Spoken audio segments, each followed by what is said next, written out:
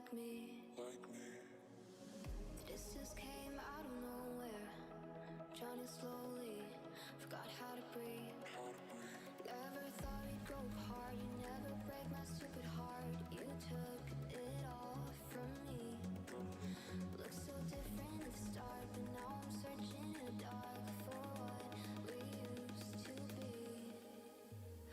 In my head, I still remember it all. Lost again, catch me, don't let me fall. No, just hold me like you do. Just hold me like you do. Hold me like you do.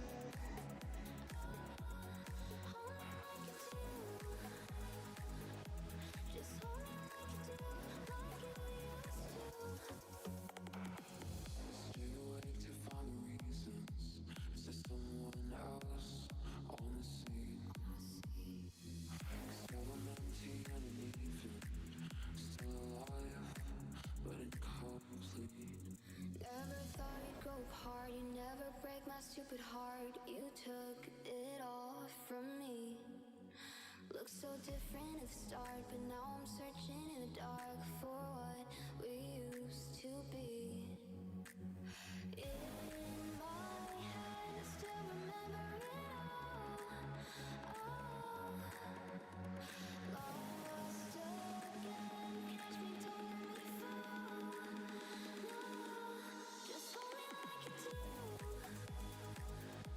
Just hold me like you do. Hold me like you do. Just hold me like you do, like you used to. Just hold me like you do, like you used to. Hold me like you do. All right, good morning, afternoon, night, whatever the hell it is. It's time for some Siege. That's what the hell it is. That's what the hell it is. It's time to wake up. Early morning. I told you guys, you want to see some good Siege? We show up early, 9 a.m. Well, my time. I don't know what it is for you guys, but we got the King.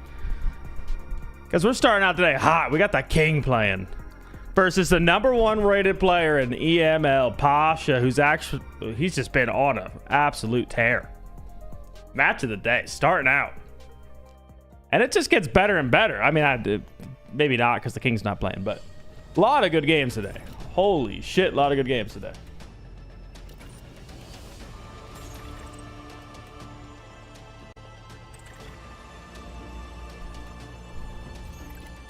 Co-stream with Dream, if he wants.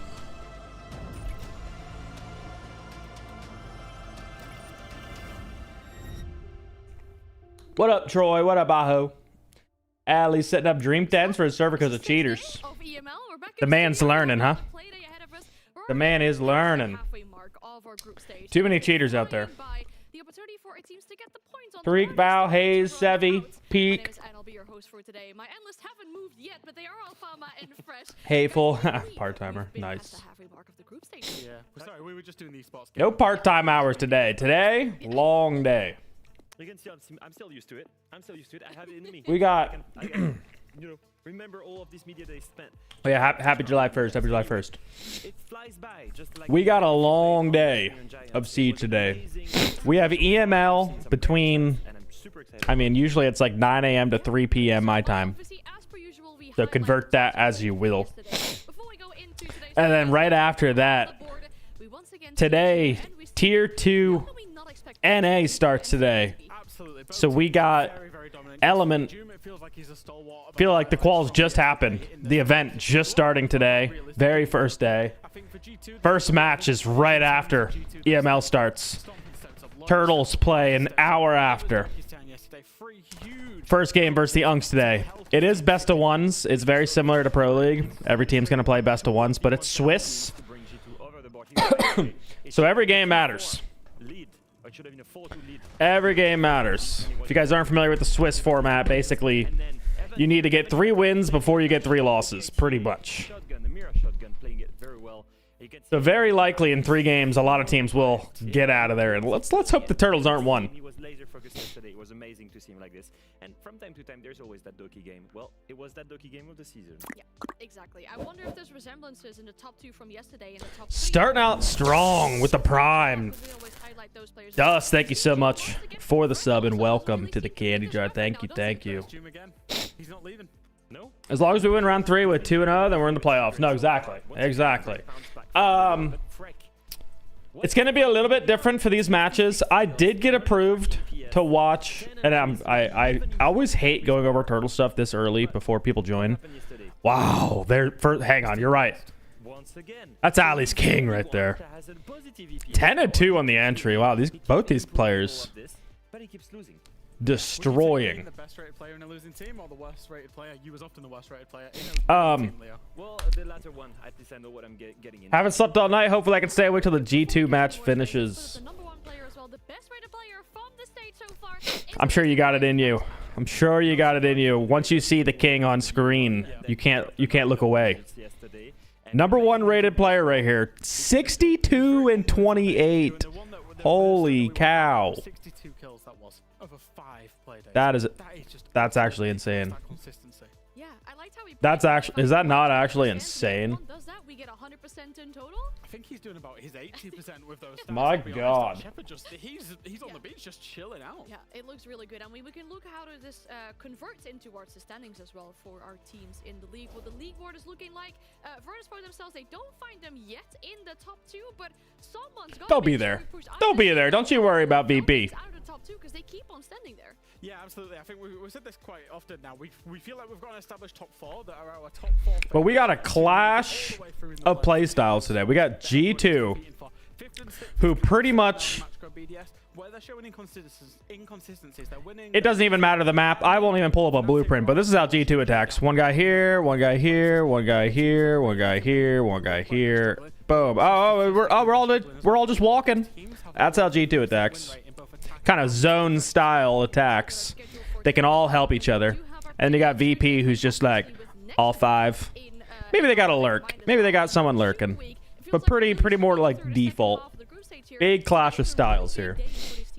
Yeah, it's very decisive. Some of these teams, Fnatic Matchco, for example, trying to get into playoffs. G2 VP are facing both, both of these teams are in top 4 right now. They want to make sure they still Morning, Glacier. top 2 slots. Good So morning. what happens today to get confident and enter the super... What map do I expect? Well, G2 is able to pretty much tell us what map we're going to go to. So probably a border or chalet, because that's the maps that you target. Actually, it's not going to be border, because G2... Hang on. Let's take a look real quick. G2 have not played border. Let's see what they've been banning. Yeah, G2 have been banning club border for a minute. Didn't ban it there, though. There they did, club border. And there they did, club border. I guess they could get rid of border. Getting rid of club's a little interesting on VP because they have been sometimes getting rid of it. Let's see. Let's do the math real quick. It's usually pretty easy to predict. And it's also one of the easiest maps to attack right now. When there's only 2 actually maps in the meta that are attacker sided. Probably Chalet. Probably Chalet at this point. No wonder it's going to be on Skyscraper, one of the hardest maps to attack, and it's going to be the Expo bomb site. And that for me was a little bit surprising. I expected Karaoke. Karaoke is always the one that everybody picks. Well, maybe you should take that pick in ranked because it's the second one actually that is the best. I think Chalet or Sky. Yeah, good point with the Sky. It could be Sky. That's another map that VP usually gets targeted. But see, VP's going to get rid of Lair. They're also going to get rid of Labs. That's why you see plus 50 rounds of Chalet being played and almost 30 here on Skyscraper. G2 is going to get rid of Club. G2 is going to get rid of Border. Right now, they've planted in almost half of their attack, 48%. Now that is completely insane, and that puts them best in Europe, but also second worldwide, with Lao just stopping them by 2%. Actually, yeah, I'm thinking it's Chalet. It's Chalet or Sky, but I can see VP's going to get rid of Sky. It's completely insane. It's really hard. VP's going to get rid of Sky. Obviously Lair, obviously Labs. Although they're getting more aggressive, it's still there. It's still very much objective oriented. Yeah, I feel like we always talk about it being such a win condition planting, but obviously the process. I want to see Clubhouse. Yeah, no way in hell you're seeing a Clubhouse. here on the broadcast, I feel like. So obviously a big plus. Yeah, it could be a for consulate. I was Virtus.pro, just thinking but who's it's gonna also ban for consulate. one specific player of Virtus.pro as well. One specific player with a crazy story, and that's gonna be VP again, and that's gonna be up to Pasha. Pasha is the top fragger worldwide. Now, why is that crazy? Well, every other leagues, they've already went through their 6 playdays. He's got only 5 playdays, and he's still the one with the best KD, plus 34 in 5 playdays. That is completely insane. Despite having 1 less playdays than everyone else, he's still the top fragger in the world, and that just goes to show how much talent we have here in this region. Yeah, that's really good to see. Obviously, great stats for himself here, and his 6th playday will start very soon, because obviously our first game of the day will be Virtus.pro and G2 going up against each other. And this one goes back into history for a very long time. Obviously, you know, the roster of the current Virtus.pro playing against G2 as an organization, the first time. Goes back a few years, isn't it? I was still playing. Yep, current top fragger in the world. At least you said I was relevant one time. You was relevant back in the day. And of course, Empire there, this is the Empire core. Shepard, as obviously you'll see him play today. There's Still no more playing Smoke. Yeah, still playing Smoke. There's no more G2 players that are still playing from back in those times, of course. That's your Pengus, your Kantos, your Fabians of the world. But the organization has a long storied history against Virtus.pro and what was VP's Empire banked before better than Virtus.pro, of G2's. course. I just don't think there's reason to take them to bank like VP, right? Like G2's good on bank, but I just don't think there's a reason to take VP there. So good. And then almost in the same year, that was the 6th invitational against G2. And I don't know if you guys remember, we went all the way to 22 rounds. Like if G2 is good at Chalet, they're gonna go Chalet. 12 to 10. That was such a crazy And they have been good at game. Chalet, so Well, the longest unless ever I don't think VP can afford to ban it. that we've seen. Yeah. Our map that we've seen in ever. It was our first. Sorry. It was our first introduction to unlimited overtime at that event. G2 obviously got it over the line. Yeah, we're reliving the glory days. You got a problem with that? Both teams Got a problem? in the history between these two teams. If you could have a mint cam like how Jinxie did for Stompin', what player would you want to watch for a couple rounds each game? No, I understand. Oh, that. boy. I mean, it's such a big Oh thing boy, to have chat, go ahead and roast me. as well as a commentator, even as a So chat was already saying I would want either player, Wizard or I'd we want don't Spirits have- for we don't sure. have- we don't have Yep, there it all- is. obviously, There's the chat. overtime, so Wizard, it'd be really good Spirits. to have a little bit of overtime for this best of one, but I fear that's not going to be in the case for today. Only when Hot and Cold's in here, I want a Spirits cam when he's not playing the game. Change the lead. I want to know what Giga Chad thing that guy's doing. Been together for You a know? very long time, Jack, and very confident that they can, I guess, race to the level we expect from them. We were awaiting because we didn't get to see them at reload. What was Alright, going to be the let's shape start of this turning it up. roster, Let's start and locking so far in, they huh? have absolutely delivered, despite a very, very, very. When do they close game play? against Should be them. very soon These here. guys, they've looked amazing so far. Face cam of They Troy. really have. They've looked dominant, even on maps that aren't traditional. But Dream both Spirits, maps Hot and into the Cold, South Sea. Kiss, Marry, We saw Kill. them Oh yesterday wow, and what a they game. absolutely What a just got fucking to it. game. Pasha said about it, he said, we're trying to get more aggressive. We're trying to be that team that isn't necessarily in the fiber of our being while still maintaining our identity. And they're doing it so well. They are, yeah, and obviously we have to talk about their opponents as well. I mean, G2, Doki said it himself yesterday in the interview, having had Gen G for dinner was pretty good for them, but this roster really has gone through some changes since those iconic matchups back in the days. Yeah, those CPS scores show it. 4 of them are positives. Stomping a huge pickup for the team. Always. Last night he was playing on gooning close the roll, by anime way. so And loud one of Nave the could top hear it fragers on the downstairs, but team. that's just We've Nave got to yapping on praise his this lineup. It's finally raising to the success they what- expect from them. Now is the what game anime where did they tell me to finally get watch? tested. They've played against Secret. They've I think it was just Attack on Titan. I think he's getting Diffuser into it, and Diffuser doesn't like anime. So Matt's been trying to get me into it. It's a huge test just from a playstyle. I think because whenever you play against Virtus.pro, you've got to be better in terms of individual talent and your teamwork. Now, we don't necessarily always praise G2's teamwork. I think they get through on their individual talent a lot in terms of clutches and late round scenarios. Back when Kobe never Even seen though Game of G2 are Thrones. very much Oh man, in those are the a good times. 50-50 game, I think it's actually G2 that need to After raise their practice, he'd be level down to there blasting Game of Thrones, and that's a game I can get down, or that's a show I can get down with. There he is. Only really started with the beginning Stompin'. of the stage, but we already took that trip down memory lane, right, with Joystick having played those matches very The much back in only days, a few years NA ago. International, When and he he's debuted in of course, an NA import Stompin' was like is 10 performing years as old. one of the best Back players in the in ML. elementary school, I Can we should just say. talk about that for a second? Joystick started A seven. rookie, an NA rookie, That's a actually great. 10-year-old already one of the top Imagine 6, when 7 Joystick players over starts, there. His career debut EML. as an esports player. That's what Stompin is looking like. I mean, He probably What do you doesn't know how to fire up think a is controller at VP's this point. biggest blockade That's from insane. international That's a dubs? question. I mean, wonder they got when more Stompin than most actually teams as a started playing core. this game, Yeah. Because like you say, Joystick had a professional career. Stompin was 10 years old. Was Stompin playing? Just the fact that they in those days? aren't at them as I much don't know, but what we due can to compare is ping the and other issues. Carrier length, which is absolutely crazy. Joystick almost has been playing for 3,000 days. Did you guys record his reaction to Red Wedding? I did. It's on my phone. Stompin? Well, he started a month ago. I couldn't Now wait it's the when I game found out they between were on that Mixers episode. I sat and downstairs And, it's so and I hard just to sat say there who's gonna recording. win this And they're like, race. "Why are you It's so recording?" close, and as I was well, like, you know, "Ah." there's obviously new ways of No playing, reason. new operators. This game evolves all the time. New operators, new bands, new maps, new everything. And sometimes you've got to respect your elders, but sometimes you've got to put them in the dirt. And that's exactly what Stomper's going to be looking to do. Yeah, we're seeing it in many sports, right? You know, when new drivers or new players come in and their idols are still in that same sport, still participating. It must be crazy for a player like Stompin to have to go up to the people that he was watching when he probably was 10 years old, maybe older, watching his first games of Siege Pro League, really getting into these games. These were the players that he was watching back then. That is absolutely crazy to me. But when we talk about maps as well, or maps Betting the house on VP. we did a little bit of a betting game. We thought it was going to be Oh, it's Shell, banked? but it isn't. Yeah, I don't mind it now. Actually, it was the last G2 ban. I don't mind Those it. ban with consistency. It's the same four bands, more or less. Nighthaven, Consulate, Skyscraper, Lair. Generally, the newer maps into our map pool. Wow, and they then held you on to two are Lair. thinking that you will never They take made Virtus G2 Pro to sweat. Pepe or to bank. So we very often see Clubhouse, Border, or Shelly as the three maps that are played exclusively by Virtus Pro. What if they Now, scrimmed why on we it and it was follow pretty this is G2 have close? taken them So for they bank. knew You that wanna they see play the two best map? teams, two of the best teams in the That's my league. theory. On both I'm of sticking one to of it. their favorite maps, it should set it up for an absolute barn burner, Leo. And why is it that it's a great map for G2?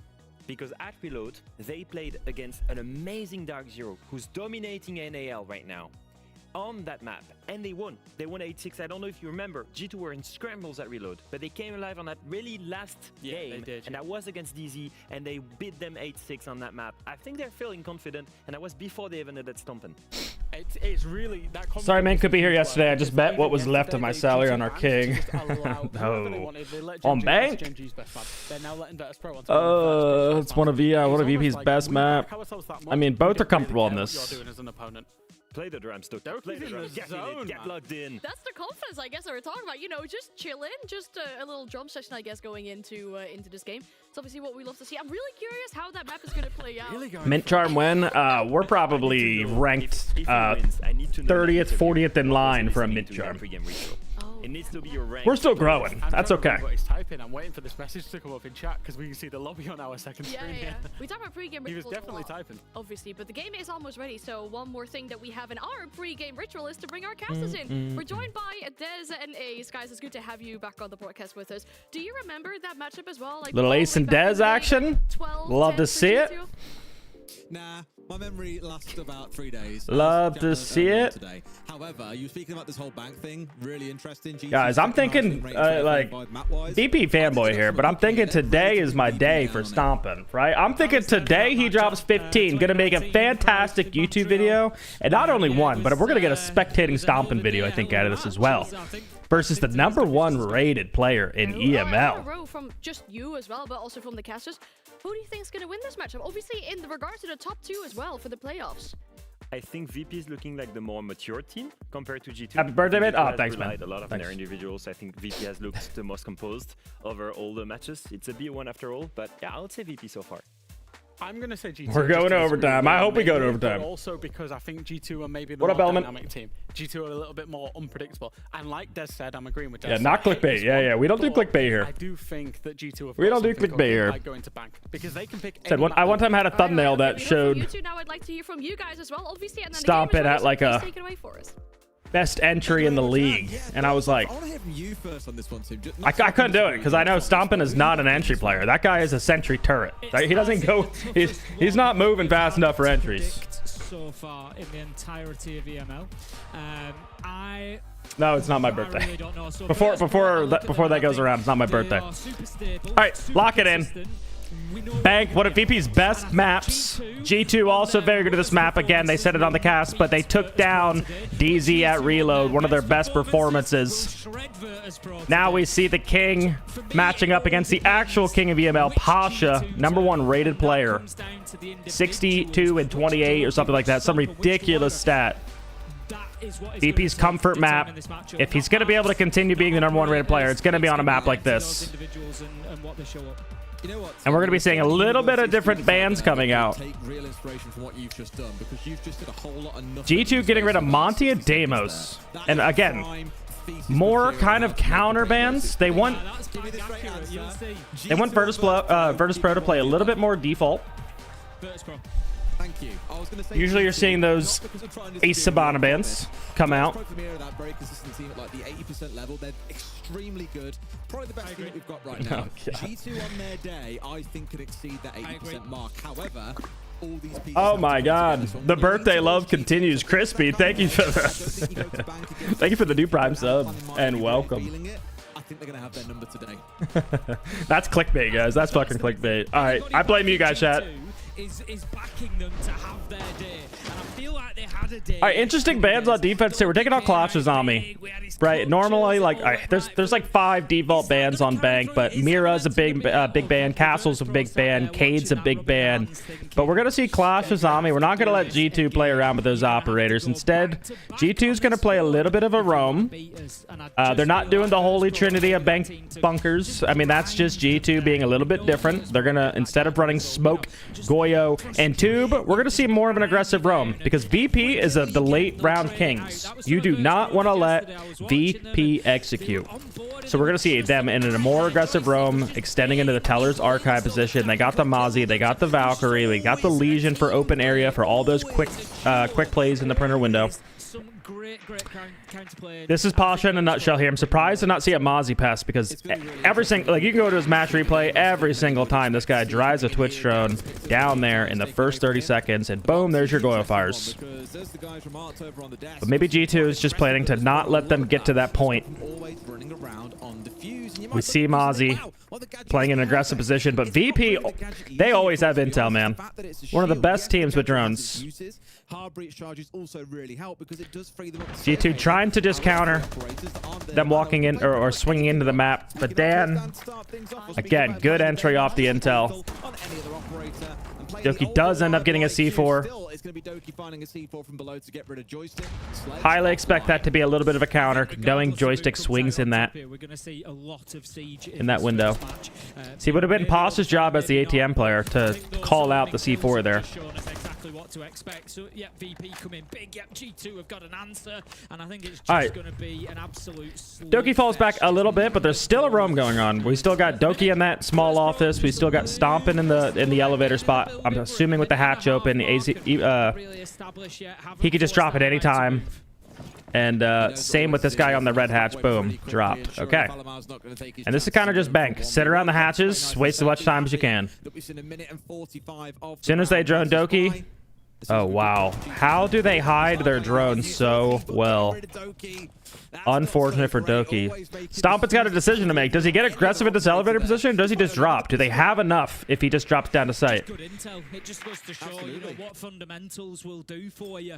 That's why we go. There's the drone. What's the decision going to be? He's still holding his ground. I like this out of him.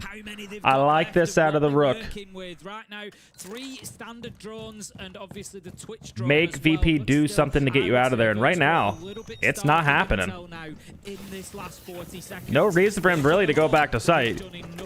Doesn't have a C4 or smokes or anything. That's just going to be on Laura here. 3 smokes. Fuse. Helping get rid of any Goyos, but we already did get those. Smoke goes down. Yeah, Stompin has to flank at that point once the smoke went down. The round's on Alamau. Good util from VP, and that's a great fucking round out of VP. New G2 is trying to counter and just honestly took their time. Open things up for Virtus Pro. As soon as that smoke goes, you're absolutely right. They can just completely burn out the rest of that round with those smoke canisters, and Virtus Pro knew that they had a plan. They took down Lyra, and they get themselves the first round. I think there was good spells from both of them in there, but G2 have picked Bank into Virtus Pro, who love bank. Yeah, the drone game was honestly MVP of round 1. I don't want to be too critical. It was round 1. There is work to be done yet, of course, but they need to start doing it quickly because I'm telling you, I love watching VP. Honestly, the same. One of my most favorite teams to play because they just do the small things correctly. A lot of teams don't focus on fundamentals. It's like just get as many fraggers on a team as possible and just go kill. And it's like VP obviously have fraggers, or they couldn't play the playstyle they do, but they focus on the little things, making everything is droned out. Drones are efficient. Their presets are efficient. Not rushing anything. We're going to see CEO and an interesting Mira setup here.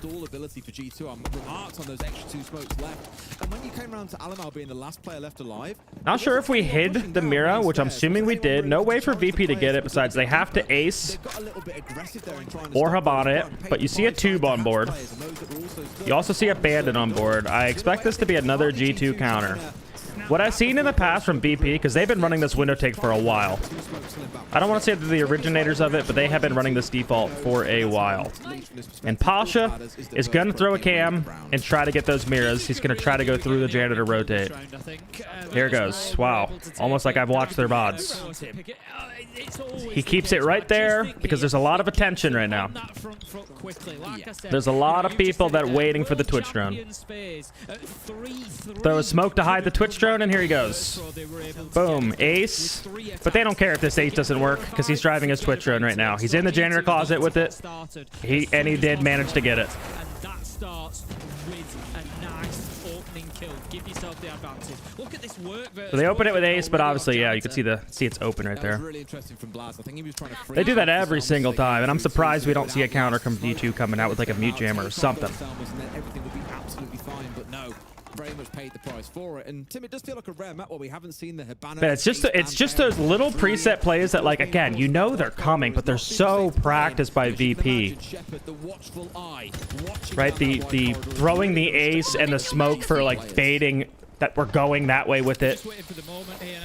All the defense is thinking about that, and then here comes a little Twitch drone. Like, everything is so practiced. E3 wall open a little bit here because we can. If you look at the bans, ace Habana.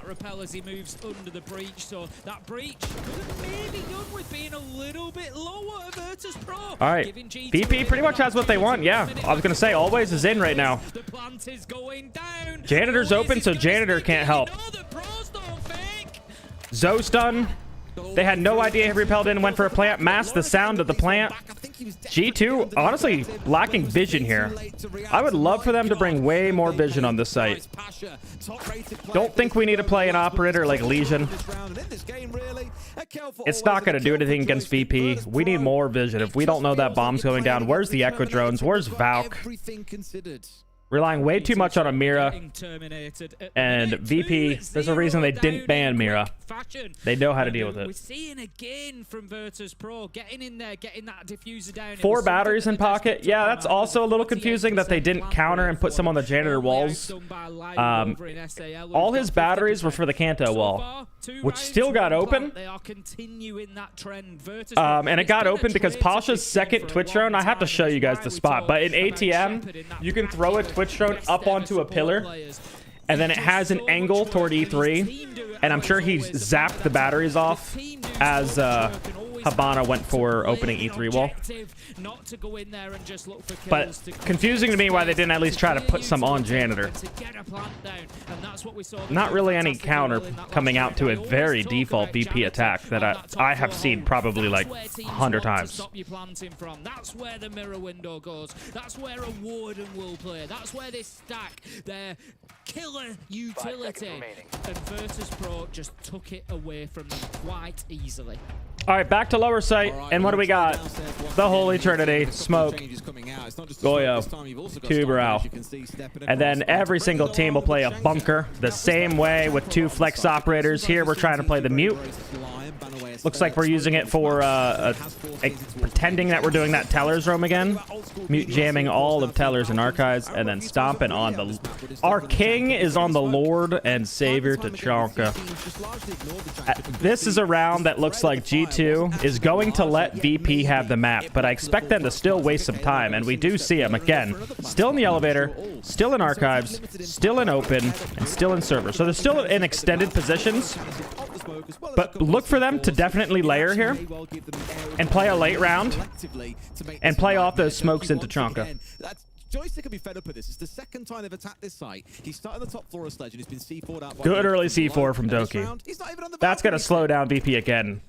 Same C4 that caught Joystick before. Pasha has to get a little bit more pressure on Doki, so he can't go for those C4 plays. Virtus Pro now on the back foot and have to do something. Interestingly though, Shepard is on the Ying. We saw some great Ying play yesterday from Team Secret against Matchco on this map. Very dominant performance. All right, Hatch isn't even reinforced. And as you can see, again, they are all layered back. We're not in the elevators anymore. We're all backed. And Smoke's still on blue stairs. Everyone else back in sight. At this point, I think with Tachanka on board as well, Laura's just going to stay there. He's going to just burn all his smokes. This is going to waste a ton of time. And then you have those Goyo fires and Tachanka late round. So I like this from G2 switching it up.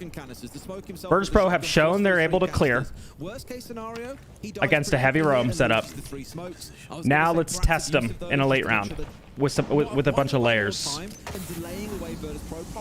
One smoke used. He's still got two more in his pocket. Looks like VP are going to try to just walk through smokes here because we need to make up some time. Oh, Hatch isn't even open yet because the tube. There we go. Maybe a mistake from Laura. He still had a smoke. Either way, good time waste. Hatch open now. No tubes. The round is all on stomping, to be honest. Does he know the Tachanka lineups? Does the young gun know? Start coming in, we know how brutal the Ying can be. It's a similar push to we saw last time. We've got the VP needs to create other pressure here.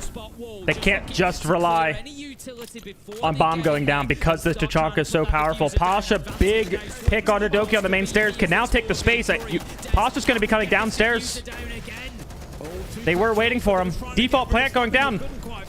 Where's the fires? Stop it! Oh. Missed the default plant. The main stair pressure was too much. He probably got off the launcher. That's exactly what VP needed to do. This is the best pistol in the game. Right here. But Blaz with the flank. Good G2 round. And I think that might be the recipe for success right there going forward. Virtus Pro couldn't get it done, and it was a better round from G2. They stood up well to the pressure from the Candelas. There was 2 kills particularly. It was 4 versus 3, and it swung really quickly as Virtus Pro started to push. G2 yeah, the sledge pick is advantage, and were able to hold on. My pen's on mid screen, is it? Seem to have really I don't see it on the OBS. Most definitely, and I think a key one, Tim, unless I moved it. First 2 rounds, G2 only found a couple of kills, so to see them having that kind of round is really good for the mental. Those 2 kills they found in the mid. The sledge pick is for having nades. They've not really got also, what G2 like to do for it is when they get to the mid round. Wait, hang on. The fact he didn't go down was huge. Let's have a listen. In fact, no, we can't listen to timeouts, unfortunately. Not today, at least. So, what? To comment more on that round a bit further, one thing I did really want to bring up mid-round, but the other good thing with Sledge is G2 likes to make rotates in between small office into kitchen and then into S1. So, like, when you're messing around the hatch, you don't have to run, and also into archives, right? So, when you're messing around the main hatch, you don't have to run all the way to kitchen. You just have easy little rotates. To ensure that Selmas are going through. I haven't seen one that I looked at and thought, well, that's a bit wasted, or it's a bit of a... That's another reason for the sledge. Very best off the back of this one. It's just makes it a lot easier to mess around with the hatches. Virtus Pro side. Everyone knows what they've got to do. The information is great. Utility use is perfect. They're absolutely on point with their gunning so far today. Admittedly, G2 brought a lot of support back in the middle of that round. Very, very crucial. But it's just hard to find fault with this. See, like that rotate right there. Reloading! The thing thing is, it's Virtus Pro, isn't it? It's, I think the problem. Good job by that stomping, Virtus though. Pro have maybe had over the years, and this goes, you know, To a not long just way die back, right because there we and would give up often sight, say, wait you know for what his Virtus Pro flank. are gonna do. Everybody knows what Virtus Pro. Everybody knows what this roster are gonna do. All right, we're seeing a They just wanna do brand it new better. site. They Teller's just Archives. stop it, essentially. They're just gonna And come in there honestly, I'm a and big fan of this site. absolutely hit everything. The days where they don't, or the days where, or it's season stages. Big events, fan of Teller's where they Archive, get because when people punished. get top floor, they don't know what to do. However, VP is a team that knows what to do. They are hitting those shots. They are just But this is a site we can abuse them going for top down. We've got 2 C4 kills for it, and Joystick is still going to stick onto the sledge. Now, this is one I could argue that I would agree with you guys. Ram could be very good here to not have to use sledge and always on the breaching charges, because we have seen G2 able to hit the C4s, and Alamau and Stompin are both on the C4s. Small respite in this game. Let's see how they do for the next three. I'll remind you again, last time Virtus Pro played this map, it was against FaZe. VP were up 3-0. I imagine if we were casting the game at the time, we were saying, wow, Pasha on the knock, I like this. As they're taking top floor, we could see him get a little bit aggressive. And this is the drone I was talking about with Twitch. Oh, he missed it. Wow. A rare Pasha miss. It's going to be really hard to fight your way back in. Yeah, I think that's As we are distracting at top floor, I think we're going to see Pasha walk up the red spiral stairs as a backstab. rock solid, we would expect. Bravo drone. Already been taken out once, goes in again, looking for a little bit more utility to grab. Gets a bit of intel. He's going to grab a bit of utility. Have I as well. coached There against goes this the VP FS, roster and before? that's gonna take I mean, I away played against this VP from roster. the defenders. It just gives a little bit of a clear path to Virtus Pro should they want to push in, but they're going to have to deal with the top floor first. That is going to be Nades coming in towards Alamau. He's in that jamming At least the main position core. again. A little bit more successfully this time. All right, there's I think Virtus Pasha. Pro There's just that early got pick on the forward, site. but it doesn't matter. And They're just that gonna rush is onto say, the where's side. Laura? Pick up Laura's Turkey. And Pasha, in the he can E2 just hall. sit here and wait now. Little too late. Pasha has sight at this point. Of course, it will introduce some risk. Rare VP fast play. I would have expected him to walk up red spiral, but this is that new look VP. And Pasha found a gap. They've still got the vertical control, as you're seeing from Blaz upstairs. They can try and challenge a bit. But Now G2's going to come looking for him, but he's got a great position here to just close out the kills. That is the #1 rated player in the goddamn world right there. 3 kills on site. Solo won the round for sure. It's just Blaz. Now they have full map control, can work top down, and there it is. Holy cow. Rushing for it, but he's walked into sight and said, "I'm on site, boys. I'm on You site, know what it boys." reminds me of? It makes me Fresh is think of laughing because playing... he does it. I don't know if I would Just have given up top floor. I think G2 needed to shift their win con instead of just go find the guy in sight, because at that point you're just walking blindly, and this guy's in a power spot. And then kill, I think I would have tried to switch my win con to we have to win top floor. You know Pasha doesn't have bomb, and if they try to just go hit the site, you have top floor control. That embodies knock as an operator for me. Just Timeout. Timeout's already called. Works his way in. Timeout was called for that site by G2. G2, not really aware that he's coming, and they've just been absolutely. Yeah, Pasha 4s. Yeah, he's in Pasha 4's mode right now. I think we might need a spectating video on Pasha. What do you guys think? Literally the #1 player in the world. I gotta see what this guy's up to. We gotta check his match replay. And he's lost. And you look back a lot of the great clutches through history. I think back to the incredible play from Nello, of course, on Coastline, walking down that top floor corridor and just absolutely slaughtering the enemy team that stand before him. It makes me think of that. These plays where a tier player can All right, walk a CEO. 3K or a 4K are very I wonder if this was down. something that was also called from the coach, but this is a little bit more of a counter now. You see VP doing, what are they doing? This exact same Windows take that they've done over 100 times in VODs. Right? Pasha's drone's going to be coming in. Maybe we'll see it. I swear if it gets Stompin's mirror, I'm going to lose it. But we are countering with the Cade Tube because of that ace. We don't want the wall to get open for the ace. Stompin is still holding on to a mirror because the meta is, even if they pop a mirror, he can just put another one down late during execute.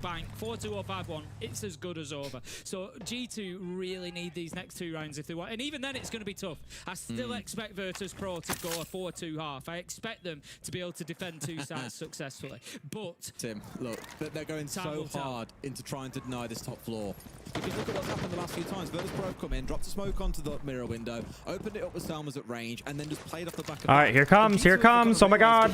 It's like we just watched this. The ace pool. Are we watching the drone hole? Oh my God. Very little they can do, and they're using the distraction of the smoke How? to get rid of the mirror window. Oh, they just keep on layering things onto G2. How? Are we not aware of this mini game? It's okay. Stompin still has a mirror for this very reason, though. But it's been heavily dealt with by removing that mirror. It makes it really difficult for Alamau now because he knows if he peeks his head up above the parapet, it's likely to be removed. Always with the pick on the Doki. 5 versus 4, and Virtus Pro are taking us all to school. Stompa goes down. There's not going to be another mirror. One guy off site. Lion keeping him frozen. They could just go right now. 5v2 on the site. Laura's in the basement. Which is what let the shock drone get in and do its work. Always has still got 2 Selmas to make use of here if they want to try it again. Not that I think they really Laura need back to, up the because site. although, yes, BP G2 taking their got sweet control time. down, extra pelling into the window's a little bit difficult. They're going to have to send one on the backside like they're trying to do here. There's still a lot of pressure they can start applying as the first stock will be cool comes out. This is when the moves begin. I'm not sure how aware Virtus Pro are of Loira. Pasha. He could play spoiler here, but he needs to do it quickly because Pasha managed to pick up Alamau. There goes Loira, but it's too little too late. He finds one. The plant is going down. He's trying to spray through walls. He's clutching at straws nowadays. If he'd just gone 20 seconds earlier. Oh man, BP running it back.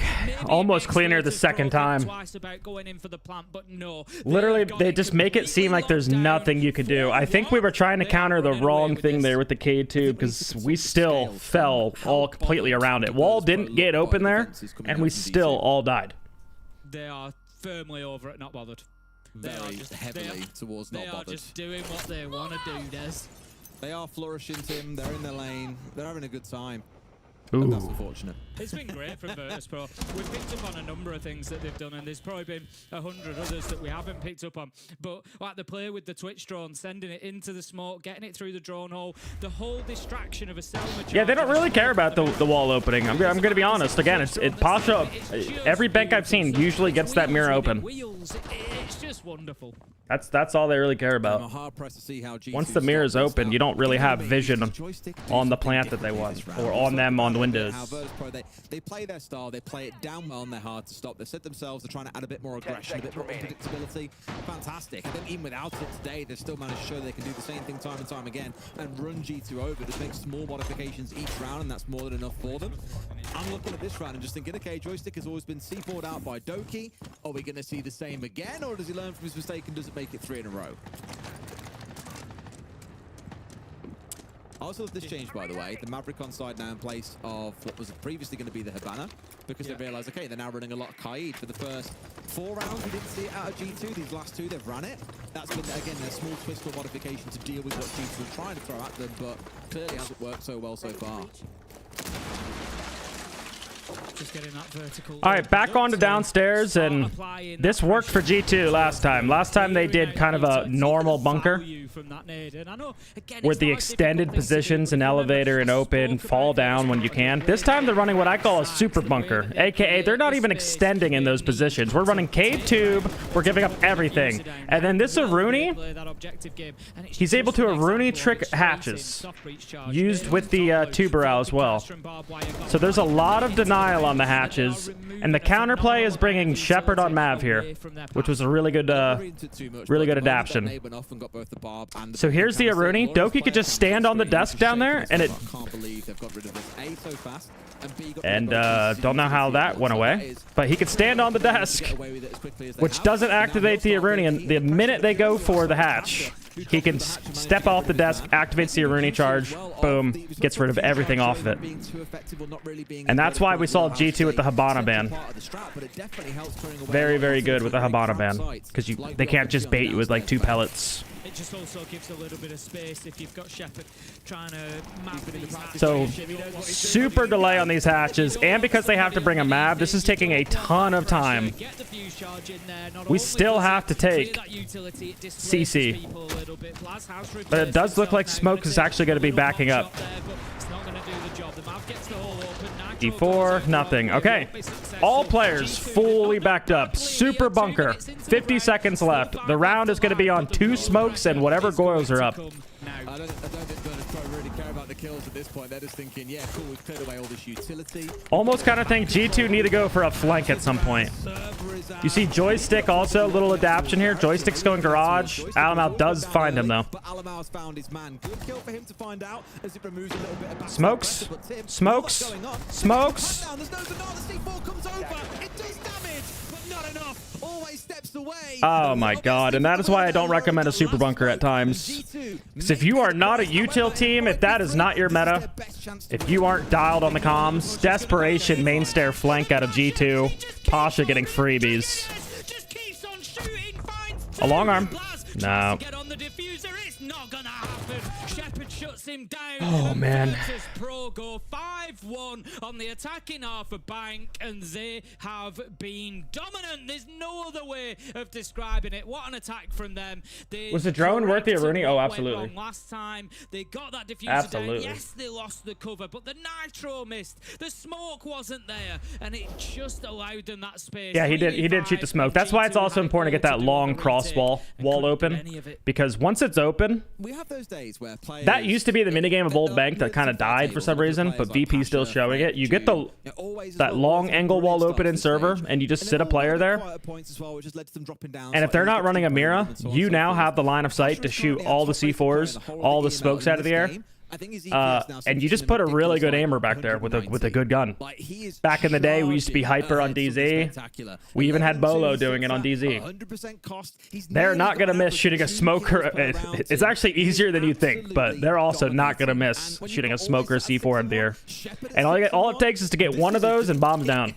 It doesn't feel like G2 versus Virtus Pro. It feels like Virtus Pro versus a tier 2 team at this point. No, of course, no offense to tier 2 teams, but Virtus Pro have they don't give them any room to make a play or really anything to happen. G2 get the occasional C4, maybe they get the exactly what you boys. When you're in a super bunker, you know where they're at.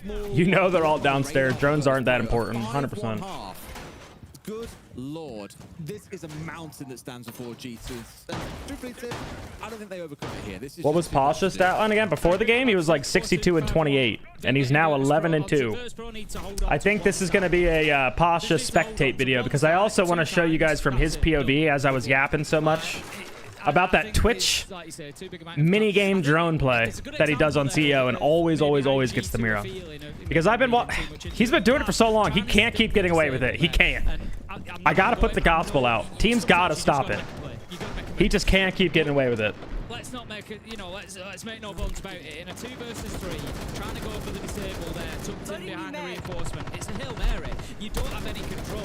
You know that Virtus Pro are going to attack you in that position. It's a Hail Mary. You're kind of hoping that they make a mistake, that they drop the ball. Maybe they don't realise that you've got on it as quickly as you have, and you just kind of go in for it, and I get it. But it just shows that G2 are kind of clutching a little bit. But that is what they need. Switch of the half. Alamau comes out with a really strong Why can't they just Mozzie the drone hold? They could. I mean, they could. That's a good counter. Mute, Mozzie, something. All right, Pasha was feeling it a little bit. That's okay. And the C4 gone as well as the crucial one to note, something that could really ruin G2's day if they try and push in on that top side. Of course, VP is running the what? The Holy Trinity, the smoke, the Goyo, and the tube. I gotta put that video out. Tube off the board, though. They're gonna get the hatches open very quickly here. That is the biggest mistake with losing Pasha. Maybe isn't quite as to the point as you would like someone like Deimos to be. So I think as a pair, VP on the clash. Can get an awful lot of work done. They've just got to not get sideswiped by players on Virtus Pro that are out around the map looking to cause bother. Good news for them is all 4 players are now back on site, and that's all they've got to contend with. Now VP, all they've got to contend with. They always run these like super bunkers, always, for the longest time. And on paper, this lineup doesn't look very good. They just have smokes, and already 1 smoke used. There's only 2 smokes left. No C4s in this lineup, so you would think a default plant is what we should see. That is what would win, right? They got 1 smoke and there's a whole minute left. How do you stop a default plant? But we're not going to be seeing a default plant, are we? No smokes up. We're scared of the clash on CC room. Okay. We're terrified.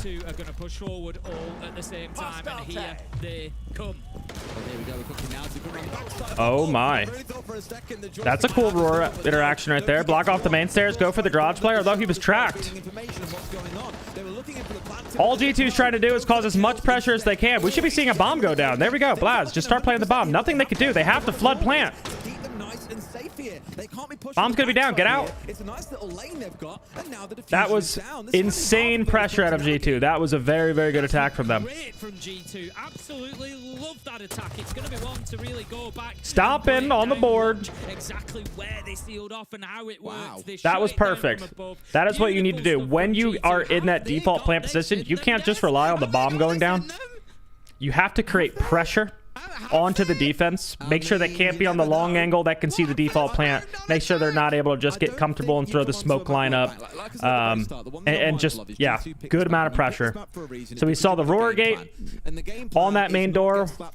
That's the guy on the garage angle. We had a guy walking garage, and we also came down marble. So that guy couldn't hold hatches or main angle. Once we killed him, everybody in the locker site terrified. They can't just run through and go for plant. We have Red Hawk Cross. Default plant goes down. Just not their style. They look as very slow defensive operators. Things like the glue, things like mute, things like the smoke that you're seeing here. You're going to see a lot of that throughout. EP has better ping or something now? Yeah, they are boot camping.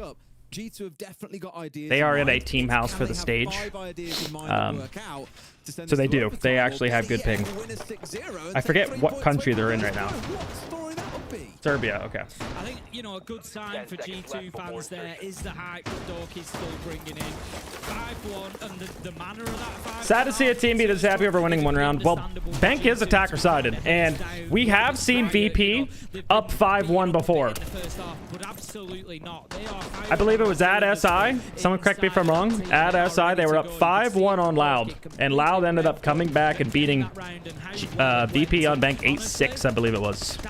We have seen this before. Not a knockout punch by any means to Virtus Pro. It is a serious body blow. That's going to knock the wind out of them. All right. Well, G2's got something else in mind, Tim. It's still Rora, more of the same. awful lot for solo, but buddies run the strat. One is, yep. Rora is a, just like Sense, Rora is an op. You don't want to run, it's not good solo in ranked, but if you have buddies, Rora and Sense are amazing. You just need a small amount of team play. All right, back to lower. This time Pasha's not trolling, and we got the Holy Trinity up, and we're off the clash. This is Shepard's usual here. Echo. This is VP's actual default basement defense. So now we're downstairs. Pretty much a super bunker once joystick's off the main. Oh, he's. Wow, it looked like he was upstairs for a second there. Okay. G2 has the map, minute 40. Now we're going to see all those hard breach charges getting put to use, but he didn't because Pasha, this is what tube's for. Delay the hatch as much as possible. Here we go.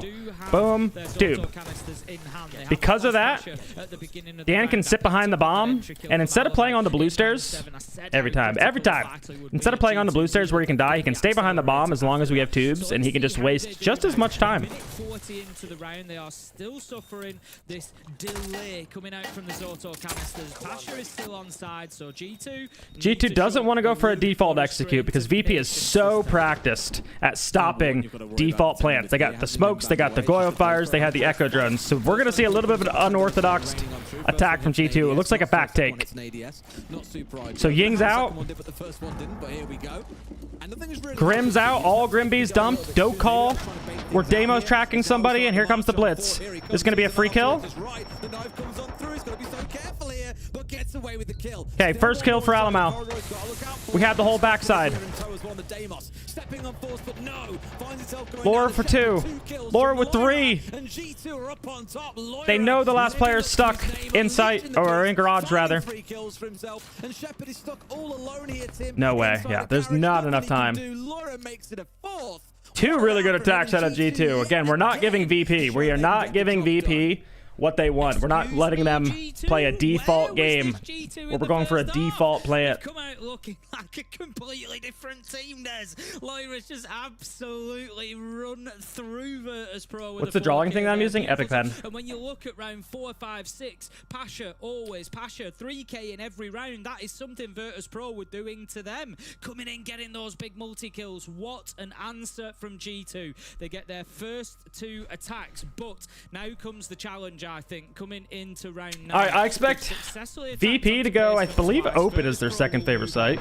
Virtus Pro will go up to the top floor. All right, we're going to see CEO. Never mind. If you remember at the beginning, coming in, Switch site. Virtus Pro just need to find Stomping, running that PSG talent Demos. Take top floor away from them as well now. That is... It's again not the knockout punch, but you've moved from the body blow and you've caught him a good one on the chin because. All right, top floor. We're seeing Shepard on the Clash again. First time they're going to a new site, so we're seeing the Clash variation out of them. Now Clash is a good operator, but I don't know if it's good against G2 because G2 or like the strength of Clash is a team kind of all pushing from one direction. Clash can stuff it. So like let's say a lobby take. If your whole plan is to come up red stairs, Clash sits there, absolutely stuffs it. G2 though likes to attack from multiple angles. They're not just gonna hit up the red stairs. They're gonna jump stock. They're gonna jump over the marble skylight. They're gonna run it S2. But right now we're gonna see him do looks like a window take. 4 guys on the windows right now. Stubbornness has definitely gone away. Only seen that Locker's picked up twice there, lost twice in row, so we now step past. And Alamau on Blitz. And I'm with you, Tim. This is where we've got to see how. Are we going to have a shield swing in the window here? Twice, but top floor is a very, very different story. Virtus Pro were almost mechanical at getting this cleared out. This is going to be a quick execute. They're all backed up. No one's close up against the windows. That's all G2 needs. Here we go. We're going to see a Ying blind everybody in Janitor. There's no Warden on board. Glaz going to hold through. If anyone in Janitor peeks to stop the bomb, they're dead. Alamo bomb going down. No C4s because we're running Bandit barbed wire. The plant is successful and the little rush tactic has worked, and don't forget, getting out of the windows is much less of an option here. They've got to fight him from the lobby. Honestly, I don't see any way Virtus Pro over. Alamau off the top ropes. They need to get rid of Pasha because they couldn't plan the windows whilst he was there, but Alamau has read that perfectly. Forget about the plan. I ain't going to be here anymore. Has gone to lobby and cleared out. Shepard's on the bomb. Oh, why did he? He should have just had his gun out. He's playing around this window, and this might be enough to start getting a couple of kills back. Never mind, joysticks down, and he's going to be toast surely. Wow, 3 good attacks. You can't jump over marbles. They patched it. They actually did not. You actually can jump over the marble skylight. There is a pixel. I was begging for this. I was waiting for somebody to ask that because I've been saying that past couple days. I'm like, maybe you guys know the tech, but you actually can jump over marble skylight. We don't want it over that quick. And here we are, 5-4. You thought they patched it, but they did not. That is a big momentum shifter now. That is a big blow that G2 have just landed because Virtus Pro are thinking, well, where do we all right, my chat does know. Okay, good. We're smart guys in the chat. We know. We're running out of time. We're running out of chances here. We need to lock down one of these sites so that we can get 2 rounds successfully on it. The problem they've got now is they don't necessarily get that chance. They're going to go to basement, so let's, for argument's sake, say they get basement. It's 6-4. It's then going to be 6-6 before they can go back down to basement if G2 keep coming back at them. So they now have a problem. All right, 3 really good attacks. Yeah, no timeout from VP. We're just going to go back downstairs, and what's going to change? We are going to bring it to Chonka. Galu, thank you so much for the sub and welcome to the candy jar. Much appreciated. We're going to see a Tachanka on board. So we're getting rid of the tube. We're just running that smoke Goyo.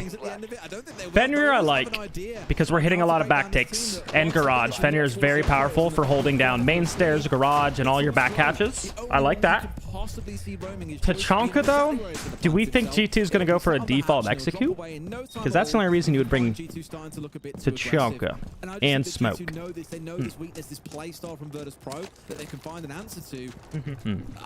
Another fast round? I don't expect it.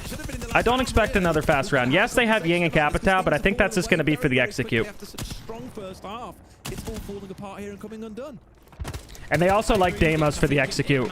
And then Dokkaebi is, I mean, obviously really good for the execute as well because a lot of panic. They can't sit on the BPs. If Shepard was like a Maestro, Echo, whatever, get him off cams. It is absolutely anybody's at that point. Like I said, they just look like a completely different beast coming in here on attack. This doesn't look like the same team that we saw in the first half. And I'd say the reverse of Virtus Pro. Virtus Pro were absolutely Mute jammers on attack in that first half. They were a nightmare for those Grimbees that were shot out. So we got a little bit of a counterplay coming from VP and the Deimos as well. I like this out of Pasha. You see them adapting. From G2, it's Virtus Pro are kind of like a deer in the headlights. They don't know what's going on at the minute. What I will give, as I think it says more about the attacking prowess of both teams than it does so much the defensive weakness of either. Like, I know it'd be to look at it and go, oh, well, we've seen, like, what, one defensive round win. Oh, Grim is banned. Yeah, good call. Sorry, I missed the ban phase. We took out Clash, which makes sense. VP was going Clash a lot, but, like, it wasn't really getting... It's probably other things we could have banned. Clash was kind of useless. The Grand Band's good at a Burst Pro. They're obviously worried about it. Ying Shotgun? Oh, hell yeah. Love this. As the attacks out of Virtus Pro. It's getting the results, which is the important part. For Virtus Pro, they've got to find a way to stop these executes being as powerful as they are. Ooh, we're going to see a Habana trick on this wall. Surprised we don't see this more often. Ying Shotgun going to open it up.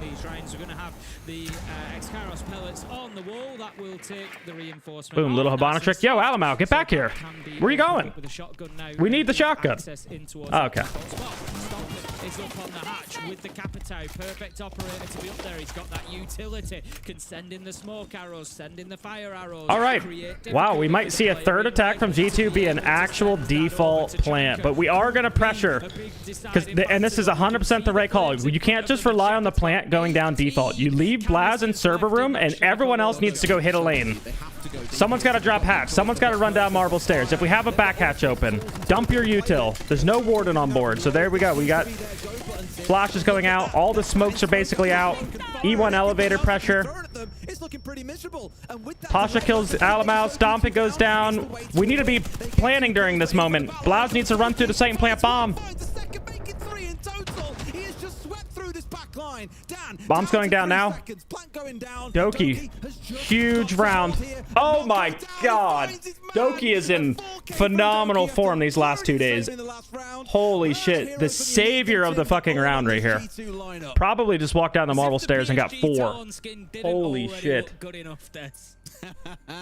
Doki just absolutely styles. You're just hoping one of those backstabs or one of those pressure points that I was talking about, the E1 elevator, marble, sometimes it's garage, sometimes it's vault, sometimes it's site hatch. One of those pressure points just has to win a 1, and then a crack is formed, and you get through and you're able to help everybody else while that bomb's going down. Doki hits the gap here. Through the fire on the main stairs. They probably didn't expect it. Once he kills that back player, everyone's job that's to stop plant is now terrified. One of the back players got through. Tachanka sitting there with his fucking launcher out. Like he's ready to stop plant. Now he has to put his gun away. Or he has to pull his gun out, rather. Oh man, are we about to see another reverse sweep on VP? What is happening?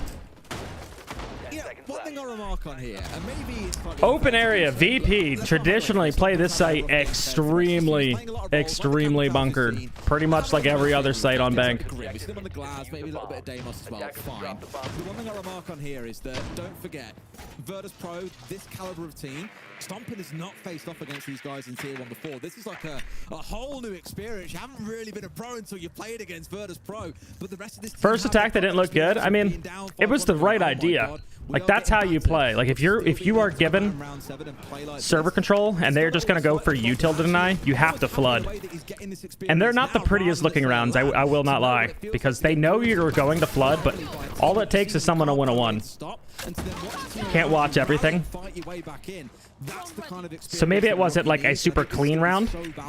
But yeah, this is what I mean by super bunker. They're still one of the only teams that full reinforced server. All kitchen walls reinforced, all small walls reinforced to archives. They're off the site, but there's no walls up top really. They just usually fall down the site. Going for a direct with Glaz, I really do like that. However, they just lost the most important fight. Always went huge. Tried another one of those aggressive canisters to get on into sight. Echo drone from Shepard there is really good against those direct takes. There's a bit of they've telegraphed it for the last few rounds. Really good vision. Okay, that's a good Echo drone. They now know he's in Teller's Archives, but VP, again, super bunkered. They're not going to give you the pick in Teller's Archives because they know that's a free pick. Virtus.pro might just get themselves the crucial round to guarantee overtime and to give them a chance to win this one outright. I don't think so much here that it's that G2 have, like, you know, strictly come out with a new strat or tried the same thing and now it's finally come undone. The thing that has come undone is the team play. Alamal was the only person pushing in towards site. Look at when Doki got that 3 or 4K a couple of rounds ago.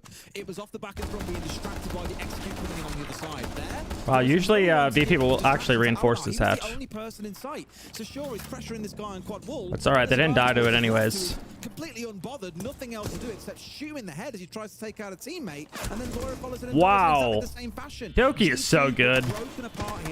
He's just so good. Paid the price for it. This round is on their shoulders. That was really smart from Joystick to shoot the canister there. Okay. All right. We saw Doki with some big clutch. Surprising VP didn't fall back. Weren't able to play trades off each other. That's a good find from G2. Now they can surround the site. I do think 3v3, this is super defender-sided at this moment. But this is a good breach charge. We have to move off the kitchen wall. There was a player waiting for that. That's a good trap from G2. Unfortunately, Stompin goes down, but Doki... No way again. Shepard, one of the most clutch players. Oh, and he absolutely does it. Oh my god. Look how they're not even worried. Always is frozen. Oh my god. It never should have come down to needing that kind of play out of Shepard. They were 5 versus 3. I am sweating. Completely fair play. Blaz and Doki. Holy shit, I clapped. Time out, match point. But my god, this second half, it's been bonkers. Shepard has been so clutch for so long, guys. He doesn't usually have to do much. He doesn't get a lot of credit on this team. 3 players on the side of Virtus.pro got 3Ks as well. It has just But when he needs to get it done, he'll get it done. The quality of individual and team-based play that we have seen through this entire map. It's just phenomenal performances on both sides.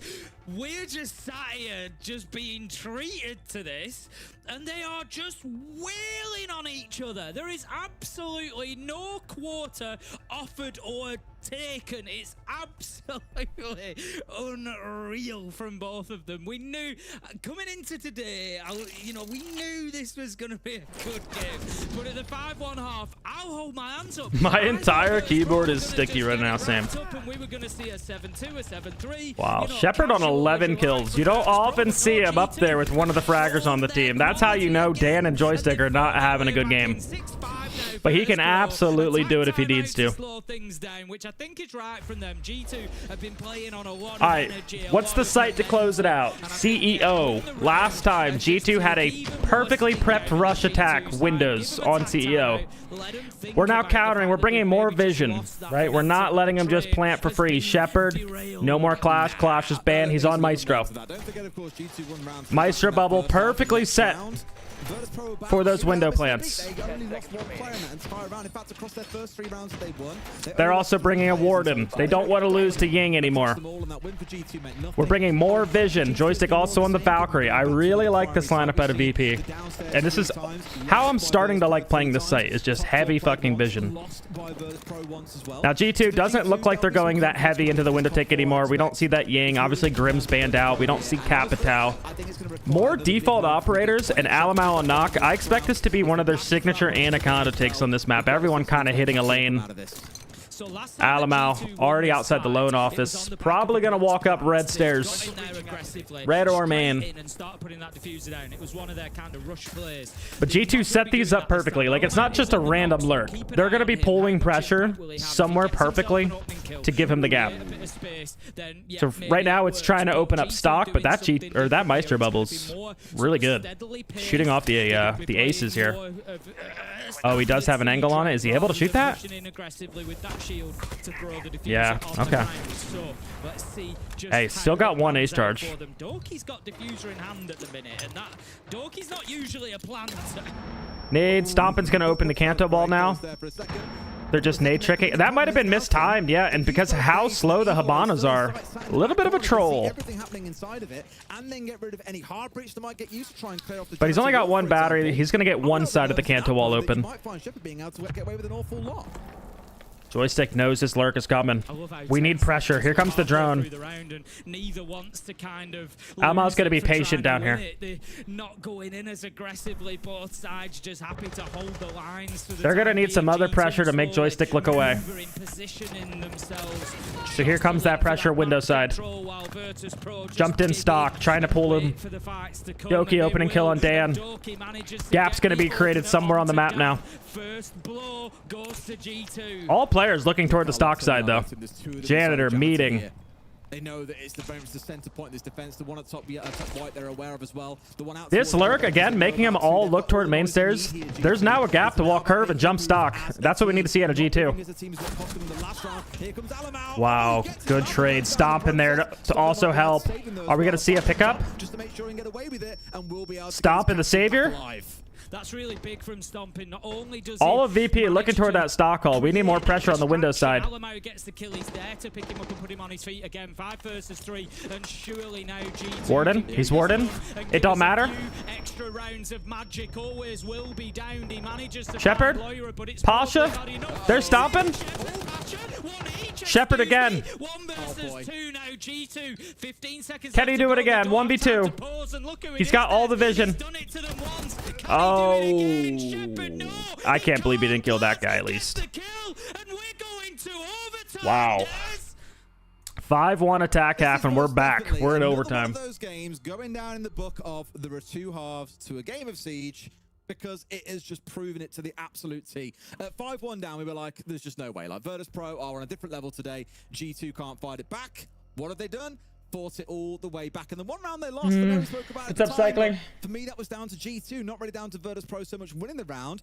I look back at the round that G2. Yeah, who knew after all these years Doki could play ACOG, huh? The reason they got it over the line.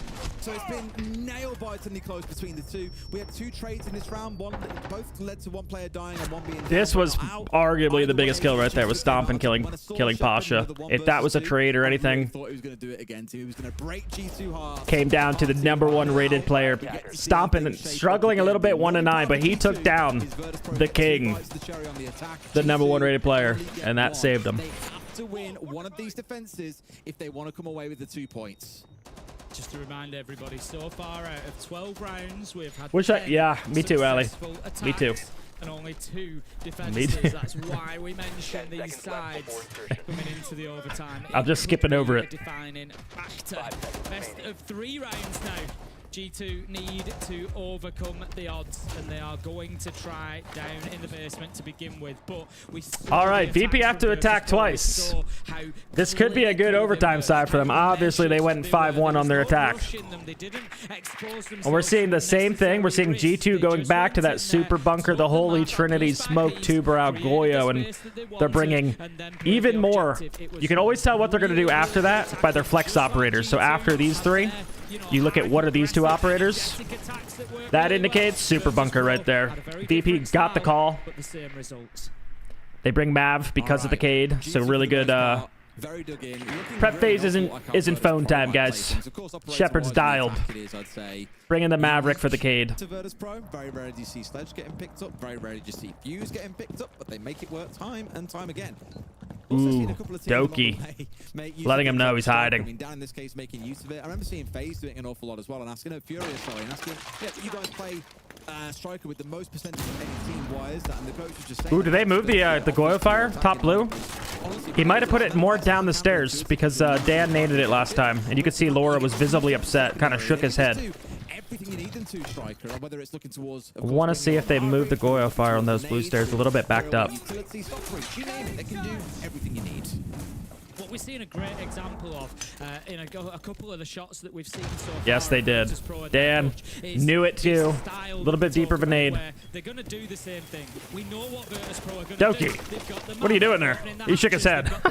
From top square down Little to early. blue. You know what they're going to do. They are just so mechanically skilled at doing it that it can be difficult to stop them, and that is what G2 face up to right now. They know what is coming from Virtus Pro. They've failed to stop. All right, here comes that drone. Here comes the little mini game. One go of fire, two go of fires. 1 minute left to go. Often a good way to deal with Virtus Always Pro with the fuse is shield. to frustrate them on time, but Lyra getting a little bit ambitious there. Pokes his head out, and Virtus Pro. It's gonna be Laura's last smoke. Really good time waste. Peeks the bottom of the stairs again and dies. I don't know. Second time, but that's all right. Still good time waste. And now the round is pretty much all on Stompin here. Most important position. He can deny all these default plants, and that's all always is going to want to look for here. Because the Shimika canisters are going to have to be bang in the right position here to prevent this going down. All right, what's the game plan? We can't plant default. Stompin's got to be pressured somehow. He could just sit here and fire the entire time. We're going to need to see someone drop sight hatch. Is he missing? The King missing default? Oh, no. Oh, we didn't practice those. We didn't practice those. To make sure they were in the right place. Couldn't do it. Blaz manages to find Dan, but it's 4 versus 3. G2 have got 30 seconds left to save themselves. It's a lot to do against 4 players as well, so you don't see Virtus Pro losing from that position, not when there's a shield staring at them and feeding all the information they need. Gonna have to go aggressive, but look at that. There's one on the hatch as well, believe it. Shepard gets himself the one. There'll always be a second, and there's a shield in his face at the same time. That is tragic, G2. That is tragic. I gotta say, though, like... And Virtus Pro need a single round. I know Stompin plays smoke, but why are we have him on Tachanka? Over G2 in the standings. It is so tough. Why do we have him on Tachanka from that position? I feel for Stompin. Or like, we've seen it so many times. It doesn't seem like we looked at like where the lineup is. We know that it is a difficult. I think we just thought it would be easy, but it's not. It's not that easy. You at least need to go in and look it up. You at least have to go look at the lineup. But I think number one is why is Stompin on Tachanka. He plays smoke, but like he plays smoke aggressively to hold down positions. I don't think he's like bank basement defense. Util is different. That's where you put your old unks that know the lineups. They're not looking for kills. You just put someone that's just good with utility on those spots. Nothing crazy immediately jumping out at me from that lineup though, Tim. It's looking again more towards tried and tested, Virtus Pro style, sit deep, play fight, and believe that you can outfrag your opponents.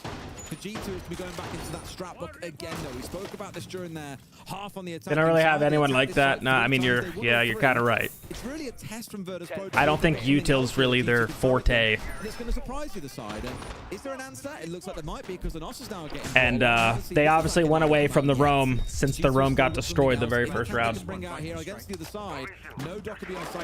All right, absolutely right. By the way, Pasha, 18 kills, #1 rated player in EU, 62 and 28 before this game, and we see him 18 and 8. 2 more for another 20 bomb. This guy's been insane. And I'm begging he gets at least 2 here. This is going to be a fun match replay to dig into. I don't think, no. I don't think it's the Stompin video. I think we'll watch Pasha. If he, let's hope he drops 20 here. G2, first things first. They need to get that top floor locked down, make sure they're comfortable, and it's going to be Joystick that they're hunting. Pasha, he can do whatever he wants, guys. There's 2 players I'm not going to judge, and that's JB92 and that's Pasha. Now, do I think he gets 2? If he had the Vector here, he probably gets 2. But in the basement, the TCSG is kind of better than the Vector because he plays these very, very good pixel spots, and that gun actually does chunk people. So again, if there's a sight, I'll glaze it on. It is kind of the sight. Vector, if you don't hit a headshot, kind of tickles people. TCSG at least chunks people. If you hit the planting the bomb, and then makes it even easier for the smoke to do its work on the default plant, right? All it takes is one little One shot, and that guy's like 40 HP. Through the round, so plenty of time yet for G2 to work with. We've seen them try to drop Vault. We've seen them work through Garage. We've seen them using those other. All right, G2's fourth attack on lower.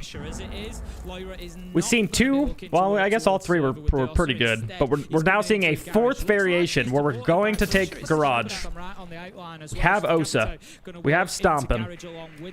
We need to force a Goyo out of here. There's a lot of eggs being Does VP try to hold on to Garage control? Shepard playing here with a Fenrir, takes down Blaz. Oh my god, Shepard is having a phenomenal game, by the way. 14 kills. Are we back in 2018? Shepard for 2. Alright, Doki shuts him down. We still got this Garage minigame going on. Pasha's not leaving. His feet are about to get shot out here, though. Yeah. Yeah. Feels bad, man. Joystick trying to take the gap. Because they're trying to take server, because they're trying to take Garage. Thought the gap was main stairs. Normally it is. Guy was holding main very, very well, though. Always goes down. Another very good attack by G2. This is surprised we went back to lower. They're now 4-0 on lower. They go to cut him down and will. A perfectly timed pinch coming in from G2 to take us all gonna come down to the last round. Wow. VP on attack. I've only lost, they're what, 6-1 on attack at this point? It's not disappointing. And also the fact that it's taken us to round 15, it shows that it didn't matter whether you lent Bank is attacker sided. I don't know about 5-1 attacker sided, but Bank is attacker sided. In your expectations to come out of this game. Good Bank teams will win Bank attacks. They walk away with the 2 points. The loser gets Bank defense is a goddamn hell in a cell. Get something out of it because it has been one hell of a spectacle so far, Tim. Why didn't they go open after getting smoked 3 times on basement? I'm not sure. I mean, lower is their bread and butter. So they just felt comfortable going there. But, yeah, I'm surprised didn't go open since that's the one they won. I said it was anybody's. You know, I said G2 are this roller coaster team, whereas, you know, that might be a bit strong, but we see kind of up and down performances, you know, a lot of emotion, a lot of energy from them. Every time we mention a game is sided a certain way on match point, the other team wins. All right, so we expect to see a G2 win here.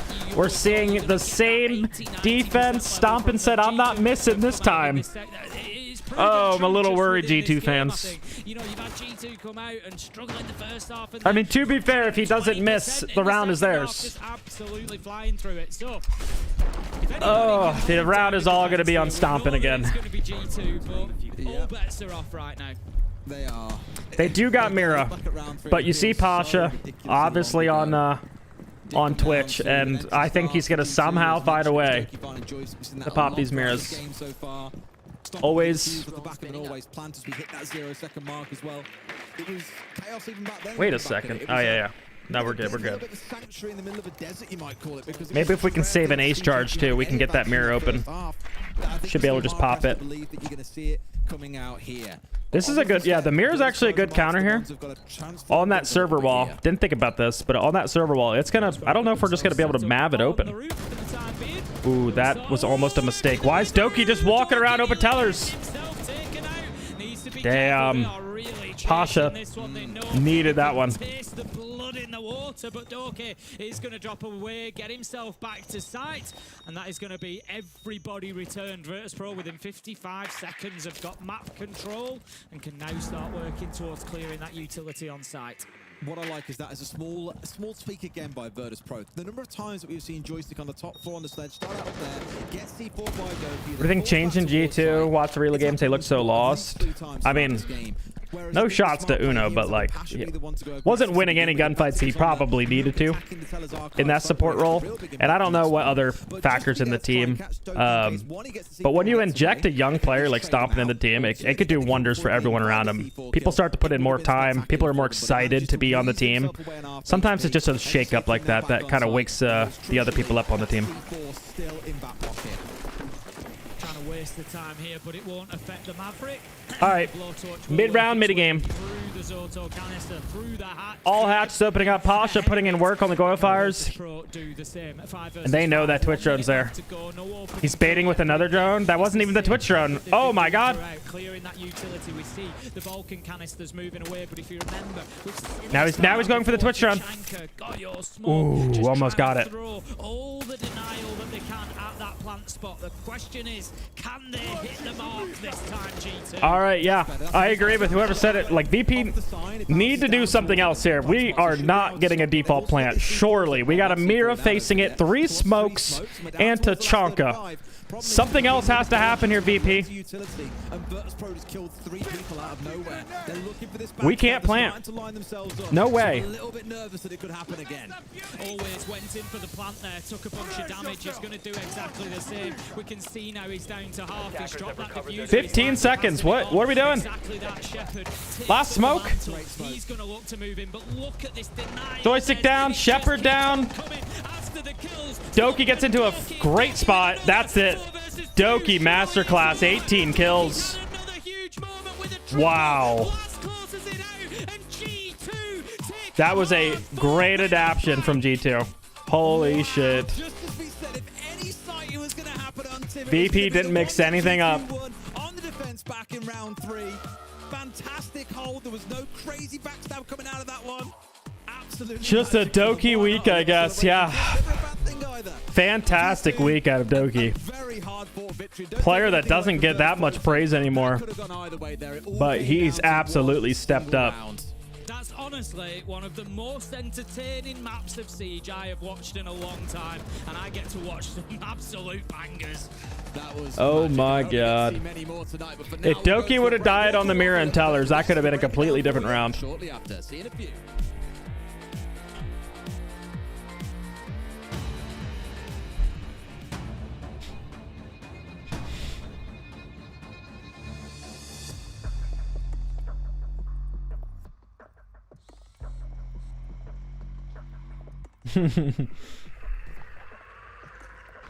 Shout out to all the doubters.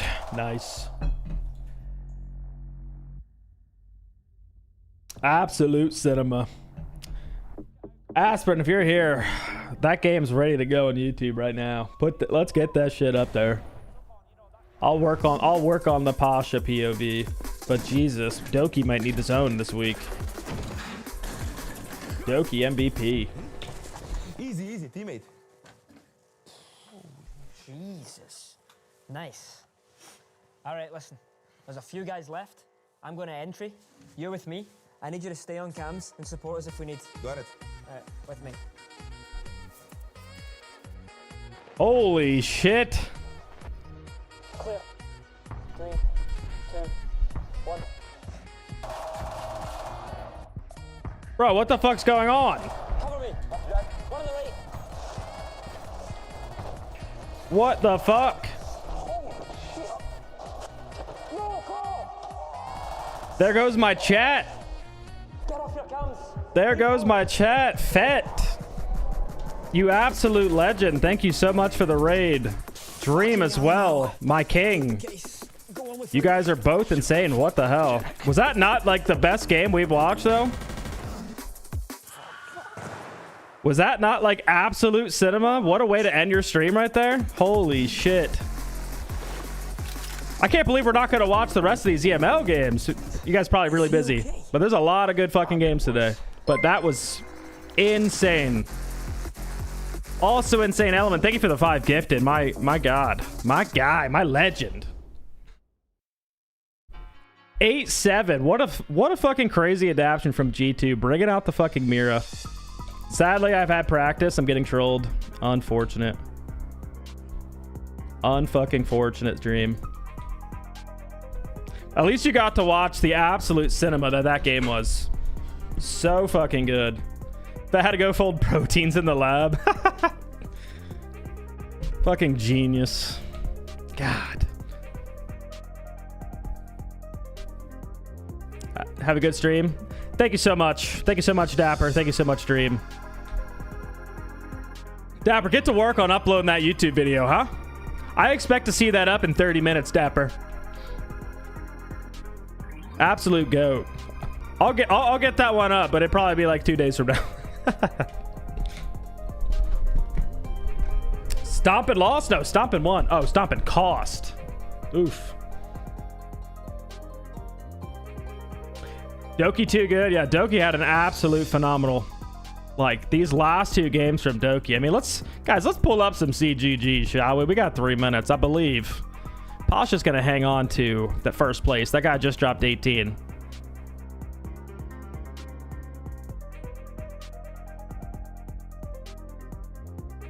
Oh, I'm looking at NA. Wow, you guys can see my buys coming out. Hang on, my bad. We're Europe. Who's playing after this? Great question. I need to change my title anyway. We got Secret Wild. So we're going from one king. The king. Sorry, guys. We're going from the king to the people's champion. We have Evan on Wild in the chat quite often, interacting with everybody. Just got their first dub. Wild just taking down Wolves yesterday on Border, if you guys didn't see that game.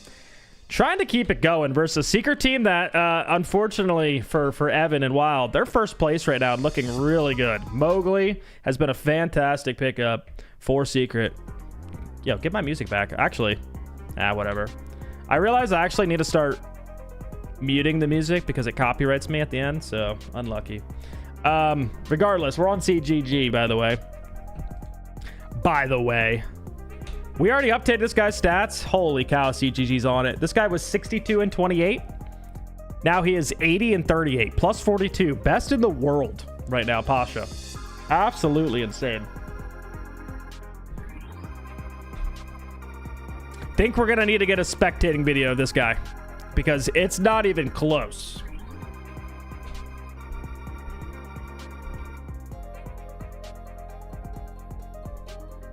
But we do got Mowgli coming up. And Secret have just been performing well in general. Joom, 4th rated player. Mowgli, 16 and 4 on the entry, by the way. Possibly, I mean, I think we got to say, let's sort. Yeah. Best entry in the world. Phenomenal pickup for Secret. I think this guy went like 7-0 on the entry alone just yesterday.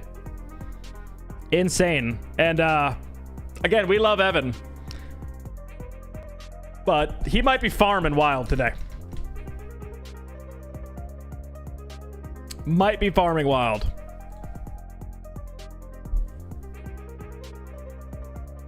Please give us the Pasha POV breakdown. Would be hype. Yeah, I think we can do that. We can make that happen. We can make that happen because especially on Bank, I feel like I already know what Pasha does, and he's been doing it for so long. I just can't believe he's getting away with it.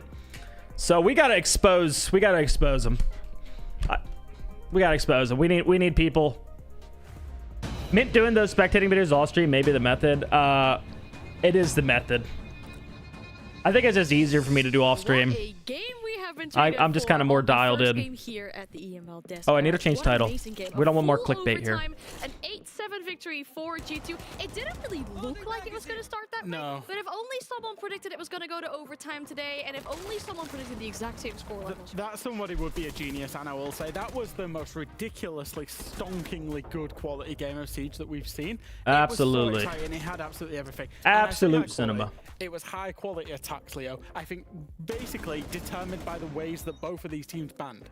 We're so used to seeing titles updated that it's refreshing to see an attacker. Am I coaching right now, Min? I'm not coaching T1. I am retired from T1 and streaming, co-streaming content right now. But one of my projects is Turtle Tactics, which is a now T2 team. When I created it, we were a T3 team. Exclamation point TT, by the way, if you're curious. But when I created it, we were a T3 team. And it's basically a stream team. Like, we show everything. We show practice. We show how strategy's done at a T1 level. We show how you warm up at a T1 level. We show the comms. We show, like, the keywords. Things that, again, you don't normally see because all that stuff is gatekept. We stream it. We show it. And at this point, we qualified into T2. So we are now in Element. really easily. which It is makes back technically so classified easy as to the play T2 when you're on the leagues. attack. It So now we'll be completely playing flips it against, on you its know, head. So I'm not surprised the that Mr. we've seen B's, an the attack as Karn, that the back. I will Core, say, playing against some all really in good that 15th teams. round, they Good were challenge for the feeling boys. really And their first poetic game is tonight. about the fact that Virtus.pro We were are playing faster in their right attacks after and faster EML. generally. Element starts in So NA, G2 and winning we out will on be time with co-streaming that Chanka, with right Mira, after. with C4s, Roles with Tuberals, reversed. with Smoke, and they were just roles reversing onto Virtus.pro. It was It's a long poetic. day of siege ahead of Very us. last round, Shepard says in chat, basement, mission impossible. Yeah. G2 chooses to go to basement, and Doki types in the chat, good luck, have fun, and he wins on that bomb site. That is so funny. I mean, we've seen many Do you need to different show ways less of trying stuff to take on that bomb stream? site. I mean, downstairs and attackers. D1, thank you so Obviously, much for the G2 playing 3-month the perfect resub and response welcome with back. the- Let's the- go. the Will shotgun, Spirits all win these kinds of SI? things to, you know, He's got a waste the time as chance. much I as don't want possible to, for you know, we Virtus.pro. Spirits But if glaze we a look lot in this further on the chat. side of G2 I and those performances I on love the- Zach. on the side, I mean, He's got a Doki, fucking chance. we talked about it DZ yesterday. looks Obviously, he had very Jet Chief good. within it yesterday. I think today he had the full team of Virtus.pro. Yeah, this play was ridiculous. To push through the fire and find the kill. Do I and need then to keep show going with the conviction that he less did. stuff? Now we're in T2. This round, So- he's about to put Virtus.pro onto match point. Oh my god, D1, thank you so much for the 5 gifted, you legend. Play off the cuff from what he saw in front of him. You absolute legend. Thank you so much, D1. I need to make the play. And one of my good friends, 5 gifted. says, you've got to make the play. or the play makes Okay, you. so Doki made the I play, gave you guys the dragged Turtle his team Tactics through update a overtime, little bit. and then they got the win. And what do we see here? Two of the I am taking a little bit of a step back because there's a lot of T1 going on, and I absolutely love watching T1 matches. Like, I love co-streaming, and I feel like you guys have been loving it too. The amount of support we've been getting in the streams and on the YouTube videos has been insane. So this is kind of what I want to be. Of course, I still want to work with the guys on Turtle Tactics. It's just I have a little less time on my hands because it's a lot, especially with all this Pro League happening. And what's even amazing, I think, to me is I am like I let them rock in quals without showing their POVs. I let them rock in quals. I think that's my base thing. And in Element, I think what we decided is we are going to add an assistant coach. If you guys saw me on my Twitter, we're adding an assistant coach. We don't need any help strategy, anything like that. The assistant coach is just really going to keep the guys kind of make sure that they're dialed, make sure that they're there for practice, make sure that goals are being still done, make sure all 5 POVs are getting recorded so we can go over VOD review and stuff like that, right? That's what we need help with. The first thing you've got to do is And as far as their matches, I think what's going to be better is I was granted permission. Oh, we're talking about my mini play here. I'll break this down in a spectating video. Don't you guys worry.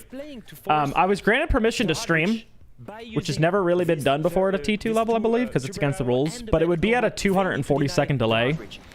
And I really love interacting with you guys in chat. And I feel like the delay really ruins that. So the assistant coach is also going to handle timeouts, and I'm going to be no delay on stream, co-streaming, just because every match is streamed. So I'll just be watching along with you guys, exactly as we're seeing basically here, but for the Turtles. And obviously we'll be rooting those guys on, you know, still be joining the Discord and like helping them with different things. And then take a look at the setup here. What up, Spider? Speak of the devil. One of the Turtle Tactics players right there. My favorite player. Don't tell anybody. Don't tell anybody on the team. Spider. At the same time. There is no peaking point. No one can deny the execute here. Are you going to reconsider E-Toxin, or does he still need the experience? Reconsider E-Toxin. Who do you see rappel down from the skylight? He's on he joined a different team. Kills Blaz here, and now it's just a perfect setup. They can go for the plant, and I mean right There now, was, it's just a fraction. as far as reconsider E-Toxin, there were, In fact, they've got also a crossfire here. Wait, maybe I'm thinking of somebody else. On whoever comes up here. So the last 2 remaining players are stuck into a crossfire. I mean, this is technically a perfect setup for VP, and we've seen perfect attacks on both sides. G2, VP, honestly, such a high-quality game on both sides. Yeah, and I find it funny. I mean, I think back about the Montreal Major when Virtus.pro just 7-0'd a team, and Pasha said, well, EU hates playing bank against us. When Turtle Tactics hits T1, I'm rooting for you all the way. Nice. And it worked out well for them, and we get to speak to the victors of course, because of that as well. We have Tokyo. Use multi-stream to have both games up and flick between them later. Oh, is there 2 games happening at once? Yeah, what a game. Is that what it is? Shit. Sorry, excuse my language, but like, That's a lot of that was streams, crazy, huh? Crazy game. That's crazy. Doki, why didn't you Benny trick that Kanto spot? What happened? Bro, it wasn't on my screen. No, I didn't. Okay, of It course wasn't I on didn't your hear screen? It wasn't there. the thing just blew up, and I went, "What the fuck? Like, why the wall just open?" I was like, so confused. Because then you penetrate the other one, and I was like, Yeah. well, he can do it then. But I swear to God, like, my mum's life, that thing was not on my Wait, screen. it's on the It just official completely Rainbow flipped Six up. channel, I was like, Justin? what the hell? Element? I mean, there are all the lineups to check. Holy The Tibera shit, one, huge. the Tachenka one, but I think Turtles it's on the not main that Rainbow good. Six channel. Bro, to be honest, like, Let's about fucking this, go. like, I heard you guys talking before I came on here. Like, we've scrimmed VP about 50 times on bank in the last month, probably. So like, we knew that like whatever we brought to the table. I would our love to defenses, co-stream with they others were if they like want to new. watch the So Turtles we too, tried though. to have some new Because things. that's So also kinda why why I'm you've seen things not like just doing the missed POVs. lineups, missed Now I attempted can lineups. co-stream it, so We like tried if to bring new things, pros, put them off guard. whoever wants to It was so co-stream, hard to the problem defend is against VP, as you it's probably during know from watching them most all of the them are time, scrimming. especially on bank. But yeah, what a comeback, right? Holy shit. Yeah, So it was great innovation, I've got to say. Hello, Jack.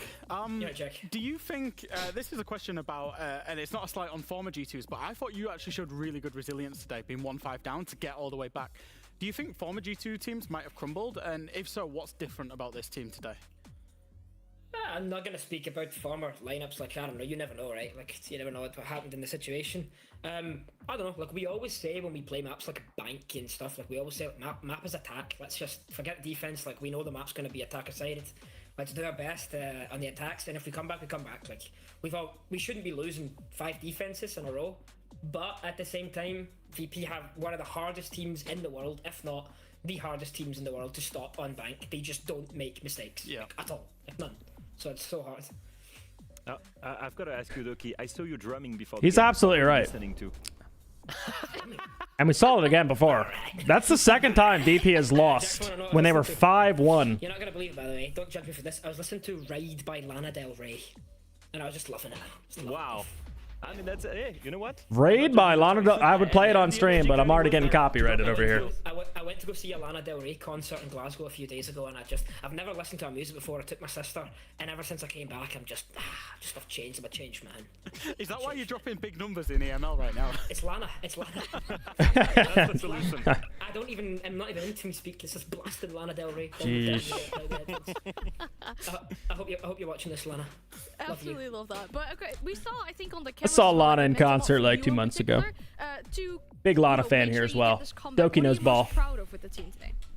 I even tweeted like after the game, like, you know, like, I've been doing this for 8 years, like my full-time job playing Pro Siege. Like, I've had the highs, I've had the lows. It's so good, and like, okay, like, it's nice. It's a nice job. Like, I'm not gonna lie, but games like this really make you realize why you love your job. Like, I actually just love, because the emotions you feel, the energy, like your teammates, like the hype, it's just overwhelming, you know. It's like absolutely awesome to feel that, and when it's against a respected team, it's like 10 times better. So yeah. He just made me retire. I regret retiring after listening to that. Well, thank you, Doki. Thank you, Jack. That's amazing to hear. I'm great for you. Yeah, thank you. We're gonna start losing our endless because of this, Doki. Thank you so much for. Sorry. Nah, it's okay. Thank you so much for all your detailed answers once again, and have a really good rest of the evening. Yeah, have a good night, guys. Good luck. Bye bye. What a, Always one of the nice this is guys that always, like, wishes so them good luck detailed, for the all rest of the answers, day, but you know? any- Everyone I can't wishes the predict pro what other players, subject will be brought up you today. know, good luck. I'm gonna listen to Lana Del Rey. But he says, before hey, bed good tonight. luck. I'll be honest. You still gotta work. Maybe a Discord You team don't. just blasting Maybe out. that's the cheat code. We'll try it. We'll try it as soon as we're We'll back report home. back on Monday. Yeah. Okay. Avril Lavigne's the go? Oh, yeah, Before that happens, for we also sure. just got some more We're games showing today. our age here, Obviously, though, over huh? At the EML here, it's only been our first game of the day. Already a full overtime. You predicted 3 overtimes today, so we're gonna see if we can get that potentially after the break with Secret and Wild. I don't know. Yeah, we just saw Adam Alsh, or, oh my God. Alfama. Holy cow, knew it was an A there. Shook his head. I don't think we're going to see an overtime in this next game. In fact, I think we're going to see a blowout, probably the most lopsided. We can root for Evan, of course. But it's probably going to be one of the most lopsided matches of the day. But later, obviously, Falcons versus BDS. Falcons have looked unbeatable lately. Only 2 rounds. 7-2 against Fnatic, 7-2 against Wolves, 7-1 against Genji, 7-3 against Matchco. Have looked absolutely unbeatable. Does BDS stand a chance? They just got ran over by VP on border. Did not look good. The Bentals did not look good there. Seemed like they weren't able to fix some of their issues. But Freck, of course, King Freck having a phenomenal season. Was the #1 rated player in EML. Now currently sitting at number 5. can they bounce back? They obviously have the potential. They have the players that can. They have the players. They have the experience, but Falcons are a tough task for them. Match of the day for me is going to be this Fnatic Matchco game. Fnatic, obviously, we got to do a little bit of Wizard Glaze, but it's been one of the best rookies in EML. Exciting to watch. Obviously, did not have a good game. They got absolutely destroyed by the Falcons on Consulate, but this is a more even-sided game. This is one that the Falcons, or the Fnatic, need to win, and it's going to be for that really, like, powerful 6th spot. Like, Fnatic just out of playoffs. Needs to beat a team like Matchco. Needs to take them down to slip into the top 6. So this is going to be very, very, pivotal game for them looking back on their season. And Wolves versus Gen G. Absolute 2 stinker teams, not going to lie. But Wolves just forfeited the first win to Wild. Now, Gen G is the last remaining team in the major 3, like the big 3 East regions. Brazil, NA, and Europe. Without a win. Gen G sitting, I mean, they won in overtime, I guess, sure. But they haven't had a clean win. All right, we're going by clean wins. Will Wolves, they're not looking good. Are they going to give Gen G the first clean win? We have some really good matches coming up. Cycling, by the way, thank you so much for the brand new sub and welcome to the Candy Jar. Love having you. Big W sub in the chat. Thoughts on Freck?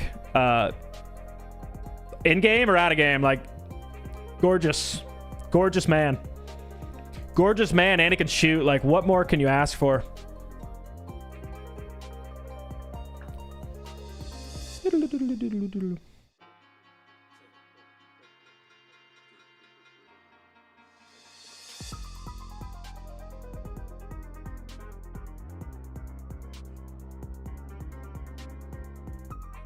What is that website? That's just Liquipedia. So if you ever want to go look at standings, by the way, like all this is Liquipedia. You just search, Liquipedia EML Stage 1 2025. It'll pop up. And then from here, you can sort by all the leagues, right? We want to go look at NA. Boom, we're over in NA. The best region.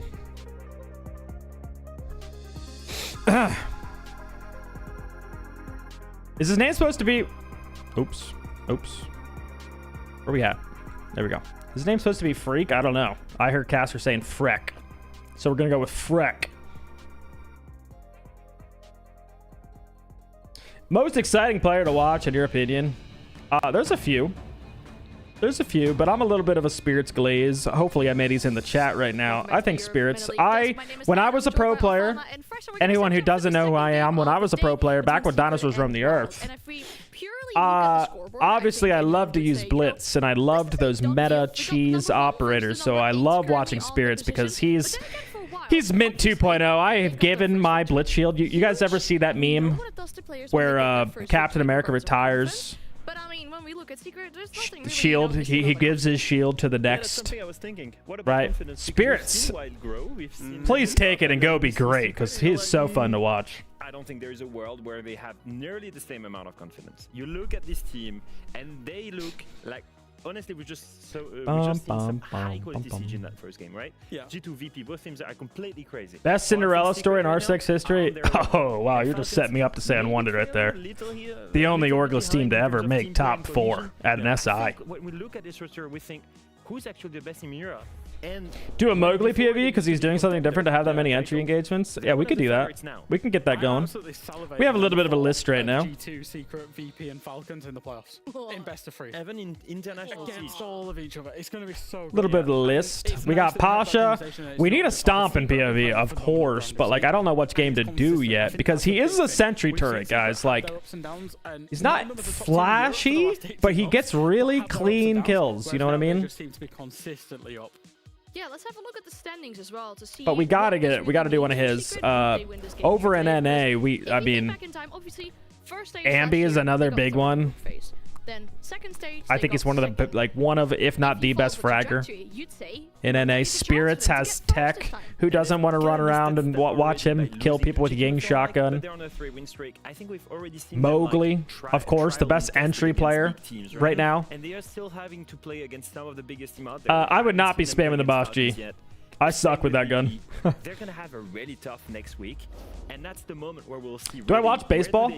You know, I'm actually slowly getting into baseball. Now we're jumping the gun a little bit. It's a sport I don't like watching on TV because there's like, what, 256 games, some ridiculous number of games. I feel like they don't matter, but going to a game is like so fun.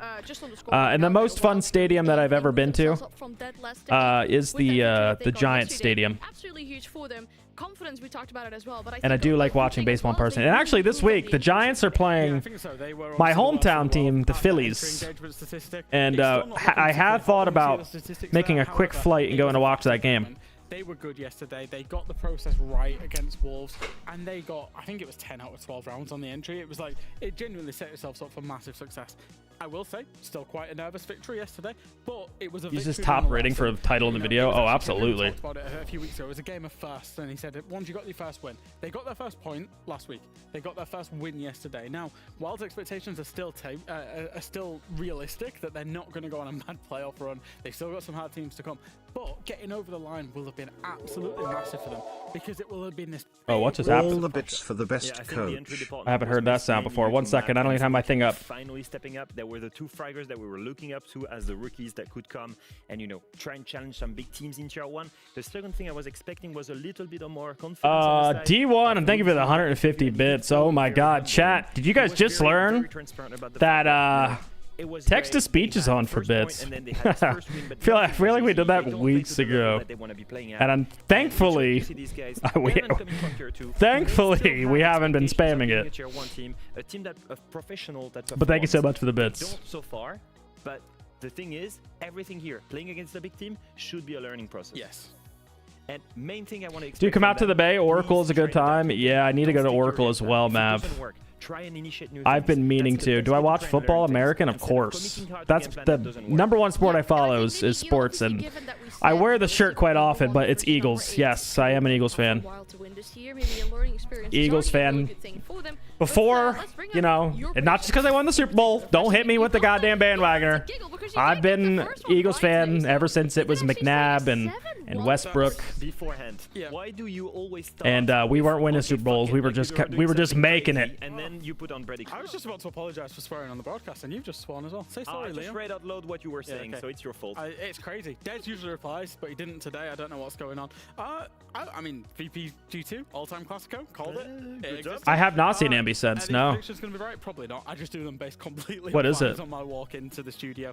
However, the reason, if you want me to explain it, why I think Secret will 7-1 Wild is it was still a nervous win, and Secret are operating at such a high level.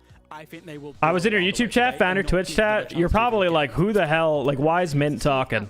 That's like the one thing I do respond to YouTube chat, but it does suck that you guys can't see Twitch chat. You're just like, this guy's just rambling to himself. Learning something new, not really. We're DZ, Shopify, and G2. Can they take Brazil? D1, thank you for the 200 bits. DZ, Shopify, and G2, can they take Brazil? That's going to be the question coming up at this major, huh?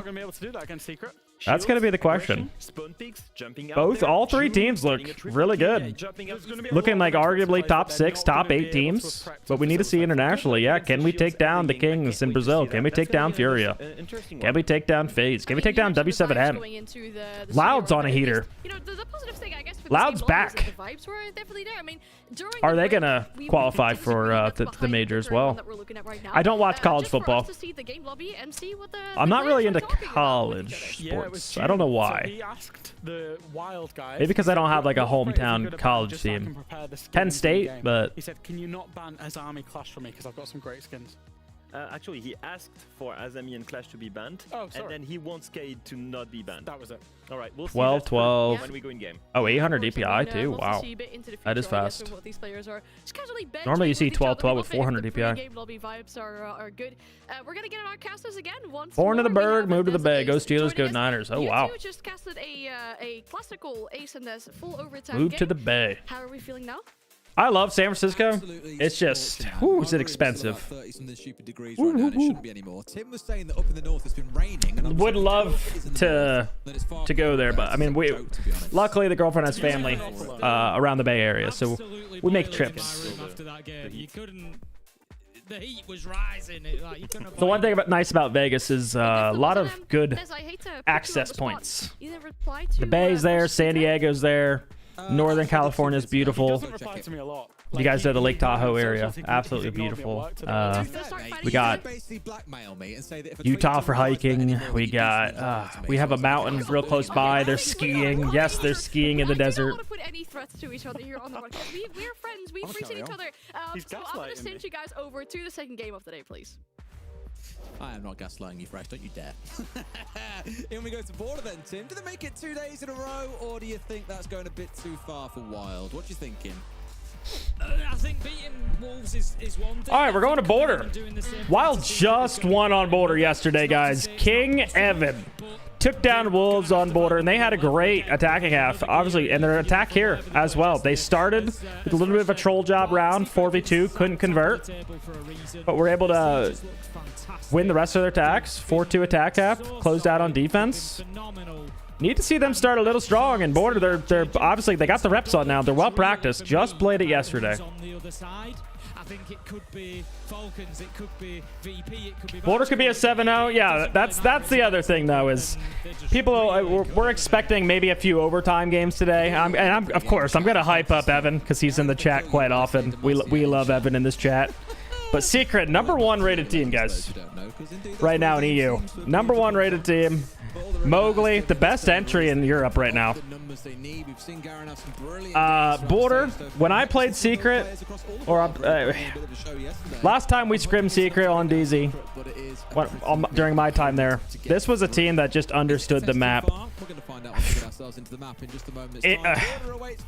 They just understood the map like to a different level. They were absolutely insane on this map. Which means plenty more hours for me sweating to death in my room. This could be, I mean, we'll see. We'll see if these guys scrimmed against each other. Maybe we went border for a good reason. Air conditioning like you, Des. You don't need it up there, mate. Apparently, it's cold enough with the rain and. What is skiing in the desert? Yeah, we have snow in Vegas. Okay. There's a mountain. 40 minutes. 40 minutes. Mount Charleston. Those who know. And we got skiing. We got snowboarding. So it does get really hot in my room. We get snow. Even though it's But you got to go 40 minutes away from Vegas. All right. Bands, double shields coming out. I think that's pretty good. Evan was bragging about how good of a Montaigne player he was. Montaigne off the board. We're not going to see Blackbeard get played. We're going to see more of a standard border. I don't think this map is really too much of a shield map anyway. Monty is kind of a king for East takes, but after that, I'm not a big fan of the other two shields regardless. This looks like a prepped attack. We're going to see something fast. Any proxies? Nothing. Pretty quick here on the Nook as well, hoping to catch someone off guard upstairs. And will he find a victim? May well do. Good entry, and we're going to keep going. Completely caught off guard. Savage gets the trade back though. So the X factor that is that Nook now gone. Not the end of the world for Boom. All right, gonna pull a lot of pressure. We thought we could just take East stairs, but we couldn't. June walking down East. Mowgli still in the hallway. Power position right there. Moving over into break. And at this point, we got nothing to get rid of these castles. What does Secret do? They react fantastically well, and they get Surprise, we're swinging there. That's a good trade. We're gonna get Garen back up, huh? Be collected here. They know they need to be cautious, but they will get him back on his feet. So we go back to 3 versus 3. But yeah, Secret. Oh, Secret. Oh, I don't think you need to play this aggressively against a new team like Wild. I really don't. I think you just need to force them to try to execute there in a 5v3. It's not going to be looking good for them. You still have power positions. You can still play and break and play the crossfires with your CC. It could be. It's a solid start for them, given it started out a little bit awfully, to be fair. Okay, trade admittedly, but then Sneak going down just after. Not too great for them. Definitely some work for Doom and Savage to do. Ace Stairs control, of course, in the hands of Wild at this point of the round, as you'd hope it to be. Still got one more player to deal with. Yeah. Now we're just kind of giving ones, playing a little bit of hero positions, rounds on June. Secret's highest rated player. Wild here with 60 seconds to play. I don't think they let this one slip. One smoke in pocket. Doom's got about 30 health here. It's a real big ask to try and get him to lock this one down. Keeping that smoke could be good. If they get behind the bomb, it'll at least make that guy move. The smoke canister gives it away, but it's not really going to matter because they've got weight of numbers here. 3v1, one working towards holding that angle from Metal. I think they just want to get inside of Archives here and think about getting that diffuser down, but this seems to be a little bit of a this needs to be a 3-2-1 execute. That guy was a little bit early on the backstab, but they at least gives him the intel. They know where he is. He's on the armory side. Just don't give him ones. There we go. Good close out for Wild. Honestly, I don't know whether to call that a Wild round, though, or Secret kind of threw that round away. Only a mats of time, Tim. Why? I think sometimes you play down to opponents. The first round, Secret needs to just settle in there. I can't sanction that one, Des. Why not? It's the kind of joke you make, is it not? It is, to be fair. It is. Sensing a Wild dub here, okay? All your channel points better be on Wild, Val. You better be backing that up. Came through the first one, cool. You get in there, you get traded. Okay, not the end of the world. You've gained the information on where Savage is. For Sneak to then die on East Main, I was a bit like, oh, we're trying to do too many things here. Hasta dropped 39 kills in 2 games and lost both. You talking about the chalet in the bank? Down as well. And I thought from that point, honestly, things were really going to start falling apart. But this kind of aggression, I think, dealing with the yeah, we'll definitely get a spectating POV video of him up. Because he's having a season that we haven't quite seen since like his Forest days. Pull back towards site. I'm going to go fully on the way in, but let's not throw ourselves out the window when we're already up into a 4 versus 3. Just pay for trades at that point. You're not going to take the risk of jump outs there. Maybe a little bit too much confidence coming out on round 1. I was late to bet. Oh, yeah. Likely story there. Likely story. See if they can continue to capitalize. All right, not going back to top. We're going to Vents, which I think is the weakest site on this map, and unless you play customs, which I actually do like customs, not gonna lie. But Vents, super easy to rush against. Not doubling down, not just throwing the same thing. They've switched it up. Instead, they're going to be working their way in. However, we do see a Warden up and his armory lockers. Wonder if we're gonna see Wild just kind of clear here. Maybe a few Reteros, get that floor ripped up, and put some pressure down onto site. Sure. Secret are the ones that I'm keen to see how they play out this round a little bit differently. The owners, like you look back on Bank, for example, it was all about the attack and how well they were playing. A map like Border, I think it really comes down to the efficacy of the defenders. You're the ones that have got to show something a bit different because by default, attackers are going to win. I don't want to say the majority of the time, but I'd say it's very, you'd often expect to see a 3-3 split coming out on this map. It is our most attacker-sided map in the pool for very good reason. There's it's a relatively small map when you look at it and dice it up. There's a lot of external-facing walls that look at least very, very close towards sites, for example. There's not a lot of opportunity for defenders to be able to waste time inside the map. What is Adrian doing there? Why did we just go at the guy? Secret giving way too many ones right now. Acknowledge, okay, maybe we were a bit too aggressive in round 1, and now it's given a bit of space towards Wild to get the entry and start things cooking. Adrian's put himself in a now mentally, Secret's gonna feel like they have to go for some hero plays. They're gonna keep giving those ones at this point. Moving into the doorway gives him a shot through the soft Will Turtle Tactics be competing in T3? Technically, we still are in some T3 tournaments, so yes. They get the second round in a row with the advantage to kick things off. Time might be a factor for them. But we are in T2. Take a little bit of damage, tries to get himself away. Will do successfully, but down to about 25-30 HP and tracked as well. The pressure feels palpable. All right, this is good from Secret. In the sense that like Wild shows they like to do this half take. They're just gonna try to open radio wall, and we do see him playing on the Troy spot.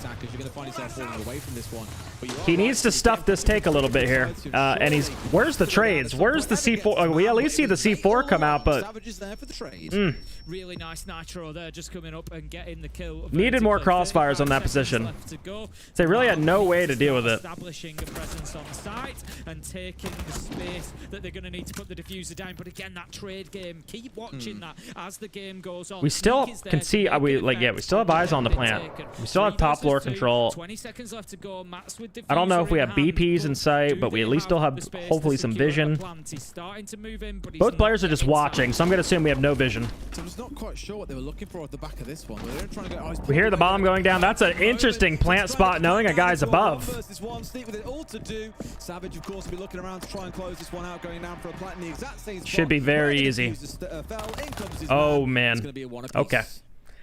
Yeah, just Oh, boy. a little bit too much to do. Time was a Good little factor. We stuff said there that from about the Secret, and minute they mark. made trades Wow, happen. just They couldn't made get the trades happen in their space they favor. needed Held on to the inside. top I floor think, control. You know, the plays that we saw from players like Mowgli up on top floor, just playing that life, you know, choosing to take that extra 20, 30 seconds, bait them into a bad position so that Savage can hit the nitro. It just did enough in the end to grind. Is Turtle Tactics hitting T1 a serious possibility? I'm a realist. Probably not. Probably not. I would more so just hope that, you know, kind of the whole point of the project as well is putting a spotlight on some of the guys. And, you know, maybe they get picked up by some top T2 teams, and that gives them the opportunity to get picked up by top T1 teams eventually. But as a team making it, probably not. Because that's still a whole year away. And I would hope the guys have some other opportunities before that. Those final couple of seconds, as you saw, where it was enough for Savage to get in and stop the diffuser going down overall. And this is what sometimes you can look at around and think, oh, well, you've wasted maybe 2 or 3 seconds there. Is it worth it? You're doing that 5 times throughout a round. You're wasting yourself a good 15 seconds or so. So I don't blame them at all for trying to be at least aggressive and keep Wild at base. Slowing them down that little bit could be the difference between winning a round and losing it. In that last round, it got them the win. And hate Spider. I'm helping Spider. Wild. No one knew who Spider was. Spider was on the wrong roles in his T2 career. Spider was lost. He was a lost puppy dog till I came along. We found his role. Spider's performing better than ever. Spider's a fantastic player. But this isn't a Spider Glaze channel. This is a King Evan Glaze channel. You're seeing another fast take, possibly? We saw them rush last time on border with the Glaze, with Evan on the Blackbeard. Are we seeing the exact same thing out of Wild? I think we are. I think maybe they're trying to think about it, but Glass smokes, looks up the hatch. Evan's gonna run to the default spot by Teller's door and go for a plant. Even if he gets slightly forced back from here, he's still in trouble. And Mowgli's got the vertical control. This is what they need first. Are we really running this back? Otherwise, this feels a little bit. Ooh, okay. Yeah, there's the C4. Waste of a C4, but Boomsy doesn't move. He just stays static and gets taken down by Adrian. Glasgow. Okay, we're faking it and going top floor. Nice little. Okay, I like this. I like this out of Wild. If Secret did prep, they probably saw the rush, so they baited the rush, jumped in radio window, tried to take top floor. Should not be losing out on that second kill though. Trade's not in their favor though. The man here must know that he's being challenged, but backs away just in the nick of time. It's a 2 versus 3 for Wild. All on the sneak. Much more composed coming out from Secret. Yeah, definitely. The opening kill onto the Glass really shook things up. Evan had already moved away. It's winnable the way Secret's been playing these late rounds. The position the Warden was in to get that kill, but ultimately it just hasn't been enough for Wild. 2 versus 1 now. Secret can hold this, you know, any which way they like. Really, they know that Sneak is going to have to move on into side. He knows now. There, just a little bit of a soft breach from above whilst he drops down, covers the sound, but also maybe makes them think that he's up there above and not challenging horizontally. But that moment of surprise, kind of a weird peek right there on the sandwich. Has his life. Mowgli manages to find that kill, and Secret 2-1. Yeah, most in the round, just a bit more composed, I think, for Secret overall there. Better played. Noah really getting into a position that he shouldn't have been inside of as well. Like, clearly he slipped the net there and has managed to work his way through the drone net established by the attackers of Wild, and they paid the price for it. Either way, into that second quarter we go, which means another ban comes on through. I imagine it'll be a third shield that comes out of Secret here. Already seen, of course, the Blitz and the Monty. No, it's going to be the Deimos coming out instead. And interestingly, Tim, Smoke on the other side. Let's see how that one pans out then. Let's see. What was spicy is they banned away yesterday against Wolves. I was just looking at the stats from yesterday, actually, and smoke ban, sure. We're back to Armory. He played the smoke in that aggressive spot, but maybe a bait, because now Joom gets arguably a better operator to hold East Stairs. He gets a zombie. Weird to see a zombie not banned out.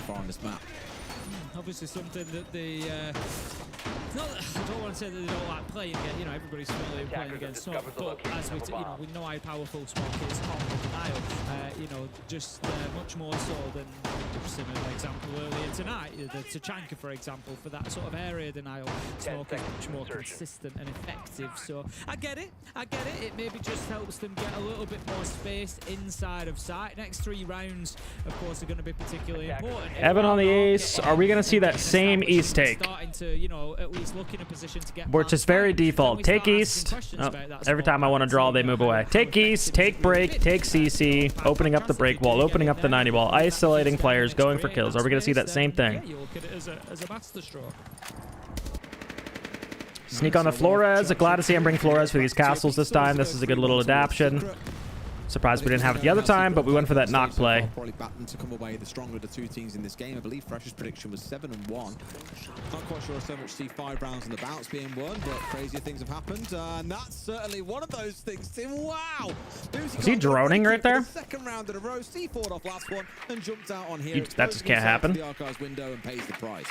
Yeah, this is the problem that Wild have got now. They've come out with. All right, this is why the Azami. Look how annoying this Azami is on these stairs. Arguably a better operator. We see passport wall being open, which is the usual lurk onto the East stairs player, but Azami is able to just sit down there and isolate that guy. It's now a 1. Mowgli moving over in break room, able to support the East. Also, I love having a C4 player right here because this C4 potential, if he throws this is a kill. Boom. Wow. No, just a little bit long.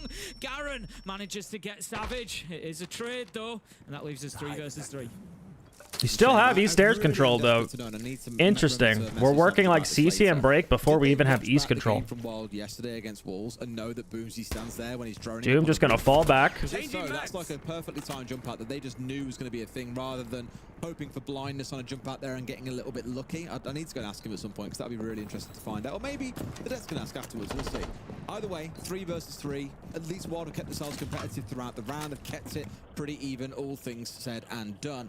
Still a winnable round here with 60 seconds to play or so though, but Tim, as we often say, that time waits for no one. They've got to get a bit of a move on here. Good Grimby, but here's a nice little counter. Like Mowgli, we're going to be a real nuisance. Still going to see a couple go out.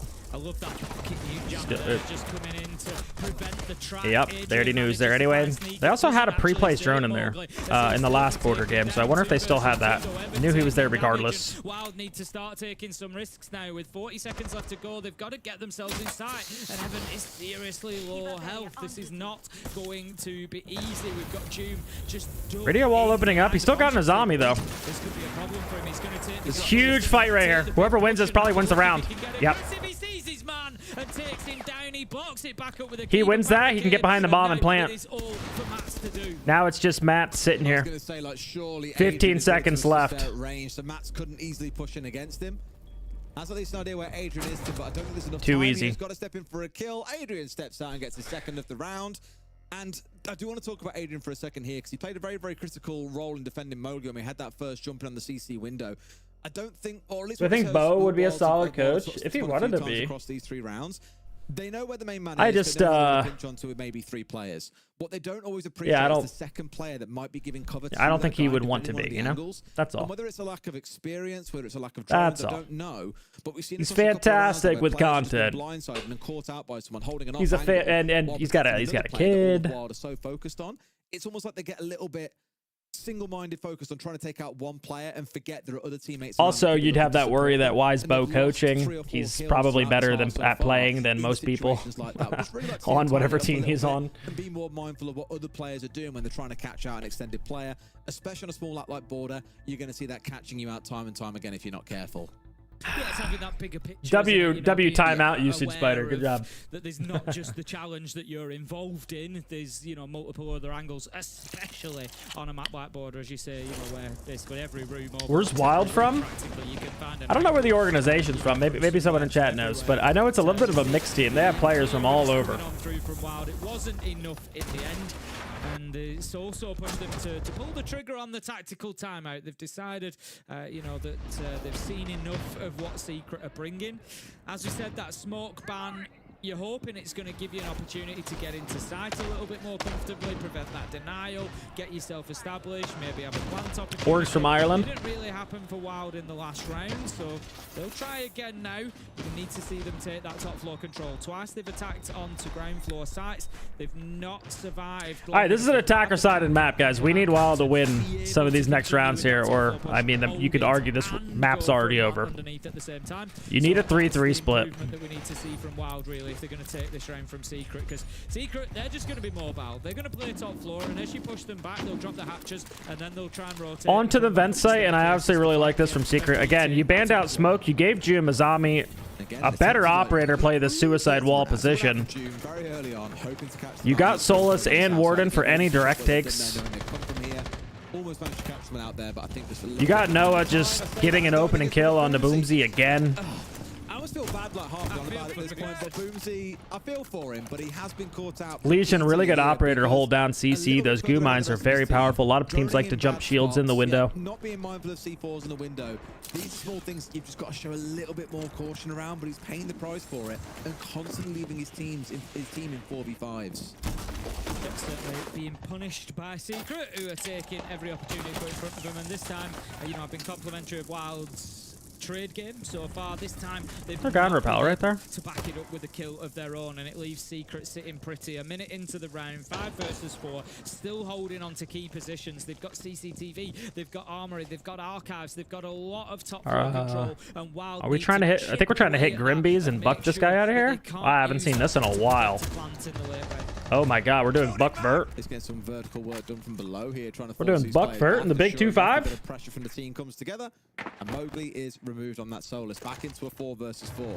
The thing for Mowgli here, Tim, he's 1 and 5 so far in the game. A lot of his roles have been playing the I'm going to overextend and play against 3 players here. My goal is to try and waste time. We've already seen that help his team win 1 round, as we saw Savage winning out that 1 versus 1 in the 2nd round. So don't hate the way that he's playing. Of course, it's not having massive impact on the scoreboard, but it's still helping his team in terms of pressure. Savage is just going to drop himself a little bit deeper. He was playing up on that wall, but finds himself instead behind the lockers there. He knows that he can hold West Breach from there, and that's where a lot of this pressure is stacking up from Wild. They've got a minute left to go, 4 versus 4, so the round is certainly winnable for them, but a couple of key positions. This is weird. Dealt with. Top East is one of them. I was going to say that Lockers was this guy's still on East. Savage is taken out. No, this is just a full-on Bookswalk armory take, in a sense. I mean, they used the buck under. They used the Grimbees. They got CC control. Armory wall, I'm sure, open at this point. For example, as well, they might get themselves a little bit side-swiped. Both players down in sight, though. Are we gonna do some vert? Our bucks and customs. We got top floor, but we're not doing anything with it. 3 breaching shards on Evan. We got players in sight. We're just gonna walk at them. Okay. Good trades. There we go. Coming out. There we go. Noah again strikes. Jum needs to take top. I don't know if we have any vert made. There we go. Jum retaking vertical. Weird attack from Wild. Secret doing a good job of just closing out these rounds. Not sure what their win con was there. Secret move up now 4-1. Yep, the obvious problem in that round, of course, for Wild being Noah, is just sort of run over them and took every opportunity that he had. But Jum on East Stairs. East Stairs is one of the primary positions that you need to deal with when attacking anywhere on border, whether it's Armory Archives, whether it's one of the downstairs sites. You need to consider who has control over East Stairs. Allowing Jum to stay out there, you can't really do it. Sometimes the roamers, yes, you can leave them out in the cold. Jum then just says, okay, no problem. It's 2v2. I'm going to retake Armory and Archives. I'll just hold you from above. Again, not a good half from Wild. They are on arguably the easier side. 2v1 and then back foot again for Wild. So fans are a tough lesson to learn, but it is not even they need to take on that defender sided. 2 shields and Deimos gone. I'm very confused with their bans with Fenrir, Malusi, Smoke. Normally we'll see like a Warden ban or something. Ying was still up. We could have did a Warden. Kept Ying up. We spoke about Mowgli so much, and I've often said about him that I think back on Walls he was a bit untamed in a way. It was a fantastic entry, but often very far ahead of the rest of his team, often a bit too aggressive and cost them a few rounds in the process. On Secret, we have seen him being much more controlled. Bathroom site last time we faked, which is more like a prepped attack. We faked a site hit since that's what we did in a previous border. Tried to take top floor control off it. Not going to see that here. Something a little bit more default. So I like how he's playing here, where it's not particularly flashy, it's not letting in loads of kills, it's often being in difficult spots where you're being forced to go 1vx. I'm sure Mowgli loves being in those situations, but it means that Wild again are seeing that clock run down and they're coming under pressure. Noah's going to take out Sneak. That makes it Noah 5 in a again row opening for pick with the Legion here in last CC. round, and 1 to continue his streak here. 6 and 4 overall. Certainly come online. I think it's important that we remember the, you know, the sort of stakes of this one, the positions that we're in. You've got to remember Team Secret are absolutely flying. Just weird takes that we're not seeing like a normal East take like we see with like every other border team. We need a way to pressure Joom out here, and a zombie being up is obviously a big problem. But where's the passport wall being opened up? Where's the guy with the potential to lurk up the east stairs? Where's util used on this guy? Capital's up. We don't see any Capital being played. We have no nades in the lineup now. Maybe it was Sneak dead. Like, we got no ways to push anybody out of these positions. We're kind of just walking and looking for picks. Not a big fan of any of these attacks. Just a slow books walk here. Garen does able to take out Noah. Gets the kill onto Noah. 4 versus 4. A minute 20 left. This is more of an armory side over clear. More default. Okay, I see. Well, now we got a fountain bunker. Joom's. This is one of the most powerful spots you can do in a fountain. And again, he's a zombie. He's got 3 Kibas. Just dry peeking this guy. Where's the drones? Where's the drone play? Again continues to have a pretty torrid time in this game, but Matt's warming his way into this now, stepping himself forward up to 5 and 4, going positive. 3 versus 3. Yeah, Joom doing a great job of keeping himself in the position there. He knows There's the first drone. The joy from East Stairs last time. Could use Kibas to get out of here if he wants, but again, they have no like real way to get him out of here. They got 1 flash on Garen. Otherwise, we're going to be just walking at this guy. Whether he's going to hit them on the flank or not. Wild. Here comes that flash. Maybe. Boom. C4. Good trades from Secret there. Know that he's playing in a power spot, playing the trades. Joom does get 1. And the round's on Evan. Finds the trade, but it's 1 versus 2, and he has no option but to just drop down into the next level, into sight, and try and find something. Mowgli's there to cut him down. Oh, good end round. Good end round again for Secret there. Able to play the trades in the middle of the round, 8 round. All right, now this makes things very, very difficult on the other side of things for Wild to try and make this work on the defense. I think you just saw Secret outside of a couple of crazy rounds. I think at the start where they were figuring themselves out and how they wanted to play the game out. Less burnouts and craziness. Ooh, another co-stream on Element, Kenny. Once they got more composed into that, we got a little turtle tactics sighting. A lot of it coming down to, as I said, those 2nd or 3rd players. Got a spotlight. Trying to deal with one. Like Noah was very largely unchallenged inside of CC for the entirety of that round. Had absolute liberty to do whatever he pleased. Well, not a 7-0, but we might see a 7-1 here. Secret, I think, look very, very good on border on attacks from what I've seen out of them. This is more default. Secret taking out a zombie. Again, very confused why we didn't take a zombie out. Is pretty much spot on. 2-0 in terms of predictions, but also the score lines. Impressive if he and Mira, which I'm also a big fan of. I think both those operators right there, more meta bans if you are doing East takes, because you don't have to worry about everyone puts those castles in the hall and puts a Mira facing the break door. Now you're able to take East stairs, able to take break. You don't got to worry about the Mira. Then you can open up the 90 wall. Then you can start walking at the CC player. I think that's what we're going to see out of Secret here. We do see Grim getting taken off the board. That is an operator that is pretty much used for that, but we love Monty up. If we want to do East takes with Monty, we can. Not needed, but we can. And Secret know that, so they're just of course going to sit there until they're forced to move, and it's just been good play from them, good solid siege. All right, Armory Archive's going to be our first fight of the half, while going to see what they can do to hold Secret at bay. Looking in towards their lineup, dipping in towards both Fenrir and the Melusi. Normally see them quite interchangeably, more for that area denial. Information that it gives when someone steps on forward does really, really help you out there as the defenders. I think having both may be a little bit much, time will tell.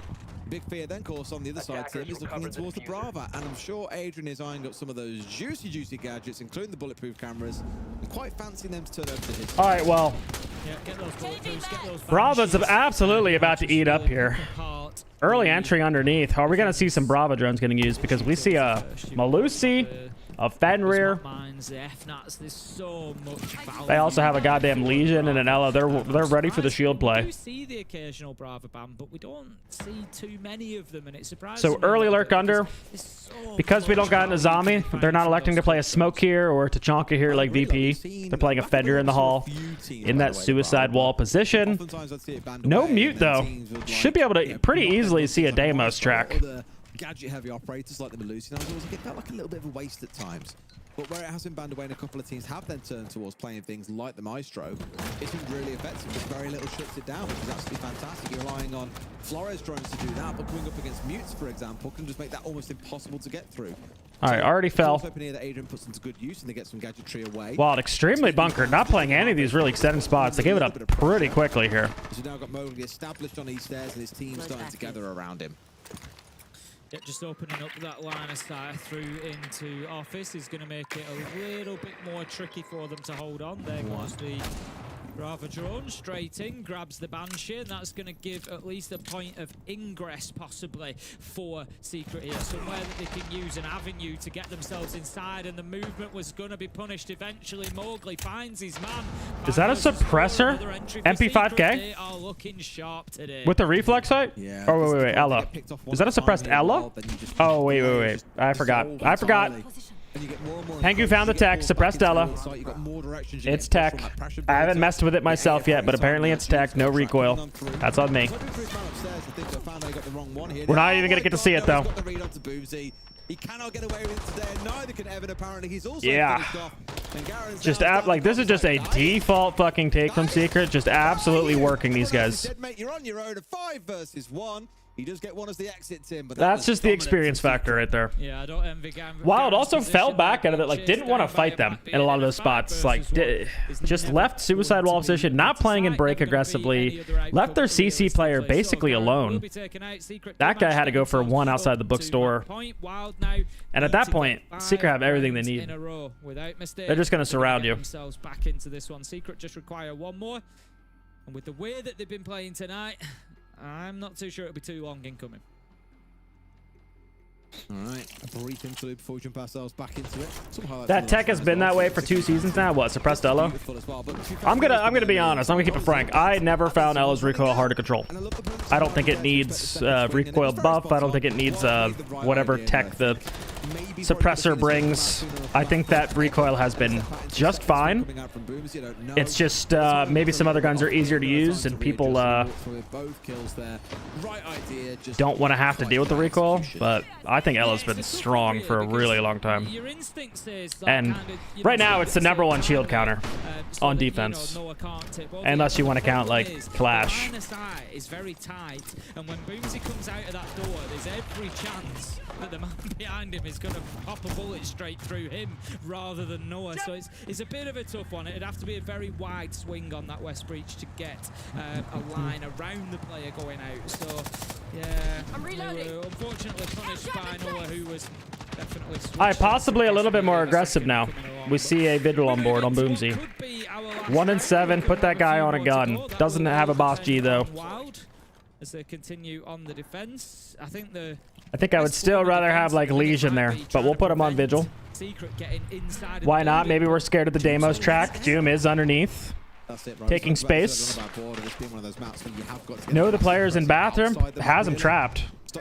I don't know if I'm going for a peek SMG 11 here. Then it's probably already a little bit too late, but doing so blindly is what really stings you. Doom already looking in for his one here against Matt. Both taking about the same damage here and then forced to back away. He's just pulling pressure. Just allowed.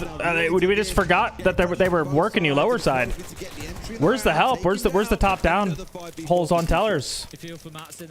Brava just pulling pressure, shooting through the wall. Sneak does get a trade onto Mowgli. Okay.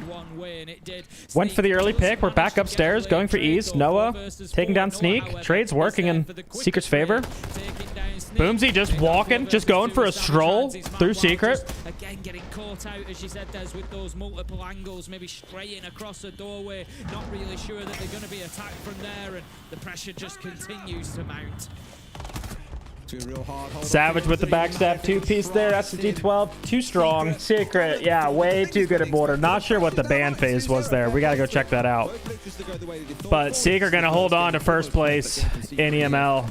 Outside of that one round that Wild managed to snatch away. A bit of a cold return to reality as well for Wild, to be fair. Secret, yeah, gonna put him, what, up to 16? Yeah, look, I mean, as I said, Secret were another class. Show the stats, show the stats. I think they'd have beaten anybody realistically. It's just the way they're looking in EML right now, and Wild shouldn't take it too hard. Totally agree. And of course, more to come from them, but we'll see what, of course, our Desper got to say. About as expected, yeah. I mean, Kenny came in here saying a 7-0. I basically agreed after I saw the map being border. 7-1. It's just about as one as expected. Secret, obviously the more dominant team. Sorry, Evan, if you're in the chat already. You guys got one dub this week, all right? We take those. You guys got one. Remember, I'll be watching. Now you see me, now you don't. Get ready. I'm taking They did troll the first round. I will say Secret kind of trolled the first round. Maybe they lack of respect needed to dial in. Way too many ones on board. Okay, we didn't update Wikipedia, but what do we got coming up? We do. I mean, game of the day for Ali. Game of the day for Ali. Falcons. BDS. Falcons, again, have been on an absolute tear. Last 4 games. I don't think anyone's got more than 3 rounds on them here with Matchgo. Just destroying everybody in their path. BDS, one of the better teams that they're playing in the last 4 games. Matchgo, obviously, is not too bad either. They obviously beat BP on Chalet. But BDS, and of course, Freck. 5th rated player right now. Oh, I'm sorry. I don't have it sorted by rating. 2nd rated player right now. That's on me. 2nd rated player, Freck. Maybe 1st rated player in Ali's heart. Do they update stats like immediately? Like, where are we at? No, Mowgli 16-4 still. They were fast last time, but okay. Still haven't updated that. Cool. Need more quality T2 teams in NA and EU. I mean, of course, we would love it to be super, super competitive, but like there's just... It's top heavy. It's top heavy. Like there's obviously... There's T2 players, but there's a big gap. There's a big learning gap. There's things that they're missing, the experience-wise. Like, and also they just switch teams all the goddamn time. No one's building any chemistry together. But it's a big difference when you step into T1. All right, let's update the title.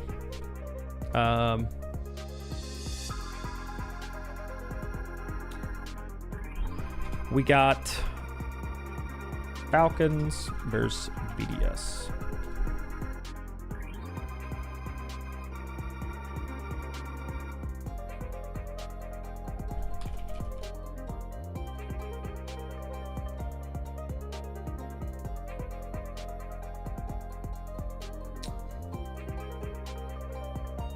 Did I see Mowgli and Gribby had some beef on Twitter? I did not. Revelations is great. I do think Mr. B's team could have been. I do think they could have been in T1. I think that we might have seen a little bit more upsets with the Mr. B team than maybe 1 or 2 of the teams down there. I do think Mike Dubb's a good player. I do think Resided, good player. Mr. B's calling can catch people off guard. Everyone switches teams right after a tournament event. Yeah, I mean, there's no stability, but also like there's a lack of T2-ish events, right? Like there's kind of a lack of reason for them to stay together sometimes. We need, where's our dream hacks? Where's our going to these like little events just to hang out and like compete, right? That like even T2 teams can go to.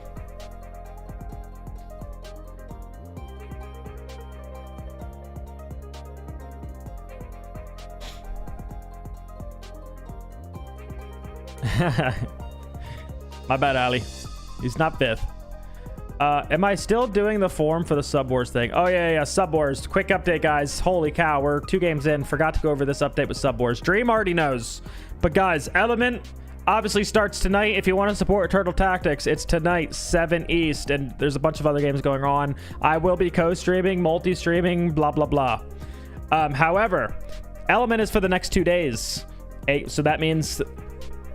Game number 2, which is very important, is during our Sub Wars time. So, Sub Wars is moving. It has to move. The Element game with the Turtles has to take priority. Dream already knows. We're going to set another date. Once we figure it out, I'll let you guys know. But we have to. We have to push it, unfortunately. So we'll have to see again who can make the time. And that's yet another 7-1 on the board for Secret. They but made yeah. quick work of it in general. This I love when I find out date and EML. time with the rest of chat. I just found out this morning, and I let Dream know. I was waiting for Dream to let me know and give me a time. I asked Dream, hey, give me another time. But I will say, Dream hit me with the, all right, we can move the date. But let's take a look closer at those rounds. Even that round 1. So as soon as I hear a goddamn time, we can set the time and get going. I also have a couple of other ideas for the sub wars to make it a little bit more entertaining. So I'm kind of glad I'm getting a little bit more time because I need time to set some fun things up. Pretty good showing from Wild despite this heavy loss. Yeah, it's nice to be positive about them. There's a But yeah, element conflict, guys. Element conflict. So I also don't know what we're gonna do on stream tomorrow because I planned on just streaming the sub wars thing, and I want to co-stream Element, but like it's a best of one. I can watch the rest of the matches, sure. However, but that's also pretty late in the day, so standard with Ali, perhaps. Maybe Mint's gonna play the game again. Oh, I did think about the horror game too, Ali. We could do the horror game tomorrow. Did I ever get an offer from an org after your run with Unwanted SI? Yeah, I got offers from a few orgs. 10 mans? We could also do 10 mans. Since there is a big cheater problem going on right now. I really don't want to play a reg tomorrow, guys. So we could also do 10 mans. You got 2 weeks till you lose me. All right, yeah, good point. So anyway, we need to plan something tomorrow. Whether it's one of those options, and then we'll do Element. And when you think Secret that is probably the plan for tomorrow. When you think they already have so much talent on the team. Anyway, quick break. There's going to be an interview in a second. You guys can have fun. I'm going to use the bathroom, and we'll be right back. Across Europe right now, because Secret have one player in a different country right across Europe, and they are all bringing the heat individually. Every single one of them. Well, apart from Adrian, he went negative, but he's gone positive on other days. Zoom off the graphic of like the constant, they're like, oh, I want to be there for once. No, it's actually amazing to see the talent on that team. And if you think of it, I will go back to it one more time, but while they shouldn't be too harsh on themselves. No. Like, they took Secret to the very late round, equal man count. They traded each other a lot. They had the right game plan. Just lacked a little bit of experience to close out some of these rounds. That's about as positively as you can lose 7-1 as I've ever seen it, I would say. Yeah. So many of these rounds were actually quite close. Yeah. So it's actually praise to them on that. All right, well, we get to speak to Secret about how they've experienced this game as well as we get to speak to Savage. We have him on the line for some questions. Good evening, another 7-1 for you. You're playing EML on easy mode, it seems, this week. Hello, good evening. Yeah, it was quite easy week. Maybe as we expected a little bit, but obviously we still took the games as any other. But I'm glad that we, managed to get all the 6 points from these wins, as it was important for us. Savage, I need to ask you, I don't know if you remember, it was round 4. Round 4, you're in Archives, and you're the entry, I think you have the opening kill. Oh, we're actually gonna see that. You jump out here, Archives window, to kill the player that's on his drone. I need to ask you, did you guys see that in the game yesterday on Border versus Wolves? Yeah, this guy did the same thing every round. He goes down the raffle and he opens both doors. And so I just asked for a mute jammer and then I jumped out on it. Crazy kill. It's actually really good. So you actually had the jammer to prevent a potential claymore at the same time. Yeah. That's such a smart play. And then it goes again, like, it's the kind of mistake where you'll punish someone that comes from tier 2. He does not expect that kind of counter strat. It's actually beautiful showing from you. Thank you. Savage, in terms of the 2 new pickups for this roster, relatively, in terms of Mowgli and Noah, how important have they been? Did I run ads for the redeem? At least from the outside, they're playing phenomenal. I have to do it on my phone. Actually, brilliant. Or else it breaks my chat. Not even just game-wise, but like the vibe and atmosphere they brought to the team. I mean, I don't know if you can show that from outside, obviously, but like they're very vocal players and very funny players. Like the whole mood of the team changed. Like the whole climate of the team changed. Like everything changed once they joined. Obviously, this is not a dig at any other players that we had before. It's just the fact of like people bonding together more, vibes going more with each other, and like we just clicked on very well. And like besides of the stuff they're doing in game, obviously Mowgli with the energies, and always an incredible anchor player on this suicide position. Enjoy your ads. Like besides and thanks that, for supporting. It's just the atmosphere and like the conversations that we can have in the team, the progression that we can make in the team, like is like light and day difference. Do you think it's a problem that there's teams that don't even scrim formed a week ago? Very happy, like very happy. And they're making T2? We are right now, like couldn't ask for any different players in my team. Do you think that that will be enough for you guys to finally break the Yeah, but ceiling it's that like I felt you guys had so far in EML, where you were not the best? the in bracket Europe yet? seeding And I is think, weird. like, that's the best That's all I'll direction I've say. seen of you guys. I also Going hate into the quals Super because Week, do you as think we're that finding out, there's roster cheaters change in is these the key quals. for you guys to be the best team in Europe? There's Moss problems. That's Hope drama so. on its We're gonna own. see. One thing is for sure, like that we never had before, like is that we have it like consistency all across the board. Obviously, you know, June is playing lights out like normally does, but like if you look at it, just you know it's stats, but like everyone's playing equally, everyone can step up, everyone's got their MVPs, everyone's playing well. Something that we never had before, you know, like we always had someone a little like down, someone, you know, it's normal, but like once you have that, I feel like that's the extra thing you have to win competition. So but we're gonna have to wait and see if it's gonna translate, but I hope so. Yeah, I mean, it's just as you're saying, everyone's stepping up. It was your turn today. Very good performance from your side. But looking into the future as well, I mean, you mentioned the Super Week, Leo did at least. You still have Falcons to play against, and you still have Virtus Pro to play against. Not easy opponents. How are you going to tackle those games? I mean, just like every other game, you know, I think Falcons is a bit harder one. You know, it's not about that much about preparation, but it's just what happens in the game because you know, they just have some of the best players in the world. If they step up individual on the day, there's little they can do. But we just gotta hope that we are on our A game and that we can ready with the reaction and everything as we've been doing. And if that's it, then perfect. With VP, it's a more chill game. Quote unquote. I hit 2K on YouTube. Let's go. 2K subscribers. Actually doing these actions, for example, you know, like you have a game plan. If you can execute it, most of the times you're gonna win that game. But they force you to make these mistakes, which cost you a lot of rounds, and it's really hard to not make these mistakes against them. And when you do, they always punish you. You know, like so. It's just about the composure in the day against VP. Honestly, I feel like we could just start the Super Week tomorrow, Savage, with how ready you seem for both these teams. So thank you so much for all your detailed answers, and good luck next week with the Super Week. Thank you very much. See you guys. See you. That was a great description of what it's like to play against Falcons and to play against Virtus Pro. Yeah, because it's like he respects them both as phenomenal teams, but for different reasons as well. Exactly. And he's already got the recipe. Just play border against Falcons and bring double shields. That's what it took. It was triple shields, no? It was triple shields. Was it triple? It was double. It was double? They were playing Monty and Blitz. It was disgusting. What it was before. That was before the new ban system, so they could use that. We'll see how it goes now that Falcons plays them, and I can guarantee that they will ban Monty and Blitz playing against Secret. I can guarantee it. I know it already. I'm hearing a bank pick then.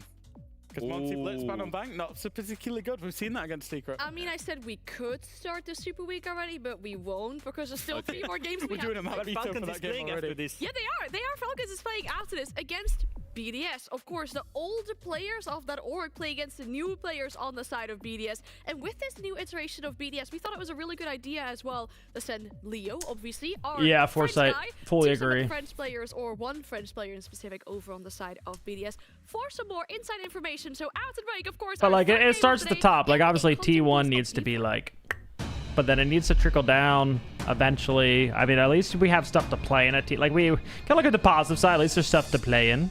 But it would be nice if there was again some like minor tournaments again that like T2, T2, T3, whatever, like teams could try to compete in and qualify for. I think that would be kind of nice.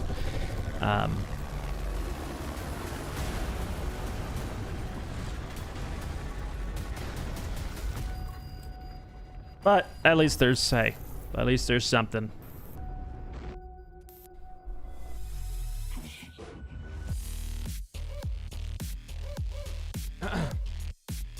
Why put all that time in when you can just troll and still make it? Yeah. You can just form X-Pros. Like, people can just, like, not play the game for 6 months. And that was what I kind of didn't want to happen with Turtle Tactics. Because there was a few X-Pros that hit me up like, yo. But at the end of the day, it wasn't really going to show much. Like, we probably would have barely had to go over strategy and things that I really wanted to be able to show. Ooh, do I want Starbucks? Chat, we want Starbucks? What's the order? What's the Starbucks order?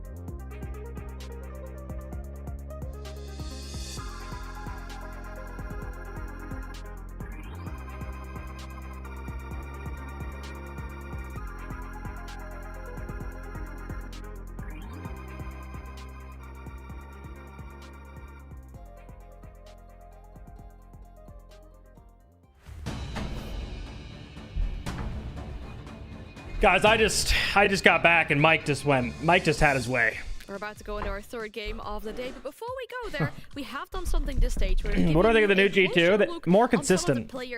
More consistent, looking like a good team now. For this stage. And with this new iteration sometimes all roster, all it takes, you inject a new player into a team. Again, makes some of the other players step up a little bit more. There's like some new blood. There's excitement in the team.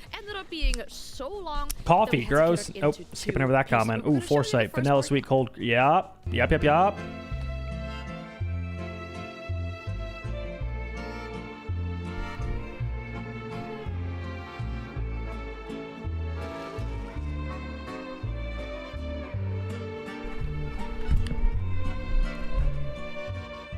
non, vraiment le coin est très joli. Ouais, c'est vraiment sympa, en plus on a une belle journée. On peut se poser, hein. Allez, c'est parti. Ça m'a l'air magnifique, comme petit café. Très beau. Ah, alors on est bien. Comme ça, tu vois, on a vraiment la vraie expérience à la parisienne. Petite terrasse parisienne. Petite terrasse, petit café. Voilà, ça fait longtemps que tu habites dans Paris?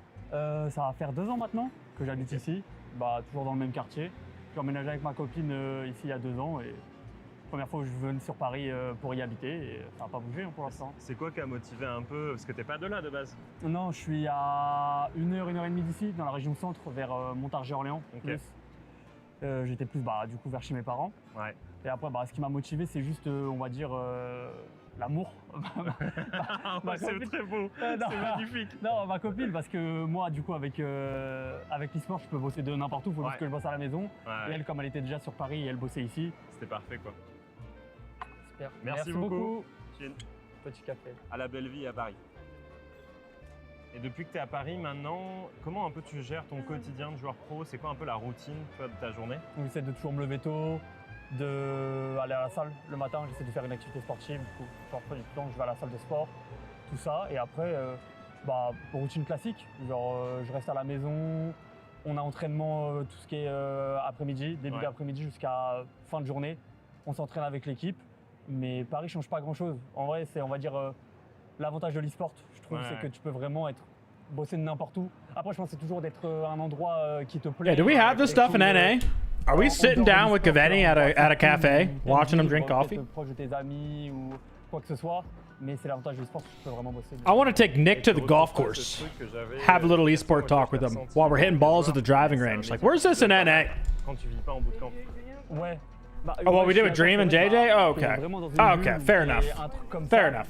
C'est pour ça que je pense qu'il faut toujours réussir à garder, avoir des amis ou toujours avoir une activité sociale, on va dire, autour. Parce que je pense que c'est quelque chose où tu peux très vite t'enfermer. Tu peux vraiment juste être sur ton PC et même si on va dire toute la journée tu bosses avec des personnes et tu parles avec des gens, tu les vois pas. Genre tu vois personne et tu peux très vite t'enfermer. Ouais. Et t'as senti à des moments que ce quotidien-là, ça avait un impact sur ta santé mentale ou je sais pas, tu vois, tu ressentais trop de pression ou tu sortais pas assez ou tu vois? Tu peux très vite te renfermer dans une bulle et avoir beaucoup de pression et juste être que là-dedans en fait. Et je pense que c'est pas une bonne chose de juste être que là-dedans et jamais sortir de cette bulle et être la tête dans le guidon tout le temps parce que je pense après tu peux trop avoir une pression mentale et un surplus mental sur les épaules et je pense que c'est toujours bien d'avoir un truc pour juste extérioriser et sortir de tout ça. Oh là là là, alors là vraiment on est dans l'expérience à la parisienne. On aime beaucoup, merci beaucoup. Est-ce qu'il n'est pas magnifique, tu vois? Il est magnifique. Là. Comment est-ce que tu approches nos challenges avec BDS? Est-ce que vous êtes un peu proches, les coéquipiers et tout? Parce que vous êtes séparés partout, T'as un Hollandais, t'as un Italien, t'as un Australien. Un Australien, mais qui est en Allemagne. Voilà. Mais ouais. Donc comment un peu vous avez approché le truc et est-ce que vous avez arrivé un petit peu à développer des relations, à vous connaître un peu mieux, quoi?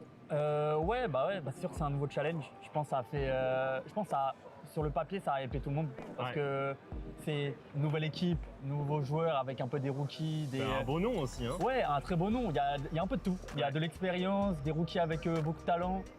Donc, Zaga story. C'était vraiment très cool. What is Zaga story? Comment est-ce que ta copine elle gère tes départs et ta vie de pro, quoi? Ta vie de joueur pro, c'est particulier. Ça va, maintenant ça fait un moment qu'on est ensemble. Ouais, donc, elle a l'habitude. Voilà, on va dire elle a l'habitude et j'ai eu de la chance de faire déjà maintenant pas mal d'events. Donc elle connaît un peu ça, mais je pense que c'est toujours un peu difficile. Ça dépend les events, mais on part quand même sur pas mal de périodes, surtout s'il y a un bootcamp avant. Ouais. Donc c'est minimum du 2 semaines, 3 semaines où on part. Après, des fois, ça lui fait un peu des vacances, j'ai envie de dire. Des vacances sans Nico. Un peu des vacances sans moi où je suis pas là à crier à côté dans le bureau ou aller tranquille. Mais je pense, ouais, c'est toujours. C'est un train de vie particulier.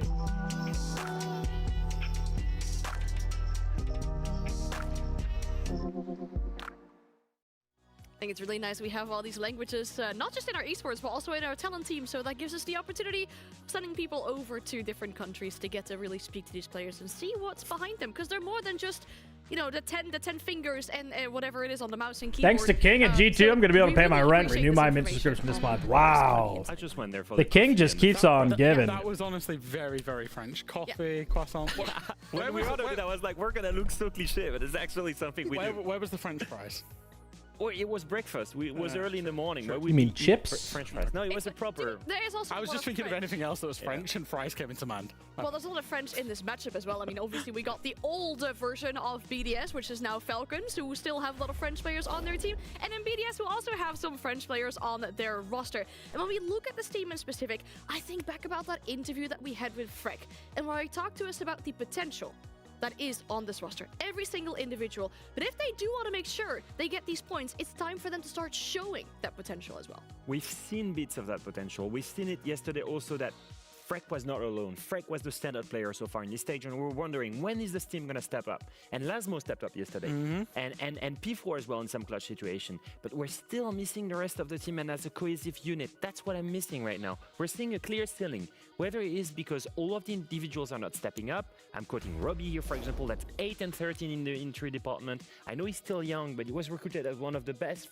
up-and-coming fragger, and he's not living up to these expectations. Yeah. And that's what clearly is costing them so far. I think just to provide a bit of context, this is a new team. This is a team. This is the new team. Showed in the interview. They that need has, time to gel. Italians, that has an Australian living in Germany.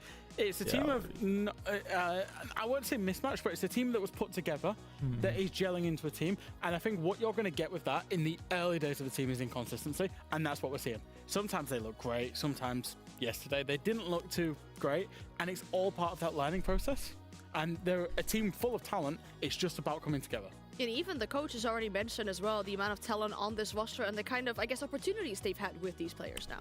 Yeah, especially Freck. I think Liloon has highlighted him, a couple of times. He is the standout player for us. He will say here, we will see a quotation actually from Liloon that says Freck is the teammate you can always rely on. He enables his team with his work and energy while still performing himself. A blessing to have him. And that's the biggest thing for me. Not only is he carrying in-game with those statistics, but also out of games with the vocals, with the energy, and with the shot calling. He's the all-in-one player. But once again, it's a team-based game, and he's not enough to do it alone. It is, yeah. Obviously, we'll have to look at their opponents for today as well. I mean, we mentioned out with the old, in with the new. All the BDS players have moved over to Falcons, and they're playing under this new banner right now, having reached that top 2 yesterday as well. Absolutely huge for them. I think, God damn, where are these what you pictures? said in the interview, like, it wasn't really an easy game. I need to for them. add a It seemed picture like for a it was thumbnail, and I'm in League of Boston Valkyrie, that one. 2025 It's Flickr something we're album, seeing just with this looking roster for alone, me. just sheer There's just individual so many. Yeah, they've been so good. I think when it's not Solitol, A lot of dream it's pictures in Leaky Fack, here. when it's not Leaky Fack, Man, how is many he times will I sexy. say this about this team? When it's not Leaky Fack, it's Useless. When it's not Useless, Oh my God. One of the best players to have ever touched. I'm on like page Rainbow 7. Six Siege. Let's They go. genuinely have so much talent. Again, said it yesterday, we'll say it again today. That maybe masks the processes, the teamwork, and the drive that they have. They get over the line through a lot of individual talent inside of Europe. But when it comes to international events, they are still able to kick it on. As we've seen, they competed in every final of every S-tier event in the last year. We banned it they're up, still Virtue, able to be do it, useful. but certainly inside of Europe, Mr. Jake? some of the cracks can kind of appear, but then they get over the line through individuals. Mr. Yeah, Jake especially those Birch? international events, having played those under the banner of the org they're playing now is kind of like a silly thing, right? I mean, some of these players, thought you were we're seeing hating them on him. walking out on Thought the you were stage hating on him, in Ali. those former jerseys they used to play with. He's Some our of them age? Yeah, I have know. been on that team presenting that I know. organization Used for years. to Was drink it at Shaipo events been with playing for BDS since, him and a was it player named 2019, Magnet. I think? Yeah, it's been actually almost The 5 lads. years of representation, a little bit more than 5 years of representation of that organization. It's the initial projects of BDS as an organization. They started esports with Rainbow Six and with that roster. And it all started actually, if you want to know the story, with Eric do just want in to know the the story. gym meeting the founder of BDS. Well, that's how far it Really? Wow. Yeah, it was Okay. it was a long time thing, and they were part of the basics and the foundations of that organization. Now that they've left it, you've got to prove a point. You've got to feel like, hey, we were right to leave. We're actually the best caliber team. And the teams that you picked us to, the team that you picked to replace us, they're not replacing us. We're that much better. And that's basically what they want to prove in that BO1. For sure, you've got to have some kind of pride here.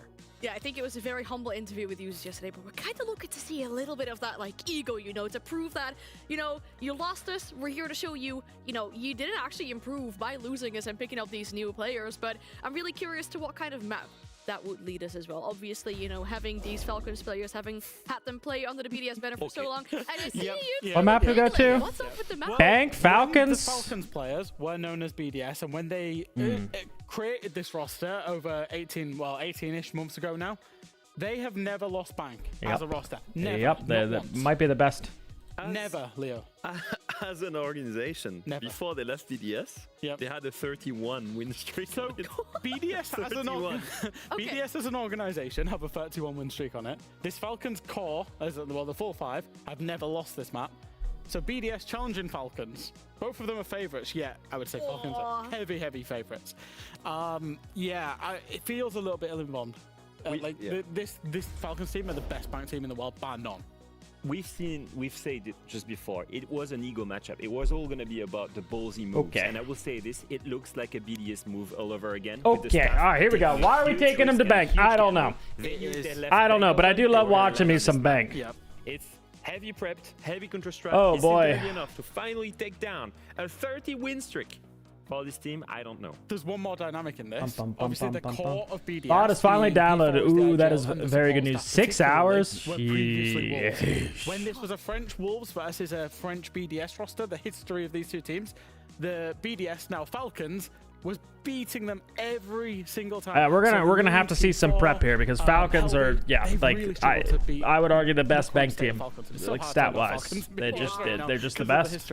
So there's so many things going on at play. I get it, but I think they absolutely love this map. This is a comfort map. Closer to the edge of my seat with how excited I'm getting for this game, with all the information that we have on these players, on the organizations, on the map that's coming as well. But the good news is that the game is ready, so it's time to send it back to Ace and Des for Bank.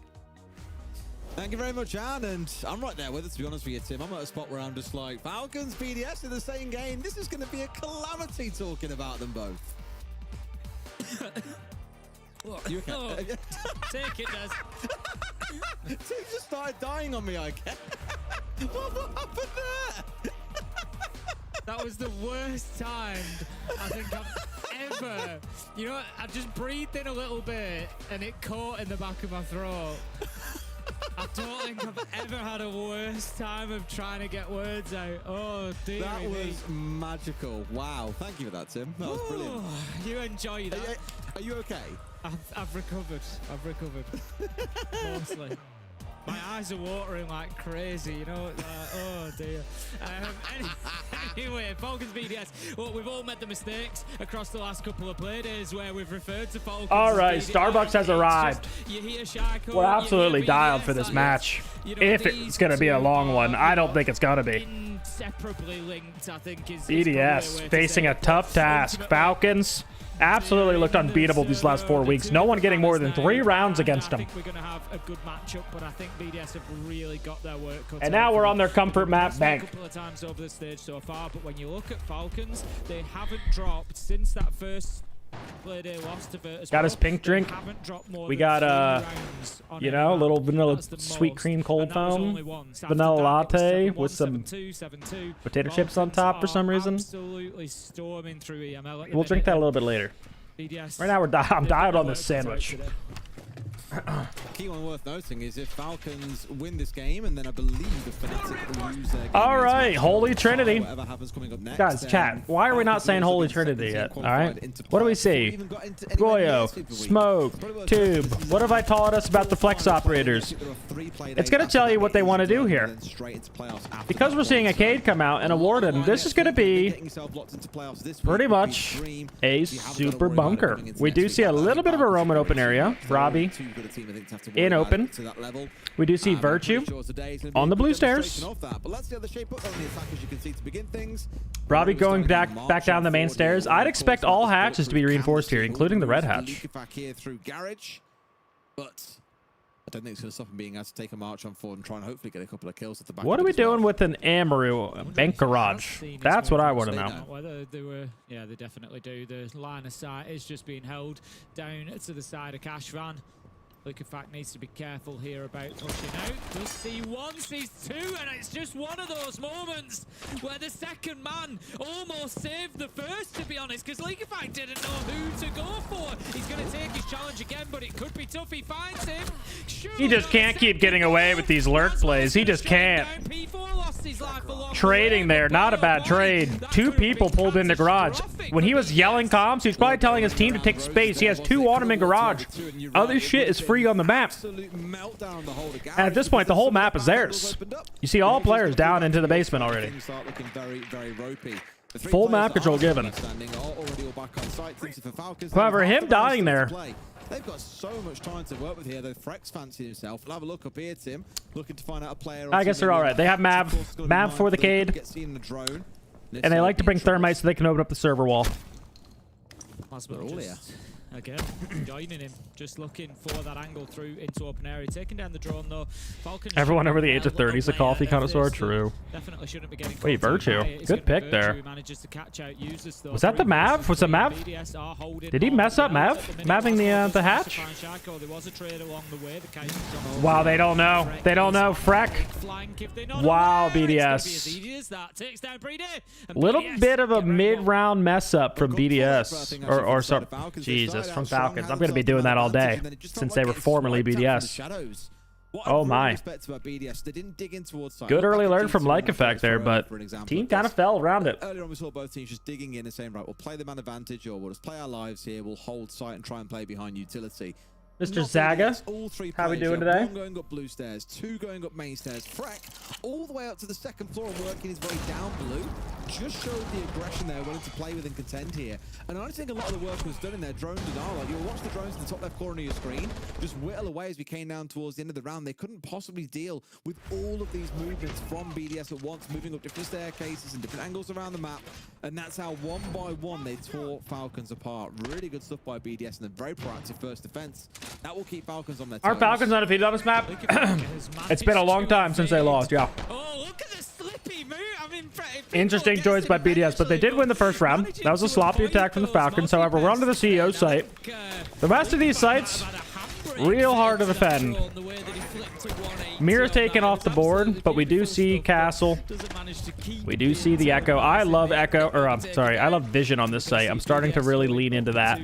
So we see Echo. We have Mozzie even. Might be able to see a Cam. We've already seen Bank today in one of the best games I've seen in a long time. Virtus Pro versus G2. If you missed that, it's certainly one to go back and check out once the play day is done. But not bringing an IQ. Bank as well, and it was all attacker sided. Probably going to be a window take because that's just a meta of Bank nowadays. You don't have Ace, you don't have Abana. It's very difficult to open up the Kanto wall, so we're going to see a window take. I think they might do. Of course, we'll see exactly how much work can be done by P4, Lasmo, Freck, who no doubt will be out of the roam here. Probably also see Robbie trying to cause a spot of bother. Admittedly, not too much roaming you can do on this site itself. It is up on that top floor. But as we saw Doki proving earlier on, a lot of C4s can come from that ground floor and start looking upwards. Love seeing the Zero coming back out as well. Not often that we see Zero step up, but I think a number of people started saying for a while, like, actually ridiculously powerful. I want to say, would I say E3's the best spot? That or like long dash scrim meeting? On Bank Zero, like, he's absolutely crazy. More teams should be trying to think about running him, and sure enough, now you see Falcons doing just that. Because these cameras can just see so much because it's such a big map as well. Are we going to see a power here? Anyone able to go for this guy in ATMs? Do we want to go for this guy? Yeah, Zero is one of those kind of under. Oh, did he see it? Yeah, he saw it. Definitely a good rank. That's one Echo Drum. And then he's got really good vision here with this Zero. Hard breach gadget for yourself, so you don't need to rely on a hard breacher. Checo getting a lot of stuff done with his Flores drones, I'm sure, creating gaps. Getting rid of the shield, I'm sure. Stock Hall, CO wall open. He's able to poke S2 here. The Echo Drone does see Shaiko, but he does get one. That's Freck down. That's a huge player. And BDS, or God, Falcons, going to be pressure from the windows and Stock and Curve Hall. also falls. Like a fact, walking up Spiral. More of an aggressive tack, not just Windows focus with util. More so taking a lot of space on CEO. Still one more here to contend with. Player stuck in the elevator. Robbie on main stairs gets himself into meeting. But again, these Falcons players just keep on But we know guys still in the elevator. Ooh, he just managed to get out. I don't know if they know. Doesn't matter.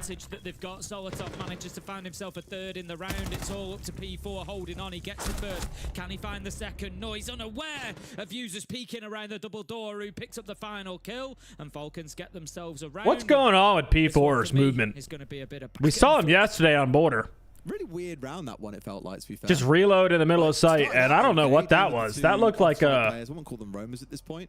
But then it just became this weird, like, tit for tat back and forth. Looked like a controller movement there or something, right? What was that?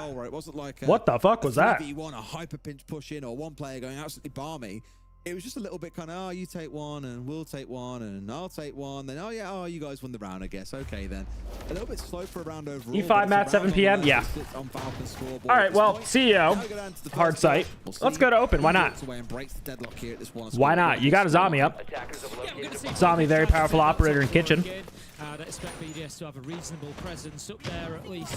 I do think open is the easiest site to do a direct hit. Most teams don't run a warden. So there's no ward in here.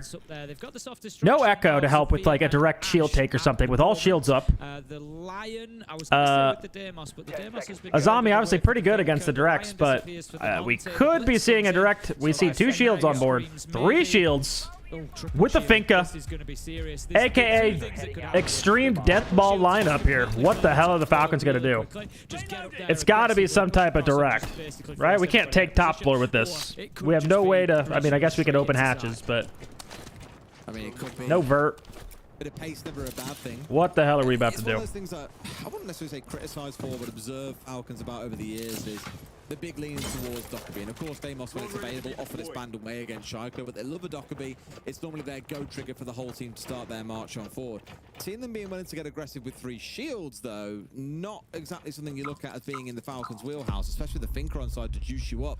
But pace is going to be the name of the game. He's no Bolo on the mechanical front. All right, Monty up red, extremely strong, but no, they do not. 2 shields have gone out. But Robbie, triple. Give him the quad. Don't run away. Interesting triple shield take. I don't know if we'll be seeing that one again. Shields? What shields?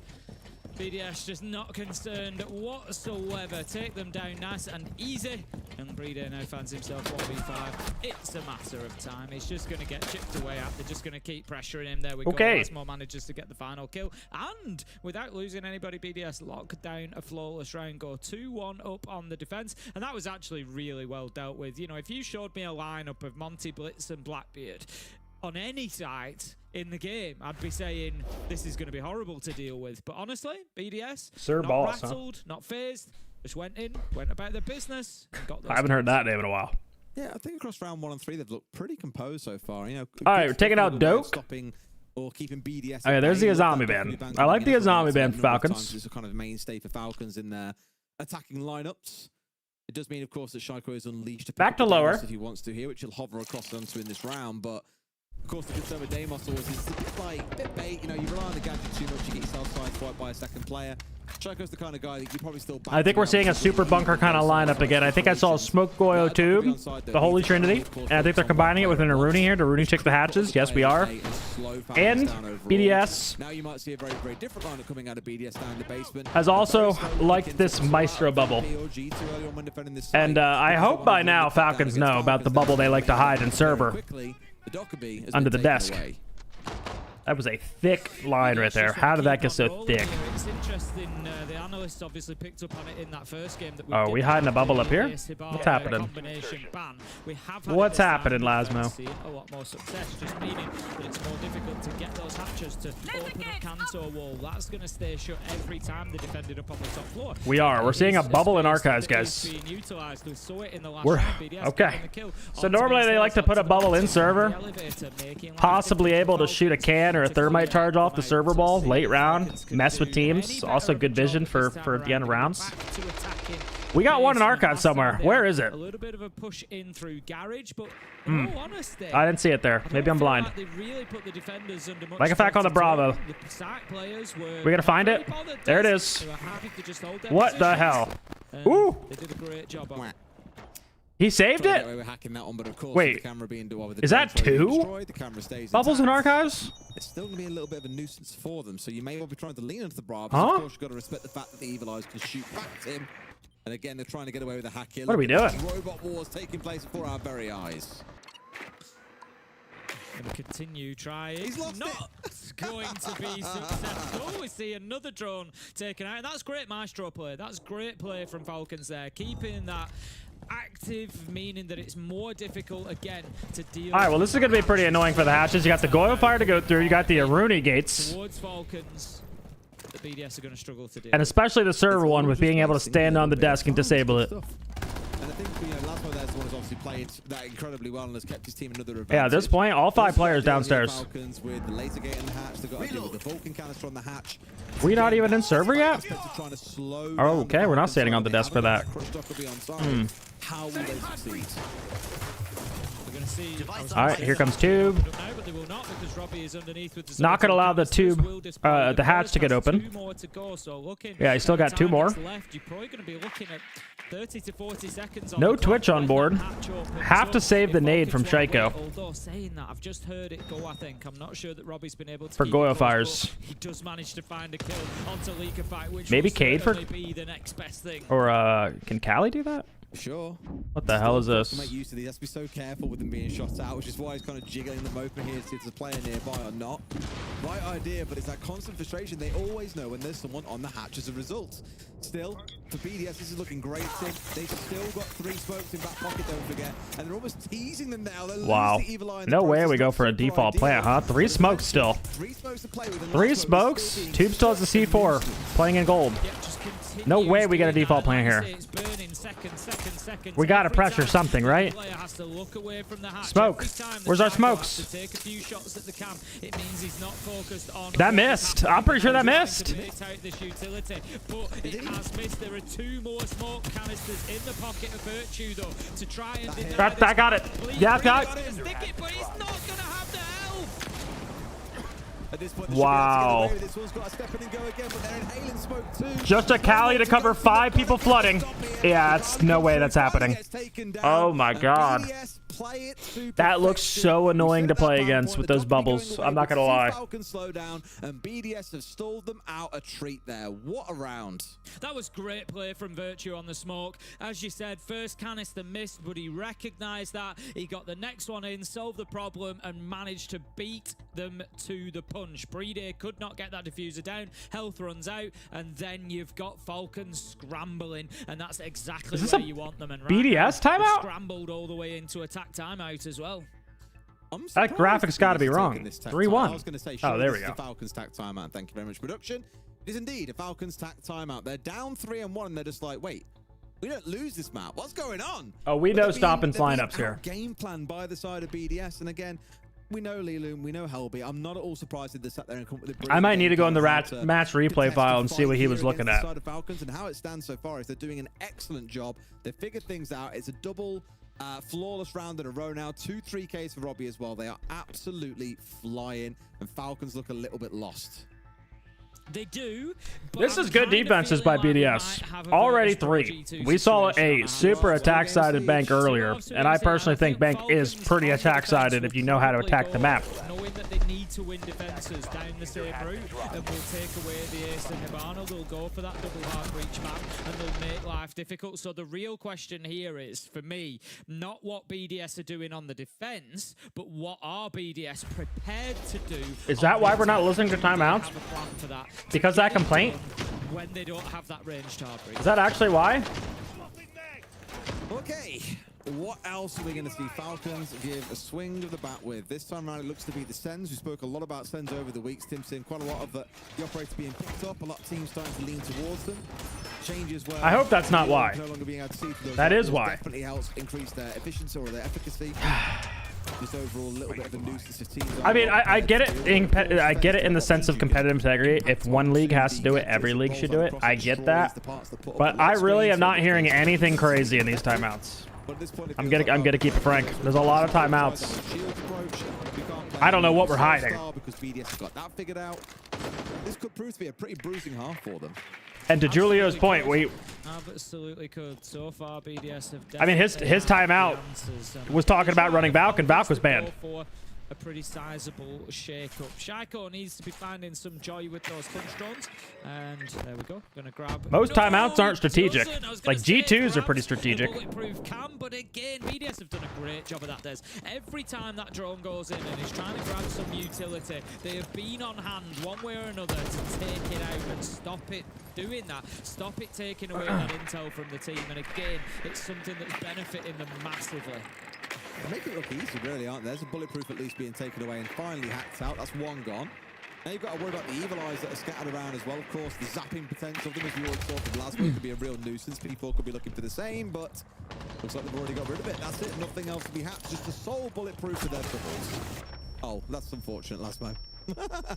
Yeah, Lasmo. So back to CEO. Sight Falcons were able to win. We're playing a little aggressive against the Windows with Vigil. 1 minute 30 left to go. The question now for A zombie being banned, so he went Vigil. Every time somebody dies on defense, I don't hate it, but against a good team, they're going to know how to clear you out of those spots. Might not be the case because, of course, Vigil, you kind of expect him to be playing away from site. So wherever they're playing, if they have returned to site, can often sometimes be a bit of a bonus position. It's just where they're fitting in, so it may not be that Interesting shield. or that it leaves a specific gap, but we see the light walls go out. Solitov manages to pick up BDS, we're just dying.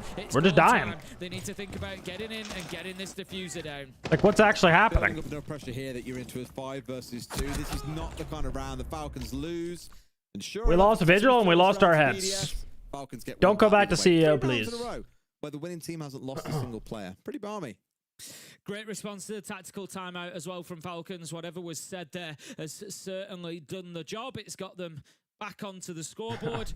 And as you say, just keeps them fighting in this first half. I think, like I say, given the potential for that double hard breach ban, getting into the second half, Falcons on bank are going to be I don't mind the no timeouts. So if they can get in, I do think EU shouldn't be the only league that does it. 3-3. They should all have to do it. But I also do like that we have it at lands, right? So recovery given how things started out. I think it's a totally fair thing to save it for coming up against this team for after. A solid game plan in mind, exactly the same way that Virtus Pro and after the G2 play have days each other as well. I think he said during his interview they've scrimmed, what did he say? Scrimmed like 50 times on bank in a week. Yeah, I forget what he said, but it was a very short time period. And I was they like, are. damn, you scrimmed them a lot, huh? On their best They struggled last time. I mean, last time I seen them play was Reload versus CAG. They kind of struggled on attack a little bit. Not CAG, FearX rather. And then we're able to put it all together, and their defense has closed it out. BDS getting crazy in these rounds. Like, they've been winning some pretty normal Gonna have a little bit of a rat play here. defenses. Oh man. Freck the King goes down, all because P4 wanted to hide in ATMs with 2 castle barricades in his pocket. This is the moment, guys. This is where we find out. Are they aware? I don't think they are. That's got to be a misdrawn there, surely. No, they've just seen him. Oh my god. What am I watching? This is like Falcons aura. You're pulling out crazy fucking rat plays because you're going against the Falcons. He hasn't been seen here. This could be such a big mistake from Falcons. Oh dear. He's waiting for a second to come, but there's really a second to come. He needs to kind of just go now and get this kill. He's on drone. Who cares? Go on. Just get the kill. Go on. He's definitely There's no one. He's waiting for a second. Bro, he's gone for a piss. He's AFK. It's fine. Go. Now we're moving. No. Okay. Any chances if P4 doesn't come away with that's why he wanted to stay in ATMs. No! But he doesn't get the kill on it. If he comes away with... Oh my god. Yeah, that happened. Yeah. Yeah. My eyes. My goddamn eyes. I'll never get that back. Oh my god. Managing to drop in on users who has absolutely no idea. Oh my god. Just taking him out like Batman. That was incredible. Okay. This has been a round start, I'll say that much so far, but it's boiled down to a 3 versus 3. So in essence, they've kind of come out all things square. Birch with the pressure, great shot from Solotov there. Brother, this guy stinks. Getting close to that 3-3 scoreline. Oh my god. One thing I can guarantee is that you will not see many rounds like this in Siege again.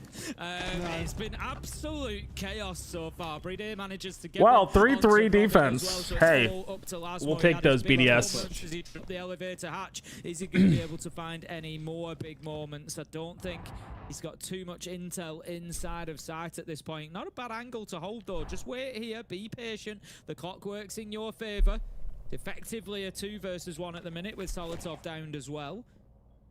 Brede does have the diffuser in hand. Is not going to start sticking it just yet. They have no idea where he is. I like this plan from Lasmo. Just if they're not going to plan, I'm going to keep letting this burn down. I mean, he tried. Yeah, that was... Those were some rounds. Hey, hey. Siege was played. Good timeout, Falcons. let's not P4 hate. Yeah, hey, good timeout, Falcons. Because that could have been such a turn. 3-3 attack. Oh, even if it gets the player on the repel, it's exactly what they needed. They've generally been very good on defense on this map. And against BDS, Isn't it? You know, you throw who we saw struggle yesterday on border. Stuff, you know, he comes away Think we might have just saw the Falcons just climb this, climb themselves out of that hole that they put themselves in. In a different, you know, timeline. He gets See the Mira being taken out. Monty. Okay, we're not seeing an Ace of Mana ban here from the Falcons. We are just going to see a Monty Damos ban, and we're going to see a Miracade ban. Understood the intent, I think, is the important part. So they don't want to have to run map. It's intent that can make the difference. Getting rid of Cade. I think if I get Freck at the very start, how much does he get off him as well here? To be fair, How it's a does rapid Solotov drop. react so quickly? Solotov's going faster than gravity there. He is flying towards that floor. I guess Freck down and shit. You're out there. Surely there's a better operator, a better gun you can put in ATMs. Lethal, like, takeout drop. Hell yeah. Someone else to put in ATMs. I did wonder how he went down there. Okay. That was a really good shot from Solotov. Loved that one. Solotov was low health as well there, and it was pretty much a 50-50 gunfight as he was moving in. Like you say, he did a really good job to actually come out on top of it because the player on Legion had significantly more health going into that fight. So that's a 3-3 half then, Falcons. Maybe anybody else on the team could have been in that spot. That's all I'm trying to say. They have possible 6 rounds, maybe less. Worth noting, as I came into the game, yeah, and Freck died for that. Freck did die for that. All right, anyway, defense. No Holy Trinity coming out from the Falcons. No tube. Just a smoke Goyo. They're, I think, kind of patented Mozzie at this point. I feel like they were the first team to use this on Mozzie in the server room. It protects the Goyo fires. Also never really lets them know when they leave server. I'm a big fan of Mozzie in this position. Virtue. Died printer window. That kind of sucks to lose your Hibana there. Can we... Who's got cans? Please tell me we got... Okay, we still got 4 cans on Grim and Sense. They are banking on Falcons leaving their positions, and Grim and Sense, obviously fantastic execute operators if they can get all the space and all the control that they need. Start coming away with attacks here, and they start... They're not going to do it this time with Hibana gone, but you know... Our Falcons playing in all the normal extended positions. We see him on the flag hatch, in server, in the elevator here with Solotov. All able to just fall. As soon as they feel any pressure here, they will just fall back. Here comes Dokkavi calls. Maybe in a 5v4 though. Shaiko gonna try to play a little bit of an aggressive position. I'm sure the hatch above him's reinforced. Just got droned, but it's Shaiko. This guy can do what he wants. Gets himself into a little bit of a pickle here. But comps? Where's the comps? Why is that guy walking into open area looking that way? BDS has got to figure something out here. Go on, push it through. Go on, shove it out of the way. Trying to just clear out the drone hole. This, yeah, look how good the Mozzie is there. They try to go for the BP, but there's a Mozzie pest in the middle of the room. Huge for Falcons. Vision still up. I guess I got hacked, but whatever. He still got vision. So they will take out the garage bulletproof. That's going to be all they get. 3 versus 4 Falcons, I think now pretty comfortable just to sit inside. All of them are there. This is going to be pretty rough now. We're going to see a sense wall. He's on the hatch. He's going to have to sense and plant in a random spot, but there's still vision up. There we go, Tim. We get towards the last 40 seconds now. There's still a phone call to play behind. Maybe, possibly even a Mozzie-pested drone. Got light screens. There's actually a lot that BDS can do here with the utility they've got. There's a C4 and 3 smokes on the other side to play with. It's not the end of the world. Yeah, they need space. They need kills. We need Freck to go huge. Parts of the map. Breck here is trying to do his very, very best to get Solitov removed inside. Got a 417 versus the Vector. Freck does kill him. That's going to be big. Back take. I like taking more space here. I think this is a good call from BDS. You can't go for a default plant. We need more gunfights. P4. Gonna die. Bomb's down though. Falcons no. Robbie with the cover. Yeah, don't matter. No, they'd missed the second man coming out through the hatch drop. It's Shaiko, gets the close they need. I still like the idea from BDS because I don't think they would have been able to just plant. That would have been way too hard. Such a killer for BDS. We see the silhouettes and they're holding the cover. I think it was Robbie's on the cover, and it's a good line of sight, really, holding through from Locker's window, through the rotation, all the way onto server door. It's a great area to be challenging onto. If you know somebody's going to come in through there, you can hold them back, but just slip in the net. Shaiko in through the hatch. Absolutely nothing that they can do about it. And Falcons take their first defense. Maybe a little closer than they might have liked. It was a good effort from BDS, but it was all based around those kills. This was ridiculous. How did I not know he was under here? He just fought the guy in open. Or he just fought the guy in kitchen. That guy should have been calling underneath the stock hatch. But this is the challenge. This is the size of it now for BDS. Work to be done for sure. All right, CEO, normal second sight. Of course, you spoke about those bans a bit earlier on. Of course, we're getting about how it might impact onto the other side. And Azami's up, so we're going to see Lycofak on the Azami. Very powerful operator on this. Obviously, Ace and Habana are still up, so you're going to see Usus run that Bandit. Hopefully a little bit better than Doki here. He's able to keep the Kanto wall shut. But out of this lineup from BDS, this looks like they're going to want to repel in, open that CEO wall up with Thermite. They're then going to use an Osa shield and try to just plant inside that open wall. Glaz going to cover from the windows. So it looks like a full-on window take, but they're going to try to open the CO wall up that's on this side. We see a lot of teams. Furia's doing this. SSG I saw do this take as well. Just for now, I want to make sure they've got control of crucial parts before they start thinking about what an execute could look like. On the Ying. Virtue, just holding the flank down here. Set up some air jabs. Maybe put one on curve as well. I think we should see him come up here and put one on curve. Yep, there it is. Now Janitor can't get aggressive S2. Robbie, early pick on a Shaiko. This is good.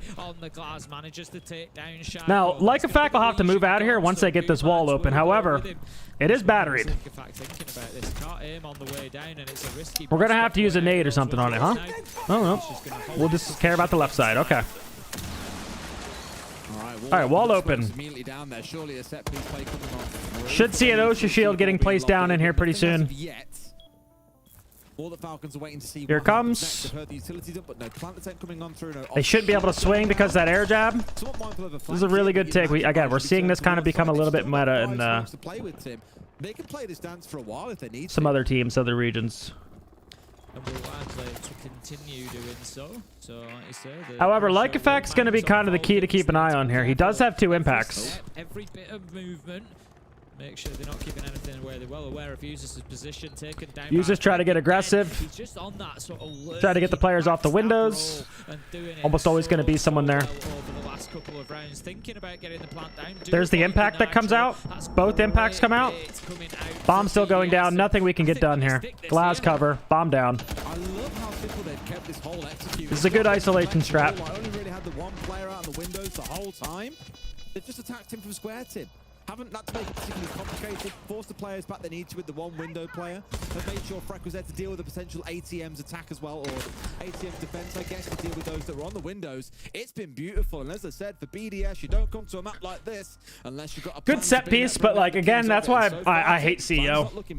There's just so many options on CEO. I mean, bank defense in general is so fucking hard. Like CEO, you got those util-based window takes. Look at Shopify with Roar with Sense. You got Capital over the Jan wall. Like you got have those kind of takes. Then you have this take, which is a variation off the window take with Glass, Thermite, Osa, being able to plant for absolute free. I mean, yeah, there's just so many goddamn options that it's so hard to stop on CEO. Nothing to remove the shields, no way of dealing with that. Getting caught out. Open area. I mean, maybe we'll see Falcons go open, but so free to attack open with direct takes, Glass, double shields, whatever the heck you want. No one ever brings a Warden on open. You can spam Ying on this site as well. We do see open, and again, no Warden. A zombie, though. Very powerful operator. And we will see a clash. Sure, I'm just... STW, thank you so much for the sub, and welcome to the candy jar. Much appreciated. It's feeling the same again here, Tim, where they're the ones that are setting out what happens. You don't expect that on the attack, and I said back at the time, it can't just happen on defense, it's got to happen on attack. All right, we see double shields coming out and a ram, and sometimes when I see double shields and a ram, either A, we're just going to get top floor control with the double shields and use ram, or B, we're going to use the ram as a distraction, dope call, and use the shields to go at the Teller's Archive player, which is always alone. What a story that would be going into Super Week. Shield, it will be Blackbeard and let's see what the option is. Looks like we're going to go for more of a standard full clear. You see Blackbeard still right there, top floor. Ram, already ramming vert. That will be the case. Lasmo, I think, just on the rappel here, looking to get himself into top floor to support the actions of Freck on the ram, who has already started opening that floor up. I love the ram for doing that job. Why did they play CEO first? They didn't. They went lower first. Archives and Tellers without having to expose yourself, without having to overcommit. You can get those angles and make it difficult for Falcons Appreciate it, Dizzy. to play inside of there. So you have that option between the three operators that can do that, right? Sledge, you've got to be melee range. Buck, you know, at least somewhat close range. Ram, fire and forget. Press that button. You got a warrior. Are we going to use the ram and swing in? Mask the sound here? Wow, pop the fire extinguisher too.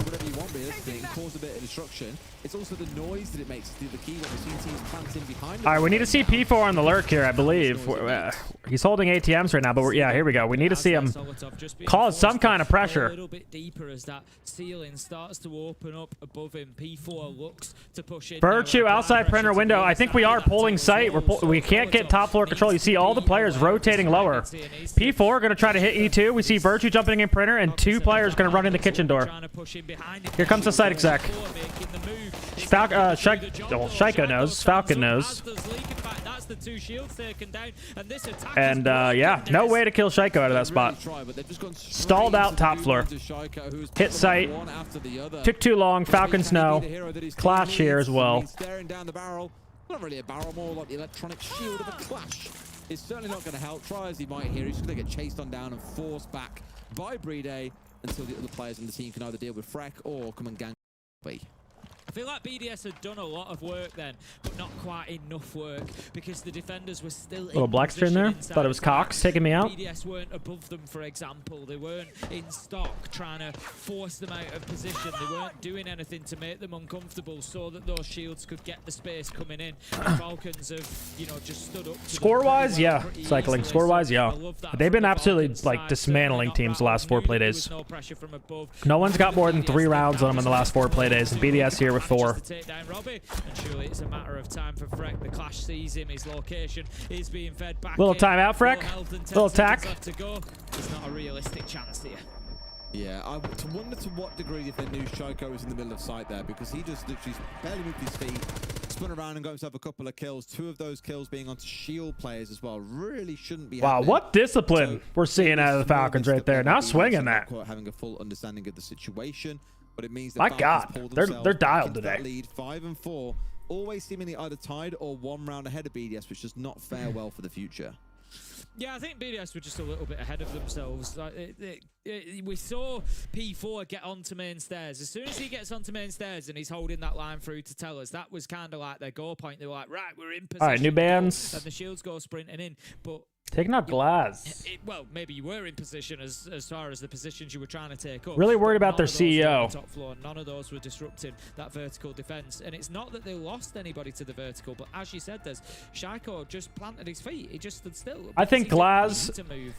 Glass is actually a good band because I actually think Glass is so good on bank in general. If you guys were here during one of the bank games, but like pressure point. Bank is one of Glaz's best maps. You got on lower site. Glaz is the single best operator to take garage by himself. He's got a Gone 6 get rid of the BP that's in there. 2 smokes. You can play that pixel spot. Like you literally can't beat a Glaz 1v1 in garage, which is extreme pressure, extreme pull. Defense is gonna have to bring more players in there to stuff it. More space opened up on the map. Open area. You see it with Glaz often. I think doing a direct take with Glaz through the kitchen door, it's just almost impossible to stop. No one runs Warden. You could bring a Brava or a Twitch to clear the trap. If they're running in a zombie, you just run a Flores combined with the Glaz, and like it's just free. And then we already saw the power it caused on CEO. Open up the wall, have Glaz just cover the plant. Nothing the defense can do. So don't hate the ban coming out. For BDS, they've just got to keep doing what I also like the Valk ban. Falcons, I think, are, I mean, they haven't really shown to run it, but they are one of the most annoying teams with Valk. And here we go. Back to lower. The Holy Trinity of Bank. Goyo Tube, Smoke, and we're running 2 trap operators with it. So when I see this, I'm thinking we want to hold on to our ground a little bit longer. Jaiko usually playing an open area with it. Like a fact, right now extended to Teller's Archives. Yeah, I don't expect him to actually stay there. There we go. As we've said, for the team coming together, you know, having to little double roam and open. It was, you know, all about right. Let's get settled in. Let's, you know, play this first event as a team, and let's get settled into everything that's in front of us. And they've done a fantastic job. I'm loving watching them in EML. They really are that team for me. I'd say BDS and Matchcore are the 2 teams for me that when they load in, I think they could always win this. You know, this could be an upset. Why are we red pinging in the big 2-5? So yeah, definitely been a lot of fun. We see the challenge coming through. Solotov's going to take a ton of damage. Does get away. Honestly, a really good pull there. They're red pinged. They thought it was just Solotov top lord. Lycofac was actually in stock. Huge roam out of Lycofac, getting 2 from that. And I really feel like comm-wise, they were just calling Solotov solo top. Maybe not. It's in the hands of P4, so maybe you'd say no. But it's a 5 versus 3. These are the kind of rounds that a team like Falcons simply doesn't lose. They're going to be up to 6 and 4, more likely than not, Tim, unless BDS can work some real magic here. But their magician in Robbie is off the board. Yeah, I mean, BDS, in terms of their operator lineup, they've actually got a very flexible lineup here. So we look at that and we think you've lost Dokkaebi, you've lost Ying, you've lost what we would normally be saying, you've lost your execution. That's the operators. You're going to use their utility to try and put the diffuser down. But look at what they've got left. They've still got the sense. They've still got the grip. Unfortunate. Same operator lineup out of these guys back like when this happened last time. Like we still got that Grim, we still got Freck, we still got P4 on the sense. This is the same thing as happened last time. How are we going to see BDS get trades? Last time they walked garage, walked down main, went E1 elevator. Freck was able to get 2 walking garage. But what's the plan this time? Surely, again, you can't go for a default plan. Falcons are not going to give you that chance. It was going to happen at some point. Falcons are not going to give you that chance. Every single player is back on site. They are dug in deep. They don't want to worry about swinging and trying to risk their lives going for a silly 1v1 they don't need to. Just sit on site and play for trades. It is as simple as that. They are waiting and ready, and then the BDS are just walking into a death trap. More than likely, just scoping out the utility as well. We've got at least 1 Vulcan canister left, so they're probably going to have to go deep here, given the time that's left. Another pick. That's just Shaiko under the red hatch. You watch Falcons on any bank, he just owns that spot. With that Vulcan canister popped, BDS, you just got to get aggressive. You just got to push forward. They can let it burn out, but they're going to have about 15 seconds, and there's a second one there anyway. Somebody from Falcons hits that shot onto the canister. This round is pretty much done. Virtue's going to know that. There's just so little that he can do there. It is absolute ton of damage. He has just nothing they could do in a 2v5. No choice but to just run in deep and try and find some kills. And again, this is exactly Falcons playing the way that they should. Virtue doing Virtue things. Not even going to try to plant the bomb. He gets his exit frag. But the rest of it, just go back and watch how they've wasted time there. They've pulled back at the right time. Lycofac has hit a blinder of a couple of shots, got away with a couple of kills. And they know then that playing for trades, playing behind the utility, playing behind the sites themselves is the way they see it over, rather than worrying about 6-4 Falcons, match point at this point. Really impressive composure there and showing how it's done. Yep, great stuff from Falcons. Secret play yet? Onto map point. Well oh yeah, I think, Secret played, and they dominated. In this one, they haven't been walkovers, and It may still be a twist in the tail yet, but I don't know. That last round, it felt like Falcons have found another gear again. And I said this about, I kind of expected it in round 7 from them when they went off the defense, and I'm not sure that we saw it immediately from them, but they just looked a lot more comfortable that time. Now, watch the BDS comeback. All right, well, CEO was the site they won last time, but they used Glaz. Glaz obviously banned out now, so we're gonna have to see a different take out of BDS. We're seeing double shields. Considerably different now. They've got the Roteros of Flores, they've got Blackbeard, they've got Blitz. So we're also seeing a knock. Flores maybe create some gaps for the knock, and a Grim. What could we be seeing here? There's no more time for that tack timeout. There's no other time to figure this one out. If it's anything like what I've seen from other teams, it's probably going to be some type of curve, stock, main stair pressure. Grim being solo operator on the windows, making it seem like it's a window take with full pool. They've got 2 bulletproofs to ignore. Of course, he can get his way around the Yokais too. If Falcons lean too heavily into their intel game, they could pay the price, but it is a big if. First Rotero drone is going to be sent in. What is going to be the target? Yeah, element format, anytime you see Swiss, it's just, you need to get 3 wins before you get 3 losses. That's all. That's all Swiss is. Through the entire map to try and clear out anything you want. You've got to think about your ingress point. Make sure that it is nearby what you are looking for. So that gives access to those spiral stairs at least. It could be that we see Freck moving up there with the knock. He's just activated that hell presence. All right, here's that knock main stairs. Flores, again, creating the gap. Got the barbed wire, util, whatever's there. Off main. Now that is a gap for Freck to hit late. Also clearing, that's probably for himself, so he can now hit curve later in the round. Shooting, anything like that will then burn it down. But Lasmo is solo windows, so I'm thinking this is pretty much what I was saying. Hit curve, hit up main stairs. Yep, and hit stock with the shields.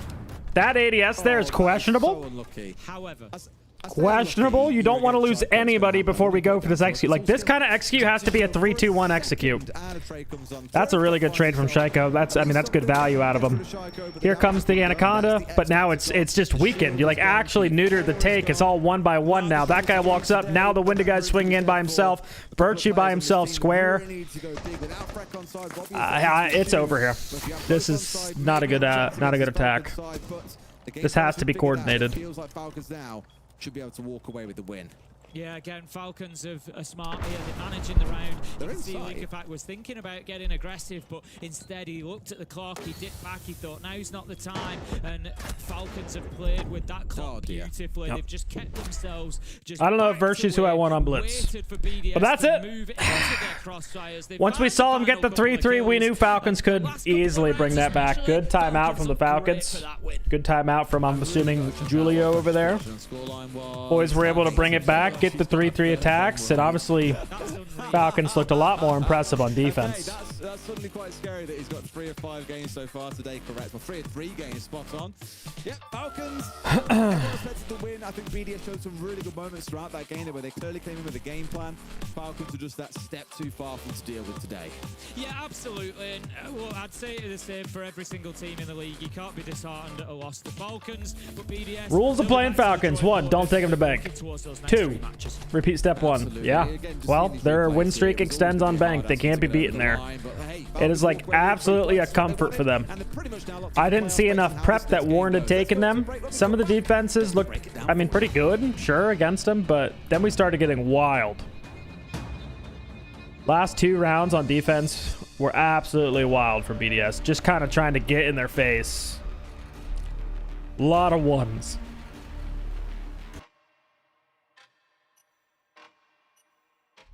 Was that the last match? No. So we have arguably match of the day coming up. As far as a close game, we have Wizard and Fnatic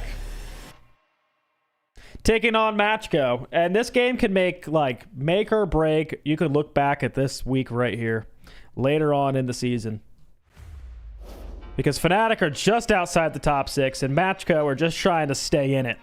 BDS also falling here helps a team like Fnatic. If Fnatic win this, they can get up into the top 6, which is where you want to be, because playoffs are top 6 and top 5 make the major. Only one team not making the major. So Fnatic are on the cusp. Obviously just lost to Falcons, but look, everyone's getting beat up by the Falcons. Look, they also took Secret to bank. It was a 4-7, right? But that's okay. Secret, Falcons, both top 4 teams in EML. They are going to lose to those kind of teams, right? Almost took down VP 7-8 on border. They're close. They're on the cusp. They probably need maybe a change or two going into stage 2. But it doesn't matter. The rest of the season's still going on. And Matchco is a team they can absolutely take down. More on their level if they want to be one of those 5th, 6th place teams. So this is going to be a lot closer of a game. Matchco, obviously, they came off losing to Secret 7-1 last week. But they were the team that impressed and beat VP on Chalet. So they're a little bit of an up and down team. They also beat BDS on that consulate. So it could be, again, a very, very even game coming up. What website's that? That's just Liquipedia that shows the schedule and everything. Just search Liquipedia EML 2025 or whatever.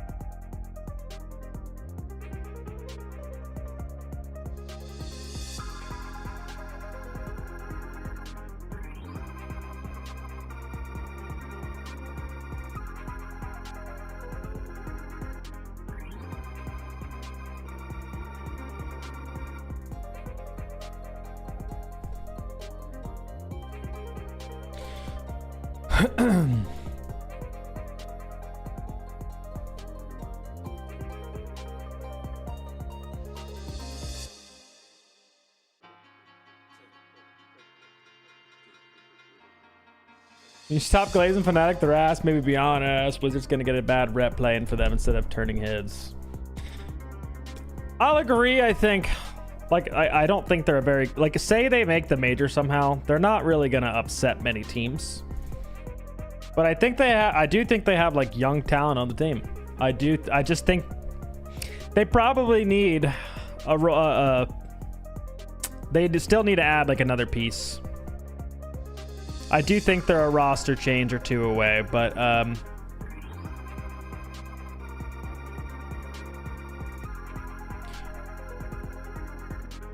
do you like the 1-map match versus the 3-map match to decide the win? Are you asking me like a best of 1 or a best of 3? Much rather best of 3s. Best of 3s are way more competitive. But I mean, I don't mind this format in a sense of like group stage. I don't mind round robin best of 1s. I think that's pretty fair. But when you start getting to playoffs and stuff like that, like it's obviously way more competitive to watch best of 3s. Did Falcons win? Yeah.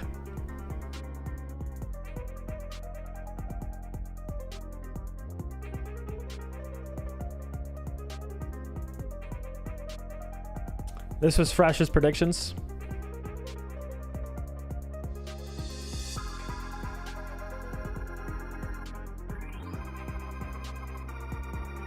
All right, he's saying 8-7. He's saying 2 more overtime games, huh? We'll keep an eye on this, I guess. He's saying Fnatic 8-7.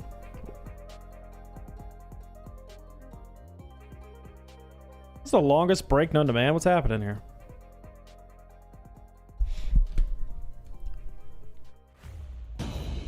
Oh, okay, maybe not. It said 3 minutes.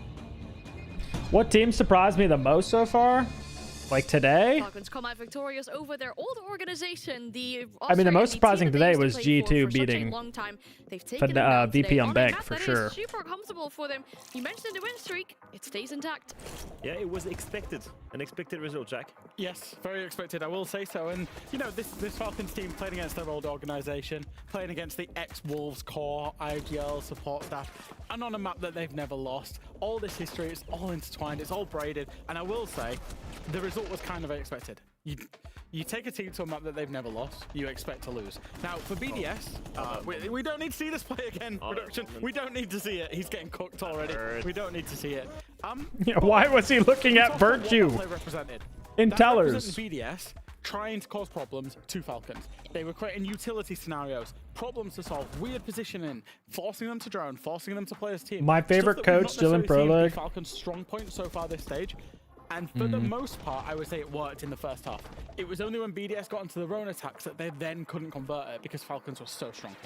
And usually that's not really what you see. Usually you think that the plan, especially a counter-strat plan, is going to be most effective in attack. Because in defense, to a certain degree, you've got to be ready to what the opposing team is doing. But here it was the opposite. I think the defense setup were really... I respect everything about culture. I think culture is everything. Actually 4-2 split for them, I think. Yeah, and yeah, I respect the hell out of call out for that, being able to build what he's built over at SSG. They struggled hard and were hardly tested by one thing that separates them from Falcons. Falcons is a great team, BDS as well, but Falcons has much better individuals. And in those key moments, in those entry departments especially, Shaiko was key there, Likeflak was key as well. Both of them with 7 entry kills. For me, that was the big difference maker. Whenever they switched to attack, they would die in opening agents way too early. Is this the first time that we've seen Shaiko be the MVP for Falcons? Any thoughts on Aloe? I don't really know much about him. This stage, yeah. Like my time in Pro League, I stuck to myself. Been the source of all the Likeflak shows so far. Again, I'm not the most like outgoing person, so I never like just message people and stuff like that. I kind of stick to myself unless people reach out to me. They had a great plan. It's just that so they executed it again, when I was like, I just focused on who was on my team, and that was pretty much it. And like, friends around the league would just be like people that have been on my team in the past. We get to speak to some of those friends we've worked for as well. And that I've worked with, but I never really went out of my way to like talk to people, just because I can be kind of shy at times. Hello guys, yeah, of course. I think it's that probably made it feel like I was a dick to some people in T1 because I didn't really like say hi to people walking by, but really just I'm just a shy guy at times. I don't know. I think that's the only game this stage. When we start the stage, we said, "Oh, this is the game we don't want to lose," and they did the biggest mistake going on Bank, so we take it. I was just about to ask you about that, Likeflak. You've never lost Bank. I think that's well publicized in terms of this roster. Why do you think they had the courage to take you to this map? Because they never play Bank themselves, so I think they wanted to play mostly on the surprise factor. But when a team, in my opinion, when a team is too strong on the map and you never played as a team on it, you don't have like solid base, you can't just say, okay, let's try to full counter them and win. That doesn't work. I think seeing you guys play, I think it's the most dominant I've seen you in regular stage in a long time. Like the last stage was a little bit rough, and then reload was a little bit rough. Where do you think you guys are at right now in terms of level? Because I think you guys are really dominant right now. I will be maybe a bit, I will maybe the villain, but for me the level between the top 4 and the 6 other team is too big. If you see like even us versus VP, we got destroyed, but if you see like the other match between the top 4, that's not a big score, and all the other teams like Secret before us did 7-1, so I think it's mostly this and not on us. And how do you feel about, so we've seen about VP, but what do you feel about you guys and the other teams? So mostly Secret and G2. Yeah, I think G2 have a good start, but the problem is G2 is to stay on this line, to be at the top every time. I think that's what they're missing. Secret for me are the top 2 with us. MVP are coming from far away, and they just gain in power every time, every match. So like Secret top 2 team, huh? They will be the best, but maybe next stage they can be really dangerous. Okay. Right, I want to ask you one more thing. I mean, you already talked he thinks VP's ramping up. Playing against your old organization. That was the first team you joined. I mean, you mentioned that. That was back in 2022, of course. You played your first international event with this team. It must be something as well for the ego to take down a team like that and just to be like, you know what? Show them what they lost, kind of. That's exactly about it, I think, and also the pressure from the I'm still friends with the guy in BDS, not the player but the people above. So they just make pressure on me. Oh, you will lose. You will see. You will lose. Our team is better now than with you. So that's just about ego, to be honest. It's awesome. Well, I mean, obviously there's always talking, but you showed them today with action. So, Leak Effect, thanks so much for your answers, and good luck, because you still have to play against Secret and G2. Exactly. That will be interesting week next week, and I can't wait to play. Yeah, so awesome. Thank you, guys. Yeah, thank you so much. you. Good luck with the Super Week. Thank you. That Super Week is going to be crazy. Yeah. Falcons. There's a lot of the top 4 playing each other next week. Yeah. That's going to be great. Sometimes you have these leagues, and like, especially the group stages, where, you know, it gets kind of like repetitive towards the end. Like, it's like play day 7, we can tell who's gonna make it, who isn't.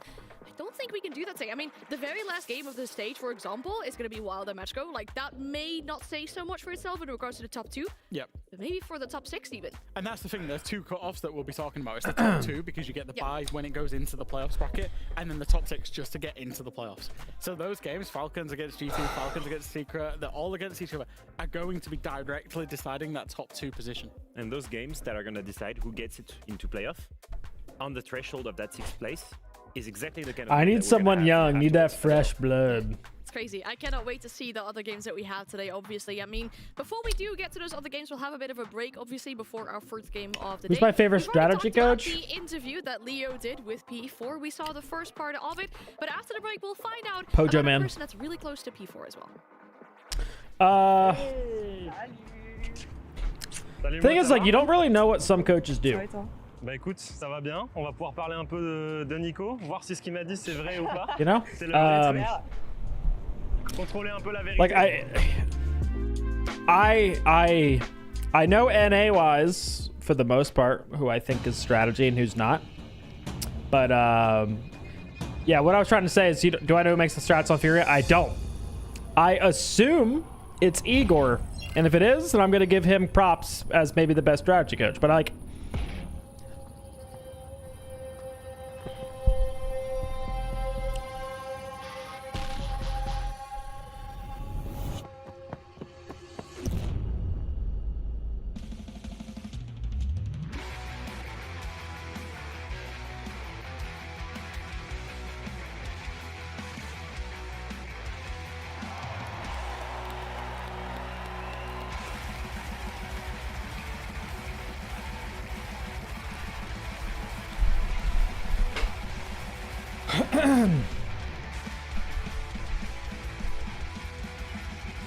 do coaches not talk at all? Like, what, between each other?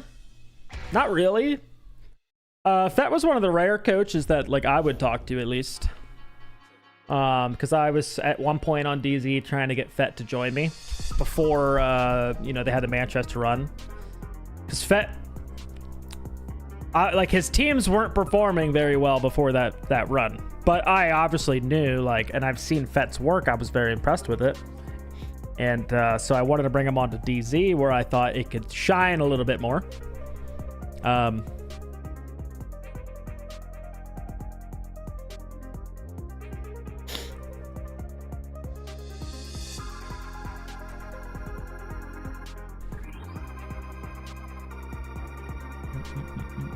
But like, Fet would reach out to me like, hey, I'm trying to figure out Cafe, you know, do you know who to watch, kind of thing. At least that's like one conversation I remember talking about. He was trying to teach them how to play Cafe and wanted some like tips and stuff like that, because we were obviously very good at it. And I wouldn't tell him stuff that we did, but I would like point him in the right direction of like maybe other teams to watch. Other than that, I mean, I've had conversations with Call Out. Nothing like strategic or anything, but we would go back and forth on like a few coaching things. And obviously I have worked with players that I've worked with them, like hot and cold. So that's why I do respect Call Out. Trying to think who else is that I really have talked to.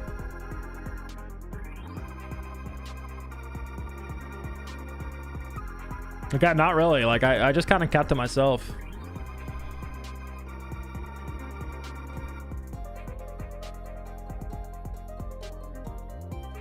I do think Doesn't get a lot of praise for his coaching, but I do think BC, and like that's where I learned everything to be a coach. I do think BC was a fantastic coach and also a fantastic strategist. He doesn't really get talked about anymore, and obviously he was offered a way better position to be general manager. But Brandon knows the game. Like when I retired as a player, I was very lucky to be able to just like Brandon played and I was a coach, and like we were able to work together.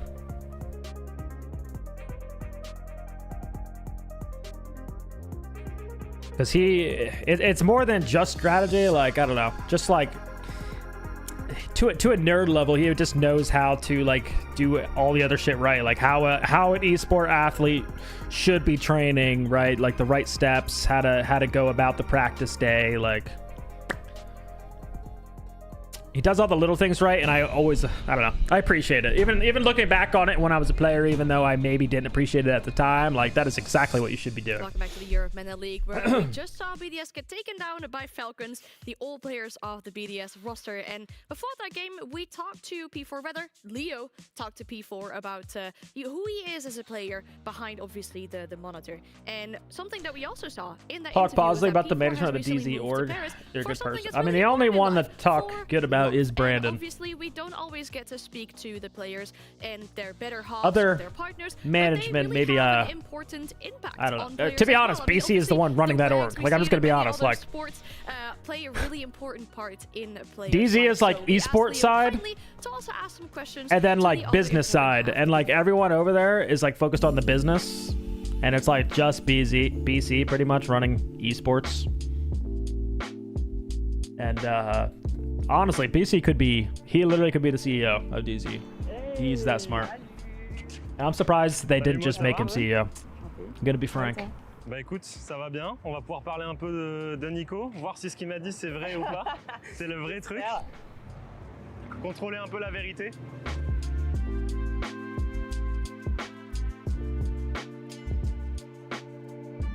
Bon Maud, merci de nous avoir rejoints.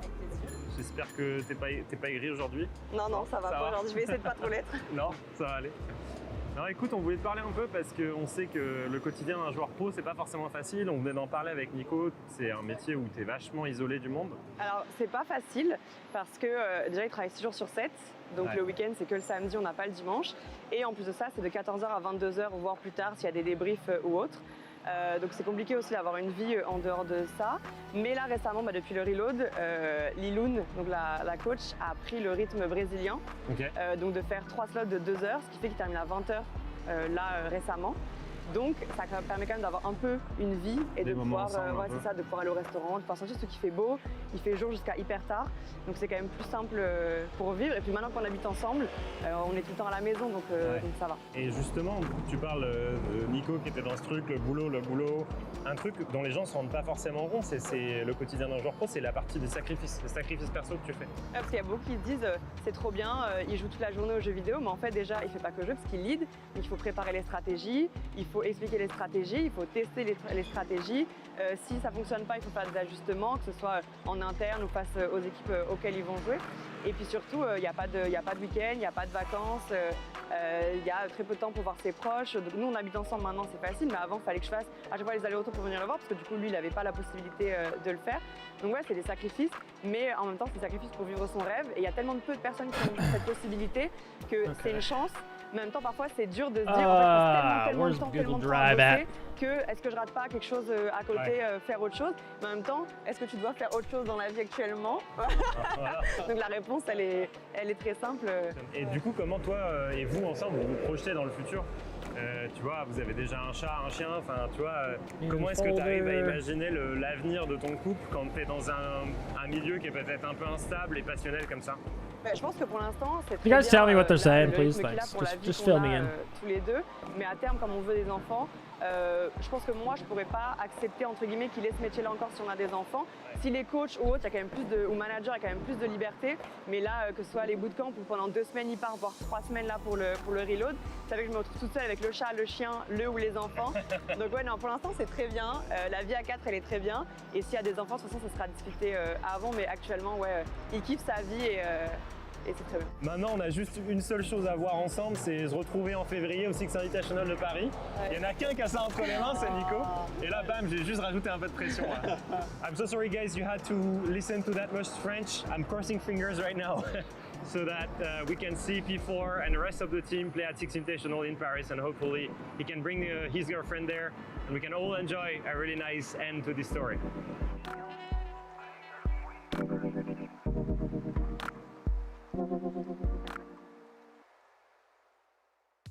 I think it often gets overlooked what the partners go through and the sacrifices I guess they have to make in order for their partner to achieve their dreams, because that is what really is what these esports players are doing. Obviously, you know, this is what they've dreamed of, being able to compete internationally. So I'm really glad She said YouTube chat's better. Really Thanks, bring Sean. that into a storyline for us. I appreciate that, Sean. It's something that people don't often realize. Sorry, it's Twitch a chat. lot of work when you work as a pro player, especially as in-game leader.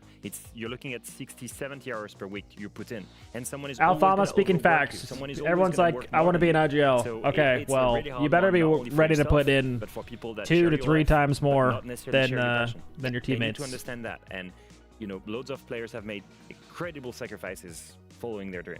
Sacrifice is the big word. When we saw the interview with Doki and now we're seeing the interview with P4, it's the consistent theme is to be at the top of your Someone game, asked to be at the earlier, top by the of way, anything. You've am got I to going to give up so cover much. You've got to make so many Element? sacrifices into Is your it personal 5 life. at this point? You know, like Am I going to someone cover who does Element 6 5 days a today?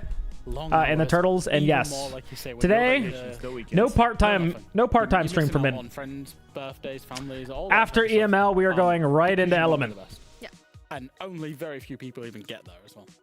It is a grind, Turtles obviously, are and I mean, playing all at these teams are 7 participating in East. League here right now. We're looking So about to an put hour in that after the work stream usually to ends. obviously get the But there are efforts from matches it, at the effects 6. from it. We're looking at teams here as well. I mean, our 4th match for the day, Fnatic and Matchgo playing against Oh, each yeah. other. In That this changed the regard, title? obviously the I pressure did. is Wow, really what a- high what on a- them, what a because if G. you look at the grand scheme of things, this could be the one game where one team ends up pushing the other one. Oh, out of man. contention He for was playoffs. 7-0 This on could be the game where you entry. look back and you're like, oh, Went 1 you and know, 2 last we match, really chat. should have won that. Yeah. Fnatic especially coming in at the lower half of this matchup, they need to start putting This in that work. hurts. Pressure's higher on 26 and Fnatic, I would say, 45. definitely. I think if you look You at can't the- have 2 the context of players what this playing like that. organisation That's. represents, it represents excellence. It represents success. I don't want to be calling This anyone roster out is for a looking roster to change, provide but that. I Has think an Fnatic's opportunity got to younger, make it at good least to talent with playoffs side of this Sarks stage. and They keep falling short, unfortunately. and Wizard, Yesterday was and then a really obviously good play for like them.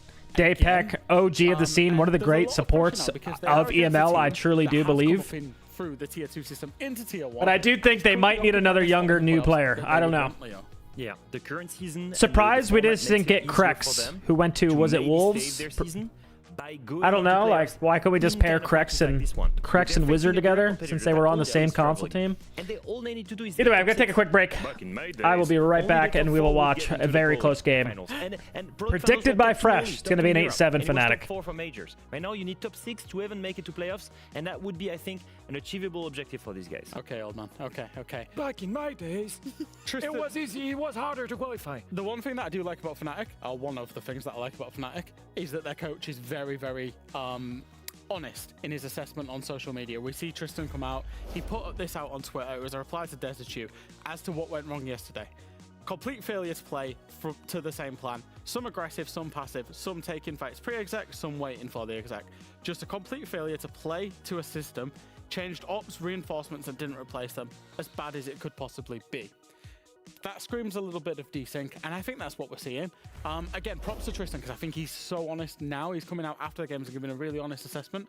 But that's quite a sorry assessment of where a team that should be higher, should be challenging for top 4, is actually at.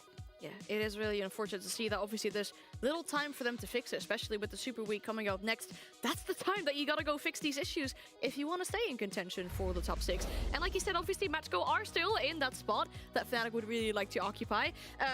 Also, coming off of the back of a really tough game yesterday. I mean, only 1 round against Secret is not what they were looking for that game. And whilst we praised them on their tier 1 debut, I think yesterday was a really good reality check for them. There's a saying, at least in the UK, I don't know if it exists internationally, but they got their asses handed to them yesterday. They got they got schooled. And I think we kind of set the scene a little bit in the pregame yesterday of saying, we're liking Matchco. They've got good stats. They've got good stats. They've got the clutches. They've got good points, but they're maybe outperforming their underlying stats. And I think we saw that yesterday. The game plan went a little bit wrong, and they got absolutely obliterated. Yeah, the reality is that they're higher in the standings where that they should be compared to their level because they've won so many points in 8-7s due to certain clutches of certain big plays. If you look at the team and the roster itself, only one player has a positive EPS. I mean, this team is struggling a little bit. It's normal. It's their first stage in Tier 1. It's going to happen. The reality is, do they have what it takes to make it to top 6? Fnatic is probably also on the same level. This should be a close game. This really should be, and I mean, obviously we're looking to see what kind of map will be taken to for this best of one as well. Seems like we're going to Nighthaven. How are we feeling about this map for the series? Well, in terms of this map, Nighthaven plays out very much like a new era of Clubhouse. It's a lot about breaching and trying to get an execute down. Now, where have Matchco been good generally? It's been the clutches, the late round composure. Where have Fnatic been bad? It's terrible. It's been the clutches and the late round composure. So this map, fundamentally for me, if we get to that point that it plays out as expected, it will come down to that and therefore slightly favor Matchco. I've seen Matchco play that map a lot during Challenger Series, at least twice, if I remember well, and it was both very, very scary and rough victories, 7-5 and 8-7, all the way in overtime, 15th round against Les Galériens, the team of Bibou and the French guys. It didn't look that good for these guys. It wasn't Tier 1 level for sure. Okay. They've probably worked on it for now.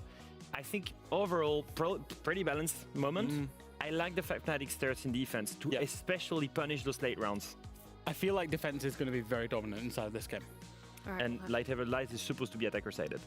Okay, well, I guess we're going to find out and see. Obviously, the game is almost ready, so I'm sure there's probably a prediction running in the Twitch chat already. So I kind of turned towards Fresh and that tweet you put up earlier where he talked about predictions. I don't know how this is happening. It's been really good, but maybe, I guess, for the viewers that are looking to, you know, put some channel points on this game, I guess they're going to have to go for Fnatic, but it's a close one. I don't know how this is happening. I really don't.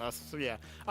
Fnatic, I genuinely think this is going to be a very close game. I think Matchco are outperforming initial stats. Fnatic are very much underperforming, but maybe have a higher base level. And therefore, they're kind of coming in at the same level on a map that looks a little bit equal. Obviously, I didn't know that back, but I feel like it's going to be a very close game. A very nervous game. Okay, well, you said it in 2 different iterations now with the prediction, but also on the desk here after we see in the map. So the question is, are we going to get a close map or not? It's Ace and Des. Of course we're going to get an overtime. Time to send it to Nighthaven Labs. Plus Uno, huh? I really don't think we need double overtime to win out today, do we, Tim? Let's be honest. So we had another... I mean, the temperature is just going up and up, isn't it, at this point? The more rounds we get, the more excitement. I think this one's going to deliver. I agree with Fresh. I think this is going to be super close. I mean, to be fair, we already know what the score is going to be. Fresh has got 3 right already. You can't possibly be wrong about this one. I've already tweeted saying that if this 4th one turns out to be 8-7 Fnatic, I will get the word Fresh tattooed on my arse. No way. Oh, we're rooting for an 8-7. No, it's not going to happen. It's not going to happen. It's fine. Lightning strikes twice. That's, okay, strange. 3rd time is a freak accident. It doesn't happen 4 times. I'm not worried. We'll talk about that if we get to overtime. Not worried. Tattooed Fresh on his ass, he said. Although, what I will say, you are right about the heat. I've gone through my 2nd exotic Solero. Okay, Labs. Wow. You guys sick of banking Boulder yet? We get to play Labs. Oh my god. Where's Lair at, guys? Where's Lair? Oh. That's alright, we got Labs. Double shield ban. Double Electro Bros. That's why you were saying Electro Bros for a while as well, weren't you? I was. Yeah. Right up until today, I just chose not to use it now. Disappointed. Either way, I hope this game doesn't disappoint. As you've heard them speak about it, is this battle down the bottom at the minute for a team just inside playoff contention in Matchco and one just outside of it in Fnatic. I was curious. Supporting Matchco, but I need to gamble on Fnatic. All right. You know, what was it didn't work? All right, we're going to the top floor bomb site, one of the most defender-sided bomb sites for sure. We're going to see Cade, Mira, Cade, Bandit get banned, but we do have Mira. We could both got a lot on the line. put some outward Miras. straight up. Double shield ban. A big fan of double shield bans. We've spoken at length about this site over the last year. On this map, normally you will see some hard breaches get taken out. Thermite's a big one. We're not seeing it this game, so we're gonna see Dora playing Thermite. We've seen that a few times today. And we have Ace up. Gonna be a pretty default labs. Wall denial gone, yet we got all our breach. Interesting. Everybody up there, and that's pretty much what Fnatic are doing. Interesting. I would be happy on attack with these bans. Locked in up there. And it kind of means as defenders, boom, wall open. You sat around waiting. You're waiting for the attackers to come and disrupt you or not, essentially. Which is like one of the mini games that's so annoying. Just get moving. They don't need to worry about It's getting IT wall open, and it's open for free. Time is very rarely boom, wall open. The bigger issue is who gets the first couple of kills usually. More POV videos. I'm gonna have one in the next couple days. We're gonna do Pasha next. Usually gonna get some joy up on this top floor. He's the #1 rated player in the world right now. Just dropped 18 kills. I think we're going to take a look at Pasha. We could do an IGL support player, but we're just going to be watching someone sit on cams. Playing around forever to try and deal with the various walls that are reinforced. It's now then to decide where the push is coming from, and so far it's a very heavy stack towards this northeast side of the top floor, working their way in towards Connector, of course facing off against what I assume is a mirror end on that wall. Yep, a C4 on the other side, and of course got to deal with Groovy, who's also dancing around Electric Door. So this is where the front line is established. Matchco have got to break through. Yeah, and I think a good way of doing that will be to apply some pressure elsewhere, because once Fnatic all right, outside wall's open, but we're going to be contesting some of these a little bit of extended spots. So E-Box, we see this C4 here. It could be quite an annoying position to get out. This mirror window, EMP'd, Ace, wall open. But you can still kind of play here like Sarks is. You can still kind of play it aggressively. But for the time being, Matchco will continue as they were going. Rotero drone is going to come around, as is Teb. He's the important one there. You can see he's going to make a late move up onto where. Yeah, he dropped 41 kills, was it, over the last? Yeah, they've done all this setup, but now we're down towards this last 45 seconds. It's time to see where things develop from here. Still got no control inside a garage. You mentioned top aqua. You can get yourself stalled out there by a shotgun if you're not careful. They've got everything focused on this connector side, which means they've got really forced 3 or 4 players through here, but they've now scattered out. I'm just a little bit worried they've left themselves a bit too much to do here. With not a lot of time, but if they get a great 2v1 and make it a 3v1 here potentially, this could be wonderful. Sure enough, steps out, finds the one for all right, Wizard, opening kill. I like this. We're putting him in the aggressive spot, giving him the gunfights. I like this spot for Wizard. Falls back onto the mirror. This is good. Yes, those IT walls were open and everything, but you still have to contest. We're just going to walk out of mirror. What are we doing there? Wizard 3K, absolute masterclass. There we go. Flawless round comes in for Fnatic, and well, they're looking pretty good for the day after round Not sure what that attack was. You know what? I'll give a shout out to him here as well. Doki, yeah, I agree. I agree, Charlie. Put out a video. I want to say it was yesterday. I agree. Last 2 play days, Doki was in one of their games absolute masterclass for G2. Big reason they were getting some of the dubs. Timings that he had, the decision making, the micro moments in rounds. That to me there was just seeing another one of. It was like watching a continuation of his video. It was really weird actually. But again, just identifying that if he stayed where he was, he planted his feet and just thought he'd fight his way out. He was dead to rights. He'd get pushed in from IT. He'd have someone coming in from the bottom of the garage. You saw that when he went for the 1 versus 1. There'd be a player hopping in from the outside window. He'd be dead. So the fact that he stepped across and isolated a 1 versus 1, using that far side keeper barrier on his right on the window to make sure he couldn't be jumped in on so easily, forcing out the 1v1, stepping back in for a second, getting back in towards site. Just really smart, intelligent play, and for a rookie, it's gold just being able to see that starting to come to fruition. Wait, talking about you? What did I miss? Oh my god, what did I miss? I was not paying attention, guys. Spreading the net wide enough there. I'd spoken about attacking from other angles. Like you said, the keeper barricade was left in place on that window. Get that cleared out, and then Wizard cannot play. So Des was talking about you. What do you say? How handsome I am? You're going to push into garage. You've got to think about Appreciate that garage that. window. You've got to think about how you're going to restrict that as army. It's not enough for Teb to just walk up to the warehouse door and kind of wander. Yeah, Turbo Tactics is playing Unk's team. The stairs behind the nade. It's not like likely to happen like that. So Matchcore definitely need to switch on there and make sure that they're not only pressuring from multiple sides, but giving themselves the chance. Oh, the wizard video. Nice. Des knows ball. Let's go, Des. Hell yeah. Just wait till the Pasha one gets dropped. Just wait till the hot and cold Dokkaebi one gets dropped. Hot and cold, turning back the clock, dropping 14 on Sky.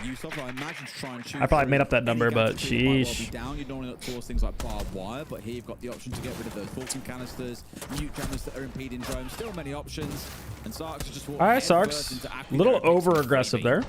Yeah, got spotted out on the drone. They knew exactly where he was. Going, hunting down, find the kill. That is great entry play. We're going to see Lolo just ahead of us there. Just getting those air jabs out as well. Grubby's going to be taken down. Unlikely to be collected. So Fnatic, whilst they had a great first round, very quickly in the second, found themselves on the back foot. And I think this is largely a picture that we're going to see continue on throughout this one, which is back and forth between these two teams. Yeah, not so ideal for you two roamers. I mean, Sarks literally charged head first. Groovy, can we get Groovy back up? Groovy's fair enough has been shot through the Nah, top floor. It could have gone either way realistically there. No one else up there. Groovy's gonna die here. Now it's a 3v5, but we got Wizard up. I guess we gotta stick with the Wizard glaze if Daz is talking about me on it. So we gotta. Shouldn't be losing this. Wizard's still up here, guys. Ghost, 1 HP. Are still alive. What I want to see from Matchcore here is the three that are on site now being really pressured. They can't be allowed to all right, half take. In their position. We're able to set up. We got these air jabs for the flank. All we got to do now is go down here, start planting. But Jegs is above. Storage. This denies default plant. Matchcore need to clear this guy, but maybe not if the whole team dies. Jegs knows they're probably going to go for a push through here. Starts making holes onto the tank hall. Target the wizard. Target the wizard. You got to bring. Are we really like? What are we really letting Jegs sit up there? Yep. Here we go. Oh, this could be massive. Jegs is watching this. Wizard gets one. Jegs goes down. It's just Wizard, and he's Deimos tracked. Little too much. Little too much. A bit of a monster. 2 kills for himself in the round. But the most important thing is Matchcore on the board. 1 apiece. Yeah, Matchcore recognized the danger. They recognized that Jegs was up above there.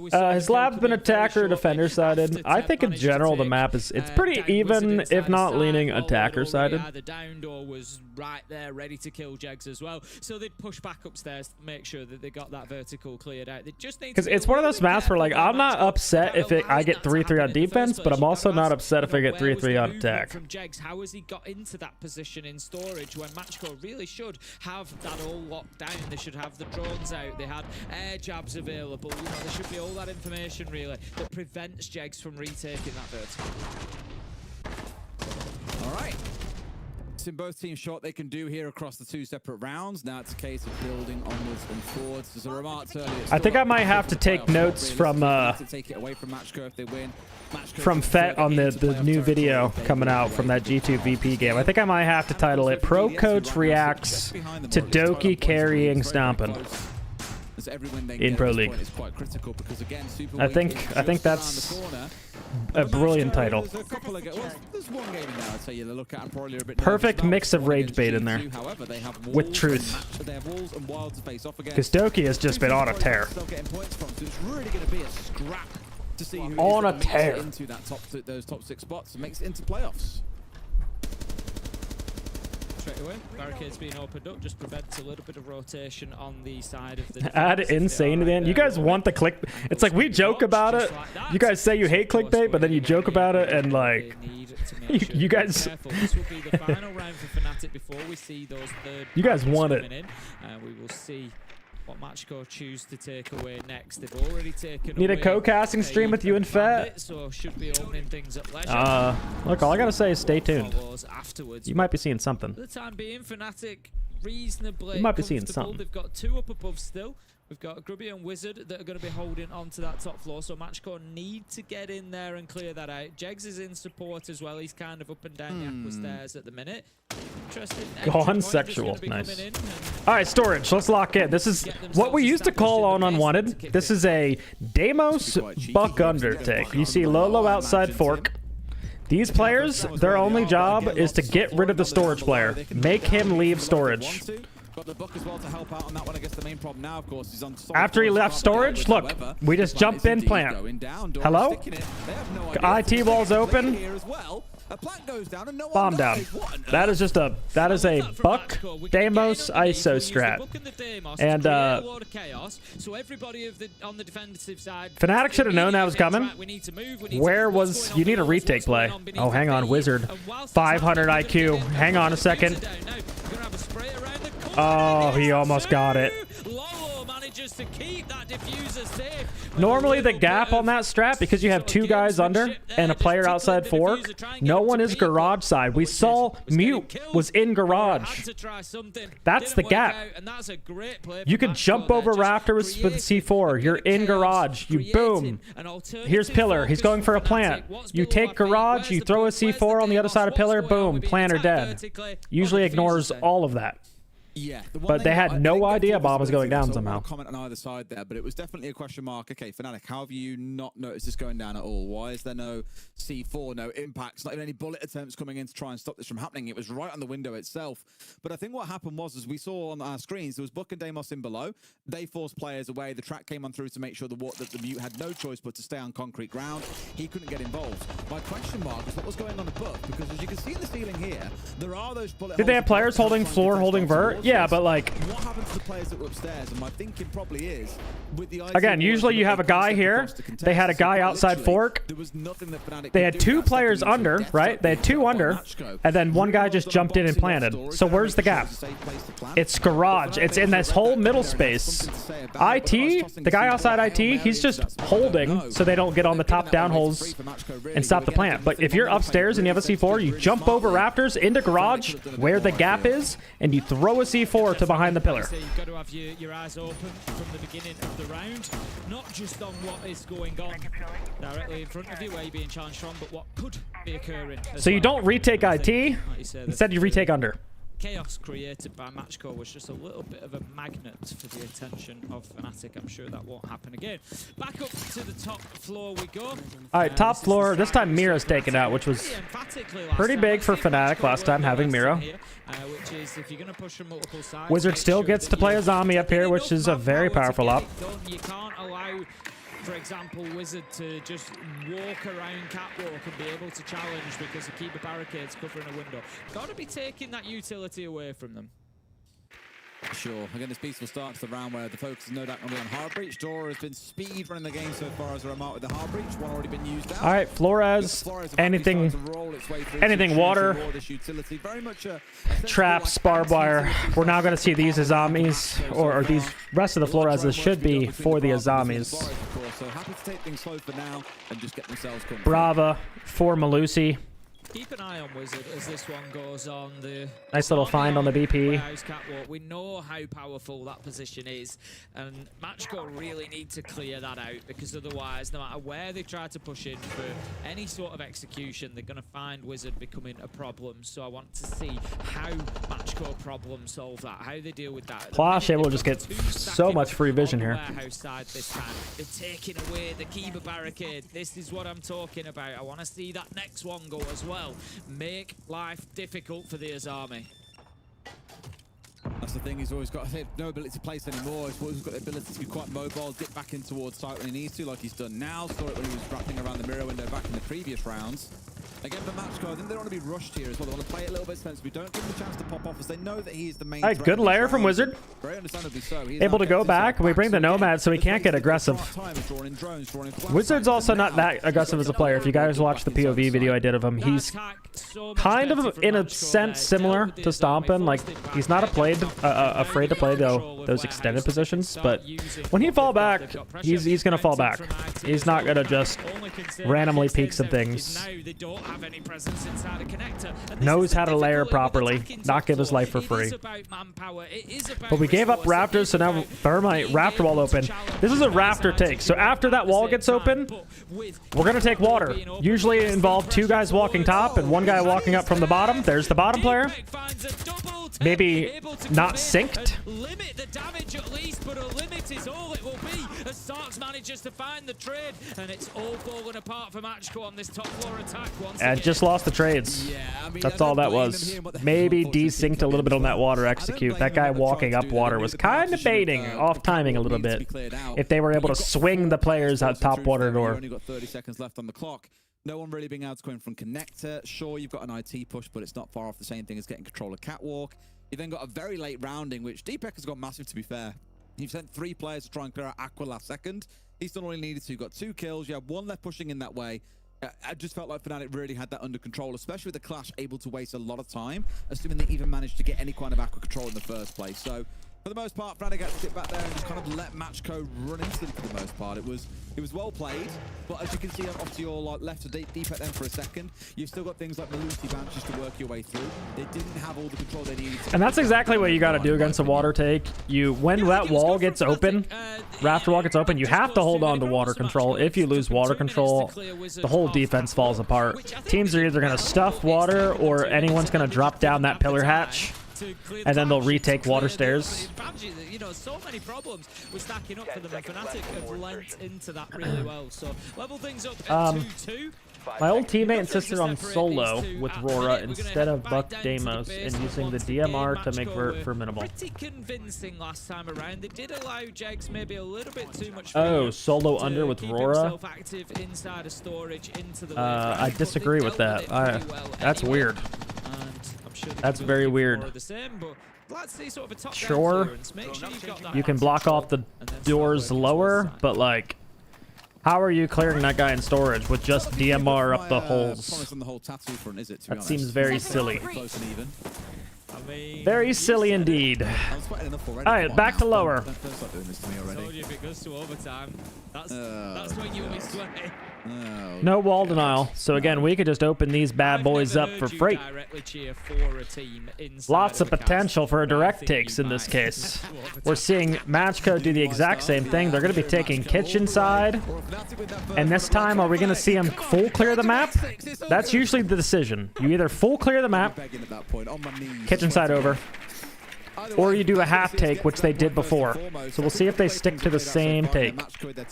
It did end up working for them, but I think Fnatic trolled a little bit, giving picks. Sarks died early. Definitely helped out with a good 2K around Aqua at the same time. But I think when we go into the defensive side, they keep on playing the way both teams are so far. I would expect to see Matchco coming away the winner inside regulation. Yes, very possibly. Like you say, they should be. Look a little more coordinated in my view. Yeah, I would agree with you, but I think Fnatic are doing a good job of wasting time and causing them problems. The only thing for Fnatic there is they can't really do that in the second half because they're the ones on the attack. So if there's the hatch. They've got to get a 4-2 so that they can using Ace range breach to open it up, so you don't have to worry about C4s from below. On the reverse, Matchco are going to do the Lots of teams will stack C4s under that floor. Ghost just trying to mount a little bit of pressure around the corner. He's on the Capito, takes out the default cam. Will also Teb going top floor with Grim solo. Must know it's free. He will take a little bit of damage and then remove it, but it's, if nothing else, interesting. This is where the mini game of this site comes into play. Defense, what's the win con? You have to hold storage. If you hold storage, you have control of the vert. They can't plant. There's no way they should put a plant down with these two still. And on attack, you obviously need to clear it. There's going to be a mini play. Teb's going to walk down the garage stairs. He's going to start pinching these storage players as they pressure storage from that way. We call it pickle. I know you guys don't know what pickle is, so. There's the minigame. Top floor secured. We can now go for a plant. They thought they were planning default, but they weren't. Wow. Good attack from Matchco here. This is Goyo with the Vector. He's good for at least another kill here. Storage from Matchco. Sarks is going to try to move. He's got to get something going. He needs to find himself 2 kills, but Matchco have got themselves. Get yours, King. Get yours. Exactly where he is, where he's coming from. Aqua's going to pick up that final kill. But yeah, the push from Matchcore was really good then. There's a problem inside a drone, I guess. We brought Grim for the pings. Yeah, the only one problem about that is a lot of people play mute on that site. That's far too easy a way to die if you're trying to keep yourself alive upstairs. But then there's a pickle on Nighthaven. I used to call that like low fund easy, but yeah, on this team we call it pickle, which is like and as soon as they have that verticality, here. we see Oh, it happen right there. now as Teb follows it, and then Outside that door. the kill gets picked up, it creates the space, and straight away, Aqua's downstairs. Outside the storage door, before you're heading into games, there's that like rectangular area, which any rectangle areas we would call low fund easy, but we call it pickle now. I don't know. I don't know. A lot of the initial prep work is good. It's where they've been slightly out of sync on a push in, or where things have just crumbled towards the end of the round. But I feel like their early rounds, the droning, the hard breach, and the utility use. I don't know. Is there a rank call for that? What do we call in that chat? What's like a more default call? I'm very curious to see what they're cooking up for us, because I'm seeing that blitz. Maybe we don't know what I'm talking about. All right, top floor again? Oh no, no. I like this with the Aurora. I've seen Roar used where you block, like you open the IT walls, you block. Oh wait. I already know where this is going. This is going to be a fork ISO. Droning sight. We're going to see that Roar. They're going to block off cargo door and they're going to block off the garage door. This is going to be a very fast take. Glass is going to cover the plant. Blitz is going to cause pressure.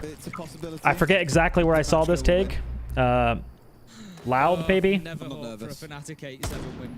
this was done at reload. Just a rush strat. Matchco or Dora with a good lurk into storage. Bomb's going down. There's a warden above though. That's the only problem. Playing on the wall. On Z-ping over there, nice. Nice. Of, you know, not recognizing that they've got to clear an area first. We saw it with the catwalking round one. We're seeing it. It's not a bad take, but again, Warden's above. This would be a good attack to do if like Warden was banned. Loud versus Los? Okay, that's what it was. It is a loud take.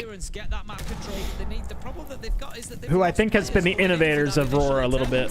There's nothing wrong with a rush, but honestly, I think it's lost them the round this time. Jegs gets himself one. Fnatic have stood up really, really well to this, and they've used that verticality to their advantage massively. Nice idea, but Wizard really has been the harbinger of death from above, hasn't he, at this point? Doesn't matter where they try and plant inside there. They've used every smoke to try and bait him out a little bit, to try and get a kill, to enforce a plan. At this point, you just got to look for picks. Now they've realized maybe a bit too late. Obviously, not going to just walk into control and plant the bomb. Jegs ain't going to let Ghost get away with it. Now it looks guaranteed to be this 3-3 split. Nice idea. Not the best execution.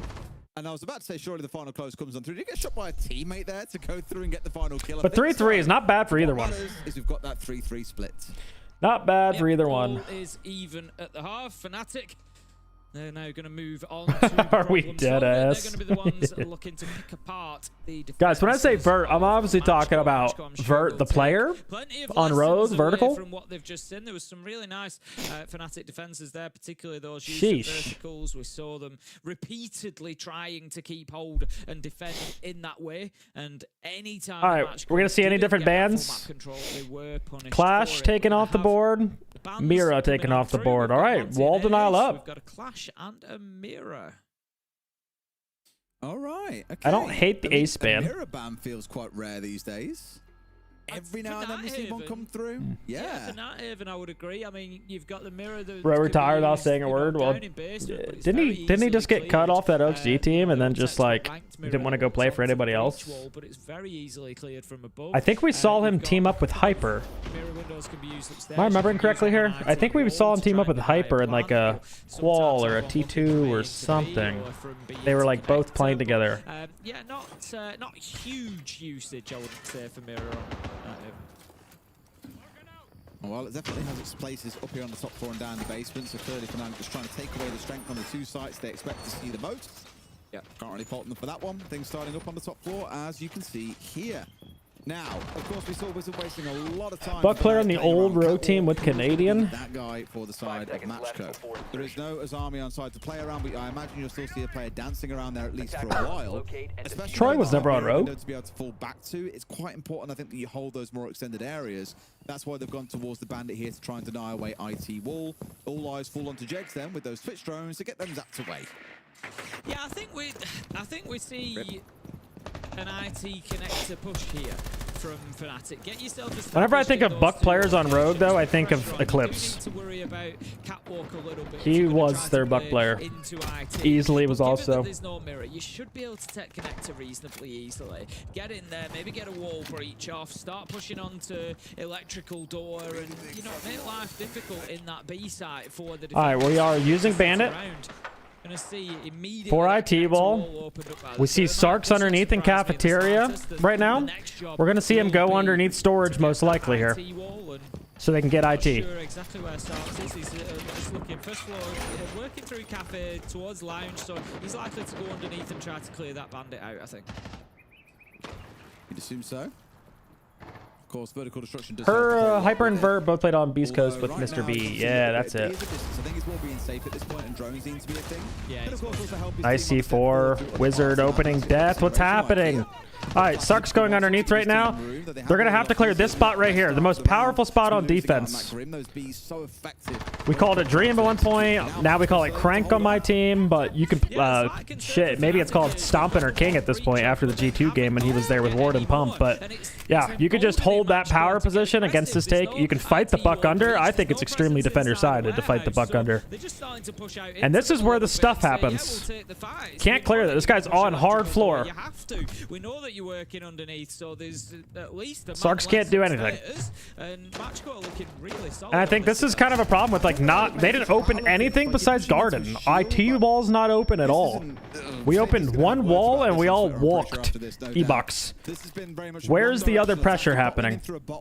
We're all pushing from fucking right here. That was a sick straight line. How did that happen? That's probably the straightest line I've ever drew. Holy shit. Hyped about that one. You haven't got to worry about getting full control of this part of the map just yet. That can come later on from the pressure that you start to emit in towards IT. And I just feel that Fnatic have... All right, how do we deal with the shield? Let's just walk at it. They lost hard breach gadgets along the way, so then it means nice. That they, have to nice. All right, 2v3. Somehow, some way. Bandit in a really good position on their side. Boom. Dora. They weren't sure he was there. Deepak's going to have an even better game now. He finds himself 1 versus 3. 14 seconds left to go. Has to push. Takes the peak. Gets the kill, but it's not enough as he's going to be traded out by Dora. And that leaves it with a successful first defense. For Stompin' was mentioned, guys. I did mention Stompin' spot. Question marks over that attack, honestly. As a remark during the round, a bit too bottleneck. Stompin's first world-class opponent. Insane comeback. That they had in that attack. So question marks to be asked. We'll park it for round 7. We'll look at how round 8 plays out to see how things should develop from here. Is that better than saying Doki carried him again? We'll find out soon. But this is what I mean. Look, everything is focused around this spotlight. Fair enough. Sark's got underneath here. Reacts to Doki carrying Stompin'. Yeah, I don't know. Versus #1 player in. All right, that's a long ass title. 2 players separately onto a shield is the thank God Deepet just pre-fired the floor here. Oh, Fett used that? Is that the video title that already went up? Exactly, nice. Exactly. They've got to have a plan to deal with those. Or be willing to adapt, be willing to move around, be willing to take on another angle, be willing to shift manpower and try to attack elsewhere. No recognition. I didn't feel that Catwalk didn't have an Azami on there. Go in and get it taken. It's the Azami that usually makes it so difficult to grab that. Surely not. Surely not. No, boys. For two. Oh, almost. That could have been absolutely calamitous losing those 2 operators so early on. Losing Sarks is a big one. You've just lost all your verticality. Looking across, what have they got? Some X-Kairos pellets and Naughty openers, because they've been used as well. But they've got very little to do any sort of vertical unfortunate P shooter there. I agree. From Dora. You would trade a but 4v4 lower. All day long on this site. Yeah. Ouch. It's a little bit of an opposite from Fnatic.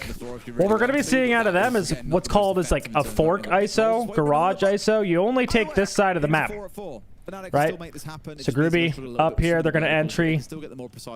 Probably have a cam somewhere hidden over in those bushes because that's how broken this that drone spot is. But they're only taking garage side. They're going to get hatch open. Problem is Buck's dead. That's your vert. The hatch has actually been left soft there. So Fnatic's going to need a different plan. You have no way to clear this guy out. Normally you'd see like a ram or something. Do some top down. They're able to just stuff this. So it's 3v4, but this isn't that bad. They just have to walk at him. Here comes the walk. Boom. Lolo has above control. Good trade. Yeah, even in a 3v4, this is looking bad for Fnatic. Yeah, again, it's being suckered into one player when there's a second player nearby. I don't know if I agree with the operator lineup. It was all very dependent on Sark's living there. They might have to look for a flood here. Last they know, they were getting completely pressed on the flank. Now they're saying, can we just hit site? But at this point, all Matchgo players rotated back down to site, which is smart. Again, there's no vert that can be made. They could just sit in site in good spots and deny this plant.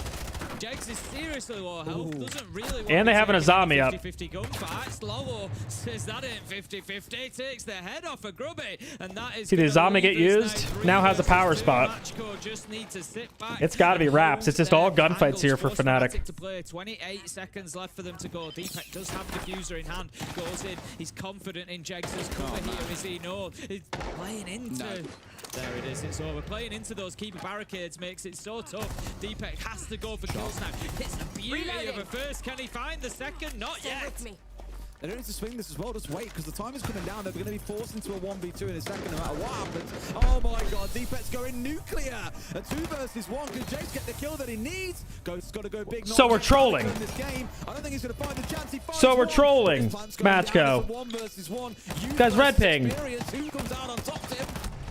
Just spinning out the start is gonna be Fnatic he continues had like a 5% chance to win that round. That is an absolute troll job out of Matchgo, and that is a round that they are gonna wish they had back. Oh my god. There's just no fucking way. Please no. Yeah, that's a good timeout spot. That's a good timeout spot. Pull out the whip. Well, Fnatic, they're taking attack timeout here. I think let them know. We're trolling. Fnatic at this point now, I think even with the round win, it required a big moment from Deepak there. He went nuclear, saved it for his team. But I imagine Tristan has a few Can I explain this matchup in NFL terms? Back on the right track because it has been a messy couple of rounds, it's fair to say.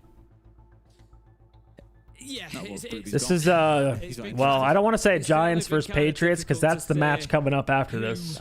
Is going to be picking up round by round because there they've got 2 keeper barricades. There's Army playing in behind. It's bad. Deepak gets a plant down in that situation. You know, he's I think 1v3 at a point with the player down. He's effectively in a 1v3. Fully agree, John. For those that are like newer to watching Pro League, Deepak has been a very, very clutch support player on a very bad rogue team for a really long time. He's won a major actually when Spoit was on the team. Rest of his team all fell apart. This was like Leon Gidd's old teammate. But he is one of the most clutch support players for a while. And someone that I will even say DZ had an eye on at one point. Troy respects the hell out of Deepak. And I mean, having Deepak being able to go big when you need it. Could have possibly been an international transfer. The Berlin days there a little bit. He can work some magic in the right scenario, of course. Chargers Browns. I like it. Trying to bring it all together. I like it. Struggle, but being able to lean on the back line when you need him most, and those experienced head, of course. Jags Browns. He's noggin. Working some magic for them and keeping the score line even. Round 9 we step into. Who's pulling ahead? Please be Matchgo. It feels like completely even Stevens at this point when nobody really. Him just droning with Echo on D. Yeah, I mean he was a big reason Spoit had a lot of success in that rogue team. That old rogue's success was all 4 players enabled Spoit. They brought in Echo almost every round and just droned around Spoit on defense. utility. Maybe And it worked. A little bit of vertical as well. Very annoying team to play against. We ended up actually playing against that. It's going to be your plant spot more than likely, so clear out any frost mats, anything like that that's been left underneath that window. Look at this though, Teb getting aggressive up onto that window. We've already seen it used for kills. Jegs was able to get the trade on to Dora through there. Will Fnatic learn the lesson? Yes, they are well ready for any challenge coming from Teb. Just the fact they'll just slowly chew through any information out in the field as well. Like, I know we're looking at drones now, it's not a big deal, only 4 are dead, but that can rack up over the next minute, leaving Fnatic very blind going into the final execute. Though, of course, they have the Dockerby on side. Massively helpful here, especially when there are no mute jammers on side. All right, we're not going to be seeing a site hit. They can do about it. They have to back away, turn the We are going to be seeing a little bit more default. Open the top walls. Open IT. This is very, very common. It's sometimes a knock, sometimes a dope. But Sark's got himself into a very powerful position, 90. And he's going to win the fight because the SMG-12 is just one of the best guns in general. So hard to lose a 1v1 with that gun. Keeper barricades will be lost along with him, and we saw really good first pick entry. I mean, shit, that lurk has been around for a while. M80X, I believe Stompin was doing it on M80X here. Full awareness of where Acqui is as well. He's gonna get challenged. There's another one. He had to rip down the door. That's a mistake. Able to react. It was a little unpredictable of the pulse to just start ripping down the barricade, but Sarks manages to get the kill, and it's a bigger advantage for Fnatic. Teb's still hanging around control. He's been here forever. Still looking to go aggressive, not willing to sit back inside the site here. He's not wanting to let Fnatic into the building as best as he can. Next dope call. Pushed him from the other side. Only one player top floor. We could see them just take top. Sark's just going to get a triple kill at this point. I want to see the ace. Okay, Sark's in Wizard Masterclass. That's all right. Him and Sark's doing all the heavy lifting in that round. Fnatic getting themselves into the driving seat once again. Yeah, top 5 in the draft. Yeah, pretty much. Really could be heading towards over. Look, aside from winding you up, I'm not sure we're going to head to overtime here. I think that Fnatic might have actually found another gear in the last round or two. That's the offside. No way. I think they've looked. They're hitting their shots is all I'm going to say. I think we might see them take a 3rd in a row and get themselves onto map point. Clutch support players? I mean, NJR. Why are you so desperate for that come to mind. NJR. I mean, it's usually those kind of mailboxy anchor position players. DS was another one for a long time. J90. I don't know what happened to OT, but I know we're going there. Yeah, NJR for sure. I mean, just for the Spider. I hope we are. And it's nothing to do with the game. I'm quite Shepard. Shepard's also so clutch when it matters. We saw that today. Oh, mate, you can feel that already. I'm baking in here. That 3rd exotic Solero is calling my name. Souls, yeah, that's another really good one. Souls for sure. Right. So clutch. Top floor we go. Admittedly for Fnatic, last time they attacked here, it left a lot to be desired, is the nice way I'll put it. It was a lot of funneling in towards one room. There was a shield placed up, which is exactly where it is again. Please, for the love of God, Fnatic, let's acknowledge what the danger is here. Good one. Good one. A little bit better in this round. I'm not saying that because of the tattoo. I'm saying because I want to see these guys actually follow up a really good attack onto this site and not get shoehorned into all attacking the same spot and just being completely crushed by Matchco. For Penta G2, honestly, Pengu was very clutch.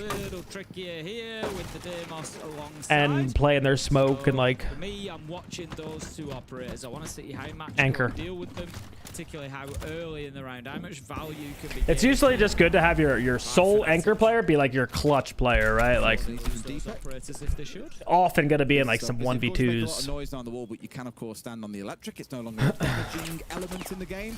T4 comes over, all right, but it's shot out. Mapping IT ball, taking Bandit out of the equation, but we are gonna mess with the C4. I think that's smart. Boom, walls open. We see the reinforcement dropping away. Now we need move on onto the electrical window. To say we need Sarks to open the wall up, but he's underneath. Okay, they're actually calling him to rotate. So this was just bad planning. Aware of it or feeding into it one at a time this time. Should have thought about that in the earlier, because now he's gonna go right back under. And that kind of wasted a minute. But I'm still looking at the shield in electrical.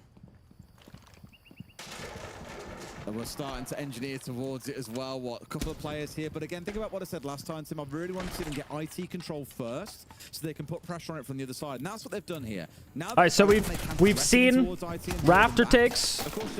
These guys are going right back. Same idea, garden take. Last time they all just flooded through that door right there. Sark's under couldn't do anything last time. What's going to change here for Fnatic? Because right now, this is looking the same. Sark's still stuck here, doing nothing. So far, not lost anybody, not lost the shield. Fnatic need to solve that problem, or do they? They might just be able to bypass it here and go straight on. Do they think they could just go for a plant? There is no C4 on board. They technically could just go for a plant. If they can hold this door, and that allows the Blackbeard of Grubby to start thinking about this is kind of free. Why has Wizard got the bomb? Give that to Groovy. Following Groovy will be that front line for him to try and get this plant down behind them all. Oh, we're not watching this, huh? This is a mistake. Bites off an awful lot there, Akwi, and gets caught out by Sarks from below. This time around, they made it work a lot better. Underneath flank, they know that they can't hold top floor, so they need to make something else happen. Last second, but surely the call comes in here, guys. There's only 2 on site at this point. We can hit here if we want. Ghost gets one more back, gets himself his 2nd kill of the game overall as Deepek goes down. Problem is, this guy's Wizard's alone. Wizard needs to make a move here and think about getting. Jeg's hitting the back, but it's late. I'm going down. Hello? Just get through? Yeah. 2 split. Fnatic was 2 split on that. Too many people under. They got powered top floor.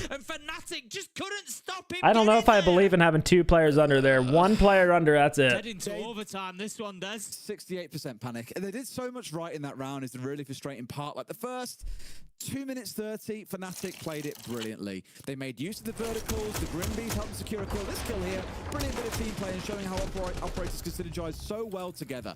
They've done everything right. They caught out Akwi like this when he steps away from his shield. Perfect. You think Spirits grew up watching Mid on Blitz and said, I want to be like you, Dad? Why is Sark still downstairs at that point? 100%. He told me that. He told me that himself. His movement to then rotate up and try and join his team. Just get yourself up those lobby stairs. Join your team. Spirits had quite the transition. If you look back at his career, he was an entry. I don't know why he's planted his feet and thought he played Ashe.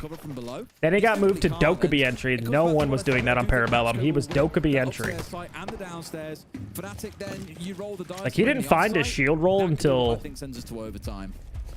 I guess, Beast Ghost, huh?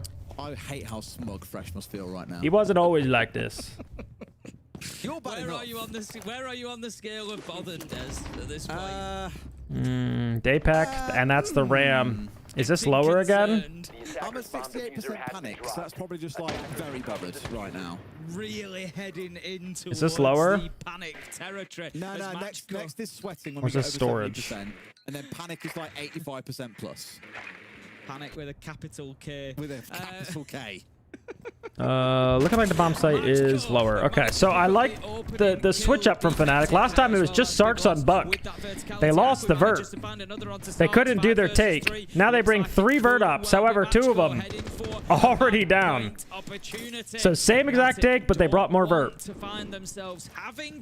But losing 2 in the first minute is a big problem. Groovy going down as well. Oh my god. What is this round? Wizard for 4. Just wondering who starts on which side. That's a good question. We'll find out when we get there. So I'm pretty. Defense.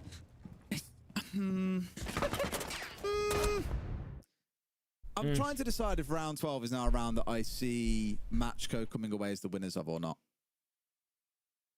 For my sanity, I really hope they do.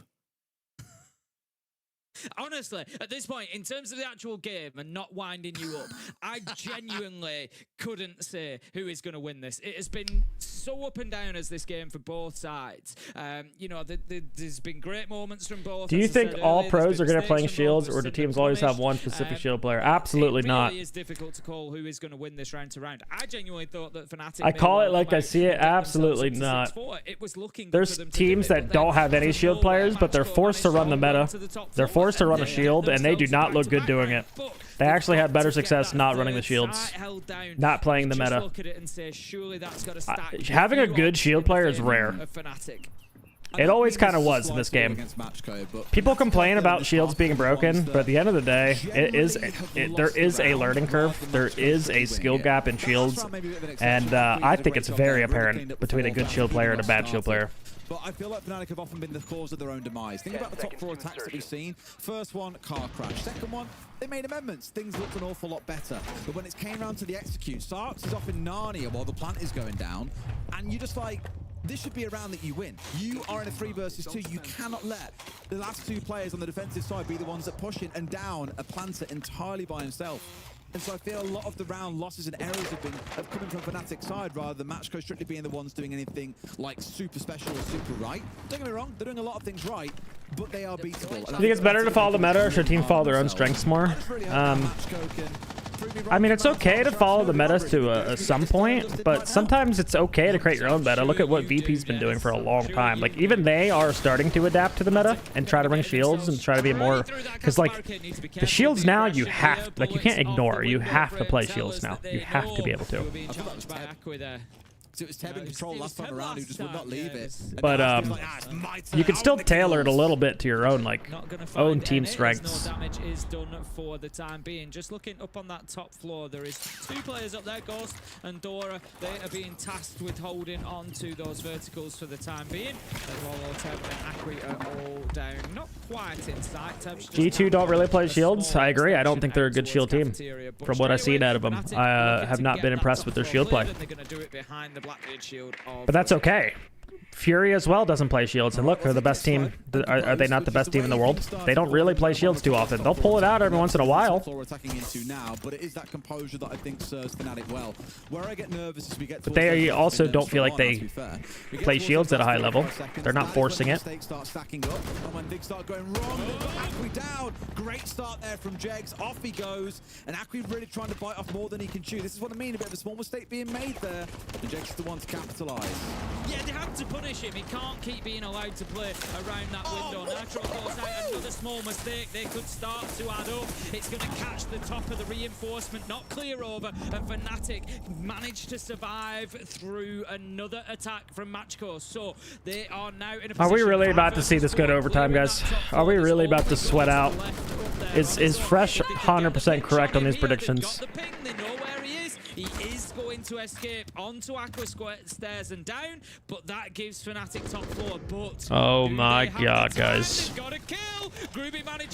Full top floor control, and they have a sledge. They're going to be able to get everything they want. Again, these are the kind of spots that they've been in before and have seen the occasional round slip through their fingers. Ghost, top of Aqua. Teb's in basement. When I get top floor control, personally, I think it's better to end on the fork side. Yes, they're aware of him. He won't be able to strike and get. Because you could do all the top down. You could take fork pretty easily here. And a lot of players like to go into the basement, as we see, and they C4 pillar like that. Bomb should not be going there. Oh no. No overtime. Yeah, I don't think you should end the round going storage, and that's exactly why. I just think it is so much harder.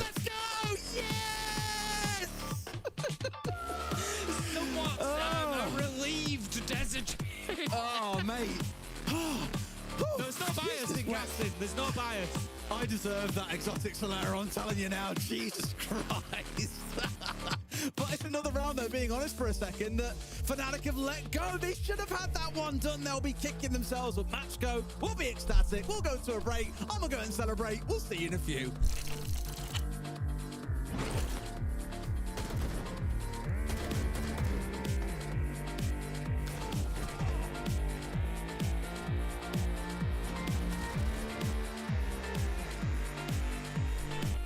Yeah, so just real quick, after you get top floor control, right, all this is yours. We're on attack, so we'll be blue here. It's going to force the defense. If you got top floor control, what do they have to do? They're either going to go for a flank, right, which is usually there or up water, but they can't sit anywhere in sight. We have vert, right? So they're not going to be able to, we're going to flush them out of these positions. Where it's going to push them is either tucked in fork or outside cargo. That's why when you end the round as an attacker, you want to be outside fork. These windows should be open early, right? We should have all this pressure early. As we're doing top down, if they get pushed into fork, you clear them.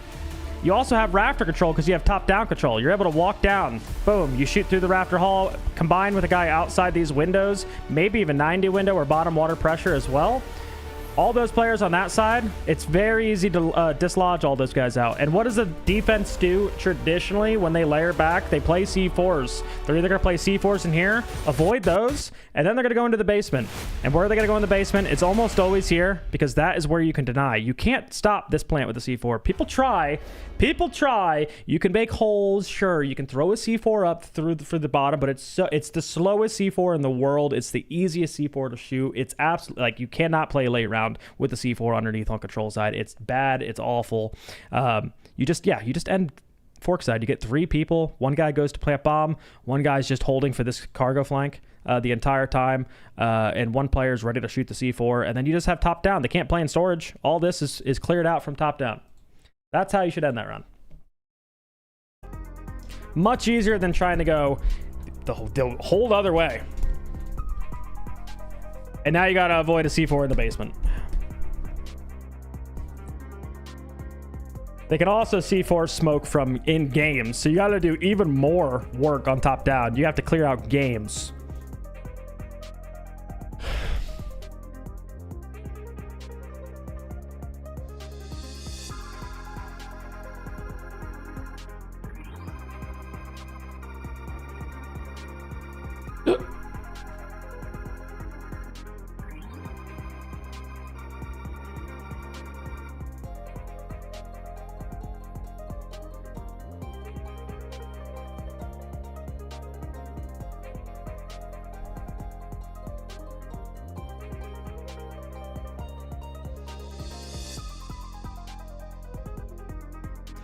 Yeah, match of the day next. For those curious, NFL comparison here. I guess I can try to hype up this last game that we got going on here. I'll try my best. But last game, we have Wolves versus Gen G. The 2 worst teams in EML Pro League right now. Wolves just coming off a really bad loss to Wild. Gave King Evan his first ever win in Pro League. Now, Gen G at the bottom of the table. They have won one time in overtime, but they don't have any clean wins. Is Wolves going to be the first to surrender clean wins to Wild and Gen G? Are they that bad? Is Gen G good enough to be able to beat the Wolves, who arguably have more experienced players? Like, look at the Wolves team. We got Krex, who is from Console. I think used to team with Wizard. Transferred over, so upcoming rookie. Tyrant, former M&M player. Noodle, leader. Obviously, they bounced around a couple of teams. We've seen Noodle on M80. We've seen Noodle and leader both over in the MENA region. And then Azur, who was, I believe, on the old Wolves. Versus Gen G, who has not really looked that good. It's a former roster of like 3 ENTS players, 2 former Wolves players. And right now on attack, I don't think Gen G have looked very good at all. But this is the kind of game where they could technically get the upset if you call it that.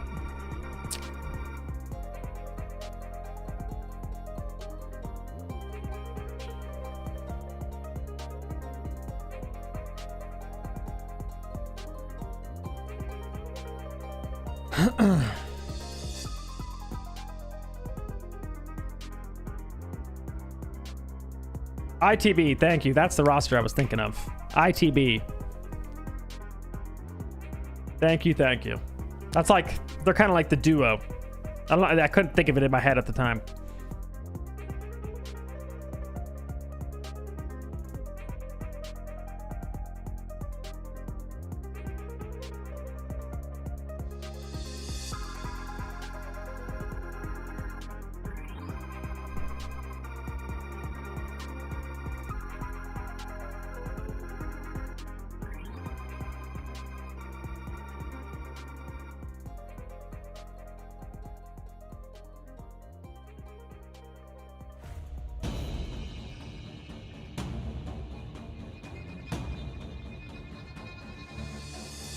What a crazy way to end that game it was. I feel like so many of these rounds just went...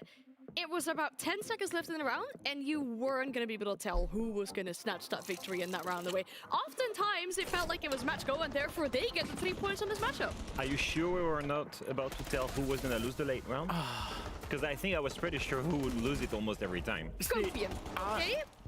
I'm bored of it, and I'm pretty sure Fnatic are going to be bored of it. I'm bored of seeing Fnatic snatch defeat from the jaws of victory every single time. So many of those late rounds where you're just wondering what the hell is going on. They're planting, no cover. That was not a late round, but how does someone get on the window on the They allowed a side? storage plant, 5v5. Matchco had no execute utility, no Ying, no Grim, no Capital, no Blitz, no nothing. They let them do it. How many plans did Matchco get when Fnatic was in defense? When Fnatic had no idea her plan was going to It was just like again and again and again. You can see the gaps and the dysfunction in the comms in this team. We set it up as this might be a nervous match, and I think it really, really showed. There was a lot of kills, like the one that you've seen on your screen there, where both teams seem to be operating with such limited information that they were very free of, silly kills. And that the way to win this game was a plant going down with no cover. Yeah, and that keeps happening. I hate to use this word, and I really do. It's amateur, and it's not what we expect out of Fnatic. Matchco, to be fair to them, took all of their opportunities when they needed to in the late round. That has been a consistent theme from them, and it's been a real strength of theirs that they've come in, they've got these clutches, and they've got these 1vx's in the late round and found results and found rounds and found points off the back of it. And again, a great match from Dora. I think Dora and Tab, Lolo, the standout players once again for the team of Matchco. Again, very much involved in first the opening engagements, second the clutch department, which is obviously key when your win condition is to win those rounds in the late rounds, either because you execute, either because you face an execution and you try to deny the plan. Yeah, I mean, we're seeing it, and it's something we've highlighted before in regards of the Matchco players, their clutch potential and their individual prowess in that regards, where they really step up with these last rounds, specifically here in the game against Fnatic, where it seems like they've got all the cards to win that round, and then someone from Matchco comes and sweeps that round away from them. Yeah, I think round 10 is a perfect example of that. I think it keeps on happening that Fnatic, they have a good plan. They actually use the vertical play to get the man advantage. They're ready to set and have an execution here. This was good. And then there is this moment where they're in a 5v3 and someone is planting on the middle of the site. Where are the other players when he plants? Where are the other players? I will let you that. One is all the way top in Aqua, in Narnia, on the other side of the bomb site, and he's not moving. He's not trying to go cover. All right. He's static. And then one tomorrow a day off. Whoa. Every day's a day off for me. Whoa. What are we talking about here? We're passionate on the mid stream. What is tomorrow? Tomorrow's not a day off. Tomorrow's a day off for, unfortunately, Pro League matches. At some point, there needs to be some kind of cohesive, like, hey, I'm going for a plan, guys. Cover me. Or but we have Element tomorrow. It's not there. So day 2 of Element, I don't know. He had to go and make himself a sandwich. He was that. I don't know who we're playing yet. It really was rough. But we'll have Element, and then as far as what we're gonna do before that, there's no coordination. Yeah. It's either going to be some combination of maybe the horror game that we got to get out of the way, maybe really had issues with the shield and electric. They actually dealt with it this time. They got 2 kills. Maybe standard with Dali, maybe 10 mans, maybe some sub 10 mans. We haven't played those in a while because I know rank's a problem right now. Some type of play in the game or playing a game before we co-stream Element later at night. That'll be tomorrow's stream. On the substance of their games and their plays, they could be challenging top 4. It did not help. I'm still. I'm here right now. What do you mean? Yo, what's up, Element? How we doing, man? I've been there. Talking about you. It hurts me to see I don't want to play ranked. I'm doing anything but ranked. Yeah, 100%. Anything but ranked. So either 10 man standard, or we have a sub goal to play a horror game. So we could do that. And we get to talk to the winners, obviously. Either way, no Pro League. Take those 3 points. Very welcome for Dora joining us on the interview. How are you feeling about these 3 points? Hello, feeling great, obviously. Another 3 points on the board, so very good for us. How are you doing? Good. I'm trying to not have a mental breakdown at some of the attacks that I saw today, but I think one of the things that we mentioned on the desk that you guys exploited it perfectly. Was it part of the, I guess, the win condition towards Fnatic to play in those late round situations, to try and clutch, to try and really wait for them to that final moment and punish that? Yes, but not a lot, to be honest. Like, we know they're not great in the late round. We know that if we have a good setup, we can exploit them and have them run around the map like you were talking about in that top floor round with two guys downstairs. But at the same time, I think our main plan, our main focus was to stop their execute.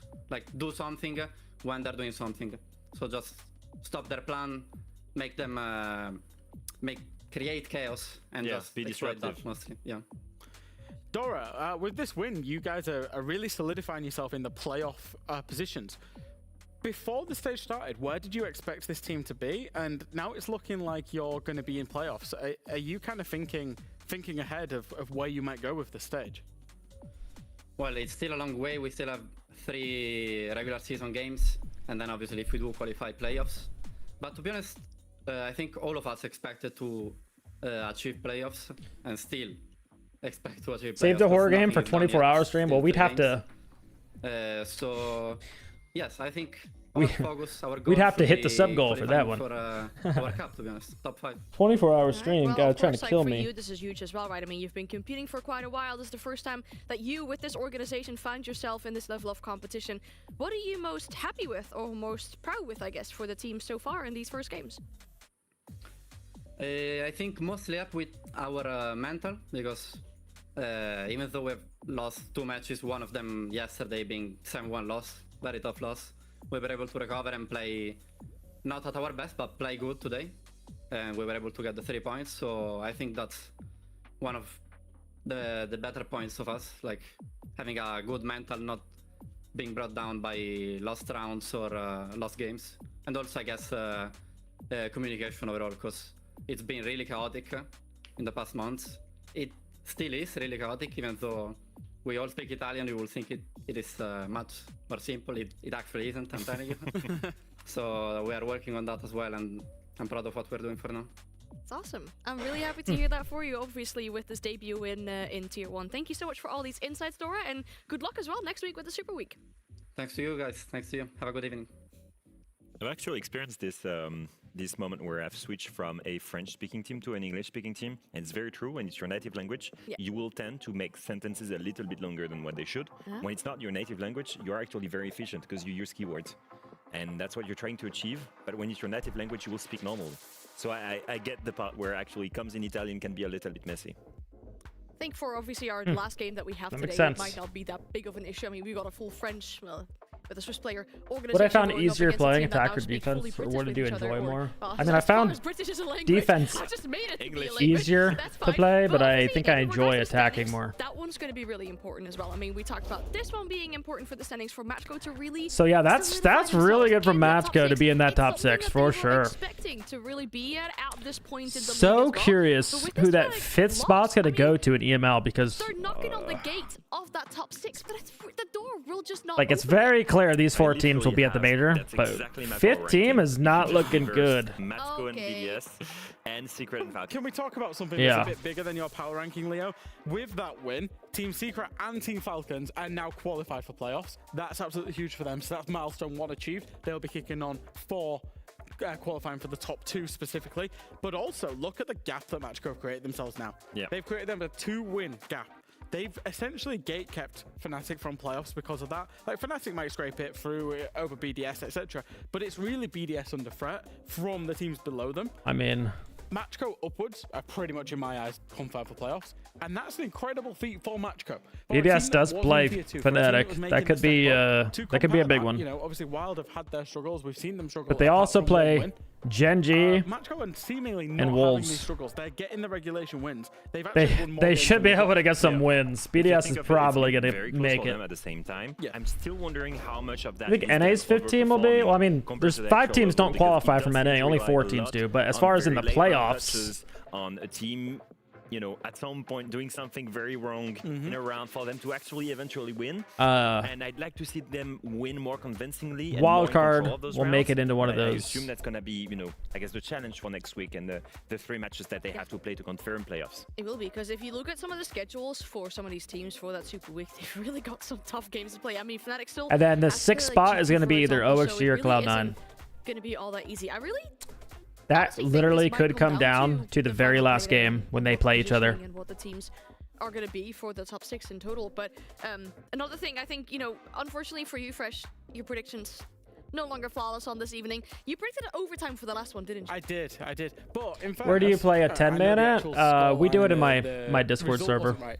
I predicted it would be a nervous and close game, and that's exactly what it was. Yeah, someone's trying to get some copium still, I guess, in some way, trying to find a right for that game. I was see still it. right. I was still right, even when I was wrong. What about SAL? We'll still I have to. I knew someone was gonna ask that. I mean, given the positions Top of my head, I need to go in look the leaderboard, it over very there. much could be an overtime for the final game of the day. So make sure you have your snacks, your drinks. Make sure you get yourself comfortable. We'll take a little. I mean, I break think and this then is. we're back with the final game of the day. Maybe a different order, but I think this is the top 6. I don't think this changes. Don't think this changes. This is going to be the top 6.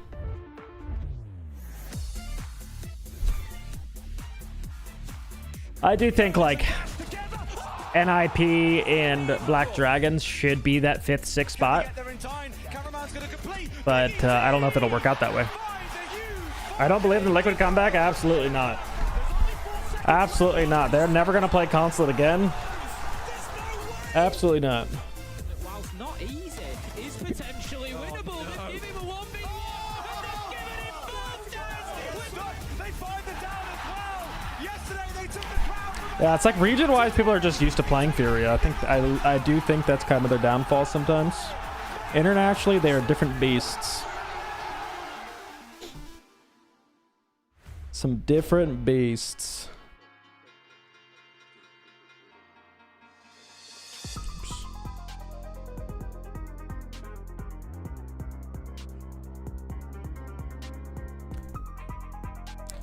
We do got to get the horror game figured out because I am going to be in a different location starting on like Monday. And probably have my worst PC with me since I am traveling. Probably there for about a month.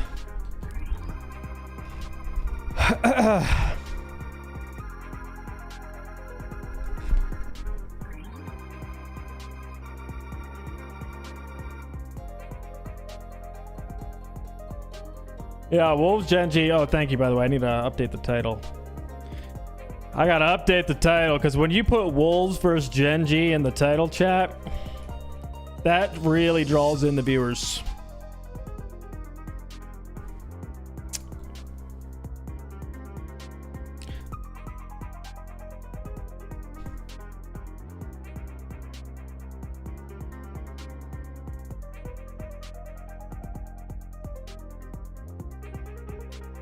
Match of the stage, match of the year. Got about a doc appointment tomorrow? Okay, heard. Herds. Looking like Ted-mans tomorrow, guys. Looking like some Ted-mans. In the Discord with subs. That's probably the stream plan.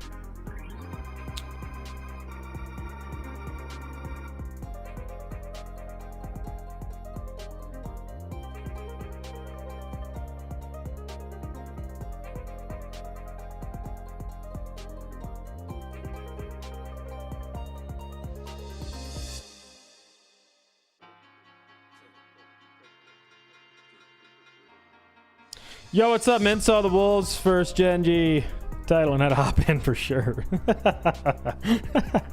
Yo, welcome. Welcome to the game of the year. Am I on the G2 train now after seeing them burn it up with VP? I wouldn't say I'm on the train. I wouldn't say I'm off the train. I'd say I got a ticket. I'd say I went to the station, I bought a ticket, and there's me on the bench. I'm waving it. I'm excited for the train to come. You know? I'm excited for the ride. I'm excited for the ride. Thank you.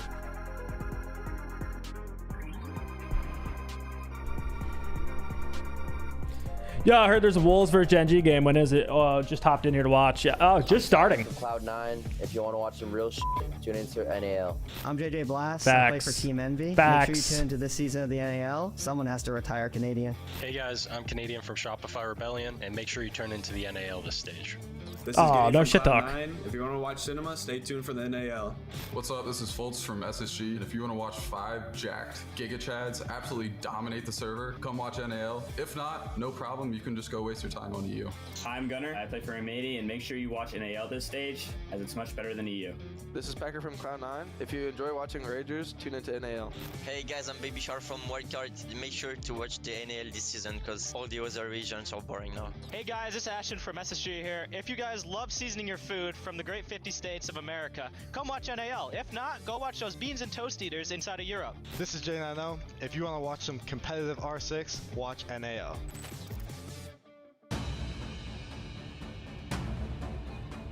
Is there a Discord link? Hang on, let me grab one. Let me grab one from my Discord and I'll put it in the YouTube chat. One Someone sec. was talking. Hello, guys. Oh, yeah, sorry. Now that trash talk, was that supposed to be trash talk? That was boring. Just like watching NAL. Yeah, pretty much, yeah. Damn. I thought these guys were supposed to be good at trash talk.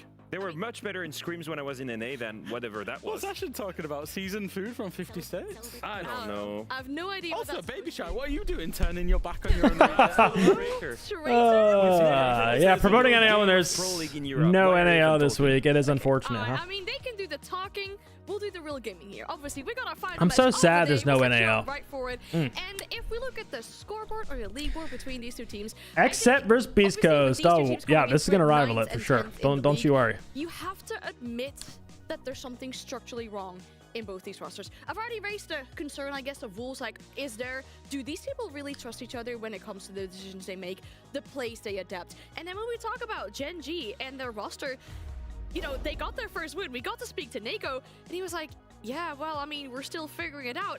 There's something going wrong, and there's still a lot they need to work on. Yeah, it doesn't look good inside of the server, and when it doesn't look good inside the server, it's usually because something is not. Will I be streaming the Turtle Tactics game from the 5 PVs or with an observer? We're going to be watching the main stream. We're going to keep the co-stream going, and we're just going to be co-streaming it from the stream perspective. That way, there's no 240-second delay.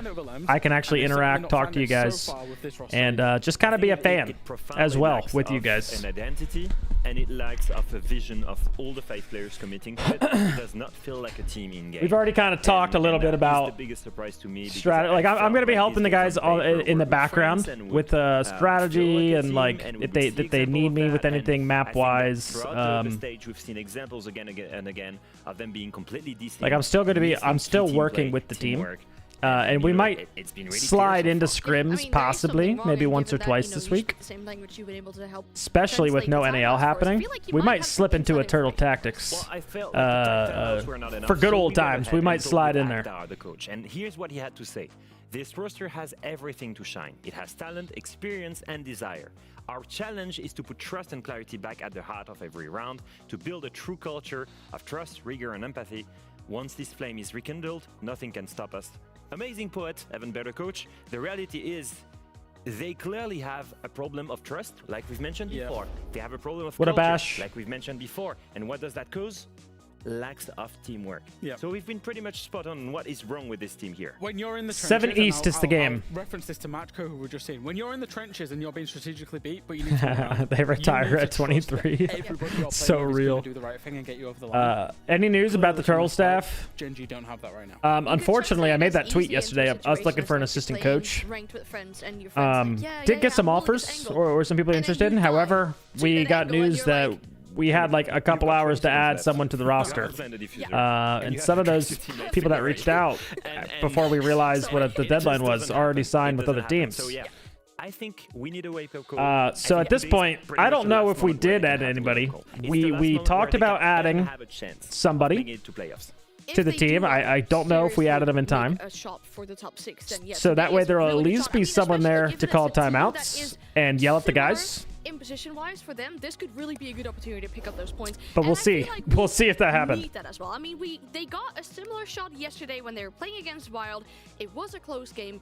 But they actually did give Wild their first victory in the league. I heard about something Call Out and Bodega did, which they got 5 frags and build a system on them. Can you explain it? First team, Wolves, to drop against them. I can't explain it. it. Must be a huge wake-up call for these guys. Clearly, some of I these don't guys have believe been in any around for a long systems with time. 5 Azure, fraggers. Tyrant, you know, it's guys that have been. So I'm not sure. To go and lose to a team like that. I mean, surely the ego must. That's not my style. That must be Unwanted, we build a system with 3 support players and 2 fraggers, and we got top 4 SAC. It really was embarrassing. Leo, you speak I the think same you need language some. as I think you need some coach, supports. Yeah. I speak the same language as Wolves' coach, Really? Kendrew. Really? I know it's a shock. We both speak British. So I actually got some words from Kendrew as well that I want to throw up on the screen. I think you could sum up our stage so far as overthinking and overdoing. We've been working on it, but habits are hard to change. But for this game, we need to be. Do you need a water boy for the team? Absolutely. What we are going to add, like the most important thing, honestly, with losing me, like the strategy's already set, the playbook's already straight. I'm working with Trev on like stuff that I'm seeing in games that I think can like be, because I'm obviously watching a ton of Siege right now, like can easily add into our playbook and shit like that, right? So I'm still working on all that stuff behind the scenes. But like one of the biggest things, like, is just recording all 5's POVs. That's it. There was nobody on the screen just then. We just need someone that'll just sit in there with the guys and just record all 5 POVs. And I mean, if the team allows it, you can also technically stream the 5 POVs. But yeah, that way we could do some VOD review. Because right now, the guys are just because I'm not there. The guys are just recording their own POVs, and very hard to VOD review from not being able to see where everybody is. But a lot of people's availability is like not good. Like the guys are pretty dedicated and need someone dedicated with them. In defense, obviously, hugely. You know, we've said it before. It's a big defender-sided map, just like Skykeeper. Second thing is, on which map did Wolves win their first regulation win, their only regulation win this stage? Cafe. Against Fnatic. And who did Genji lose to on Cafe just yesterday? Oh, Sunday, sorry. Fnatic? Exactly, during the Belgium Mixed Masters. So The garage take by G2 with Aurora. The one where... Which one are we talking about? We talking about the one where we open up IT wall? We've just seen a clear VODs, modern ones or new ones from these 2 teams. You could edit them? That's true. I guess we could edit them. I don't think all 5 are recording their own POVs right now. Like they think it's easier to just Discord stream, but that's not a bad option, Aspen. The roar take. Are we talking about the one where they opened IT ball and blocked off the garage door and the other door, and they did the ram and they just had Bert? That one? If it only worked like that, it'd be really boring. Some playground logic there. Turtle Tactics, Team House, Sports Psychologist, Private Island, and Sauna. Absolutely, guys. Going really well with that up until the last game, but of course, I mean, we're predicting another overtime. Absolutely, chat. You fund me, I'll fund the guys. How about that, huh? Time to send it back to Ace and S for one more time today. So who here in chat's, we got a sports psychologist in the chat, wants to work Turtle Tactics. We got someone that's got an extra house. They want to lend us to be a team house. Who here's got a private island? Probably a few of you, huh? And say, well, actually, your wording was not that Fresh would get 4 in a row, but would get 4 total. I know. So. Oh, okay. All right. I'm looking away, chat. We're on Cafe, a brand new goddamn app. Holy shit. We're playing Cafe. In the tattoo chair. Right. What did Fresh say? 8-7 Wolves? Did he say 8-7 Is this going to be Genji's first win? Nah, Clean I think they win. win this in regulation. 8-7 Wolves. 10 gig Google Fiber. Okay. Down. All right, cool. I'm down. Better than Cox. We shan't worry until we get to round 8. We'll do our jobs. I got 1 gig Cox over here. Then we can worry about my Heine and its potential tattoo edition to follow. Oh, I thought it was all over, man. I'm so gutted. You and your big mouth, Des. So funny. It'll be funny. It'll be funny when it happens. It's not failed me so far. All right, we're in the game. Can we watch the game? We're in the game. And so I can keep it talking crap on the timeline as well. Let's see how things roll out. It's going to be Wolves kicking things off on the defense here of Cafe. Just both coaches make comments that Come on, chat. Come on, chat. How old are we? Different but alive. How old are we? You guys don't have cocks? What internet you guys rocking? Thinking, overdoing, not being able to deliver the end product on the Gen G side. How many gigs is you? Never mind. I'm gonna stop. I'm gonna stop. All right, Cafe. Same outcome where both teams aren't hitting the kind of results or the big strides. Have I encountered the castle exploit? So I'm hoping that as we go through the stage a bit further now, we've got a chance for that to be improved coming into this game. No, I haven't. Fixed by today, it's probably not going to be fixed by Super Week next week. And that I haven't played ranked in weeks, so no, I have not encountered it. Swing can happen in the league table at the end of those all right, what the hell's the site here, guys? Dial in. Reading. All right, I don't hate it. South America, they prefer cocktail. Jesus, all this cocktail talk. Nate was talking about cocks last night. Really? What was he saying about my? What was he saying about my cock?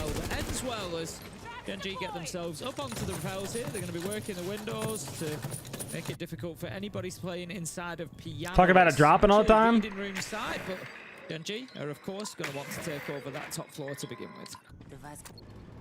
I mean, right now they're numbing through all this utility they all right, possibly can. reading the default on defense for this, the meta is just a layer. Hold top floor for a little bit. We see Castle Mirror taken off the board. They do have a zombie, and because I don't see a zombie, that screams to me that we are just going to layer off top floor. You only see 3 playing top right now. 1 in cocktail, 1 on white, and 1 in the bathroom. I was going to say washroom, but we're going to call it bathroom. I've got a feeling that we might see a slightly different Wolves tonight. I think, you know, they've had yeah, I think they've had a couple oh, nice. Nafe does know. We were in a team house together, so Nafe would know that. They started against G2, then they played Fnatic. Fair enough, it was a close game. But then they've had Falcons, and we shared a bathroom together, actually.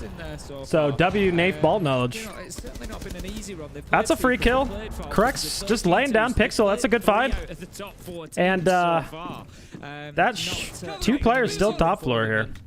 I think maybe a little bit of a wake-up call with the results. 2 in cocktail. We're just gonna keep holding. 1 on the cock window.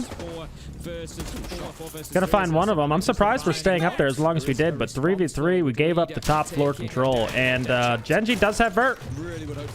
Luckily, they didn't lose sledge. 3v3 theory, 35 seconds. I say this often on my stream. If you're the IGL here, you are Gen G. You're acid with the bomb. 30 seconds left. What's the plan? Where are we going? Generally, 3v3 theory, as long as you get a drone pillar, you can call all those flanks. You should be able to just drop 2 right here. Go for a default plant with that sledge holding above, especially if there's no freezer holes. Defense. Had a hole kind of ready for it, but did miss. They did know that they were flanking around pillar. Probably had a drone there. And that's going to be all she wrote. Pretty default, standard 3v3 right there out of Gen G. Well executed. Would have needed to see a little bit more from Wolves. Either you got to try to power through the site when the bomb goes down. You got to try to power up the white stairs. Make sure the guy can't hold vert. Like, what was the wink on there? He's a couple of seconds ahead. He can take that challenge at pillars straight away, get the kill, get straight on. It's a bit of a different situation. And so, you know, just a great example of the power of those Brava drones and the reason that we're seeing them brought along more and more there. And you've got to be so aware as defenders of, you know, what gadgetry have you lost? What have you not? Gen G take the first round. I'll take the small one, Joe. We'll play it safe. I don't want to ask for too much. Getting rid of Adokabi early on, as I mentioned, the time is massive. Like, Necro was way out of spot and getting himself picked up there. But just down a little bit more here. And that probably stops it. Noodles was that chance. He's missed the man exiting room itself. Could have been either a round-ending opportunity or at least forcing it down to a 1v1. We'll dial back into the game in a second here, but I have a question in my head that I need answered. After losing the entry, they start up at 1-0. Yep, great start for Genji, especially on the attack of Cafe. Like you Where's said, Wolves? you know, Leader, maybe sometimes Noodle. expected to be, you know, Okay. a bit of a lean to defenders, maybe a 4-2 Okay. half. So Wolves already behind at the pace after the first round. We're going to see. All right, the other second floor site. We're going to mining. Wolves running the second floor sites here. Again, typically in the SAL region, we're seeing Cocktail as the primary site. Kitchen's also a really good site, but we are seeing just reading and mining.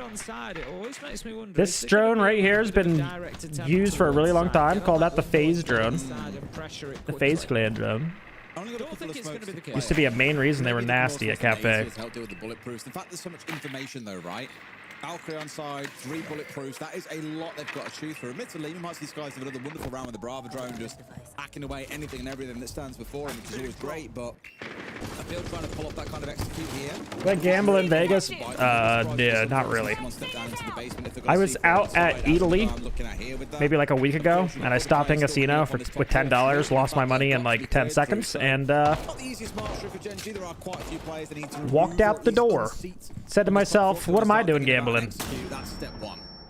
We've seen a lot I'm less broke. Bosch G usage lately since the nerf that came in just gave it a bit more of a damage drop off, so it's not as powerful particular range, but we are going to have Noodle bringing it along this time around. Has switched out to the secondary at the minute, so we might not see any of those big slug shots. All right, well, they have the top. Again, this is kind of the default strategy on defense. You don't really hold top floor too hard because these second floor sites, it's very easy to layer back, and especially on mining here, you can get someone into the basement. We do see that. We got Noodle down there in small bake. We got Jaeger down there on the bottom white stairs.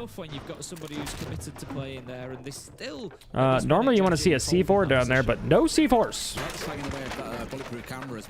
Interesting hold. Late mining execute through the window, then 3 BPs. At least would help the defenders. God, I hope Bravo got all of them. 3 BPs and Valk. So heavy off the vision.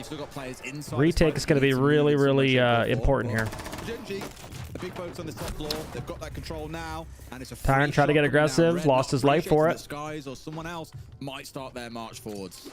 Tyrant taken out there. We're going to see the flash. Is it a flash? No, it's a smoke that's going to come down, but the challenge is there. Skies is ready. Plant is going down. It is going to be the Blackbeard, so a little bit of protection with the shield on the back. Again, playing for those late rounds, but the win cons are poor. We're playing way too far out of the site. Genji doing a good job, bringing, obviously, bird ops, clearing everybody in sight, walking in, planning. Like, where's the win cons at the end of the rounds here? Any more than that? Genji close it out. It's Not looking good. Maybe a timeout. Much better than the last couple of times I've seen them.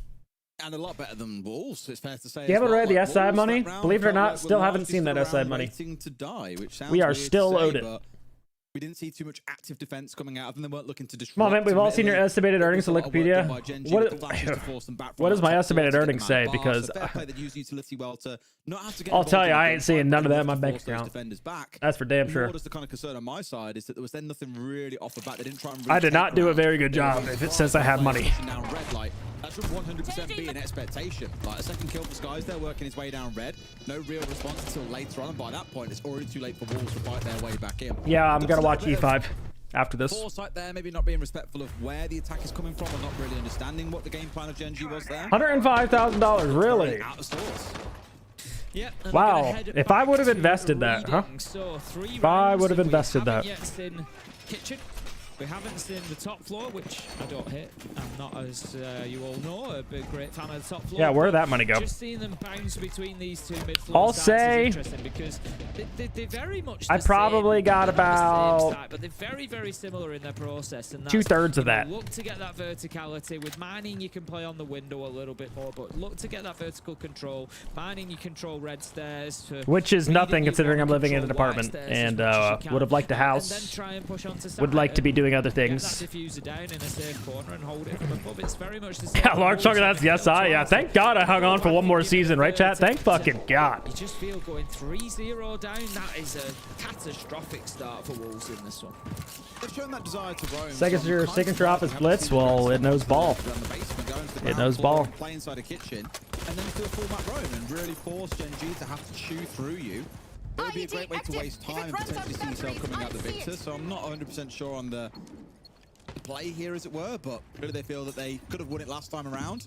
I would agree if Noodle had hit either of the 2 kills that he really needed to, but... Oh, it doesn't count coach earnings? Oh. If it doesn't count coach earnings, I don't know. then oh my god. I think I made more money as a coach than I did as a player, and I don't have any of that. That makes way more sense to me. Plenty of rotations in and out. Likely one over towards... Coach for 3 years. So probably I played, supposedly made $105,000, supposedly. That's like pre-tax. Try and make this exact push difficult. It's not going to work. Deadshot manages to get in. Skies with one as well. Wolves are crumbling at the minute, Des. Wow, held on to top floor control. Good job by the Wolves. Switched up their game plan. Hey, we're going to try to hold top. We're going to bring a zombie. We're going to bring some trap operators. We're going to bring Mozzie to make it annoying to drone. And we're going to try to hold on to top floor. Your executes are too good. This was a good switch up for the Wolves. There's a big flood from Genji onto that top floor, you know, dropping in through Skylight, people charging in from top red. Like, it was entirely their floor to be taken over. The fact he's got 2 kills and lives to tell the It's your apartment though, or just rental lease? Oh, we're paying what per month, so rental. And realistically no way they should be would losing. again, However, we've already seen some crazy rounds. if this was a perfect world, we would have stayed a team after Unwanted. I would have a house right now because rental property or real estate in general is going up in the Vegas area because we have a lot of sports teams moving here. We have the A's, soon to be more. We have Warner Brothers and some movie studios moving here. Something to think about going in for the plant. This is a bold move. Deadshot is going to be on the cover, and Skies tries to pull off the plant. And in general, it's growing. I thought Deadshot might get 2 and bring it back to a 1v1, but it wasn't to be. Oh yeah, right. Winnings from your games. That's a good point. Plus salary. At least the second half of the round was more solid, but it was built on that big as a play in the middle of not even counting salary, and we were getting paid pretty good. So I was not very smart with my money. Chad, don't be like me. When they've got this flood on the top don't be floor, like me. They've killed 2. It's like, yeah, this is ours. It's our control. The fact that Asa plants his feet, gets a couple of kills, one onto the other, a couple of seconds apart, sure, has managed to get that space to isolate 1v1s. That has been what has got that round over the line for them. So a big play by him. It gets them on the board at the very least, and that's the important part. Genji will probably want to try and why don't players utilize orcs hatch jumping more? It's very niche. You will see it. Borders of map, you see it a good amount. Bank, people might flank the vault hatch. You seen M80 try to do that the very first round of Bank where they got absolutely stomped by Cruelty. By the looks of it, still respect being shown by Deadshot with the IQ being hovered here. I'm kind of half surprised that we haven't seen the Brava taken away. Gridlock, of course, being Wolves' no 401k investment clauses. On DZ, they have that now, which is great. Early on, esport players were not what's it called? They were independent contractors. They weren't employees. DZ was kind of one of the first in NA to make people employees, give people health benefits, dental. DZ kind of was, again, one of the first for that. There are still some esports teams, I believe, that are like independent contractors and don't offer benefits. And one of the benefits for DZ is that, yeah, there was investment stuff, which I would highly recommend now to any esport players. A, 1, build your brand. 2, learn how to manage your money, because it's not going to last forever. If you can, get a manager. Have someone manage your money. Yeah, that's kind of what I was checking. Noodle 2 and 15 last 2 days. I wanted to see how bad he was doing because I feel like the last couple games I've been watching of the Wolves, Noodle's been struggling. And he's playing like fragging positions. Again, here we see him on the Vigil playing under bar. He's been doing this on some of his other teams. I remember, what was the former team? And the Brava still available. Gonna grab that. Was he on a APAC team? That is a huge amount of intel. Is he on Bleed or something? That has been lost by Wolves to an I literally prepped this exact strat. I know that there is value in taking away the gridlock. Opening up those flanks a little bit, so what we need to watch for now is on the defense. X-Bleed, okay, yeah. Joel? Yeah, okay, maybe it was Joel. Maybe it was literally Unwanted. Was he on the team we played when we were on Unwanted? Was he on that Joel team? The answer is there for you. This is like the exact same. That's what they're leaning towards playing on the Solas, for example. Of course, can see the air jabs and deal with those. Okay, this makes so much sense. And I tell you what, I didn't even see Skies tonight. We ended up banning Vigil, I believe, in that game, and he played Solus under there. Or was the other way around? Maybe we banned Solus and he played Vigil. I don't know. Can't remember. yet looking to get inside of the map and take a bit of ground now. A minute 30 though, they might be just slightly behind the pace here. We'd like them to. But anyway, this is what they tend to do. Again, a zombie's up. You can play these mid-floor sites aggressively, so they are. Just keeps them in this one. And it's working for him. Noodle for 2. It's a beauty of a double from Noodle. Don't let Genji execute. This was a good switch up for the Wolves. We saw him go reading mining and lose because they layered. Now they went reading mining and played aggressive, and they're going to win. What's going to be their third site? Or am I speaking too soon here? Is Genji going to somehow win this round? We heard Leo speaking about the desk earlier. Freebie. Everyone was a little shot to the back of the leg. Oof, painful. Down to a 2v2, but again, I think back again to that sync, that trust, that faith in one another is what's missing. Hello, Naquo. Out of seemingly nowhere, has completely flipped it on its head. Wolves are about to lose what was a 3v2. It's now a 1v2. I think all the luck that Azza enjoyed in the last round just came back to bite him. It was so unfortunate. He moved drone hole. Oh, good drone hole him. Like you say, Tyrant now left in a position of trying to hold on. He knows where Down the to pressure's going. 15 seconds left. You're not going to be able to pick him up. It's a 1v1. SMG-12's way too strong. And what else is strong is A1's love. Thank you for the gifted sub, A1. And hope you are doing well. W sub. In the round as well. Imagine target banning Noodle. Well, they took our ban, so we just banned his up. But they took our ban, even though we banned that up every single time we played Gav. A little bit of that, where we're starting out with one team on top, the other team swings it back with a big flank, and the other team swings it back with one player going nuclear. There's not much. Yeah, they did. They also played in the mental league. Up and down. It makes it really hard to predict which way it goes. As it stands now, at least, Genji are up 3-1 on the attack, which is a brilliant line to be at. But you will ask questions of Wolves and their defending here so far. It could be so much better. And that's a free one for Noodle, really. That really should have been seen out fast. I mean, yeah, the biggest question mark for Genji has been their attacks in some of those other games. And what was he doing there? Just bouncing up. Okay, anyway, 3-1 though. They got 3 attacks. Is going to punish them. Genji is starting to. I don't. And this is attack side of the map. Because Wolves, you know, this one more. 3-3 split. That's what we're looking for here. We are going on to kitchen, so brand new site. That scope post from leader. Very, very good. If Genji is doing a kitchen direct take. No, I mean not with how things have gone so far. He can then just scope post into the corner and basically deny. I think we've seen Furia. I think that's a Furia strat. Not really, which is what it half feels like. It depends on which team wants to be the one losing here. It sounds weird to say, but it's again that Noodle, he's starting to feel himself. Who's talking shit about Noodle, huh? Who's talking shit about this guy? He got hits. He don't care. All his goil fires are down. He don't care. That's Buck too. But Genji bringing Sledge and Ram. However, Skies is on the Ram, so they do still have an answer for the verticality. They've got the Sledge as well, so not the end of the world. It's always a loss having the utility taken away, but they have got plenty of alternatives here. It's, you know, a lineup that is absolutely screaming that we are going to destroy every floorboard here before we start pushing ourselves towards that. Absolutely. May as well play the round out from the start again here. Just in that 4 versus 4. Ignore those 2 players that had a scrap at the start. As it moves on forward, there I was going to say, also the ability to hack away, of course, and Naquo keeping that Doctor online here. Big fan of the operator in general. How don't teams use Scopos more? Also kind of niche. It's good when there's like 6 power positions on a map. This is one site where there actually is. You actually will see Scopos on this site. And a shield at the same time. Krex is the linchpin on this defense at the minute, playing the Warden out in VIP. He needs to hold them off. They've opened that freezer hatch, so that's where they're going to be looking. Boom, into the corner. Push going forward. So they need to be aware of that. They need to clear that Warden out of position. Leader will take the chance to move himself into the small bakery. On the now, Genji.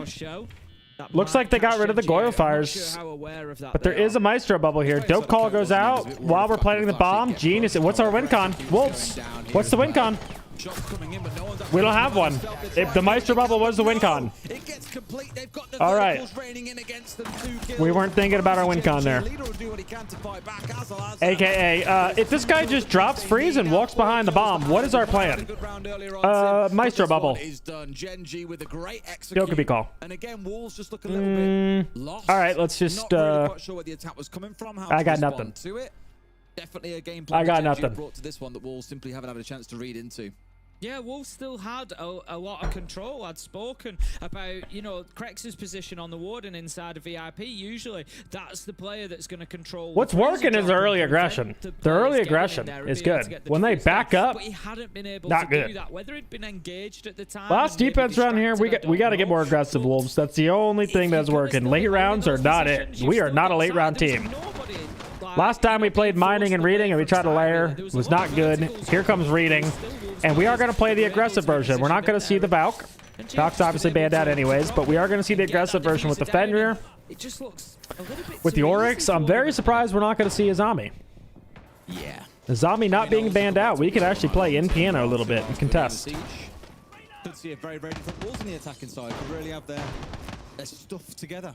And Genji might be the ones that are crumbling on the defense. Like, at least based on what we've seen so far across these 5 rounds, that won't be the case, but again, you just never know how the tides I mean, you have to turn off your phone call before you can scope post. The last one of the half. If Genji goes on the attack on Cafe, that's going to sound crazy. It's really going to set them up as well. I mean, you know, we're kind of finishing the day as we started it. Of course, VP went 5-1 up. Genji, looking good so far. This could be the very first win. Wolves giving Genji and Wild their first wins of the season. How generous. How goddamn generous of them. Wolves winning 8-7 in overtime, Des, which, you know, I don't need to tell you what the consequences of that would be. No contact with us. Yeah. It would be a bit mental. Again, that reminder that we're going into next week as the Super Week where we have 3 play days, and then that's it. Our league play is done. Playoffs then begin. We've currently got 2 teams locked at the top in Falcons. Oh my god, I forgot this alert was a thing. Holy shit, it's been... I don't think that's ever went off. Any tips on improving how to IGL? Trying to figure out how to work and to get everyone on the same page. Tip-wise, first off, thank you for the dono. 420, of course. What a W donation. Watch Pro League, figure out a team you like, figure out a style you like first. What is your style as an IGL? And then honestly from there there's like a lot of ideas. There's a lot of different teams that have different styles, so figure out what you like primarily and lean into that. You can watch a ton of Pro League, but as an IGL you need to put in more hours than anybody else. You have to watch more footage than anybody else. You have to watch back all your round wins, all your losses, have notes, figure out how to get better. So yeah, figure out your style, pick some ideas from teams that fit similarly. Practice calling. Practice having like the right calls. If you're wrong and you lose rounds, totally fine. You need to be okay with that. But again, just watching everything back and correcting everything. On the flank, we will see whether Genji are aware of that or not. Asa is on the Nomad. Skies manages to find leader, takes him down. We need to see more of a power here. They cannot play late round. We cannot play late round, Wolves. Power. Still have some good control here. Asa's taken out, and surely this is going to be a 5-1 half on the attack. I like the attempt. Goes for a double in the round. 4 versus 1 now. It's all up to Noodle to fight back. He is the sentry. Of course, A1. And thank you as well. Thank you as well. I know it's a little bit all over the place. There's a lot to it to be an IGL. I feel like we need like an IGL series. I feel like I've seen that somewhere. Now in a 3 versus 1 for Noodle, it feels like all but done, and sure enough it is a 5-1. Really only feels like, and again, I hate saying this kind of stuff because it sounds like I'm undermining 5-1 attack, guys. This. They played the game before and they played it well, but their opponent, it feels, only half turned up today. I think, it's fair to say that Wolves have certainly felt or seemed off the pace. You know, versus what we might expect from them. Maybe. Why are they banning Gridlock over Dud? Gridlock is a super powerful operator on Bank. Oh my god, on Cafe. Mainly because of the staircases. You'll look at all the top teams that play Cafe. They're bringing Gridlock, denying the red flank. Games like that will take their toll. Why is that guy always? Kind of back to back, and you come in here, there's a lot of pressure on Wolves now. This is a bottom of the table. They'll just make Nomad, yeah, but you can shoot the air jets. Loses this, then sits dead last in the table, and maybe that pressure's just getting to them a little bit. Gridlock has a phenomenal kit, able to burn ADSs with his grids. right? So pixel shield, any like shield ADSs, you can burn with tracks. You have 2 nades, so you can solo clear those kind of positions. For the red flank, for kitchen, you're able to do like all the staircases with gridlocks. One of the most solid guns. I mean, Gridlock has like one of the best kits as an attacker. Down inside of the kitchen, mind you, which means they may well be trying to force Wolves into a full map clear here. Maybe I was though. Maybe I was thinking of the IGL section. The problem that's always going to come in from above here if they during SI. Going on upstairs. He could be the one coming down red, stabbing him in the back. I mean, the question gets asked a good amount on here, and I think that might have been one of my best TikToks. Someone asking about IGL as well. I think that Wolves are well and I am glad to see people not want to just be the fraggers. And, like, we need more IGLs. We need more IGLs in this game. It's like being a quarterback in football. There's not enough good ones. The top teams in football are the ones that have the top quarterbacks. That tells me that they're aware of the Cav and they just want the Blitz to run her down, essentially. Cav's really easy to deal with if you know that she's there. Her gun's not great at range, so you just engage at range and try to... This is another way of dealing with the Cav, of course. Get aggressive and just go rushing in there. C4 himself, that definitely helps. That means the Blitz ain't gone, however, he is looking pretty low at this Direct take, I like this from the Wolves, especially, yeah, that Cav was way off site. Able to come back, but, like, not a good op to hold site. Plant going down, and I don't see anyone able to stop this. Coat, we are in Coat, we're in VIP. Yeah, bomb down. Yeah, that was the play. Like I said, rather than chasing the Cav down, it was just let's take the Cav out of the equation. We'll just run straight into site and force them to play. There's no way. No way they win this round. No way. This guy just can't peek. Get on the bomb. Get on the bomb. Just need to find one more kill. Tyrant scrambling at the minute. Azox, he's on the disable here. Surely they're not going to let him get away with it. Why didn't you just interrogate him? Finds the final kill, and that's going to be Gen G with a successful that should never. That should never happen. That should never happen in a million years. What I'm really a bit that was a awful post plant. Player inside a bakery. Like Nacro was coming from the challenge for small bake side. He just pushed out from bottom red. He impacted, of course, is drawing attention. Then there's a shot from deep inside a site that gets the kill onto this bakery player. All the meanwhile, the plant's going down. They're starting to get control of site. I'm just like, where are these other players? Like, how is their backline being isolated into a 2 versus 1? It was dead weird. I don't know if Wolves have gone too deep or whatnot. I don't think they like tried to explode them towards red, and that's where they started losing players. It was just very, very strange there. A little bit chaotic once again, and Wolves ultimately hand Gen G the keys to the kingdom. That's an unfortunate C4. It really is. Is this the shot? Oh, yeah, nice. Okay, good shot. I didn't think it was like deep inside. IGLs are rare in most esports scenes, to be fair. Yeah. No, it's true. It's like, you know, I don't want to compare it to quarterback, because quarterback's the most fun position to play. That's why most people grow up, and like in college, most people are just quarterbacks that are converted to play other positions, because it's usually the best athlete plays quarterback, especially early on in your career. The most fun position to play. You get the ball every round. Yeah. But at IGL, it's not the most fun position to play. Unless you like absolutely love just, I don't know, winning and making calls. But like, you're not getting the kills. The stats are not going in your favor. You're probably getting shit on most games. You're doing the dirty work. You're not doing the fun stuff. You're like an offensive lineman. Like, you're doing the dirty work. You're playing the operators people don't want to play. We've seen some great holds here from individual players, taking out 2 or 3 players by themselves. It can be terrifying. That drone won't have seen him, and he knows it as well. So most people are just like, well, someone else could do it. The drone coming back up the stairs, he has to get out.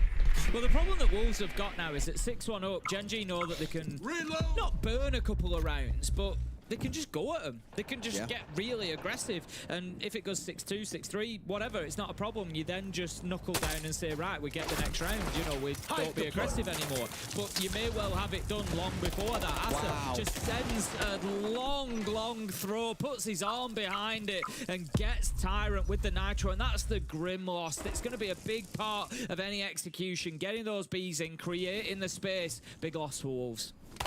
Say putting his arm behind it, so I think in this day and age we call it the yeet. Yeeted it at him. Which is crazy, because obviously he was getting shot at, he knew the player was there and must have expected something was coming back, but had no answer to it. Ace forced to charge his way here in through the fire, but gets himself back quite safely to his team. Noodle's fire only being slightly affected there to deter the Warden. And as it stands, Gen.G have still got that numbers count at this point, Tim. Still got a lot of this top 4 to worry about getting all the soft construction done on.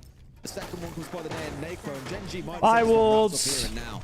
Yeah, I think that Bye. could be the case. 5 versus 3. Wolves just look battered and bruised at the minute. Wait a second. And maybe just getting caught. Wait a second. Many times Noodle manages to Is there life? Takes him down 4 versus 3. That's something for Wolves at least. But with a minute left, What are we on the doing? clock, they don't have What the hell are we doing? at the minute. So there's still Are we serious terrified of work. a flank? They're having to go and collect it now. That's another 10 seconds gone. Wolves have got an awful lot to do. You able to tell what teams still have an IGL, not a good IGL? Yeah, I say it's like quarterbacks in the sense of like you can tell the teams that don't have the good one. I mean, look at the standings. Forcing Wolves to play. Right kind of idea for sure, but Gen.G The top teams have good IGLs. Shut this attack down if they can. Yeah. You see the 3 players scattered around. The consistent teams have good IGLs. Downstairs.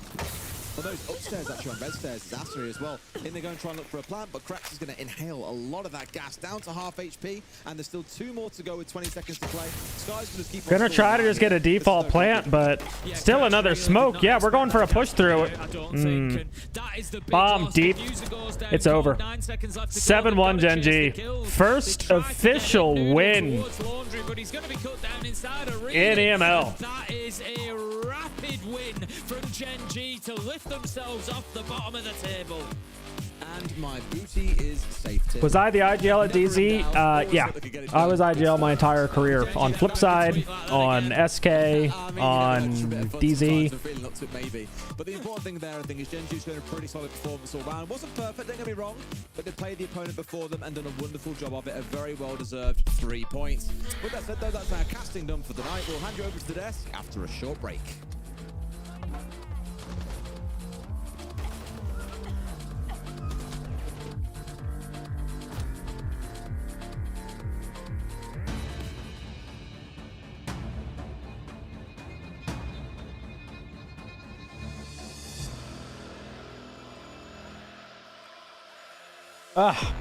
Something in my eye. Yeah, for nowadays, and I do think it is more meta to have multiple callers on the team and giving more people jobs, so it's not all on one guy's shoulders. And I also think it's really good to do that, especially when you don't have such a strong IGL. But it is nice that yeah, to split up attack and defense, so like your stats aren't that bad, right? Maybe you just call attack, but on defense you get to be a freak. Maybe you're lurking, someone else takes over the defensive calling responsibility. It's something we do on Turtle Tactics. But on attack, it's sure, like the IGL isn't just the guy that calls the strat. Like you do need some help. You need people that are also like your entries and stuff like that. You need them to be able to call targets.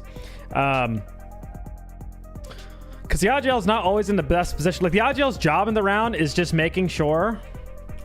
Where'd my epic pen go? That like here's a line in a round, right? This is how it works. This is the round.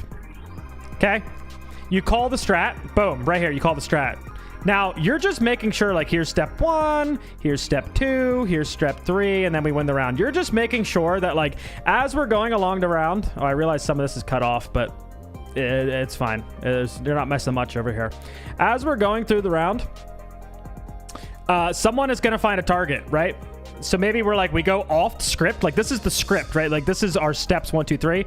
We might go off script at one point and go for a kill. Maybe it's not in the initial plan. It's just we had intel on a guy. We go for a kill. So now we're up here. IGL's job is to get everyone on the same page. After that, boom, bring everybody back down. We're on the round. Okay, now let's make sure, hey, we're opening the wall. We're doing this. Okay, we're set up for step 2. Oh, maybe something happens. We are now in a disadvantage. We got the opening pick, but now it's a 3v4. They flanked. Now we're down here.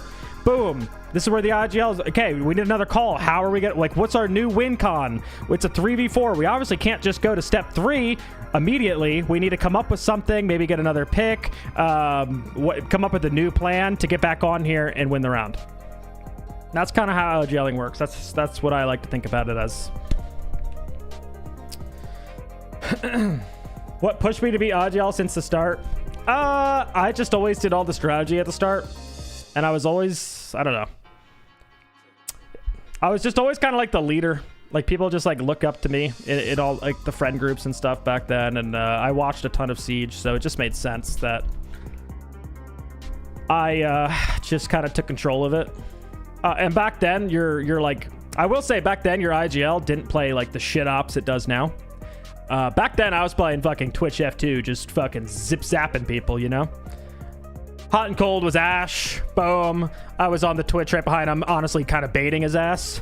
I meant bending his ash. And, yeah, it was easier. The moment I got put on, if you guys look at DZ, the only time I got put on a shit role was my very last season. I got put on Thermite IGL when we lost Hot and Cold. And worst season I've ever had. I could not call for shit on that role. I think it's so, I don't know. I always found it difficult. Yep, like a chessboard, placing your teammates in the proper positions. Exactly. Like you're calling the strat, but like stuff happen. Like no round is perfect. Again, like the line, like no round is fucking perfect. People are gonna get kills, die, and you just always need to make sure we are on the same page, doing something together, so we can win the round. When you don't have an IGL, chaos. You go off fucking script, and like you just stay up here, and then boom, and yeah, you get the point. You get the point. Anyway, Hot and Cold on frag ops is something I'm glad I have seen. Yeah, he still has the bomb though. You don't have to look at like who's like playing, I don't know, Thermite nowadays. Like nowadays, you just see who's got bomb. That guy has to play safer. That's not the, like, holding the bomb is the not fun part. With that last game of the day, Genji have made really quick work of Wolves with a 7-1 Is Troy younger than Hot and Cold? I don't We kind of believe. No. a close game, but it was basically Matt is definitely younger because Matt was underage in year 1 when he played pro. And an attacker-sided Cafe. I'll expose him, even though that already happened. I think it's great to see them, especially, like I said, on the defender-sided map, just go all in. Clear, well-executed plan, and except for a few rounds where clearly it went really close, it was pretty dominant from Genji. It was pretty dominant. It was a very dominant Leo. Yeah. Go on, glaze your fellow Frenchman. There were many rounds that Wolves should have won, but that they completely threw. I think that one is an example of it. Like, in what world, post-plant 4v3, do you lose that? There were multiple examples of that. That's why I say it was pretty dominant. It was not extremely dominant in the sense that Wolves, once again, being true to themselves. So, anyone know what's gonna happen? Element's on this stream, right? Are we just like, is this stream just literally getting converted to Element, which starts in 8 minutes? Motivated. I mean, it's great to see Sky's back on 14 kills when he was struggling hard in the entry department as well. I won't say that we've been keeping faith with Genji because I think we have dished out our fair share of criticism against this team. But we've always known that there's a team there. What do I want to do? We've been showing frustration with them because we know there's a team that can come out. We that can expected dominate, better, right? Okay. That can do better. Esports NA, and thank you. We'll hop over there. The caveat is they've been playing. I just need to do one quick thing, so we'll let these guys yap. Really are struggling. If you did a power ranking right now, I think they're 20th out of 10 teams. But for Genji, it's perfect time to play them. Perfect time to get the 3 points. They now get to kick on ahead of a super week and make. These streams live starts 10 minutes. Okay. You remember yesterday when I said they needed a big victory? Turtle plays on R6 Esports NA. Ooh, thank you. Thank you, Jeremy. Huge. That's what Akbar said, Huge. You need something to basically tell these guys, hey, maybe we have it in ourselves. Maybe we should trust this team better. Maybe our team culture can be rebuilt from this. Well, it was not a great team of Wolves, but they still beat them 7-1 and with a really good fashion and on a map that's defender-sided and in attacking well and playing well together. So plenty of good benefits here. Yeah, I think this is really what they need, obviously, for the confidence as well. And we get to speak to the victors. Obviously, we have Nico on the line again, joining us. Good evening. Are you feeling happier now with these 3 points than you were after the last game? Good evening, guys. Yes, I'm feeling a bit happier. Do you feel like you guys are on the right path to make it to playoffs? Because right now, if I'm not mistaken, you're now at the same amount of points as BDS. So, like, kind of tied 6 spots. Yeah, I mean, we knew it could be possible even with all the lose we we did like on the other match, it was still possible to make it to the playoff. So we are kind of focusing on every match each day, and not like looking back at the match we trolled, we choked. Have you changed too much since those matches that you trolled, you choked? Because Skies today was incredible. Yeah, Skies is back at his real level. Like, he's been struggling this season, and for me, he's the best player in this team. So, I mean, ooh, big hype. Change. I think it's more like a mental thing. But we didn't change like oh my god stuff. Okay, 4 minutes. I think it was all mental. Okay. But how the loss. It's okay. good that you're mentioning that, because I remember the first time we spoke to you after your first victory, you were really, I don't want to call it upset. I might hop over like into the Turtle Discord. I'm going to end up muting the stream real quick and seeing if they need anything from me to talk through before our match. Probably going to want me to warm up with them if we are doing a deathmatch warm up. So we'll probably do that for the 30. If you guys haven't seen that, that's, I mean, shit, I haven't played the game in like a week, so it's been a while. So we'll probably actually end up doing a warm up. And so I don't know if I'm going to really be watching the first set of games going out. It's fine. I mean, worst case scenario, I can translate. But we'll see. Yeah, and yeah, he helped us a lot with mental issues. And when we get our mental back, we started to have more team play again and play like we used to play, like in Malta. And that's why I'm pretty much happy. I do want to see, like, what is the schedule? Do you think that playing other official games, but with less stake, like the Belgian Masters, for example, would help the team? I think it helped us a lot. Like playing 3 official matches, I think it helped us. Like getting more experience and yeah, just getting our confidence back. I think it helped us. Yeah, I think it really showed today as well. The 7-1 victory, quite dominant over Wolf. So go ahead and enjoy that result and get ready for the Super Week, of course, as well, which is coming next week. Best of luck with that. Thank you, guys. Have a good evening. Bye-bye. Thank you. Clear words. I'm happy to see a happier Neko. I think it was really distressed after that first victory, and this really is a world of a difference. I mean, he's fair in many points. I think Skies was one of the most looked up prospect from the French scene for a long time, and it was really rough to see him underperform, especially, like I said, in the entry department. I think before this match, he had like -12 entries, something, playing smoke in defense. Worst in the world, Yeah, worst in the world. Like, obviously, like, you think of these guys and like, it's great for our region. To see players like that back at a good level, because overall good competition is going to benefit from us all, for us all, and make us more performing better, I guess, at international events. Yeah, I think we talked about Matchco maybe overperforming in their stats. I think Genji were really underperforming, not only in their stats, but in their performances as well. They finally look like they're on that bounce back now. So it's not quite too late. You know, all right, element schedule. That's what I meant to look up. Element. Where's that schedule at? Boom. Really make a push. It's BDS that's sitting just above them, but not by too much. And I don't want to spoil things too much, but guess who they're playing on Monday? That's not it is. Where is it? Where's that schedule? I know Hayes posted it. That would be BDS, and I mean, it's like we're writing a script here with the matches that we got coming up in the Super Week. But let's summarize our day first before we get too ahead of ourselves and start talking about the Super Week already. Did we get quite the 3 overtimes that you predicted today? No. Not really. We're especially looking at the Secret and the Gen G game as being really, really dominant ones. And I'm still keeping with what I said at the beginning.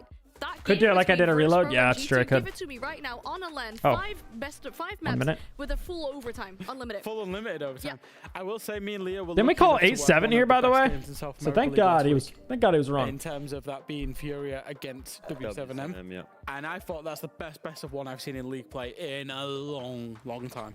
And not even a week later, VPG2 has turned up and gone, hold my beer. Yeah. This is going to be the best of one. Followers only chat for an official channel. International giants. Wait, who's that? Face each other the Element in channel? Regions, and they just it could have been tragic over there. They went on a map that they both lost. Could have been a lot of stuff happening. If that's on if that's on a chalet or a border, it's less of a game. The fact that VP is so confident on that map, it just chef's kiss. Yeah, we're looking at the standings as well, of course, to really close out the day here. Why is it so important that we have these lines? Obviously, teams are playing to make it to the top 6. That's when you continue after the group stage. You get to play the playoffs. That's what really matters for these teams here. Obviously, the top 2 is important as well. You get that bye. All right, we get it. All right, we're locked in. We got 6 seconds. Let me change the stream. Hakamori is the first game up versus Temper. We might just stay on this stream. What's the other stream? I might just change the title because this is Mr. B's team. This is a good one. How do I spell Hockey Mori? Someone hit me up. Hockey Mori versus Temper.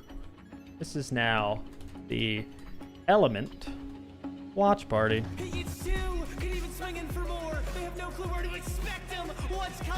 Hakiki Mori, thank you. Hakiki Mori.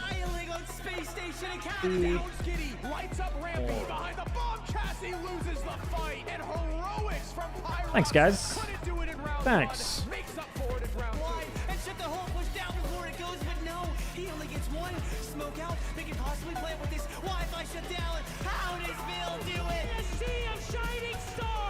Shine the brightest. SSG Academy are once and for all undeniable.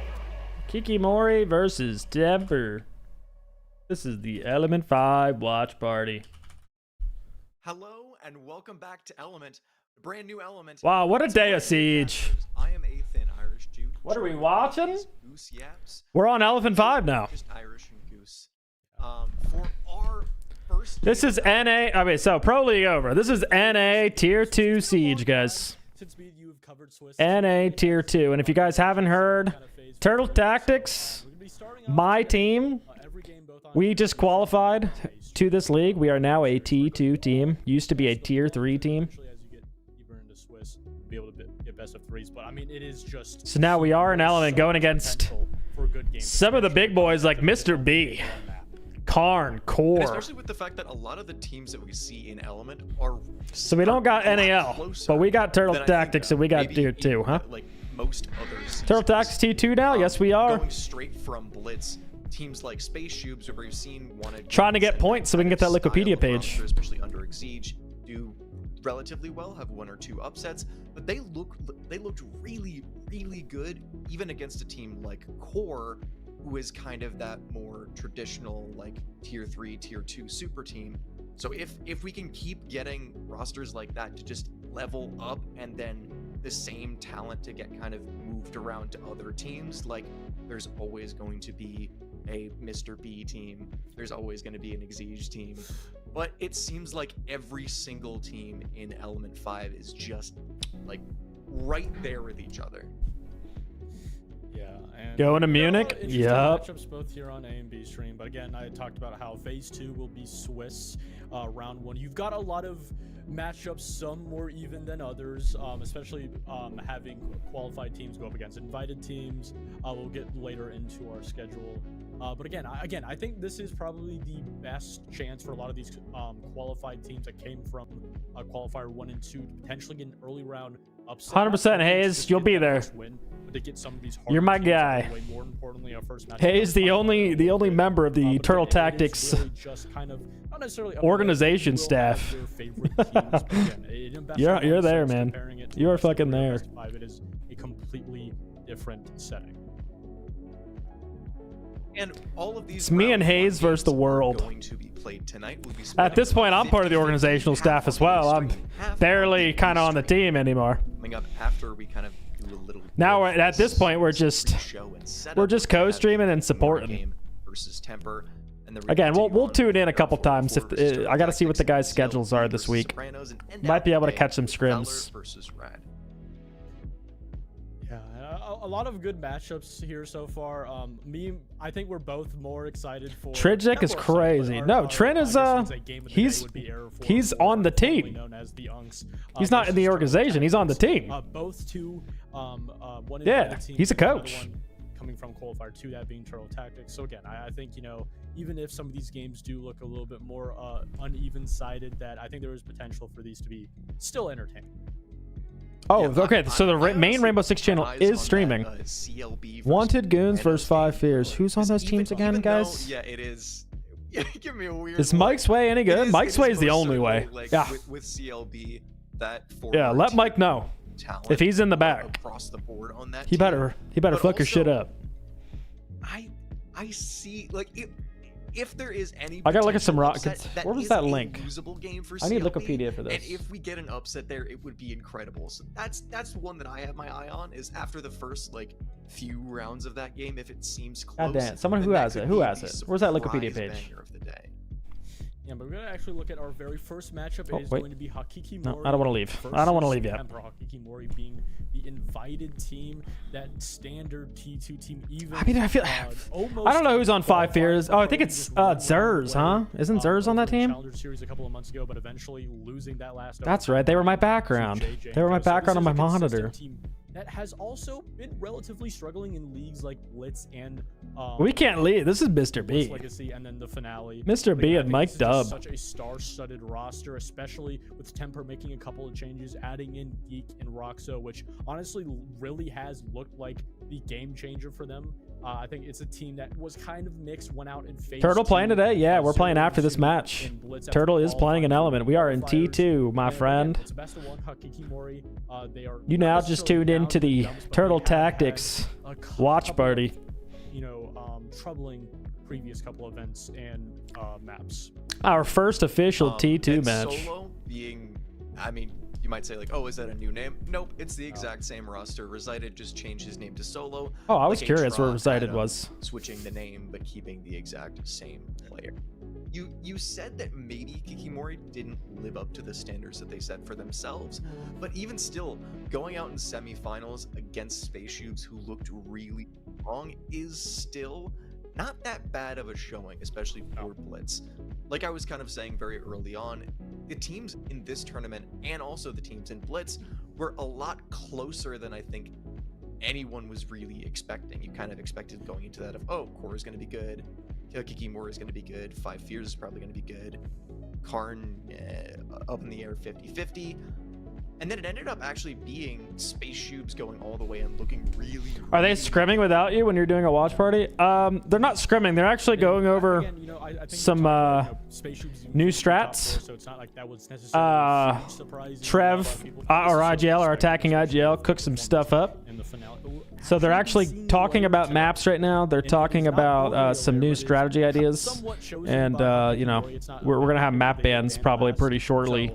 Temper is going to choose into that defense, but this is a very important map for me and a very Lair. We get to see some Lair. This early on, can't get it in T1, but we can get it here. Necessarily see a deep map pick like Lair. Both teams being very familiar with it in recent history. Still the coach, just not there as much. Yeah, I'm still like think of it more as like a mentor role, Dizzy.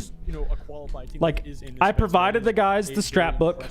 I provided the guys with like honestly a really good kind of like 2 months like bounce like anything, like any ideas off of coaching there daily, and now it's like took a step back, a little more of a mentor. The guys need me with anything. Like I'm gonna try to talk to Trev as much as I can, try to help him still like updating the strat books, things that I'm seeing in T1. Won it against Cincinnati, which sure, not we still might cover some scrims every once in a while. In that Blitz event that did consistently play it more than others. And of course, if the guys need anything from me, they can feel free to message me at any time. I will help them with anything they need. Kind of building up that score line of Kikimori. We do split it up. Dami's our defense edge, yo. Am I looking to coach a new team? No. They got to I'm putting so much time into just co-streaming in general that like I just actually don't have time to really be a full coach anymore, which is good.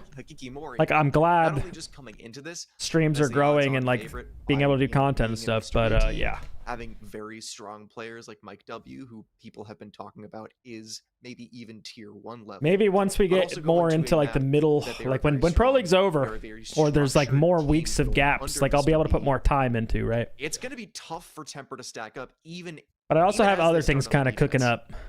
Yeah, and, I think before this, I said this game has, which I can't say anything about yet, but yeah. Or overtime.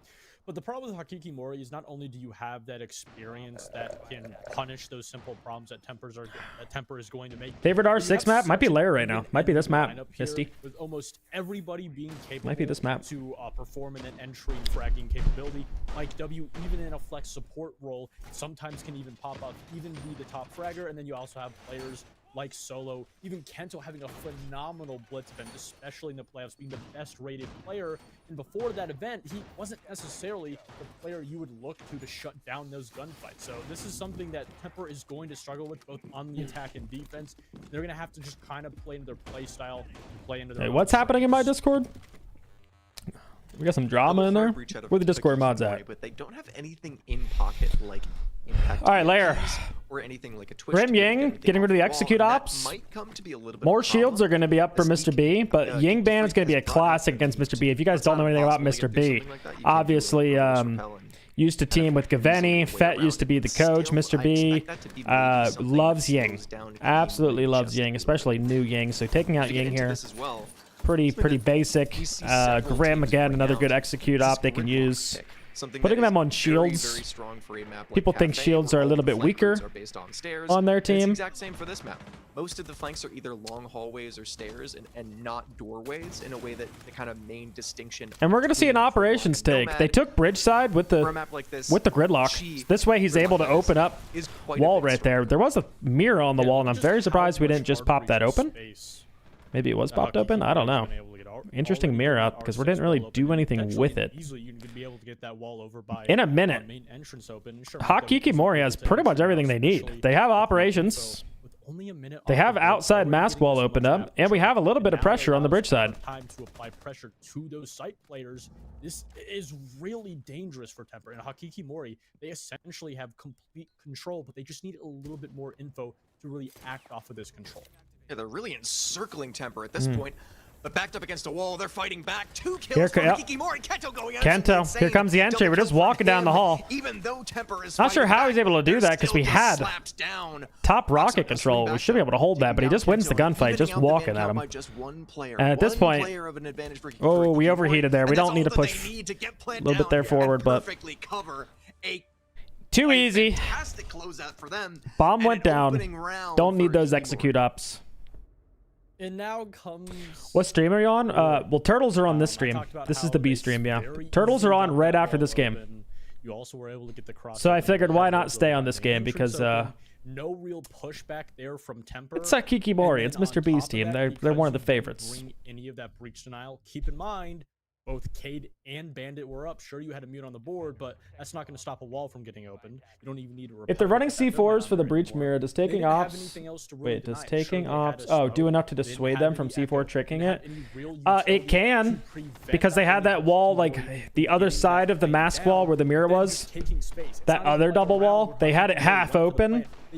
If they were able to full reinforce that, then they could still C4 trick it, but because they had it half soft and they lost ops control, you're absolutely right. They could maybe dissuade them a little bit. Especially starting on the defense, this is going to be a very quick map for Temper. T2 player who's next to go to PO. On their attacking band, decided to there's actually a few T2 towns.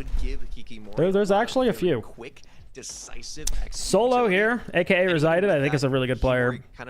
And the core of like Solo, Mike Dub, and Mr. B, I do think are good enough to be in T-Wall. Onto site without a Ying or without a Grim, they just slowly encircled Temper on that last round. Something that if they just continue to do round after round, site after site, this could get very dangerous. All right, we're going to lower. Again, looks like more of a bunker. We got Cade too, Goyo. And you're pairing it with Trap Ops. And if you look, I got rid of my Epic Pen, but all of them are already in the basement. We aren't contesting any map control. This is a bunker. This is, you don't usually see just a bunker. Normally you need a little bit of time waste in archives. They're just giving Hakikimori all of this space. They have full map control. So the most important thing when you have full map control is Ram, Capitao. Right here, once we get Hatch, because they have a Cade, sure, we can just ace it open, ignore the Cade. Use Ram, make a ton of Vert. They're not going to have anywhere to play. And then Capitao execute. If you fire stock, fire loaf, smoke the rotate, this is absolutely free. If Hakikimori, yeah, if they have a planned execute here, this should be free. I don't believe in a full bunker here. I think it's way too hard. Unless there's a win con from Temper, are they going to go like for a retake play or something? This is going to be free. Very favorable position, like we just saw a 4v2 in that last round, if you continue to just let them run over you with no real denial or pushback, then Temper aren't going to be able to do anything. And on top of that, they're completely boxed out, trying to move around this vertical that was being set up by the Ram. And this now makes sure that they have to push back deeper inside of A and gives more position. So it looks like we are going to go for a filter execute, but you see Vil on the yellow stairs getting ready to lurk down. And Mike is infiltration.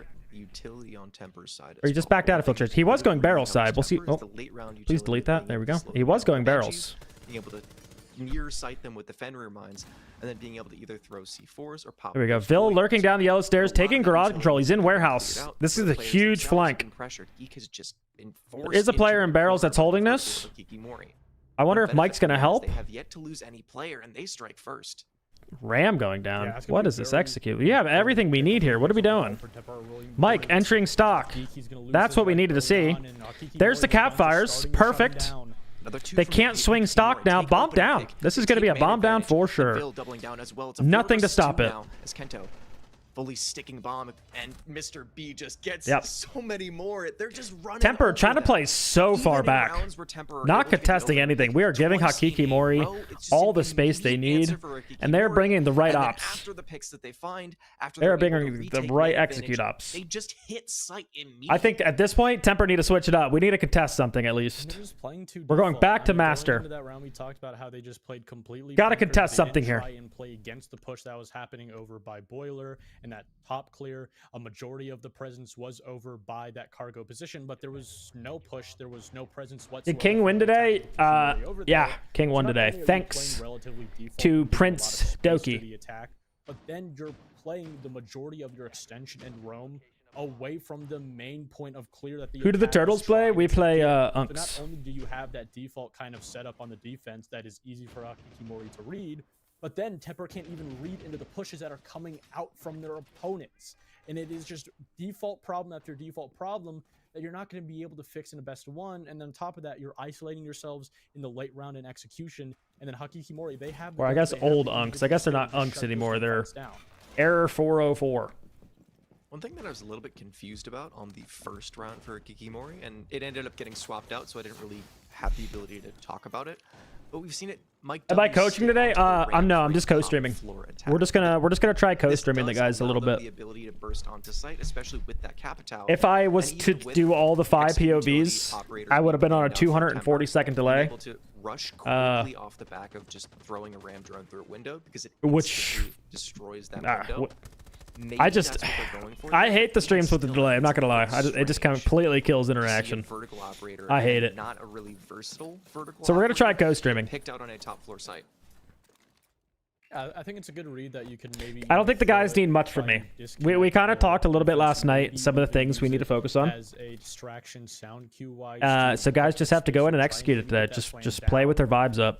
But again, I think also putting Mike W on a really good... Don't let the pressure kind of creep in, right? We just need to play and have fun together. That's kind of what's important to us right now. It goes back to my idea that, you know, in theory, this should be an operator pick that is relatively useless. If they need a timeout, yeah, we have someone else. But because of the individual that was kind of one of the things with getting an assistant coach is mainly just someone to kind of...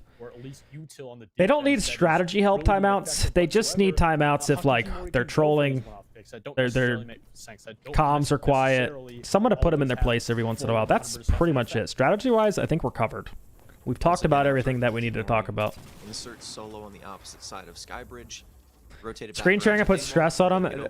Kind of a theory I'm having, Hayes. It's also kind of a theory I'm having, which is why I let them rock in quals. I think there's less eyes, less pressure on them right now. Like, we could just kind of co-stream and support. All right, anyway, typical bridge. However, Temper just backed up, reinforced off the wall, and, like, this is what Hakikimori's been wanting. We are not contesting much. We're giving him the map. And now, again, we have the execute ops. We have Vil on Capitao. Having success, whether it be just clearing this space, and we have a Montane, and all we got to do is burn these smokes. So it's going to be one more smoke comes out. Someone to try to get the opening pick, and it's actually Temper to find maybe didn't need to do that, Kento. Maybe didn't need to do that. 5v4 for Temper, and that causes Hakikimori to slow down a little bit to reset. They still have 40 seconds left in pocket. One more smoke goes out, though, and this is a free plant. And Vil has fires. We have a guy right back here playing Tetra Spot. Is this tech that I did not know about? playing off of his own ram drone, off his own ram boogie drone as essentially like a Mira or a shield. Wow, mic'd up with tech. Mic'd up with tech. Side, but he just pops through it. Oh my Mr. god. B finding a kill, de-shielding, and Solo on So the much side, pressure. Holy shit, mic'd up. That was actually insane. It's a quick 3-2-1. Even with the Legion Mine enemy, fried that guy. All out of nowhere, Kikimori have gotten themselves Imagine if Kento stayed alive operations, how even more powerful that would have been. Oh my god. W playing exactly what I saw. As soon as I saw him on a ram on a bomb site that didn't require vertical, I knew he was going to get into some silly shenanigans. Also, Mr. B as an IGL, I actually think he's good enough to be in T1. Right now, what do you ban? His teams historically, yeah, who had the flip side charmer? Who was gridlocked there? His teams historically are able to compete against D1 teams. I mean, I've scrimmed against his teams. Like, they are dark horse. They play a little bit differently. Is Temper bringing out that Solus? I think he's good enough to be in PL. Even though he hasn't necessarily had an effect, it is an operator that I almost wish we had 2 spots for Challenger League teams, just like EU does, because I think Mr. B and JJ in PL is adds a lot more of an effective use here than other bomb sites. Is this live anywhere? But this is the clean feed is just R6 Esports NA or just Rainbow Six if you want to watch the other set of games. Dying to just not being able to apply pressure to the attack, not being able to win those isolated gunfights, and more importantly, dying to your positioning and the lack of knowledge of your opponent's positioning. I do like the fact that she was brought out for this site specifically, though, because the attacking. The second coach. Really the same for upstairs. Where you guess who was his coach in T2? Fett, of course. Yeah, it's okay. All right, buddy. Upstairs isn't as much of a direct plant site. The other coach that we have right now, it's because we literally had no time. When we found out we needed another coach, we had 3 hours. So we ended up getting someone just like we knew, which was Mako, mainly for content. I'm not gonna lie, Mako's somebody that's not afraid to tell the guys. So having an operator that can tell the guys off. I don't know if any of you know who he is, but he's not someone that is not afraid to sit in Discord and tell people off. We don't need him really to do any strategy. We don't need him to do. We don't need him to be there for scrims. He's pretty much just there for match day. And I swear to God, I hope there's listen-ins because it would be pretty good content. These default plants, Mike W already getting the opening on probably one of the most influential operators for Temper already off the board. So much pace being just pushed onto Hakimori. Yeah, this is how Mr. Deems play. They just play so fast, and they have such good gun skill. Resided and Mike Dub, 5-1. Mike on 5-0 right now. Yeah, this is gonna be a quick one, guys. Running over them. Time after time after time. It doesn't matter what site they're on. It doesn't matter what they're playing around as far as win conditions. Hakikimori are Resided had the F3 charm. Oh, he knows ball, guys. They didn't even open up main. Wow, I'm a Resided Glazer and he's a flip side Glazer. We like to see that. Heavy, a very plant focused. Best of one. Yeah, it's the best of one. It is. But Hakikimori just 4-0 on attack, guys. I mean, Lair's. I think if you're good at Lair, it can be attacker sided, but 4-0. Establishing cut angles from the main breach with the Maverick at the exact same time as they were hard pressuring the extension on top floor with Blitz. Hakikimori, they're just going for kills, and even in rounds where Temper are giving them the entirety of the site and Hakikimori to start the plant, it's just time after time after time that Hakikimori are just wiping the floor with them individually and not even focusing on the objective. And the problem here for Temper is this isn't a full 100% Hakikimori. They're just using shields to clear space without really any efficient drone or info, just kind of hoping that those crossfires aren't effective. And they're not. Does Turtle play the winner of this if Turtle win? No, it's it's Swiss.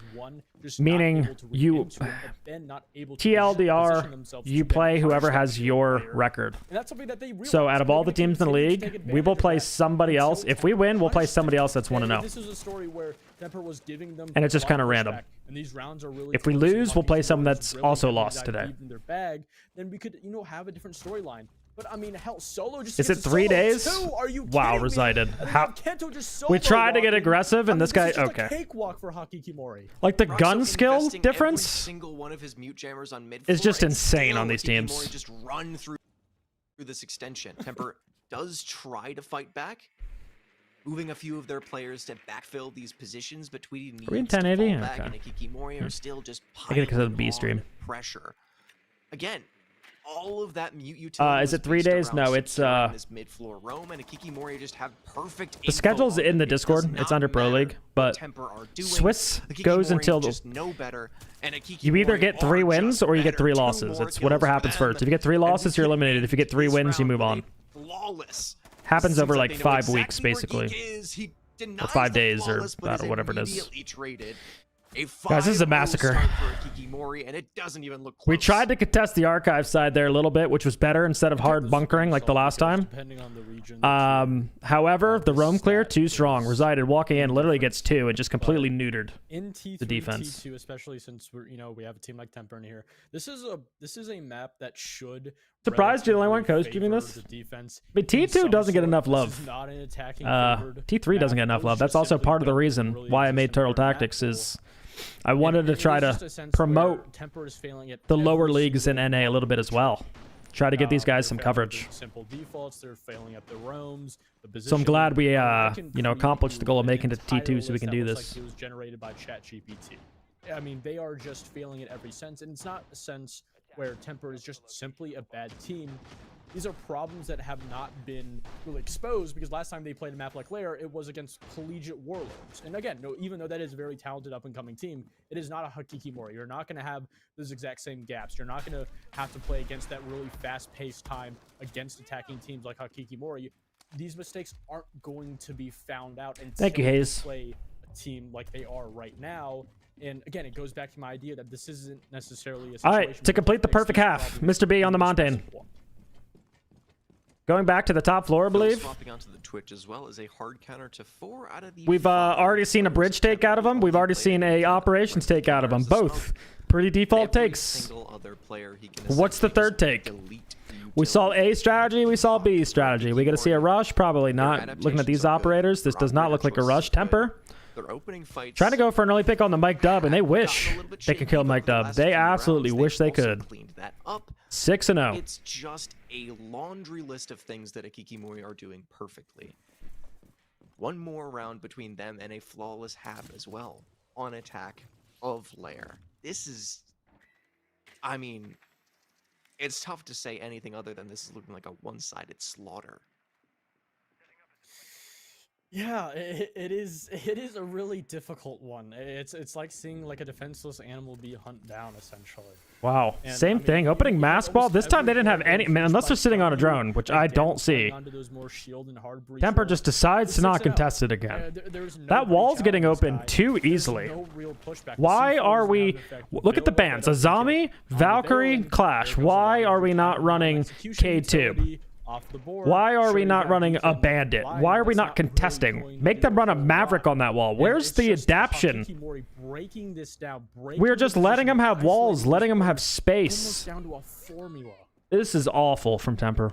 And Mr. B even still looking for the ability to walk onto site, pinging out for his teammates to try to give a soft breach for him to actually walk through.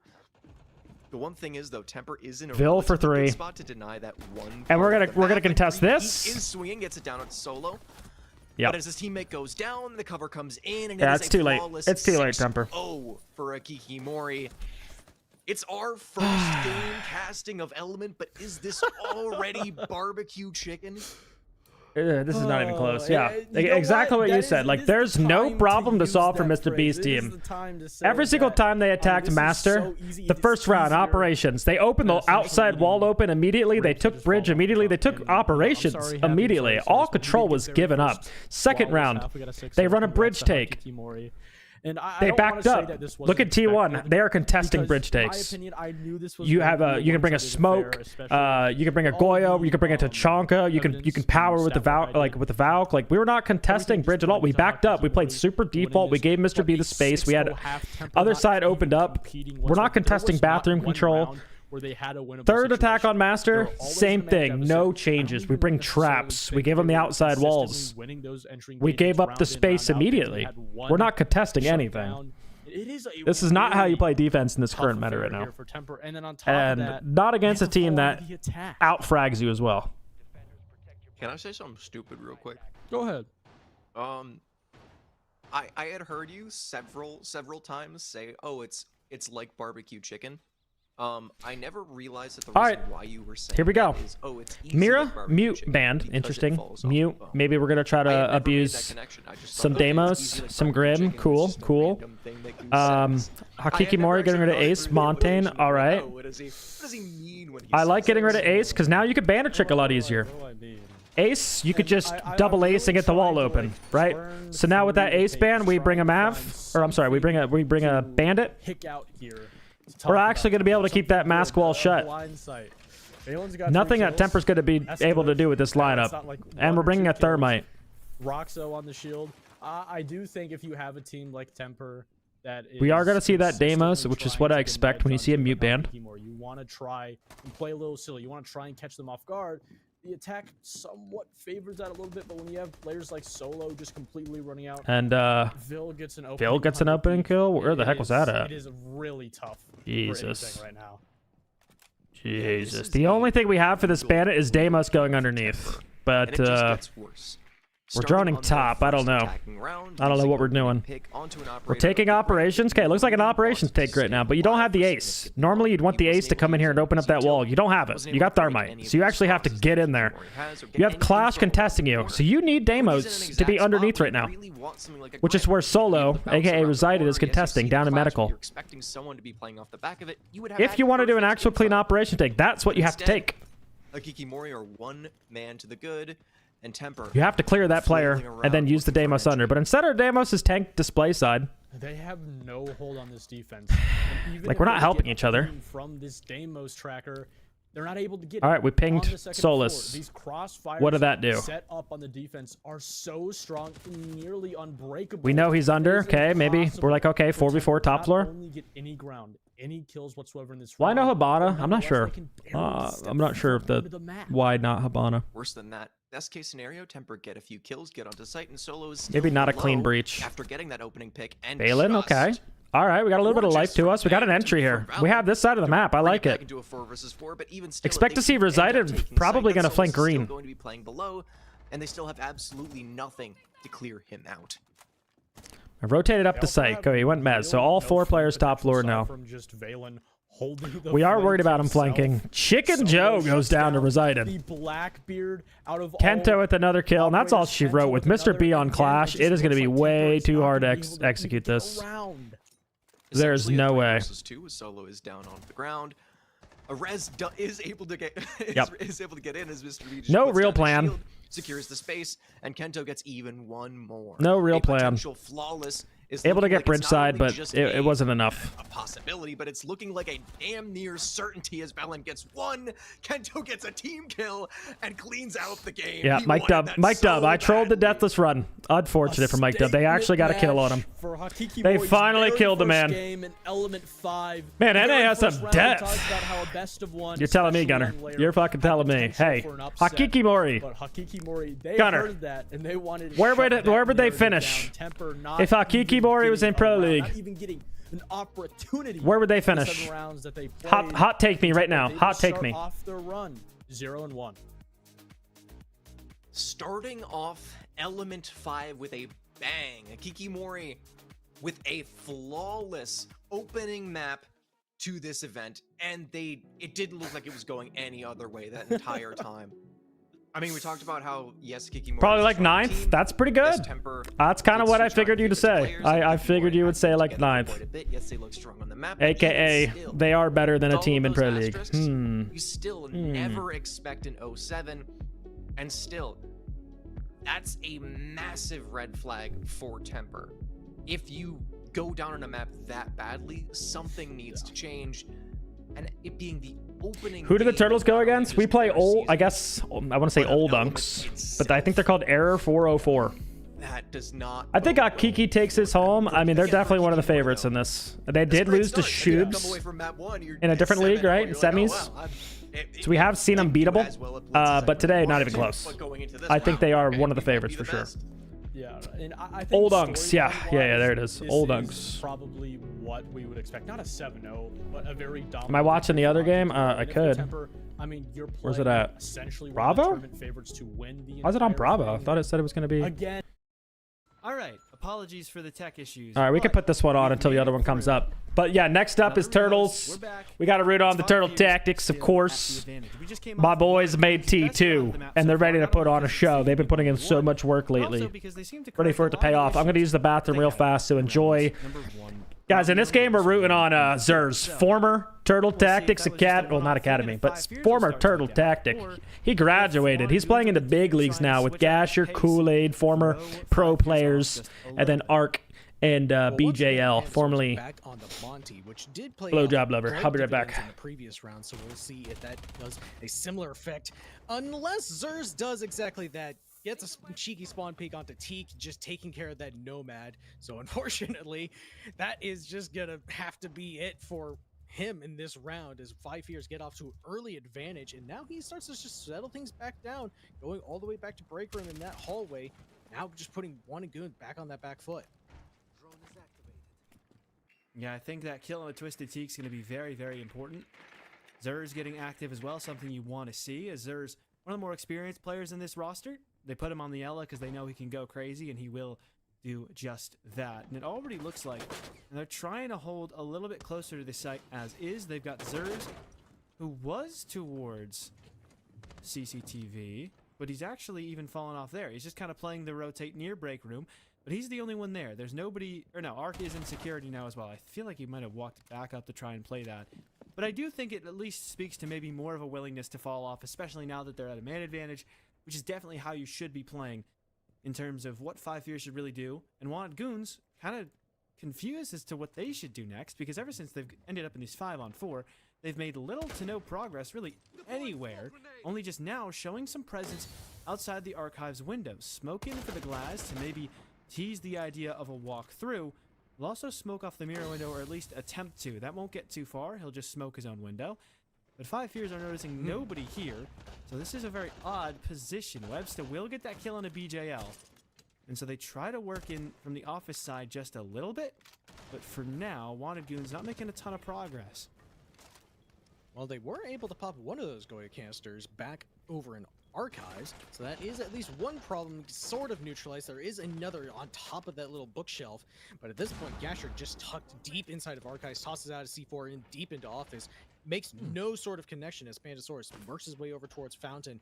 There's not really anybody to make that first contact, but there's two people over in that hallway who can make that rotation, try to put some pressure onto him, and give a little bit of help to Gasher at this point, who's feeling a ton right now. Yeah, crossfires from security and break room being still in effect for 5 Fears will make this a very tough push for Wanted Goons. The only thing they have to be happy about is that Gasher is still pushed up close to Archives. This is a very easy pick to find, especially with this wall being opened up. But with a little time left and Zer's starting to collapse, they're going to have to do something soon, because otherwise there we go. That's a 3K. Down. 3 kills get a rehost? Another coming through, possibly for Gasher. Just a bit off the mark, but maybe just wanted to give the ace over to Zers. Not quite, because Gasher and Kool-Aid will still close it down together. Wanted Goons got collapsed on like crazy the moment that Gasher needed help. His teammates are right there for him. And that's exactly what I was talking about. Those two players playing passively over in the hallway, just waiting for the barricade to get popped or rotated. Twisted called Ella's spawn peek illegal? Wait, why? Try to put Damn, we're spawn peeking with Ela? Is Ella's recoil that nasty now? We can spawn peek with that thing? Every single side. So as soon as Zerus makes that first move, sheesh. takes down 2 after getting that early pick, first thing in the round, and just slowly things unraveled for Wanted Goons as they were not able to establish much map control outside of Office. They got that first kill in Office, but weren't able to make much more. Here, I'm going to aside from that. It seemed like they were confused as to where 5 Fears were. 22 minutes? Holy shit. So they were blind. Alright, I guess we're dialed on this game, chat. Oh my god. Why not? This is kind of like Reload, where I think they're waiting. They wanna make them even, I guess. Okay. For those of you who didn't quite know, yeah, it's a rehost bug. This second quarter of the game, second half of the attacking half for Wanted Goons are. You've been spawn peeking with Ela? 5 Fears and all right, well if mine can spawn peek with Ela, then I guess like. Clash Band very interesting because it's not so much something that 5 Fears have been using. It's just kind of the prospect of it maybe being scary, and I've already in the past few months seen teams kind of bathroom operator for the first 2 to 3 rounds, make it not seem like it's that big a part of their game plan, only to abuse it in the last 3 rounds. So Wanted Goons kind of anticipating that being a problem later, As for 5 Fears, the Blitz was very prevalent early on, but Pandasaurus, I'd imagine, will happily swap back to the Monty as he did last round, as he's quite the shield player, quite the Monty player specifically. Not on the shield this round, as he's been put onto the ram to maybe pressure from the vert just a little bit. Wow. But for now, the shieldless wanted goons will try to break the defensive 5 Fears once more. Kikimori Grands core, book it. Come on, you gotta have hope in the turtle. Guys, this is a turtle tactic stream. I'm gonna need some turtles spammed in the chat here. Come on. Come on. Triple down by Gasher, walking up on Let's be honest. towards break room. Let's be honest here. This is not a bias stream. We're just honest. But if Scoob lurks into Armory, it's at least relevant control being gathered. But Gasher has got to get something done more than what he's already done. The down on a Teak is cool, but if you don't at least finish him off, at least get more kills on the board. I love how much Ella we're playing. Probably in case of shields. I wish I could see the bans. Good crossfires, good trades here from 5F. If he gets finished off, it's a 2 versus 2. Yeah, twist it down. It's a 2v2. I'm picking BJL and Gasher here for the experience. But you got Scoob up. But the swing from BJL could be very well Scoob timed. stuck metal. What was that? Oh my god, I cannot believe he crossed. That was like the slow motion cross. Oh, he did get down. Okay, I was about to say. Why did he? Whether or not he knows it. He could possibly. Oh, we're not holding the cross again. Okay. We're gonna let Scoob get up, but he's gonna be low. That was questionable power. Oh, questionable power there. He doesn't need to be on a shield. Didn't need to do that. Plays like this. A second round on the board for Wanted Goons. Oh, it's Wanted Goons, I feel like, are going to be thankful that that went their way after what ended up being a very close round. Yeah, Turtle Tactics versus Core Grand Finals. Get it right. Nice. That's my chat.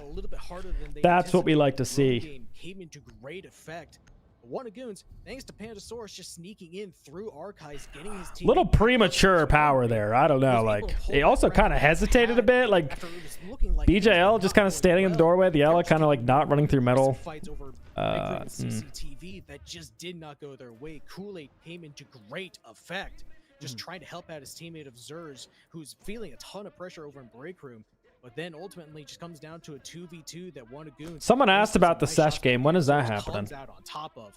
But once again, Happy. We can 100% root on Millie. When's that happening? Just try to go very fast and hard at a certain part of the site. Me and Aiden Tax team up. They felt enabled by that, but that when he wants to join the Shanghai Tigers. Yeah, and I we'll think team 5 up. Fears are making very clear that their kind of playstyle on defense is, play off of each other, play to power certain positions, especially 2 games. out of Manda's Heard. advantages. I'll take a look at the Also, schedule at the after. same exact time, using those things to not give up any map control. Fight for every single bit of control. It's just so weird. We've watched so much Border. If you guys have been in my co-streams for T1, we've watched so much Border, and like, it's going to be really hard to do that. I'm trying to diagnose, but it's just like it's playing so much differently than what you see in T1. The NA T2 meta here. Like, we got a Legion playing East Stairs right now. And Arc dies early that round. They can't quite get the win. And we got an Ash just walking up in 20 seconds, taking out Goyo and Zers on Castle. Like, what am I watching? How this guy just keep going. You're obviously the main character in this round, Jog. Just keep it going. I do think we'll get a moment to breathe mid-round for the first time in quite a while. I mean, at this point, it's just the really high skill players of 5 years left, the ones with the most experience under their belt of Gasher, Kool-Aid, and BJL. At this point, can we watch Team Sesh tonight? Yeah, we'll keep it dialed. Playing it on co-stream in Element, so we'll keep it dialed. That's a big impactful kill if the hatches are still reinforced, but they are able to get him as he tries to make his way back closer to the safety of his teammates. Well, minute 40 left. 3 smokes. Again, interesting we have a Legion playing East Stairs and not the Smoke Operator. Kool-Aid's going to go down because, well, probably have a workshop cam. Actually, no. Scoob is just into Scoob. and Scoob has killed another And nice little bounce back. 5 Fears couldn't make from the Wanted Goons. 3-3 attack is that's exactly what you want. And I'm not sure. I mean, T2 defense. My theory in T2 and T3 is defense reigns supreme. These teams are not as coordinated as T1 teams at attacking, so you won't see very many teams being able to put up a lot of attacks. It's a little sloppier, if that makes sense. Close together, and that no matter what. So they do, 3-3, pretty they're good for the able one to against. now trade each other out and maintain that man advantage, doing a much better job converting on it this time around, as it looks like we will have the Because of the Azami ban, but then you'd probably just play Smoke. No, exactly. Your East operators, I think player Azami, seems to be a little bit awkward, but then Smoke, and then a lot of teams are bringing a Tachanka nowadays as the third. But if you're like Furia, you'll play Fenrir there. Was Fenrir banned? Maybe Fenrir's banned too. Well, there's a no ban, unfortunately, so I don't know if that was intentional or, like they're saying in the chat, that this is well, actually, wait, hold on a second. I'm predicting Millie on Team Sash, highest rated player in Element. Maybe. Maybe. No, I think it was. Millie's definitely been popping off. The first half. Oh well. All right. I mean, he was popping off even before we picked him up. We will figure it out.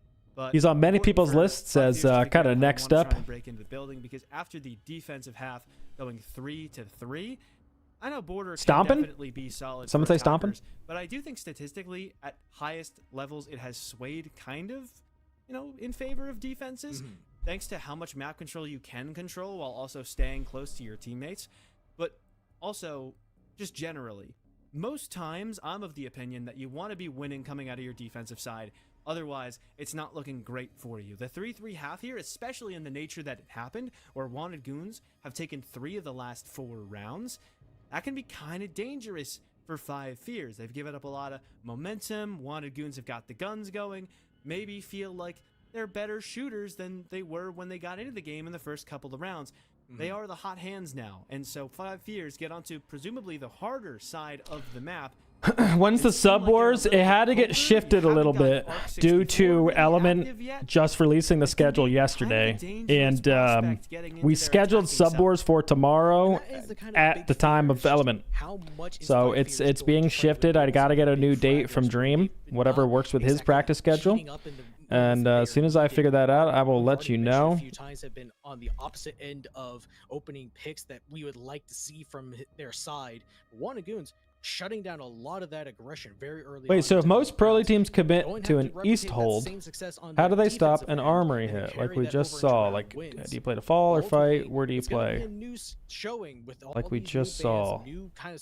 Oh, like okay, so that was bathroom. So if they are holding East, usually they are contesting CC and box, but you kind of play to layer back into Fountain, and that's where you'll normally see a Fountain bunker. Double walls reinforced, lots of crossfires able to happen in Fountain, maybe a C4 operator underneath, Cade, Mute, something like that, contesting C4s above. Really active once they get onto the attack. And because if you're able to hold on to Workshop, you can fall off the top floor if needed.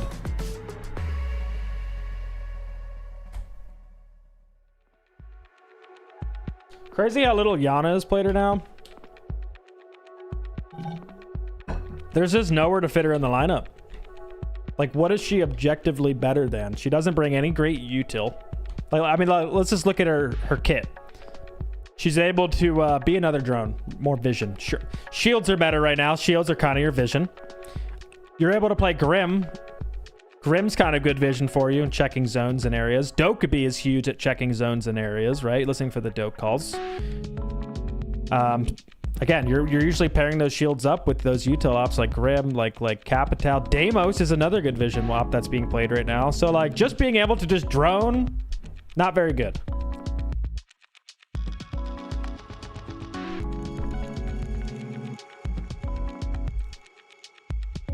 I think maybe, I mean, she needs a little bit of a rework, but yeah, maybe either, I was going to say maybe the secondary utility, like nades, or if she had a hard breach device, maybe, or cans. Because right now you pick her for EMPs, sure, but yeah, the nades were huge on Yana. You give up East, or you like work a CC flank, or just have that guy move into office or something? No, you stay on East. So if they're wrapping Armory, like I'll just give you guys an example. Hopefully we're not playing Border today, huh?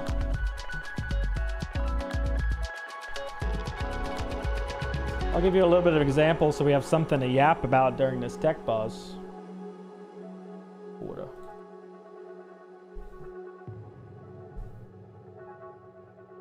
All right. So like normally defense plays here. You got one guy below and like a guy here. Okay, you play like 4 top. Now it's usually pretty like basic layers. Like this guy will layer off, this guy will layer off, and then you'll have these walls double reinforced after you layer back. Most of the time, if mirror's up, you'll play like a mirror here too, because that's just really powerful. Once we're backed up and we're playing like that, we just kind of play tucked up. Boom, boom, boom. And you still hold on to east control. Now, what does holding on to east control do? Obviously, you're able to like keep eyes on all this so they can't just walk down the hallway and go through the door. It makes teams have to breach open the wall, which is like possibly cated, possibly tubed. There's also that, remember, there's that C4 potential from down below. This guy might have a C4. So as we're pushing across here, as we're trying to breach here, we might be able to get C4'd. Let's say we're not getting C4'd. Again, you open the wall and you still have to get players out of those positions. Easier said than done, right? If you look at Furia, they have a defense where like this is also a really powerful spot. We saw today in the EML league, this was a zombie and was able to just stick some zombie barriers up. And like this player is so hard to kill. You can shoot like a low hole in this wall and you can see them as they walk through the door. You're able to call for a C4 again as they walk through the door. Yeah, just playing all types of trades. Furia plays like a Frost and they like to play a shield right in this spot. Again, powerful spot. You just sit right here. Boom, you sit behind the shield. You have vision on this door. You play someone on this hard wall, hard to get out because these walls are full reinforced. And you, again, hold on to east control.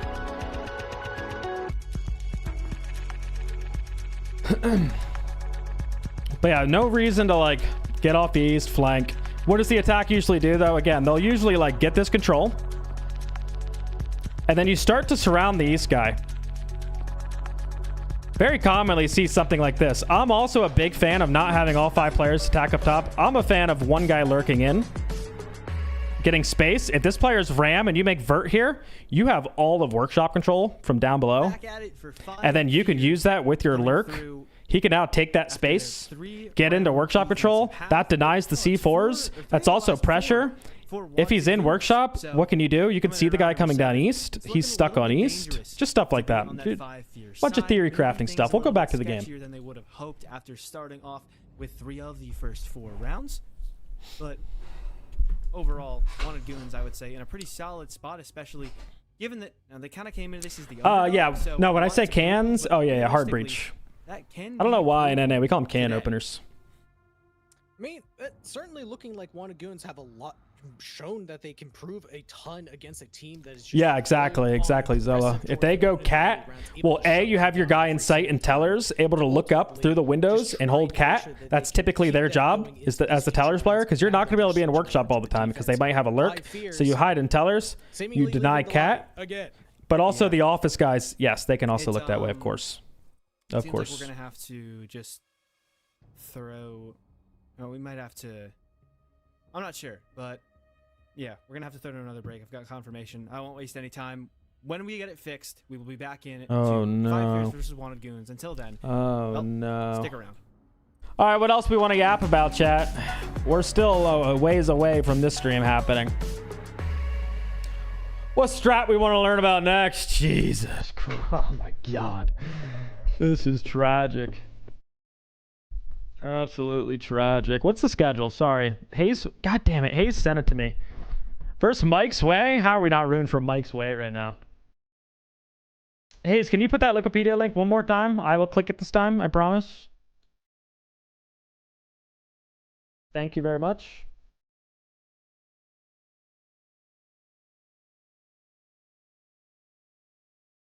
All right. So we got... Just trying to see who we have next. We have... So while we're playing, we also got Shubes playing Collegiate Warlords. I had to see who that was. After us, we got QOR versus... Oh, man. Black Stallions. Or CLB versus... Sopranos. I don't know what game we're going to watch there. You guys want to watch QOR, probably? And then we got Karn versus Team Sesh. That's actually a good game. We'll definitely watch the Karn versus Sesh game. Love it. Love it, love it, love it.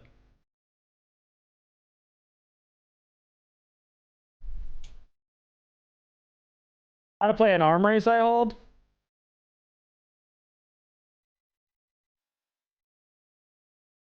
Man, when you highlight over the short name, oh yeah, I probably could have done that, huh?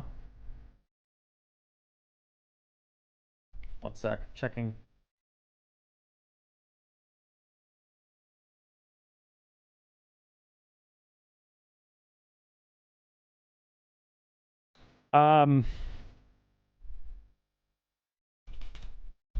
Let me open up my Gmail again. Let me open up the scrapbook.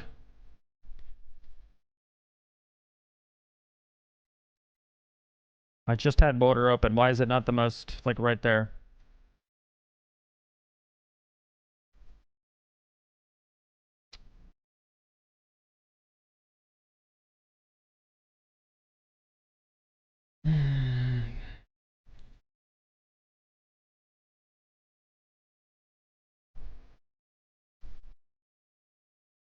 Alright, sure, we can talk about an armory. We're talking armory defense here. So typically on armory, you're playing 5 top. You're going to play these positions. Right now, this is kind of the default. Okay, so you're going to have your armory player. What is his job? His job is actually to play. There's always a rotate. Oh, gotta use different colors. There's always a rotate here. Yo, Peak. Holy shit. Thank you for the 10 gifted, my brother. Thank you so much. Absolute legend, Peak. Thank you, thank you. Holy legend in the chat. W sub. W sub. Anyway, there's always a rotate here. This player's job is actually to play in the rotate. There's always feet holes. His actual job is to hold window jump, right? It's actually this guy's job in Pirate to sit in the corner and hold through those holes to the books walk. This is the most efficient way to hold a crossfire on the plant or on the books walk. Okay, you don't want to if the armory player holds books, there's no trade potential. You guys see? Like if this guy just swings off these holes to hold books, there's no trade. So that's why you play rotate and you hold books, because if a guy jumps into books, boom, this guy can stand up and there's a trade. If they do end up going books, then this guy calls contact, then they trade. So that is the most efficient way to play against the books walk. So that is the 2 jobs here. Break is just keeping an eye on break. Obviously, the break door, C4 potential. I also really like when these walls are double reinforced.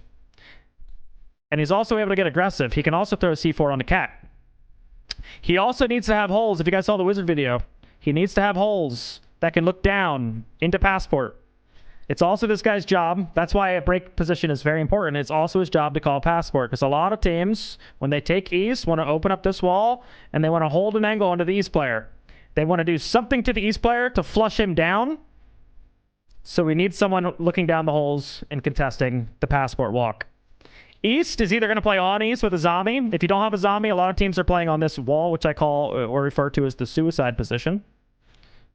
Just a really hard spot to get someone out of if a team is not coordinated. Teams try to nade it. Teams try to cap fire it. There's still movement. You can go prone, actually. My favorite way to play this is with the smoke, because you can throw smokes outside the window here. You can't contest the window peak. You can go prone, and you're safe in the hallway. And they can't just walk up east and get you, because that's why you have a triple player. Triple can lock down east. Your break player can get aggressive on cat and look down east, right? Everything on border is crossfires. Now, where's the gap? I'm sure you guys could see it. Where's the gap?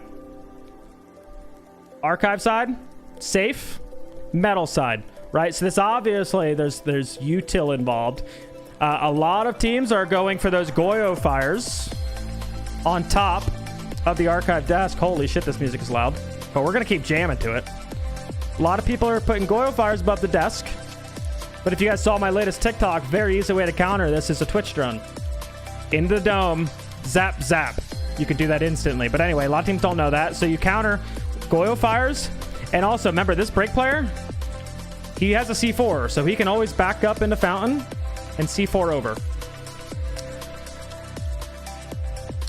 What else? Main stair gap. It's also this break player's responsibility at times as well also. Like, you should have barbed wire or some type of tell. But that break player, if he's playing aggressive at first, sure. But he's the midfield position.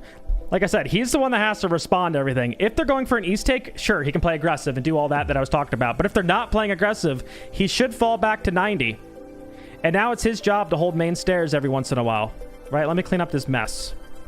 but it will be his job as the midfield position to kind of keep an eye on main, but also his wall's reinforced, so he can also hold an angle if they push break, right? Border is all about comms. It's all about, like, calling your gaps, because with these 5 positions, you're able to, like, hold everything together. But, again, simple on paper, but once you kind of get in your spots and learn who you can help, yeah, it really is a zone-based defense on Border, and that's what you'll see a lot of teams running. Just knowing who has to hold what gap, who's responding to C4s. Any creative ways to clear the Buck player? Hard breach isn't always an option, right? Oh, great. God damn it. What? I didn't close that, right? Okay, great. So what you normally see, how do you clear the break player? Good question. Boom, walls reinforced. Right? Let's just do this. So there's 2 main ways you clear the break player. What did you ask, though? Are hard breach not up? Hard breach isn't always an option, right? Yeah, the main way to clear a break player is ace. This player down here that holding this angle is usually ace, because you can ace open the passport wall. You can hold this angle, right, on the guy east. Once east is clear, now you could use your ace. You can get in underneath, and you can ace open the break wall from down low. Oh my god, don't have the right color. From down low, right? You boom, you throw an ace charge up here. Break is opened. You now have ease control, right? You can look through all these angles. That alone clears the break player. But let's say ace is either banned or whatever. Hard breach is not an option. Another way teams are doing is just using a Grim outside on repel. You can Grim hit the back wall. That covers all of that space. Boom. And now remember the under guy, how important that position was. You can have an under player, whether it's Buck, whether it's whatever. You're in underneath. That guy has to leave just from those 2 interactions right there. You can also do Deimos. You can Deimos track the break player as well. But let's say it's like mute. If it's mute, again, the best way at that point is probably most likely going to be at least just bring some EMPs, open up the wall. If you have Ace or Habana, that's just the easiest option.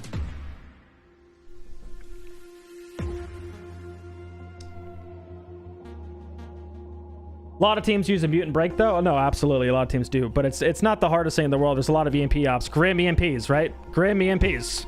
You know where the mute jammer is. It's always right here. You could boom. EMP the mute jammer on repel. Boop, boop, boop. Grim.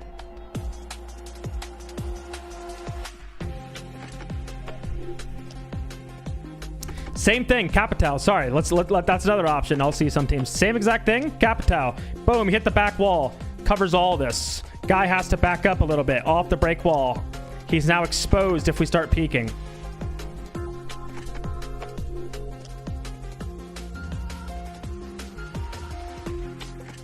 What would happen if you just ignore the break player and hold cuts and flank watch so they can't move towards office? Well, there is strats where you do ignore the break player, or at least you use util on them. So what I call is like another default. So everything here we're talking about theory-wise is east takes, but there's another default on this map called books walks, and books walks are this. You probably saw DZ do them a lot, especially when Troy's on the team. This is a books walk setup. Okay, where's the defense gonna be again? Boom, boom, boom, boom, boom. This is when it's good to call a books walk. Why? Because it counters this default positioning. Why? Because we're able to dump flashes here. This guy's flashed. This guy, we now double run at this guy, and we just cap fired all of this space, and this angle holds as soon as he goes through the rotate. We're now isolating this player on armory. Once that guy's dead, we have this whole space to go for plants. This guy rotates around the windows, holds the break player, and you go for a plant. So that is the other default on the map that can ignore break. And you will see a lot of teams run that attack. But we're back into the game. Kind of similar with the Azami and Blitz both making comebacks from the last half, though the Dokkaebi ban is a new one for this series, as we saw Scoob run it quite a lot. And I don't believe Goyo was banned last half. And if he was banned pretty late on, when we already had issues kind of seeing the bans on screen and all that. So, and not to cut you off, Happy, but it feels like 5 years are setting themselves up for a very fast execute with Arc sitting on that window, and oh my god, Gasher's already getting the plant down at this point. He's literally inside the building. There's the C4. Wow, Gasher didn't die. Managed to get there faster than the EMP, and It's 3 straight kills from Wanted Goons. That Would you agree this is an improvement from you? We haven't even had time to talk about it because it was started and over. Some teams. Some teams. That, oh my god. This might be an improvement from Wolves. Holy shit. Sorry, any Wolves fans in here. Already learned their lesson about that on the attacking half. They were rewarded for their discipline many times over when they were attacking, and so they only take fights when they know they're advantageous, and that's exactly what Scoob's gonna do. Taking that win? Well, maybe Teek's not gonna take that fight, even though he knows. Or Teek will still Other take stream that fight, back up. even though he knows Caster's talking. Okay, we're gonna hop over there right after this round. Right after BJL goes for the exit frag. Sorry guys, I don't know if you're fans over there, but we gotta switch over. We got Turtle Tactics. This is a Turtle Tactics stream. My boys in T2, and we're playing Cafe against the Younks. Getting over to the elimination and promotion matchup. So for right now, starting off on defense of Cafe, because Turtle Tactics picked on to attack. Wow. They can actually get themselves a good amount of momentum, get themselves some good rounds on the board, and a little bit of a mental boon on their hands before they do have to switch over to that more difficult side of attack. And this is a map that What happened to the Wolves? Previous history again. A majority of my stats are. They gave 2 people a free win. They gave Wild their first ever win, and they gave Gen G their first ever clean win. Map that they're not too familiar with. The Unks though, they've played it quite a bit. They've lost it twice, once to Carnico, once to Cincinnati, and then won it against Cincinnati in the very first matchup. 2 of those losses, again, were in overtime, a 6-8 loss to Carnico and a 7-8 loss to Cincinnati.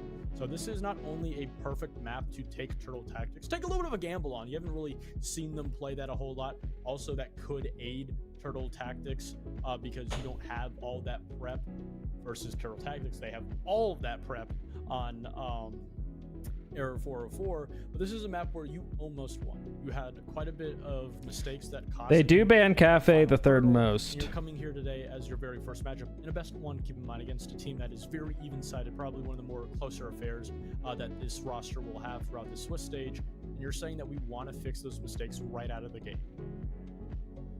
The one thing for Error 404 though is it's a map that very much benefits and favors strategically rich teams. All 4 sites on this map, even though some are a little bit less played, all 4 Wolves currently sites have 1 win against genuinely Fnatic. Yep. We see a lot of maps where like, you know, 2-3 sites are. I know the logo's a turtle, but if you look at it, you can see a mushroom guy.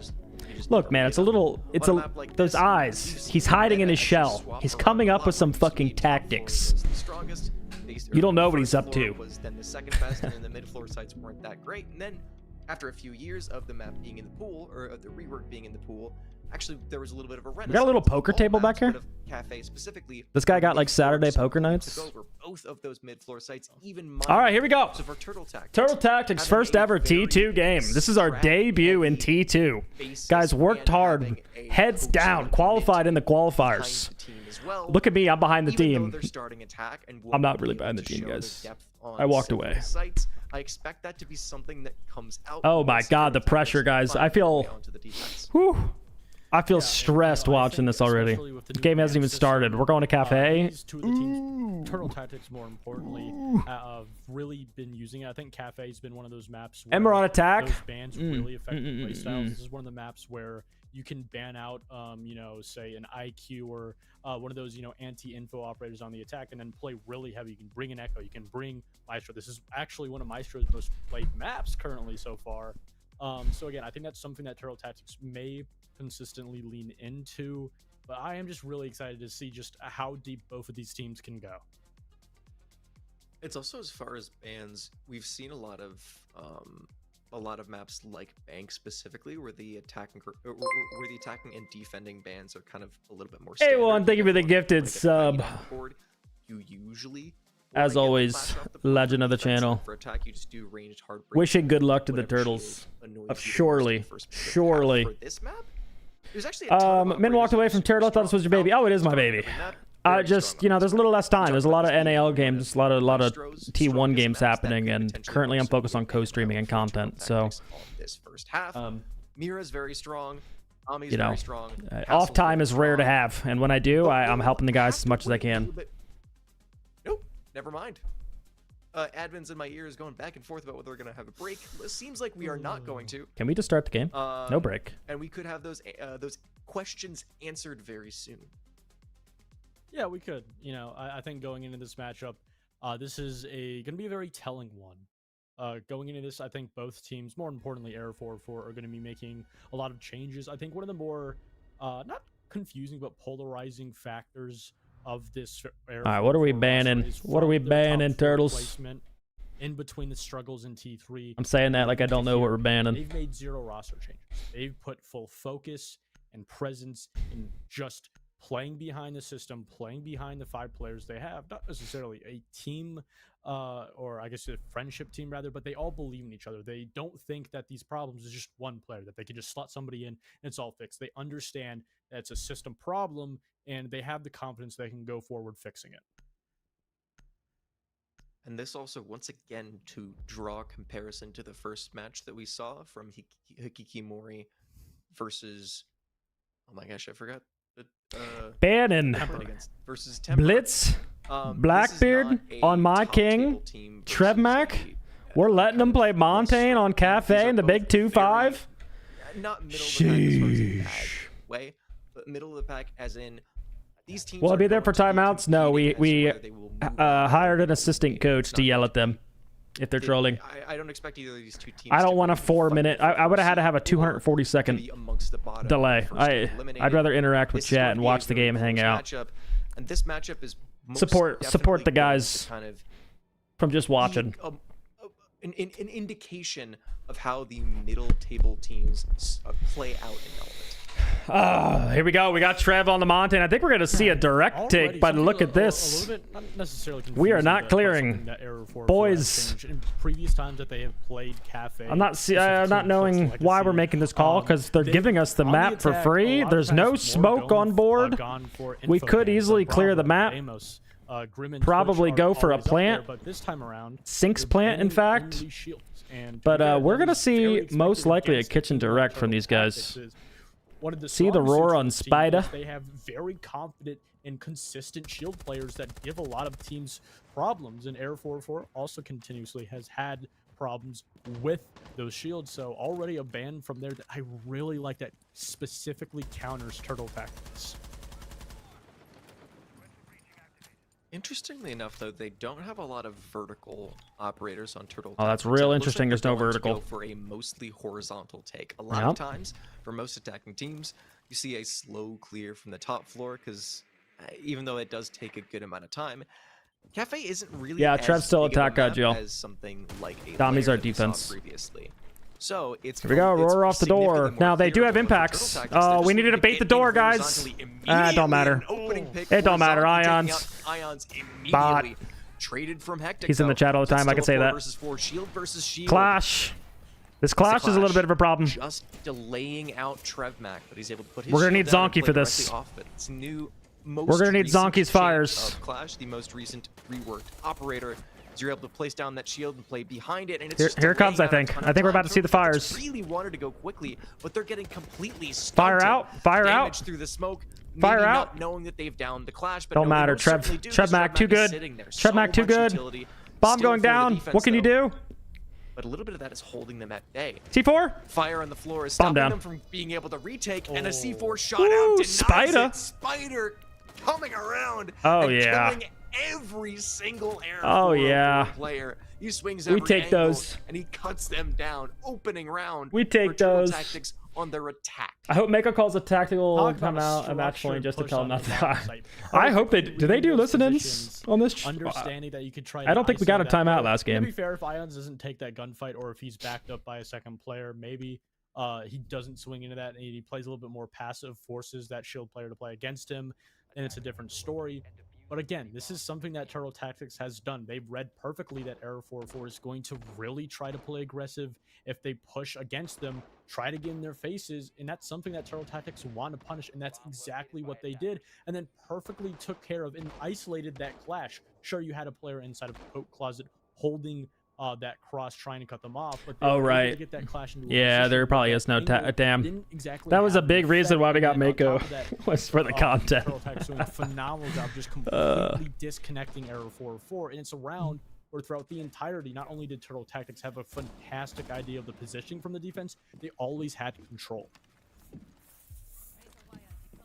They also played a okay. very specific We got part of the map. Vipo Instead on the of playing knock. default, they went Zonky a little Ying bit shotgun. deeper and planted Dami on the directly SMG-12 crutch that he is. prep window. I'm liking this. So at that point, there's only Looks like we're going for more of a few lurk angles style you can really take if I remember stop playing correctly. from, and a few places that you can throw a C4 from. And as long as Turtle Tactics hold down the swings, deny the C4s, which is exactly what they did, then that was just a very, very clean execute for them.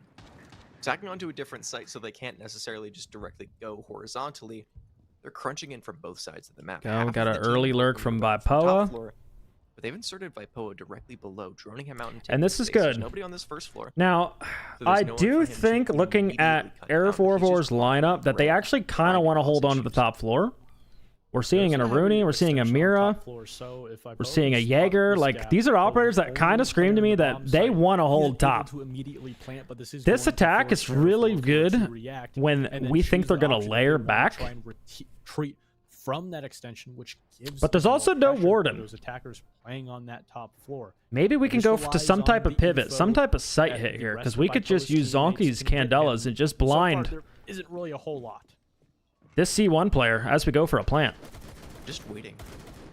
Just biding their time. They have so much utility in the back pocket to be able to hit this go button, though. It looks like they're doing that right now. 3, 2, 1. Call to go out. Wow. It's pressure Early on pick on the single cigar members, and player. Zonky was already there with the pistol. sitting Nice on trap, top boys. of Nice that trap. guy, like, Vipoa takes early down alert. There is a Ions. guy here. Vipoa's looking for a Does he hear him? second as well. Call to go out. Oh, Vipoa. Does give info to him that he's looking I the think we wrong could have played that a direction. little Vipoa slower. Caught out by Bless. Nothing was really Traded out happening for top Arrow- floor, for so Arrow that guy's 404. That just could have literally gotten going to be dialed so looking there. hectic for the defense, but instead, with a minute We're not left, really it caused doing another anything. pause for Turtle Tactics. If he just waits They looked to base in this mining entire before he round walks off of train this down on the for floor. these Candelas to Now go they're out, forced and to then crunch he walks directly into from train, top I floor guarantee he gets that guy. Luckily enough, you That still guy's have a lot probably of sitting on disposal cams at that going point. Importantly on Zonky, but Hectic not flashed out whatsoever. He's going to shut Mm. down that player, getting a couple of shots onto the one inside of Heaven, but they've essentially cut him off. Nice, Dami's able to Dami. find another one on Nice, West. Dami. It's a complete Oh my god, how standoff did here on the Hectic top lose that floor. fight? Trev back Wow, holding his Trev. position down, getting a double from Wow. Heaven, and it just Okay. gets so much worse. That's just, Turtle we're just Tactics diff. Spring into action, and in the We 3 are versus just 3, diff. completely annihilate Era 404 and 8 after 2 Holy rounds. cow. Era Trev should have 404 died. Trev calling should have their died. timeout, trying to fix these issues and fix these gaps that Turtle Tactics are annihilating. I mean, it is phenomenal how Turtle Tactics is able to play like a snake throughout these extensions and defensive setups. Why am I not coaching? I'm more of in a mentor role right now. I don't have time to fully coach the guys every day.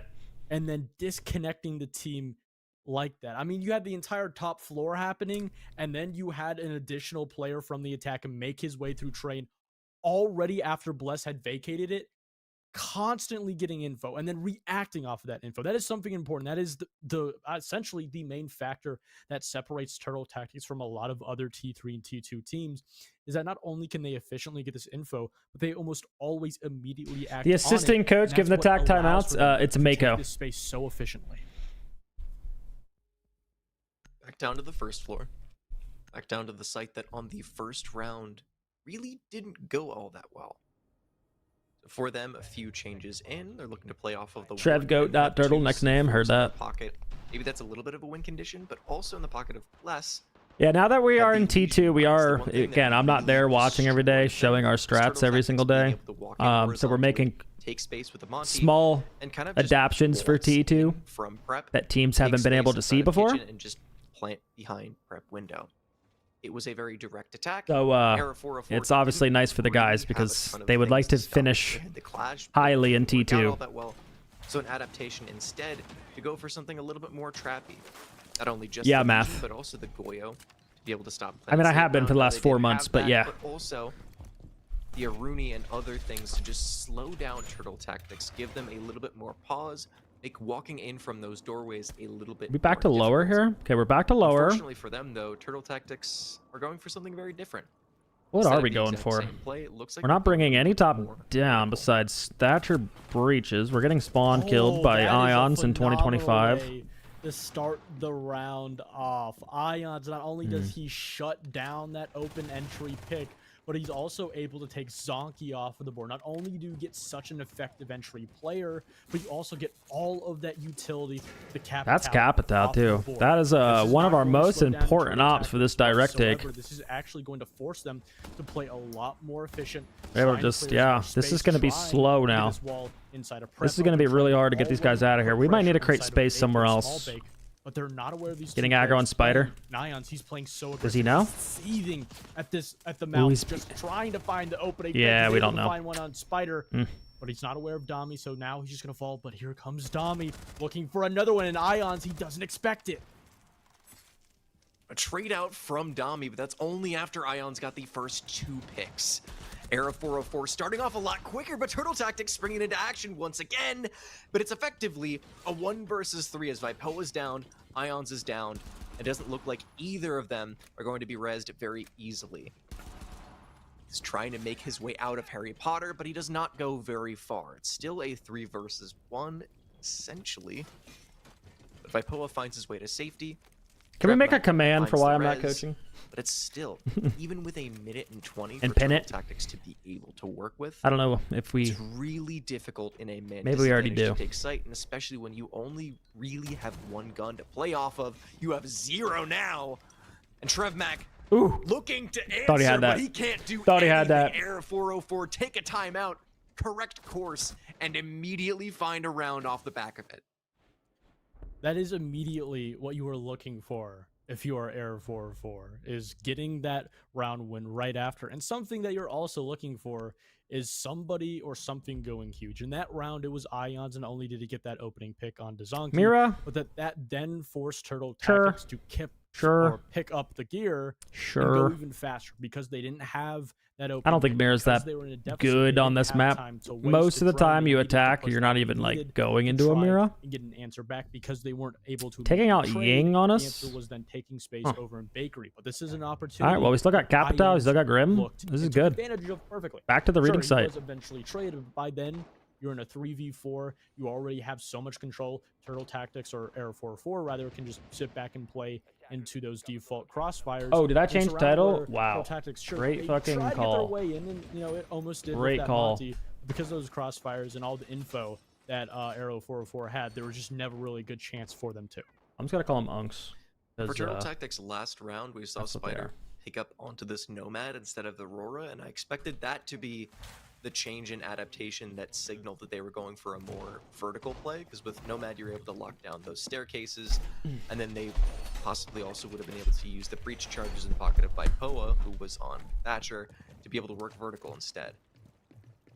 But Turtle Tactics just went for the exact same play, but without the player exact best same at abusing the tools meta to be able spirits. to lock down that double doorway inside of small. Instead, that remained open, and Ions are just able to run around and peek them directly from it. Now, Turtle Tactics, expecting the aggression, playing a little bit more passively outside of spawn and looking at those very same windows. Come see right after your target being a player. What was your role? IGL. Now realize that after that round win. Other than that, I mean, I played almost every role. I've been the OBJ, I've been the flank watch, I've been 40 seconds flex, so mainly flex. Still outside, and Error 404 doing a great job of not engaging and not giving anything away. I really like a lot of this util clear that Turtle Tactics is bringing, understanding that there's a lot more trap utility being brought out by the defense. So you have 4 nades in the pocket of Vipoa. All right, this is a train take. Also have that this is going to be a fast take, I think, from us. Vipoa, Damo, shotgun, being able to walk up the white stairs. Aggressive play, but it only works once. Turtle Tactics, Trev, they're very well. We just need to go. Yeah, here we go. We just need to go fast train. We need to pull so Vipo can get that lurk up. Here we go. Dami with an early kill. Zonky's on the dining rappel. We should be able to Zoe stun. And fast. We are in dining. Trev can go for a plant at this point if we get on that wall. They have no C4, right? Monty. Guys, who's holding? Attempting plant now. Full execute 5 versus 3 as kills right in. What? But he's able to maintain his life. The Fenrir just sitting prone on the staircases. How? Dami does find Zolaris, gets himself and his team the man advantage. But Era 404 have done there had to be a better plant spot. Now TrevMac with Trev. the diffuser is forced into an aggressive nice fight, pull. Spider top, taking the space. Hectic now. All right, guys, get together. We just get together here. Do not let Hectic walk on us. Pillar, looking for a kill, looking for an answer back. and looking to bring this into a winnable round for his team, because right now it very much isn't. Minute left, Turtle Tactics, plenty of time to reset, and a shield to be able to stick plant behind. TrevMac putting it down on the ground, and Hectic just moving around, nowhere to walk through. Those Goyo canisters, time after time. This guy gonna kill himself with the Goyo part? What's happening, bro? 404 themselves to start and initiate the retake. With 30 seconds left, he smokes himself off with the new canisters.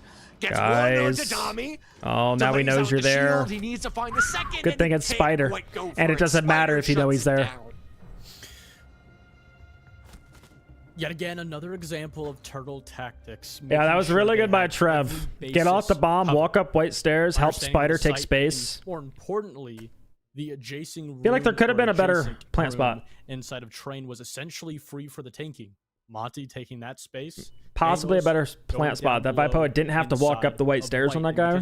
We should have just been able to hold, but that guy still should have died. No vertical pressure. Looking from good, below, yeah. And there are no vertical lines of sight. That's 3 on that attacks diamond for us. position. So this is a position that you can easily get What that league bomb is this? down unless you 11-5. have This is somebody in tier white. 2 NA. Then you had the Deimos creeping up with the shotgun in. Sure, he wasn't able to get that kill, but he was able to draw away a lot of that pressure that was needed to shut down that plant. It allowed for them to take pressure. And then on top of that, reading every single individual player, a 3v3, and Turtle Tactics were able to force it into 3 separate 1v1s. And this is something that is continuously just knocking at the door of Error 404, and they don't have an answer for it. They also chose to ban out 2 games about to finish on the stream before. Wait, is that game still going on? Is there another tech pause with that Zers game? We had seen Ying, and we had Jesus. seen relatively effective usage of it, especially that the first time they played a second floor site, and the Ying, after the failed Nook lurk, was able to take space on second floor very effectively. But even still, Turtle Tactics have been abusing this Monty round after round after round. The Error 404 making the choice to not ban it out allows Turtle Tactics to just continue. We're not banning out Monty on Trev in 2025. What are we doing? Space. What are we doing? Yeah, and you also lose that Mira, a lot of oversight on this extension and the bomb site. Push pull on attack equals beat every T3 T2 team 100%. I mean, it's one of the most powerful theories. Again, it's an operator that sure they brought, but it never was really the main effective spearhead that allowed for Turtle Tactics to take that space. The main problem is just the inability for Error 404 to read into the positioning from the attackers, especially exactly when these pushes are coming in, bringing both Matt and BLS with a lot of that info on the Mozzie and the Valkyrie. And I hope this is the idea. All right, there's a player close in piano we have to deal with. Good job deporting the C4. It's going to be Big Matt on the Mozzie. Goes down here, yeah. I don't know what his plan was there. I don't know where he was running to. Good shit by Dami. And here's those cafe repels. Whew. Able to fly. Almost everything in that position. You MAYKOH. It's also something that without the ability to use something like a castle or like an Azami. Ion, red flank, boys. Please tell me we got some flank. Please tell me we got some flank potential here. It's okay. We got Trev. Going for the flank and finding so much damage on a TrevMac, not able to find a kill. I was talking about how it was difficult. How are we getting double flank, boys? It's a Monty take. The pressure back up red. They can retake the space. Where's our gridlock? Why are we not running gritty? Error 404 are doing just that. Solaris gets yet another, and suddenly they don't need to hold on to space. They're just fighting tooth and nail afterwards. Yeah, phenomenal retake there from Error. You weren't able to fully read into that. Not only are both players in Vipo and Dami completely disconnected, they don't have time, they don't have the info, they don't have the map. If we're not running gridlock, we need to, someone's got to be on that flank cam, man. Just a stupid way to lose this round, red flank. Sitting atop red, expecting over-aggression that's probably going to come in from Error 404, but it's going to get rewarded. Hectic and the rest of this team just springing into action. The silver lining for Turtle Tactics, though, and the one unfortunate thing for Error 404 is you've already secured 3 rounds, so Error 404 have no way to win the half. We talk about Cafe being a very defensive-sided map, so even just getting those 3 rounds for Turtle Tactics is a win in and of itself. Yeah, and honestly, I would even argue that in some situations, Cafe can lean towards the attack. I think especially because both of these teams play so structured to a sense, even though the only 2 rounds that Error 404 have won were off of, you know, really big plays on a flank but aggressive play. Back to mining. For Myons, and sure, he's only 2 and 4, but it's the positioning that he takes. Bringing the Ram, bringing the Grim. Okay, looks like we want to go more top floor. I like this. We're bringing Grim and Capitao. Let's get top floor control. These guys aren't really playing to layer as much. They're trying to hold their ground, and these are not the best operators to hold their ground. We should be able to farm these guys really anything else with a top take. Can find in these rounds, and that is a very worrying sight. But again, a 3-3 half is definitely still possible. Dude, the first game is still going on. Are you what? The first game on A stream is still happening. No. That's brutal. We saw a very quick game that we were casting here on the B stream. Nope, having all the titles of all the one, games here are gonna happen. And going back and forth, the rounds themselves have been very explosive. Not too hard, like Wikipedia. I usually just see what's up next. I don't even know what games I'm gonna watch after this. You and I experienced in San Jose. Like we'll definitely watch the Karn Sesh one, which at this point is that on this stream? Because I sure freaking hope it is. 7 rehosts. It's gonna be 9 p.m. I don't know about that one. Turtle Tactics continuing on their attacking half. For them and for this game, it's been a story of success for them. They've had some really good attacking rounds and with some really good. All right, we have yellow pings on this guy playing in the Shaco position here. Looks like they could just continue on this dominance, but still. I like how we're bringing Gridlock now, by the way. Upstairs on roof, and it's a mid-floor site, so eventually at some point they need to drop this utility. They need to maintain this pressure, and they need to drop down into this spot and take this space, especially as Bless gives it up. Good from Bless. Good time waste. We just gotta be like, we just gotta take our time, but like once we get top floor control, this should be ours. We only see one player left up here, Matt. Where's Spider out there? Where is Spider? I really love how Air 44 is playing around this attacking positioning, not trying to take those. What is taking so long, guys? Favor them. Playing a lot more passive. What are we worried about? Back, giving enough respect to Turtle Tactics in a sense where they can't get free space or easy opening kills. And I also really like this because Era 404 have consistently been the aggressor onto Turtle Tactics. So having a round, especially on a mid-floor site, we're using Grimbies. Oh, it was so free. We didn't even need this. Okay. Delay them out, find the Valcams, please. 50 seconds left. We got to get Dami in. Come on. Is really good because for Turtle Tactics, you're essentially way too slow, guys. Getting conditioned into they're not even holding top. So for this round, with 45 seconds left, Turtle Tactics are still just barely making an entrance onto third floor. They do have enough time to start working that vertical, but with 30 seconds Spider with left, the bomb too, like at least have in the back of their mind when and how they're going to execute, and it's going to be difficult. Still have a C4 in the pocket of Hector, and you still have That's Zoloris unfortunate. on That the is flash. unfortunate. There's so much time denial, and the Ram doesn't even work. And this is going to. Where's our top down 90? Air 404 in a comfortable position. It's caught on inner bar, but the kills are coming in from Turtle Tactics, also from Air 404. 10 Two seconds. trades either way, and Spider. How did Spider get in? He is the one with the case. He could have just slipped the net here. Air 404. Trav, what are we looking at? Denying everybody else, but Spider sticks plant. 1 versus 3, but it's a post plant for Zonky. Real pressure mounting on him as he's forced to walk through that rotate. You're not going to be able to deny the bomb that way. There's no way for Zonky to stop. Oh, boy. He has to wallbang, and he has to find this, and he can't. Way too slow. Not a good attack at all. And they threw 3 hats. It's like we're not even droning. And honestly, I'm going to be fair. I think this map is going to continue to be very even. I think Cafe in recent history has favored more towards the attack. A 3-3 half split, especially in a round where Air 404 were always a step ahead of Turtle Tactics. Turtle Tactics never having enough efficient information to understand the positioning or the overall setup and idea of that last defensive round is a game-changing. It kind of turns the tide of this matchup because throughout the entirety of that early half, it was always Turtle Tactics, the ones one step ahead. But Aero 404, even though they had to switch to a completely different side, it's a little bit of a different story, they do get around where they get a little bit of an understanding of what Turtle Tactics can do, but more importantly, how they can deny. Was the strat to always play at mining? Well, no, I mean, it looked like right there we were using Rams to clear out library. So we can lurk into library, like we saw Spider do, right? Take library control, take the white side control, plant and dining, but we just, way too slow. He has. So then Spider got in, and Trev walked in as well and was looking like he was looking left. He was looking the wrong way. He didn't even need to go in dining. Once Spider got to that spot, he should have just held the cross. So both of these teams. Maybe he thought they had a C4. I don't know. Interestingly enough, for Error 404, all good. Defense. We are a much better defense team, and we got 3 on attack. So it used quite a bit. Now we got. We need IPO to get a little bit activated here. Both operators actually. It's our main fragger for the team.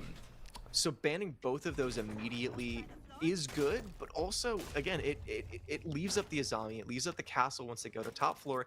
Like, yes, these are strong operators, and yes, it kind of makes sense, but also I feel like there's just so much more on the table for Turtle Tactics. Again, especially with those architect operators of the castle. They took out Clash, Mira. Again, I don't. Make it very difficult to take space.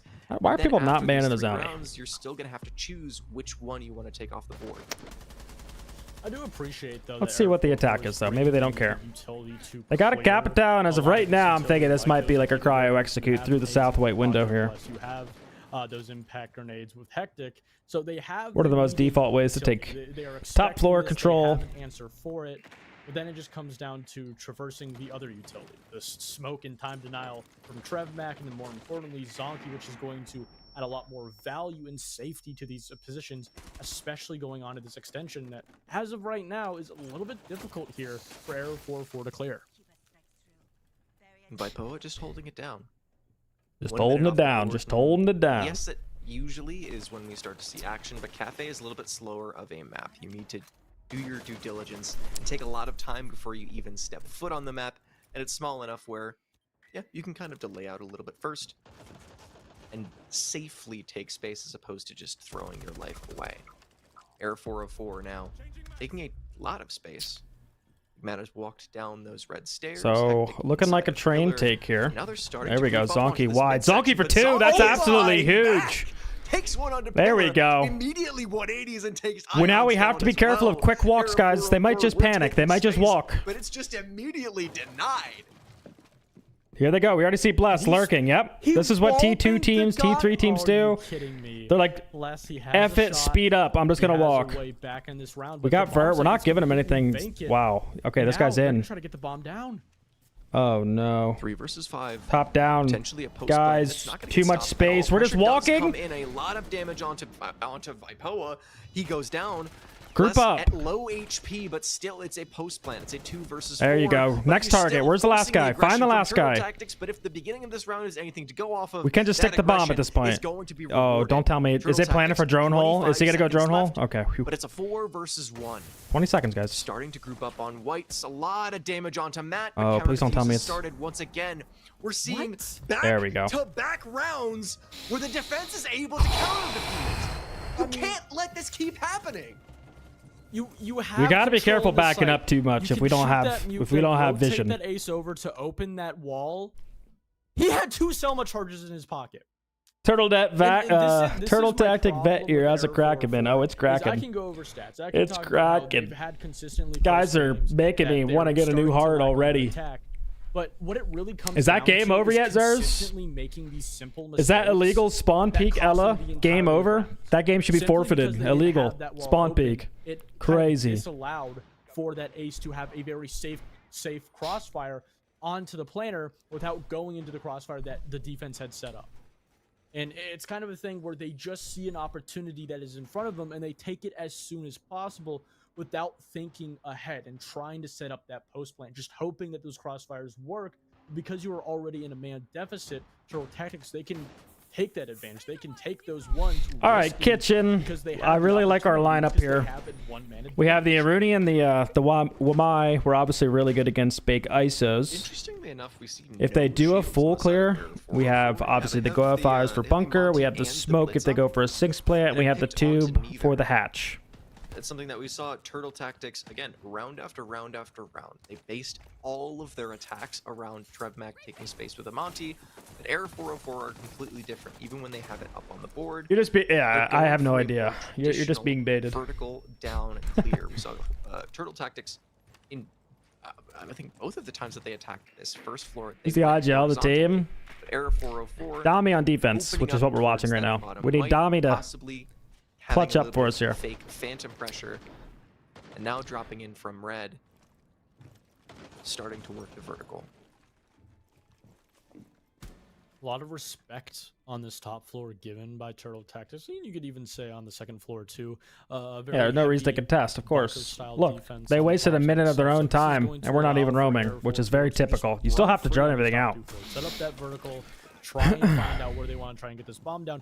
A majority of the time, the time waste comes when they try to open hatch. Over by that freezer position, which kind of worries me. It gives me the idea that they are a little bit stale, especially because they don't have a crossfire over by Christmas. As I say, that Zoloris is able to shut down Zonk. Walk down red stairs, killed our Wamai. So even without that cross being set up, they are able to find that open. It was a complete bunker from Turtle Tactics. Every single one of their Oh, those are players troll goes to this fires. section of the map. And Those for are some troll playstyles, fires. For some teams, that makes a lot of sense because on this You can't be site, putting them where you can die from Burt. What are we doing? Things like Tube. check to be able to deny out plant, and things like VIP right here to be able to deny out this freezer hatch drop. Unfortunately, though, it's you gotta throw it early, Spider. Has allowed Air 404 to take a lot of space, start working vertical, get this open Good pick, boy. and now just have a mountain of pressure towards site. A minute left. Doesn't really matter though. It's gonna be about 50 seconds left. They got everything they already need. Burt's already made. Entire time from White, and I feel like they're gonna go for just a bunker drop here. They got given Ying. that they, properly cut off the position held. They should be able to just go bunker and plant. We need a. Hopefully, we have a win con for this. As of right now, Spider can just hold. Yeah, they haven't. They could troll the execute. At the end of the day, that's a win con. They could just drop hatch here, but we should Demo's track. Yep. You could just shut down a player. On to Trev. Stop this plant from before. We're gonna smoke. Spider's just gotta hold this. Spider is a pivotal player. No way they just dropped. To go out, but it doesn't clear the Hello? areas. It's hit Spider! by the Spider, no! Spider hitting one on Oh, the way we could have had down, but it's easily immediately both. Traded. Solaris trading that out. That is the pivotal We are in the position, bunker. and he's We have able no walk way to stop through the this plant. smoke. Once again, We don't know. 404 Yeah, we just don't know. cleaving their way through sight and Oh, we finding know. what would have been Trev, lay down, lay down, lay down.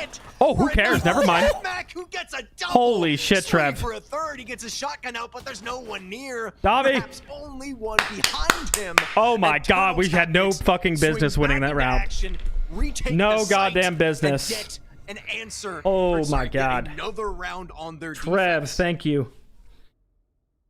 Woo.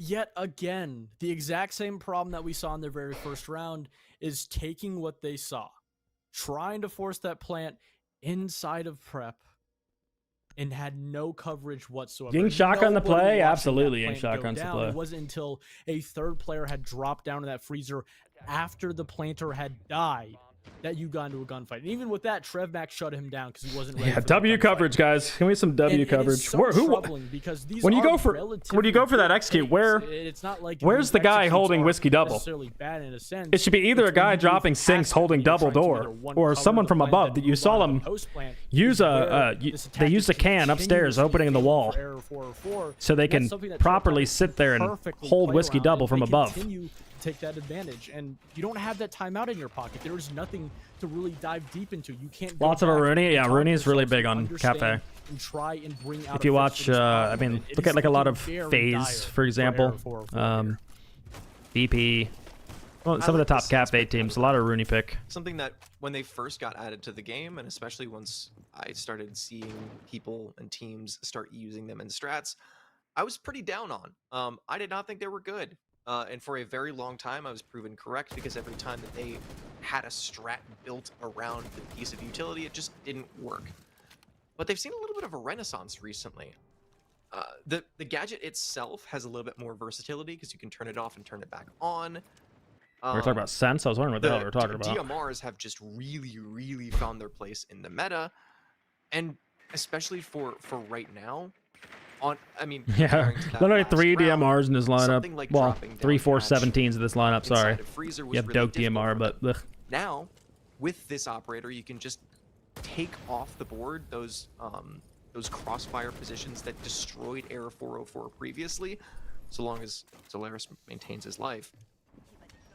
And all right, yeah, zombie up. Take space safely. Vipo able to just waste a ton of time up here by himself. Walk, and instead of having to look at 2 angles, you can cut through the space that you're trying to take and only have to look at 1.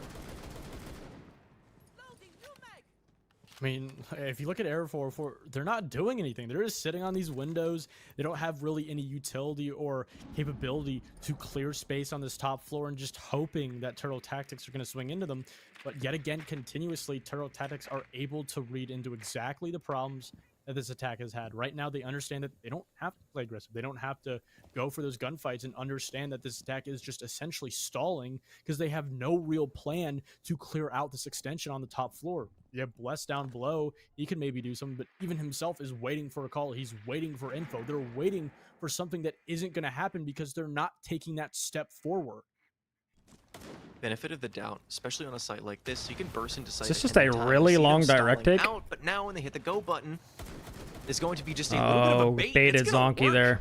The bait and the fake execute Bless, causes nice, Domi. Dami. Bless trying to take some space because of Zonky going down there.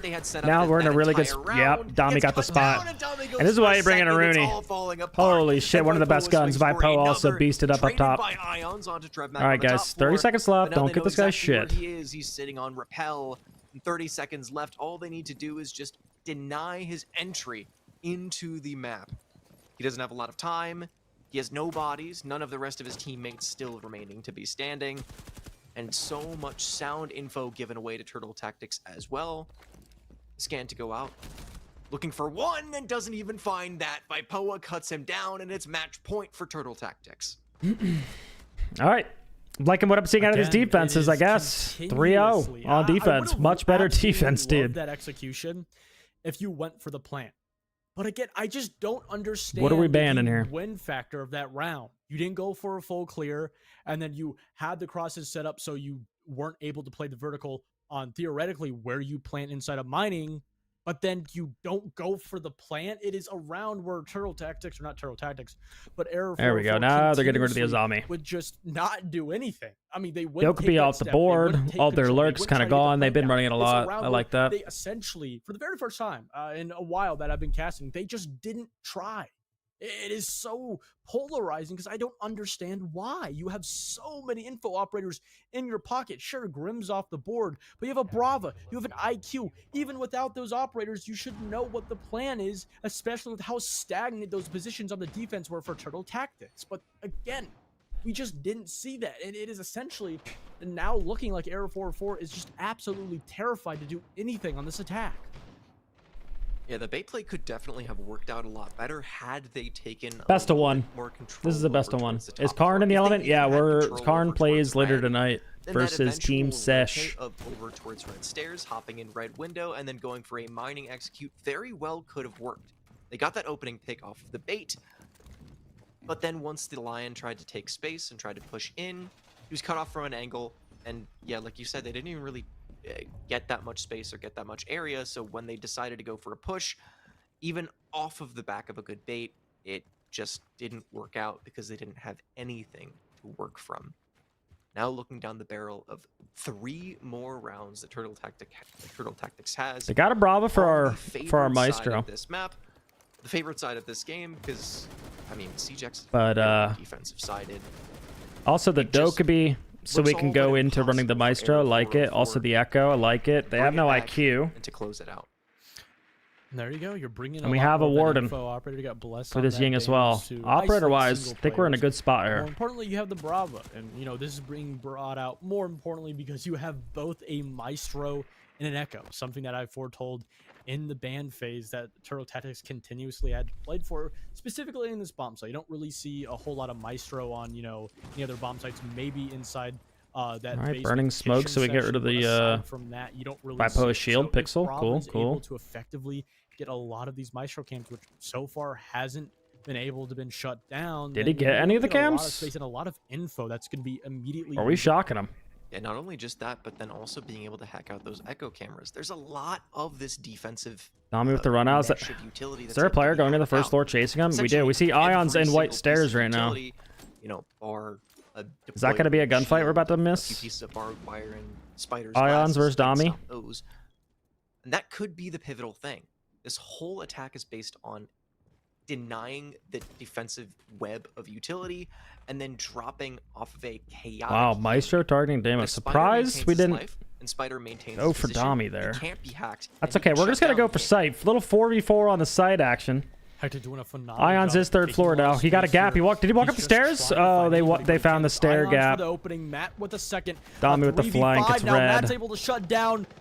I think we might have overreacted a little bit, and yeah, no white stairs. Able to make it even, and it's Wait a now second. turned into a 1v2. Wait a triple second. for Trev Mac. Trev go? It's Hectic all alone in the 1v2. Put this guy on a Maestro? Info. Little bit of time to play with, but he doesn't have the case in his pocket. His team on his back and in a position where Holy he definitely shit. should not win. Both of these operators still up for Turtle Tactics. Could stop Trev. playing if he goes for it, and they're not even going to let him do that. They're swinging for the kill. Both of these positions are known for Hectic, though.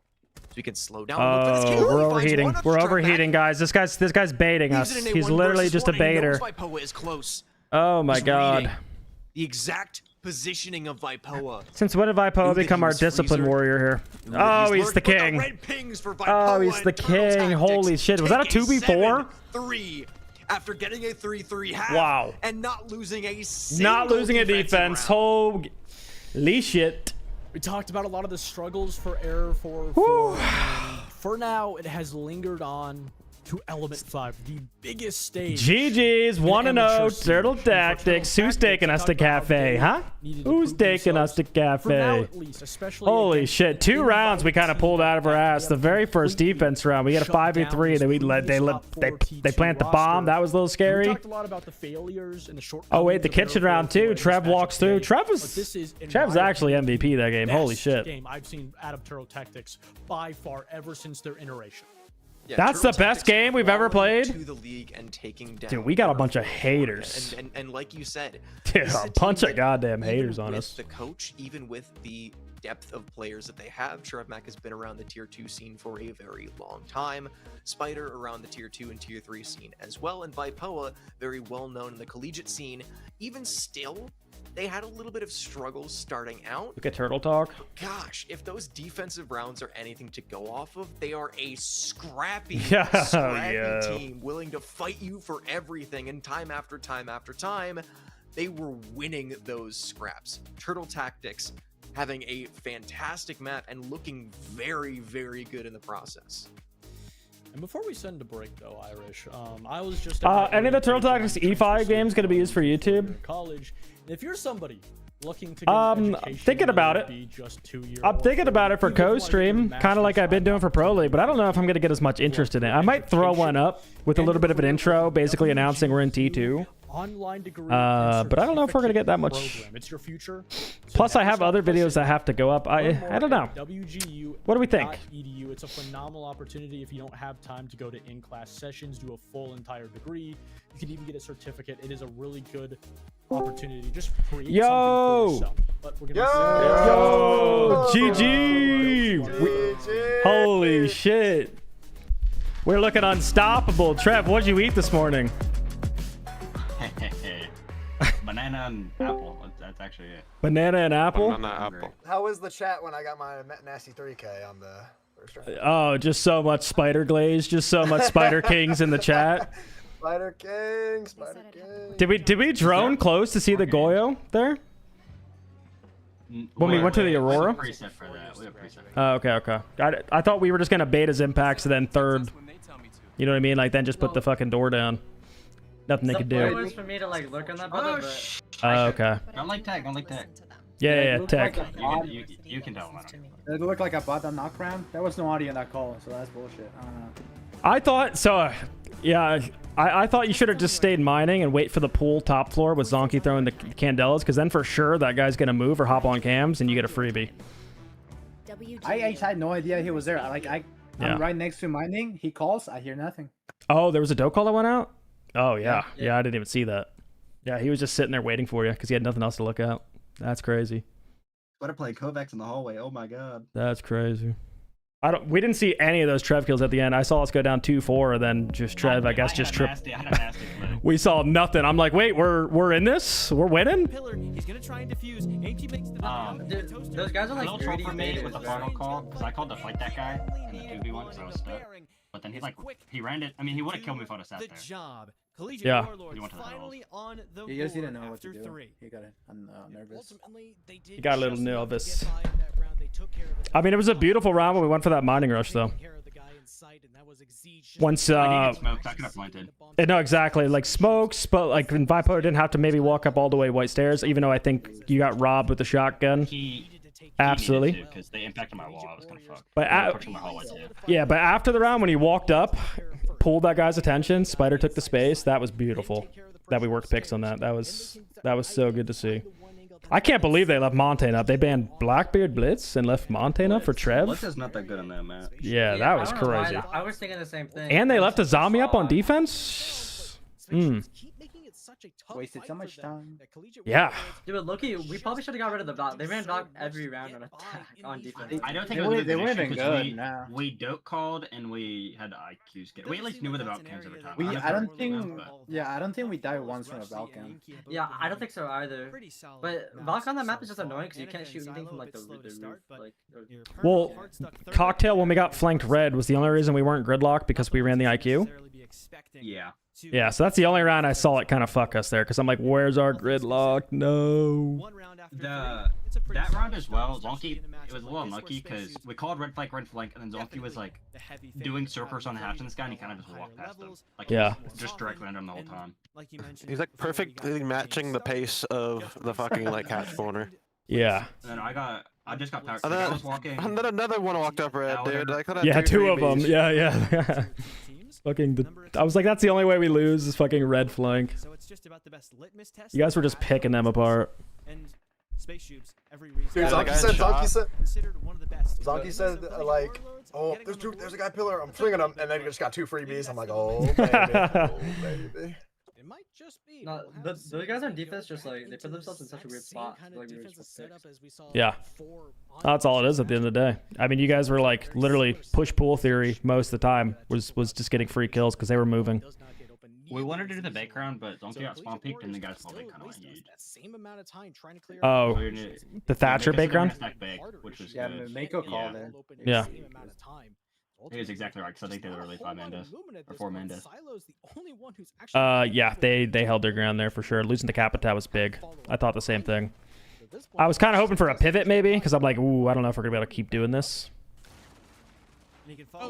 Capita's kind of a big op there. We needed probably a little bit more space. We've been all of our streams people have been banning Capita, but when it's up, yep. So free, yeah. Even though I'm streaming, another idea on that bake is always to fake a direct. Teams are running a lot of fake directs. Bring a ram and just take top floor control as well. I'm getting dressed, I gotta go out. So that's always a good idea. We have another variation we didn't show. Okay. Yeah. You can just keep like that. We haven't practiced the other player yet. Okay. Like the default one. Yep. Once in one game day. Yeah. These guys were not ready for our cafe, bro. We've been hiding that for weeks. We've hit it all the time. Yeah, casters were not believing. Casters were not believing. Hey, no, they're such haters. I heard what they were saying. They were like, cafe. Wow. Turtle Tactics not good on this map. This is an Unks map. I was like, huh? I went to look at the stats. I'm like, last time they played this maps, they were, I think it was like 3 losses. You should whenever that game is not interesting or pause whatever, you should watch my clip. So you can see the Maestro run. Oh, did you put it? I mean, the game's. I'm not dialed to the game anyway right now, so I'll pull it up. This could have some promise. A little nasty. Will not affect him. Neither will the second. And though that C4 doesn't get any kills on the Collegiate Warlords, this shotgun trained in the perfect position to shut down Plexios. Rush C died just before. Oh, it was right here in front of me. Here we go. At getting the round for his team, he'll get a kill. All right, chat. We didn't get to see that Maestro 3K, so we can watch it with some comms here. I got struck. They actually hit our gap that range.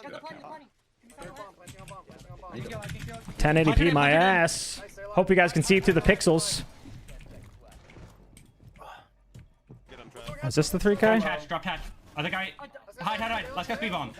Let's go! I'm the king! I'm the king! Team impacting. Drop where? Oh, I love how hyped Trev gets. What is that guy looking at? Ooh, what a call. Oh, what a call, baby. That guy got fried on Cat. Oh my god, that guy got fried.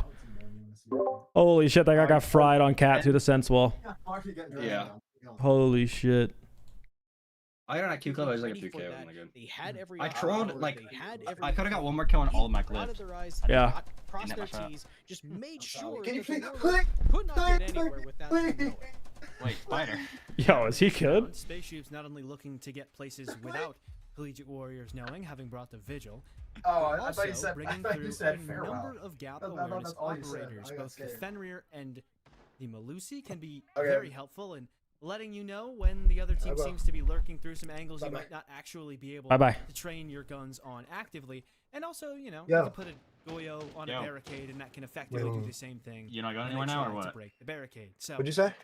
You're not going anywhere spaceships, now or the what? big key No, I am this going. round I am is going out. letting the teammates They just know asked if they wanted to when pick me anyone's up trying to because I was gonna drive there perhaps initially. sneak directly into the We should bomb scrim. which it seems like is I'm the not idea scrimming, for bro, I'm Collegiate going out. Warriors coming into this I round. can- We didn't I see can it work double last time tomorrow. through, but already I can I double actually wouldn't tomorrow. mind doing it. You guys I gonna wouldn't scrim mind before the doing it. match? pressure onto Warehouse and two. trying to take that control as fast as Okay. possible, just like they did. I could do 2 maps, yeah. It'd be nice to figure out who we play and then Yeah, exactly. You think schedule comes out tonight? How on Probably. Oh, definitely. has he Definitely managed tonight. to make that work? I'm sure, Any honestly, scheduling conflicts you need to know about? But they did exactly what they needed to I'm good adjust from last time they Alright, saw this cool. bomb site. Take Spider? care of those top floor players, and Rushy takes care of that all on his lonesome. Now The earliest Silo games are can 60 safely straight, make his way or- into lock Yeah. downs. You Yeah. don't need to look up, man. We can look for a Your 4 map teammate at just 4. cleared that out for you. So Or 2 map at 4. ultimately, they can start to move on up. They just need to be aware of Teddy. and I'm gonna Lucy dial into some of these games, but somewhere in the background. Look proud at of our this. progress, boys. We're looking good. Just As he's gonna be my taken down gosh. by yeah, you guys are Rushy putting in a on fucking ton of triple work. kill in the round, Keep that shit making up. sure that nobody Keep that shit is gonna up. pressure the If you need anything from me, hit me up. Let's figure out who we play tonight. Just inserts himself. Why didn't I into do the some prep? situation. Yep, exactly. Prep, get some scrims in, get a couple more reps. And most importantly, you guys look like you're fucking having fun out there. Like that, that's a team we should be able to beat. And you guys, like, obviously just done and dusted those guys. Huge progress we're making. And Plexios is ready to cover You want me in the passion. Silo gets it down. It's a 1 versus 4 for All right, let me know if you guys need anything. No Manica games. Fire, and although Monty melees him the first time and doesn't convert the kill. All right, perhaps let's a little dial in, worried chat. We got some about the games. melee We got some player. rest of element Now, games to watch. They're not worried about whether or not they'll actually kill Exige because that was just So kind of where are we a at here? factor that Let me look ended at the up happening schedule. very shortly thereafter. I mean, and ultimately, what more can you say other than Okay. Rush Z Oh my doing god, the everything game that we want to watch is on this stream. Doing Please tell all me the this is work just to like an get absolute into a safe stomping. position to try to go for that plant deep inside of lab support. But ultimately, that's the kind of number for spaceships in that round. They lost that top floor control and they could not get back into it. They lost seemingly every single instance of what they could do to actually slow down the warlords compared to the last time we saw that bomb site. So ultimately, they really needed Who to the do hell a are they lot of playing? heroics, Oh. try to use those Shamika launchers to stop that plant, but ultimately missed. Then try to get into a one-on-one gunfight with the Monty, CLG, which is that what they're not gonna called? go your way 9 times out of 10. So Collegiate Warlords got into a position that they could just cover their teammate after the plant is down, and then just make sure that they finish off what was already a very good adjustment into that bottom floor bomb site. Solid adjustments all across the board. All right. The main adjustment was even just pressuring those first 4 players. Yeah, at John, I all. believe And after the that's games kind of what I mentioned. I just today. alluded to when I talked about how basements become one of those sites where if you don't have at least part of the vert, then you're probably not going to be able to get a plant down. Realistically, you don't need the entire map.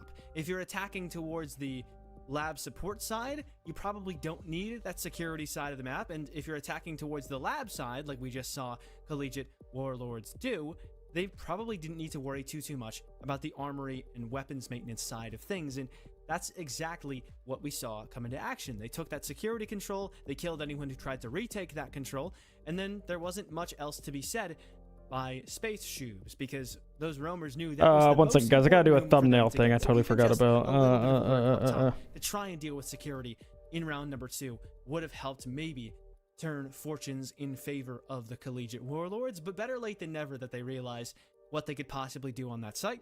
And so it's nice to see them correct things the second time around as they get their second attacking round on the board. Looking pretty solid in these past couple of rounds, starting to punish Space Tubes for giving up a lot of control, as it's felt like we could start to see Space Tubes just giving up most of the map and not really getting punished for it because Collegiate Warlords didn't feel like they had an awful lot to say on that attacking side. Glad to see that change, as it makes for a much more competitive match for us.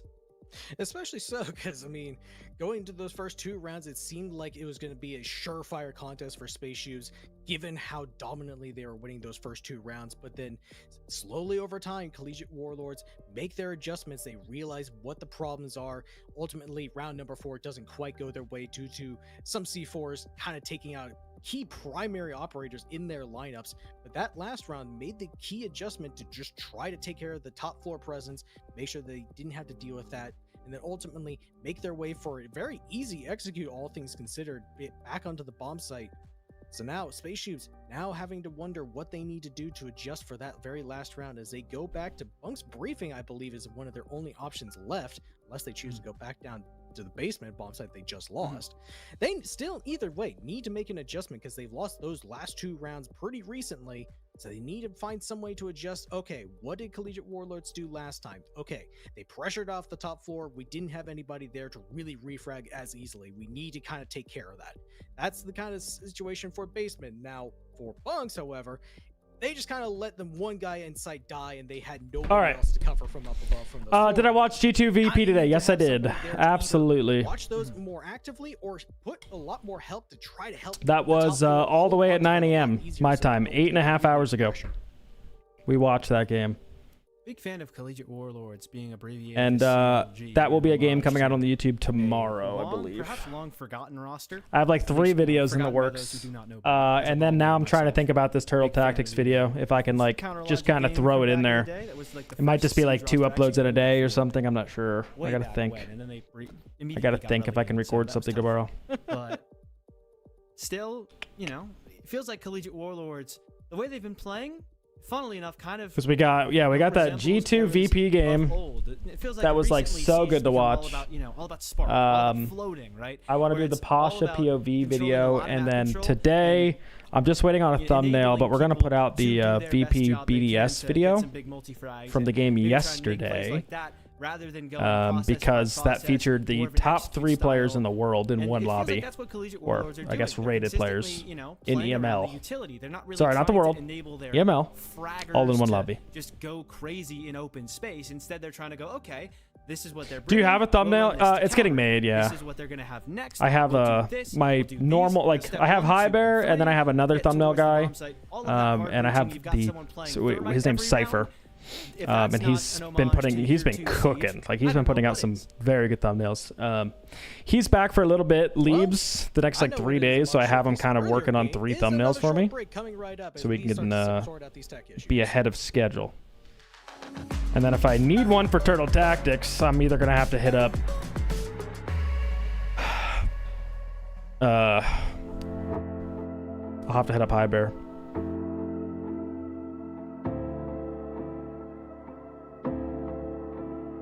Yeah, you're in for a treat. It honestly might have been one of the best games.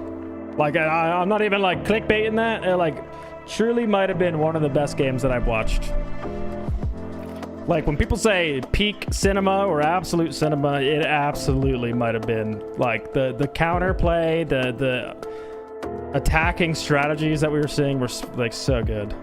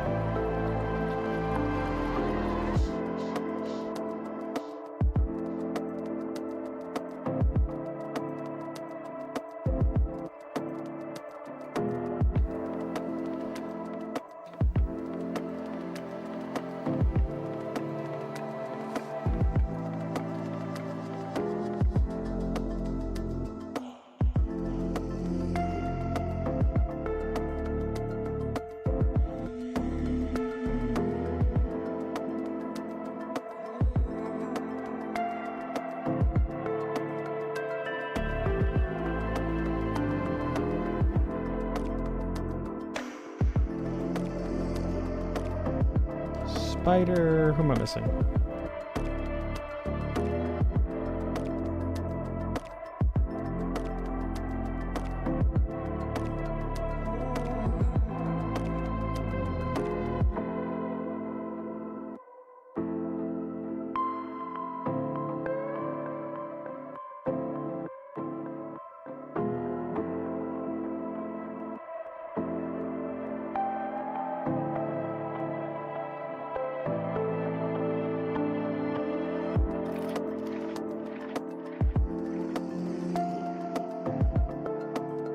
All right.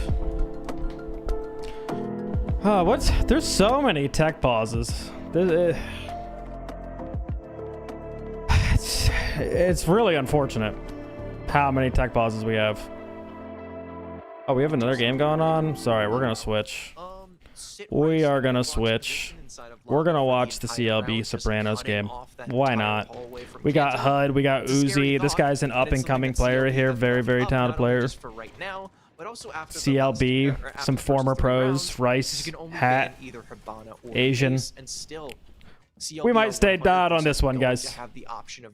I'm tired of tech pauses, and this stream actually works. Taking a ton of space very early on. They're going for a full third floor clear, and Uzi himself walking up those main stairs, trying to pressure out, trying to delay time, but CLB allowing themselves to be slowed for just a quick second, just enough to work. No hot takes. I need to edit some yappy clips from today without missing you yapping more. That's a hot take right there in itself. You know me. Have that hatch inside of stock. Ain't nothing more that I love than yapping. Probably one of the more prominent entry and fragging players on CLB. You also get that Twitch removed. You're not going to be able to get a lot of that utility on the site, like those Fen rear mines or those gas canisters. So that's a really big opening kill, and especially since the CLB isn't able to immediately get a trade. And if you look at the position from Sopranos, they've completely vacated this top floor, aside from most inside of elevators. Yeah, I am. But, I mean, I'm working on the title. Good round to start off for the defense, especially reading into the pace of the attack. And that's really tough because CLB have gone for this full third floor clear, so they're at least here we're here for the full game, so this is kind of nice. Where they can execute, and once they do, there's going to be so many of those Goyo canisters still up on the board because Hat was the first. All right, Bank. What we take off the board? We took Cade, Mira. All right, that's good for CLB. They don't have to run any Mav. They could just get away with cans, and they have Habana up. We're not seeing Habana ace bans like we normally would. Taking away both shields. Calling Sentir an absolute shield crutch, and I mean, maybe he is because he's on the Blitz. But they're still getting delayed. Blitz is pretty good here, but I'm not gonna lie, I'm kind of a fan of what VP was doing with the Fuse Shield, being able to get rid of the Goyo fires. Or plant rather, you're gonna have to force center in there, or actually, I guess you can Asian on the cross up above. So this is still a very winnable round for CLB if the Sopranos don't read into this plant relatively easily. Flashes in pocket as Uzi re-clears garage, looking for a lurk that isn't quite there. There is no lurk, there's no opposite position except for top marble that they might lurk down later on, but center inside of the smoke is just sticking plant. CLB allowed to get this for absolutely free, and now they drop off their positions because the work that they need to do has already been done. One back from Sopranos gives them. Isn't Sentir Surf's brother? I believe so, right? Still, with 30 I believe so. Left, time is in the favor of CLB, and they just continue to show their dominance. All right, we got the bomb down. Just the trade. Hold on, retake is going relatively well on the mid floor until Rice did down that guy. Oh, huge round from Rice. Got 3. That is. It's yet another kill for CLB, and it's Sentir just kind of wasting some time. Yeah, it's wraps. The time not in their favor. Wow, that was massive. Closes it out. CLB massive for Rice there to hold that down. Across the board. Yeah, I talked about how it was a phenomenal opening for the Sopranos, but CLB flipping that script around. Talked about how did Turtle win? Yes, we got the dub 7-3. The bomb site where Sopranos didn't directly have a line of sight to shut down that planer without going below the hatch, with having that cross player shut them down. And on top of that, he didn't really have a lot of denial aside from the smokes. And sure, you know, a smoke is good, but when you just full sprint past it, it doesn't really do a lot. You didn't have enough C4s in the pockets. You didn't have an echo on the board to stall even more time and push center away from that position. You're not going to be bringing out any of that info utility like a Echo, but this time around they are bringing 2 C4s, 2 impacts in the pocket of Uzi. And I think this is kind of a situation where if they just played it a little bit better, if they played more aggressive when that plant was going down, and maybe even went for a retake, especially with that man advantage, it could have been a completely different story. But nonetheless, a really great start for CLB. Well, one of those adaptations is having the Warden on the board, something that for CLB, they were just able to walk through, put a few smokes down, and then were able to sneak that plant through, something that should have never been allowed for Sopranos. So they're going to be aware of that. I think it's just pronounced for them, they're center. Oh, is it really? Is it not center? This whole time I thought it was center. You're telling me it's center? Nah. Somebody confirm that. That's insane. Insane. Going for that Sens gadget.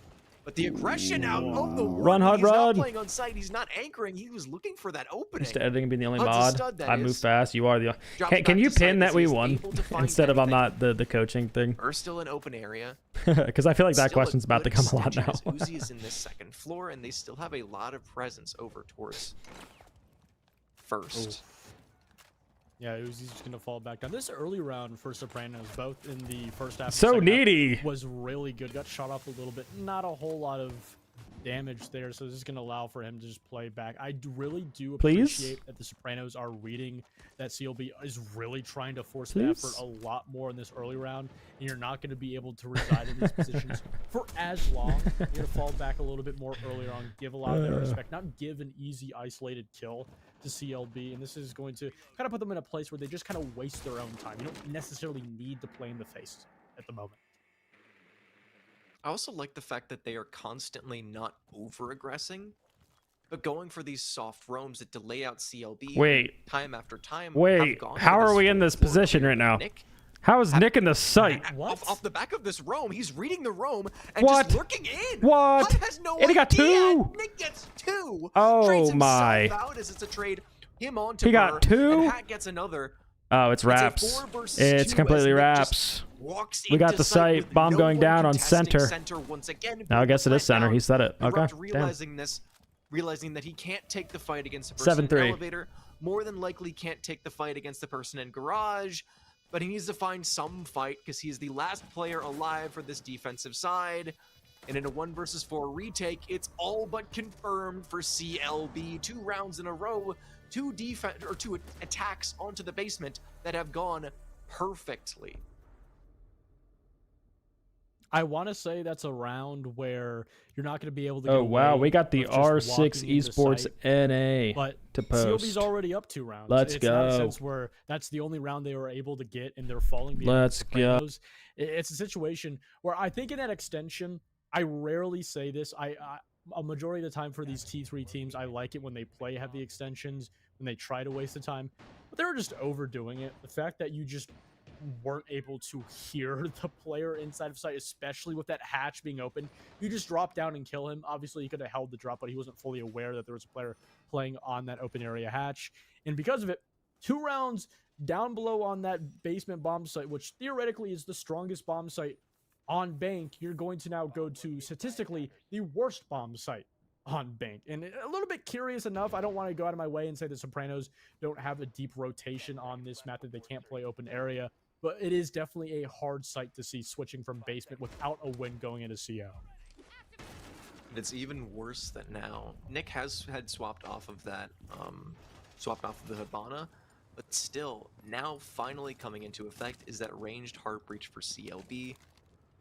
Rice spawning in a different position. He's not actually going to use that right off the bat, more than likely going directly to those main site windows and looking to pressure from there, but even still, they have that in the back pocket and the ability to ranged hard breach and hold off that long hallway that the defense, almost every single time this site is played. Spada, thank you for the use as the 5-month spine resub. Welcome back to the candy jar. Okay, bye, dog. Bye, Millie. Yet again. I mean, yet again, if you give space to CLB, they're going to take it. They're going to use that as a sign that they can play aggressive. And that's been a little bit, not necessarily in 2 rounds, I don't think that's been a main problem, but there has been individual situations where Sopranos give up a little bit too much dinner. space in that early half of the round. I feel like I was CLB just eating takes lunch. it What enough happened to the time? to then Onslaught again, taking enough space to find a gap, go into the bomb site. Last time around, in a minute in the round, you've already not only cleared the position directly inside of stock, but then the adjacent position around that bending. Uzi almost loses his life also on top of that from the cut being held by Asian. And it is just getting more and more difficult. And on top of that, CLB already working the wall. The only thing that Sopranos do have for them is they don't have necessarily a lot of on-site utility, or info rather, but I mean, it's essentially a guessing game for the attack. It's also really tough for Sopranos on their defense because... All right, CEO, no mirror up. We do have the Azami. We're able to play a little bit aggressively, but we're playing the Azami in stock hall. Roster that he's played with, he's been that. We do have Valk downstairs with a rotate right here. This might be the engagement we're about to see. Valk's running away, but bomb's going down. This is that take where you just open up the... We saw this earlier today. Who was it with the glass and the thermite? We just see it here with the ace, the Osa. To use positions, but that's not. They just walk onto site yet But again. yeah, hey, same take. No C4s going out. We have a C4 and janitor on the mute, and get into site with zero congestion. Get plant nothing down, coming out. And all CLB need to do is hold this down. Rice on these windows is just holding the long angle towards top square. Center with a nade kill onto HUD. And the info is... Oh my, we're jumping out? You can't What? get kills that way. What? BDS did the glass take with Osa? Is that what it was? Was BDS? There's one thing I'll talk about before I get to that. Again, Sopranos spotting a gap. But more importantly, the way they got that bomb down without What's in the bowl? Idea, we got some ground beef, unbeknownst rice. Is the fact that they used the H charge on the adjacent little wall pico, to that Osa planning, cheese, masking the some sound, sauce, not only of that just Osa kind of a healthy shield little going down, but beef then bowl dish. additionally the case going down with it. And because of that, and because it was so early in the round, Sopranos, and to be fair, it is safe to say. Oh, right cycling. No, you're 100% right. And it worked. I think that was their best attack that they did against BDS. And we do see it kind of be a meta take along with the window take. I mean, it is a window take. It's a variation off the window take, but yeah. Perfect. But even still, there's no way that can be a gap for the defense. There's 2 C4s and 2 impact grenades for them to be able to break those Osas down. You need to have, I mean, at the very least, you need to have info on your site. You need to know just generally what is going on. If they have that breach open, if they have the Osa walking up, even if the ace masks plant and masks that sound for a relatively okay amount of time, there needs to be enough communication within your team to say, hey, there is an Osa on site. People should be aware. Even giving them the benefit of the doubt and saying, hey, that was good from CLB to mask sound from the ace charge. An Osa walking onto site should always be something that sends off alarm bells. It's a 3-0 start for CLB, and it's 3 very worrying rounds for Sopranos. It is very worrying, but I think at the same time, going all the way back to our very first matchup, it's kind of a mindset where you're going up against such an experienced team like CLB that these small gaps that you previously didn't have the opportunity to be exposed because you're facing qualifier teams, lower tier teams that aren't always able to consistently spot these gaps, and then you have CLB spotting gaps that you don't even know were around because you were facing teams that weren't able to do the exact same thing that CLB is doing now. I think it's kind of a sense where they can go into this, try and take it out as a learning experience per chance. But the Grim ban, like, come on, man, really?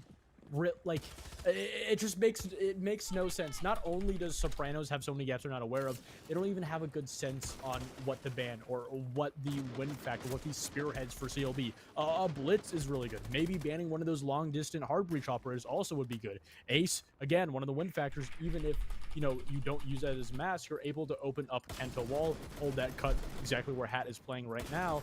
And it's a sense where Sopranos, whether they can or not, they just cannot find a lead, a hand in any of these rounds. Is Trev here? Oh, we're summoning Trev Mac. For them, though, they've picked up onto the Maestro, and the hard counter, the Brava, has not been picked for CLB. So those Maestro cameras, those evil eyes, will be able to be active so long as a nade isn't tossed in from The center. Holy Trinity. But that's pretty much it. That's the only Smoke Deep Goyo. that you can use to these. Where are these Maestro bubbles slapped down at? Do not work, and you can zap a planter going down in a position that is. Where are these Maestro bubbles? We don't see the crazy Maestro bubbles we saw in T1, where we saw 2 in archives. That was wild. Snuck through the plant, not even just behind shields, but also behind. We got 1 in vault. Sopranos, We got 1 that in the counter site. of Maybe bringing 2 in the the Maestro site. on a side like Okay. this, and also We don't having see any in server or Robin anything like Nada on that. the other side Nothing does crazy. give me quite a bit Here of comes the hope for this fires. defense. Boom, boom, bubble. But Too it all late. goes away. Yeah. And on top of that, you don't have anybody playing inside a server, anybody playing in blue. The main point of attack and the main point where CLB is trying to use their path, trying to create that path to get the plant down, is through this server position. You have nobody here. Even CLB is expecting somebody to be here, but there's nobody. And the Sopranos have not read into the fact that CLB is going to continuously try to go for this execute over by this A-bomb through servers. We famous. And there's so We much potential, famous. especially with having a Turtle warrior on the Tactics board, getting that having respect. That Tuberal on the board. There's so much potential to stall time, especially in this position, but they're just not able to read into it. Still All right, we have 2 tubes. Because of the amount of those I don't think using them for the default plant's a good idea here, because we have sense. That and the evil Unless we're planning on impacting it maybe with Goyo. Big fight, and Uzi's gonna win it. What? Opening pick finds it yet again onto Very Hat. good It's a great mechanical start. player. But as the execute comes in, they need to be flawless. They need to not have the same Pulling gaps some that they have consistently had some towards this attention plant. with the Yin Candelas, Corrupt trying to get the sends the defense to last look toward the backside so we can try to get a plant, because you see the bomb still Time server delay room. that they have seems to be getting away from them. Still Sense, we're going to have to go for a weird plant here. We are going to see it go down next to the TVs. Center has gone deep. Looks like all Maestro bubbles are gone, so this is a free plant. It's low time, but it looks like he's going to get it through. Bomb down, Asian Sentry with might the cover. die, but we are going to have to win a Found by 2v4. Sopranos. It's a 4 versus 2. This but is it's winnable still for the a attack. post-plant, Asian with and 1. Asian is still holding it down from Nick side with hatch. another. Nick holding down main stairs. The retake Nothing cannot coordinated. happen. If you're going to go up the main stair, bring like 3 people up the main stair. What are we doing? 1 by scratching 1. their heads as they find themselves Smoke, in an equal server man flank. count, forced into a retake. Corrupt taps the diffuser, Wow. trying to bait out Sound, but Asian's just better. He was looking towards the hatch. The crosshair placement doesn't matter because That's he can CLB flank run. and kill you anyways. Corrupt tapping plant, baiting out a swing, but with that low time, he needed to stick an Asian with so many kills on the hatch, essentially winning the round for CLB. I think the best way to completely summarize not only that round specifically, but the inability for Sopranos to read into what CLB is doing, whether it be the pushes in the early round or going in the late round for these executes and where they're putting the case down, is sure, you didn't have that blitz, but you had Center bolt his way onto desk right in the middle of A to put the bomb down, the exact same position he did previously. Burr, who had the C4 in his hand, trying to play denial, threw it over by default. Had no idea, didn't even attempt to throw it. He didn't even have a glimpse of an idea that they were going to go for the exact same push. And I don't necessarily think that's them saying that, oh, surely they won't do this again. They weren't expecting it. And this inability to read into what CLB is doing is costing them advantages because they can never create a position that puts them in. Are we not allowed to say that word in this chat? The adaptation for Sopranos seems to be HUD just saying to his team and saying to himself, all right, they're getting plant down. I'm going to play a cam operator for the rest of this defensive. All right, back And to again, top it's not floor. a Maestro, but it's an Echo, someone who on this site Definitely a stopped lineup. We just watched like 5 bank games in the last 2-3 days here. had on this I don't think I've ever seen this CEO bank lineup know running a as Solus much of a Frost perfect counter as they think it is, especially Echo because on the other side, with a mute. once that execute is going down, You got a they can zombie just up. pop that call, Surprised we and don't it see a doesn't zombie. give that- You got a castle up. that Surprised we're not sound seeing a negation, that castle. sound suppression that Team CLB has used very well, but it also You know, stopped a Rooney, HUD from being able Jaeger, to use those cams. Omai, Yeah, this is a really good position from Hat down below. Just opening Maestro. this hatch and applying pressure from the vertical below inside of office completely disconnects that janitor's position. Sure, Sopranos, they can take it. They more than likely could find a safe position without Hat cutting them off. But the sheer phantom pressure from him even opening that position up completely disallows for the Sopranos to hold that position. Stock angle and open. It allows for this bomb site to be easier to Again, navigate ace is around up, for so CLB. why They can not? move around, Rice, don't have good to job worry about opening that up cut from their the playing. stock angle. And yet again, they've just cleared out this stock position in the stock adjacent position because they opened the wall so early on with no pushback, nobody playing deep inside of stock should try and punish a player like Asian who's playing aggressive here. All right, now we're clearing the janitor player. Because we just opened stock wall, we pushed the stock player back. Janitor's free. No one's able to support the janitor player. This is good. This is good out of CLB. Just walk in there and find a great Rice might have exposed what he didn't mean to. Uzi's on the main stairs like this. You got the site, guys. Janitor's free. Just walk in behind the bomb and plant. Okay, you got Solus playing close windows. You have Hat underneath. Please. Please buck this guy out of there. Cut off Uzi, though. Center's looking to try and get the kill onto the Solus. He's able to get it, but O's does trade him. This is just a 2v3 sloppy. Now they have info on HUD inside of elevator. That guy should not be able to be there. Give info to Asian that he isn't in there, or at least in immediate position to have any effect. But he does know that there is still a player inside of that vent position. He's looking for E3 elevator. Though. Yeah. He knows that the HUD position swinging. was held from either side. There is a crossfire, and they're swinging off of each other. HUD's a stud pops out of elevator for just enough time to close out the round as Burr goes for another onto Janitor. Sopranos finally with a round victory. CLB playing out the exact same round that they had previously, but Sopranos springing into action. They were giving them space. Janitor was completely free, but it was all just a bait and switch the entire time. That info that they had from the Echo gave so much for Sopranos to be able to fake a bit of space given up to CLB, flash the keys directly in front of their faces, and then the second that CLB tried to take Janitors, tried to take any space in hallway, Sopranos had the perfect counter and had the perfect swings. And for the very first time, Gotta do a lot of soul searching. 100%. Wolves. We're gonna be seeing in an open area. This was their easiest, you can call it freebie week. They had to play Wild Gen G. 6 points on the line, and for them to walk away with 0 points, I mean, their season's over. Frankly, quite embarrassing at that point. Going to open area, in theory, should be kind of a playground. Not a good week for for them. CLB, especially with their operators. Had a chance this week to earn some quote-unquote free points and slip into the playoffs. Trying to get that plant down over inside of break is a really good operator to cut off the line of sight. And theoretically is an operator that is going to continuously cause problems for Sopranos. It's also a hard counter to the Warden. Is not all that recently, but you know, not all that long ago, there was a change to these Sen's ROUs to kind of try to put that gadget into the meta a little bit more. Where now Warden isn't able to directly see through those ROUs. So it's a hard counter. If they go onto site and if they pressure directly, they're expecting Sopranos to have the Warden exactly like they do, and like they have been playing for quite a few rounds. So Center not only can just take the space, like you said, cut off crosses, like you said, but also do so safely, knowing that someone cannot directly counter it.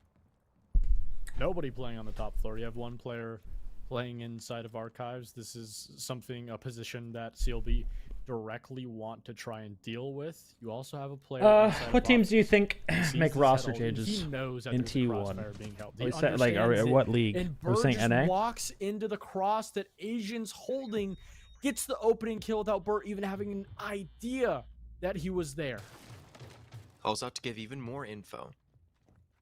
Solus under a lot of pressure, but Corrupt is in a spot where he can play off of it. HUD's a stud elsewhere, finding a pick, and pressure elsewhere found onto the Solus, but he's able to escape with his life. He gets out of a spot that he definitely should not have, and secures Sopranos the 4 versus NAL. 4. Nothing gained, nothing lost. Still a 4 versus 4, still an even man count, but like you said a while ago, we normally see up quite a gives shuffle, and I CLB think we'll so see much another time to one. work I'm gonna his be vertical. honest. Asian, with these pings, with that secondary out, looking for one of the Sopranos members to overswing. Trying to think. Get a little bit overzealous, but they're not overstaying their welcome. Completely falling down to the bomb site. 50 seconds on the board. It's There's like, plenty of time. Not only CLB to play LFO with, needs a but roster also change. go, set up that vertical, get a couple of shots on the post, feeling a little bit of that if not a pressure team change. from deep metal detectors. And there's still a lot I don't of time think for CLB to change, rotate over, they're gonna but a get C4 magically from better HUD could be come stage huge. 2. Takes down Asian, one of the strongest players on I'm not even gonna CLB talk about thus cruelty. far. got the opening pick in this round, But but I'm now not even he's gonna talk no about them. longer able to do any Because I don't even damage. know what Center players with would those be able to want auto to go on uses, that we team or talked who they about can that entire get. time, creating a labyrinth in which to get the plant down. Rice getting 2. Cloud9. And now securing for his team the plant. I do think But needs some hold on, type of Hunt change. the Stud working his way from the back. Uzi does find one over towards top. I blue, don't securing think it that 2 versus roster, 2 like, it with just, plant down.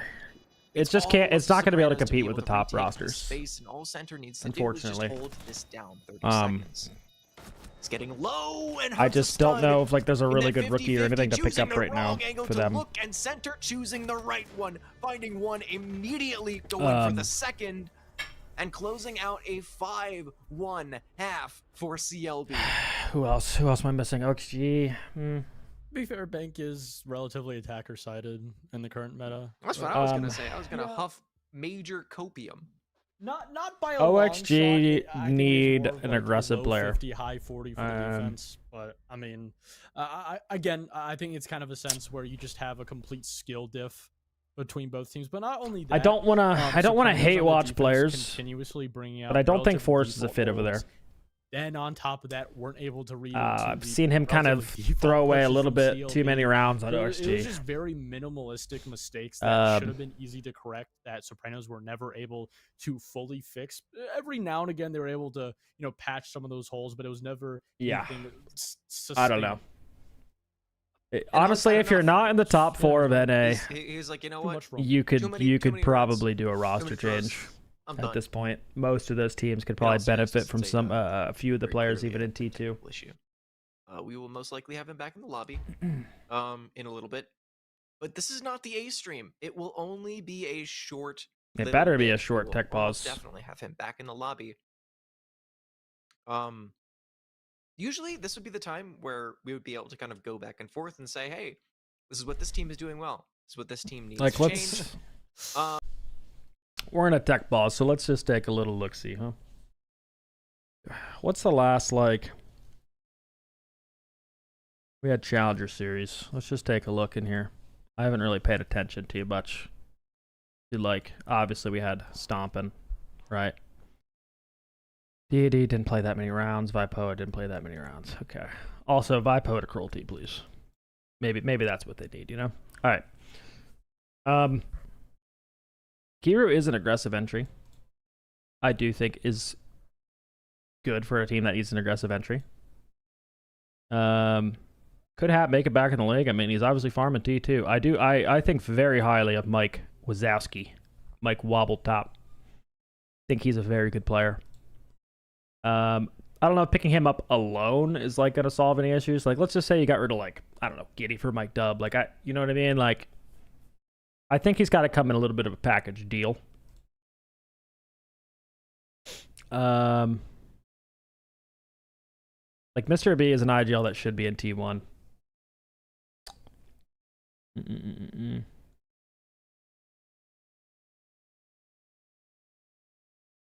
Yeah, I don't know. There's a couple T2 players that like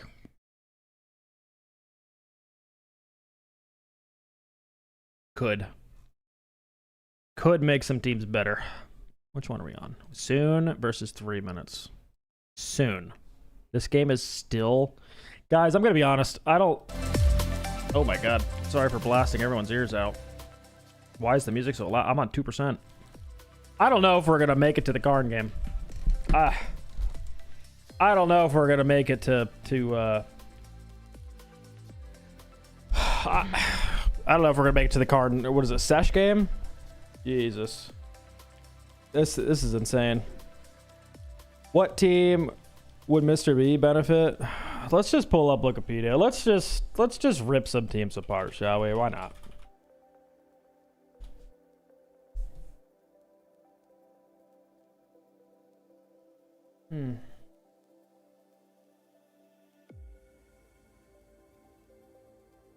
If I'm just being like dead honest, it's just like, if you're not one of these teams, like, this is going to be the top 4 teams that make... This is going to be the top teams that make the event. And the other teams, you just aren't. Like, NA is top heavy. So, you... Like, to not even like... consider roster changes, you're a little bit trolling.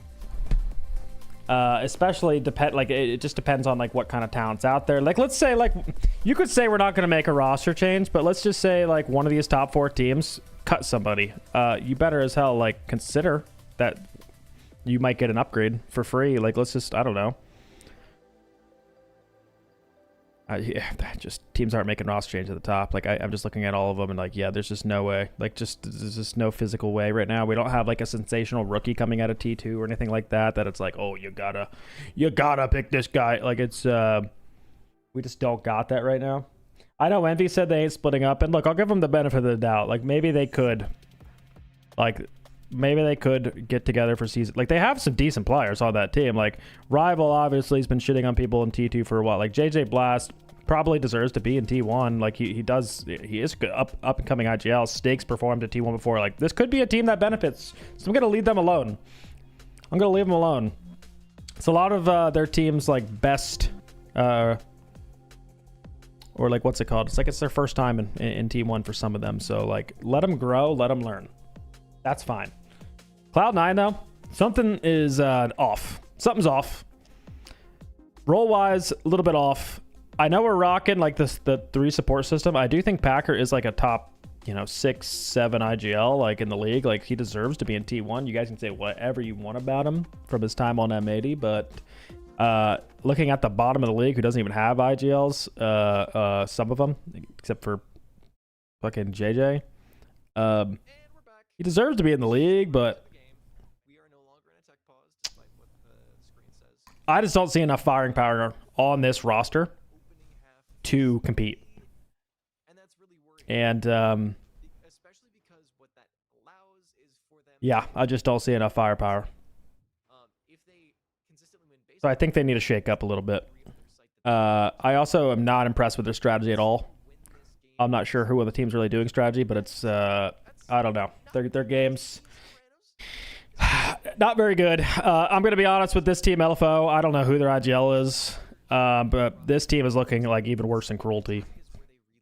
I mean, we see them at 5 points, but I have been like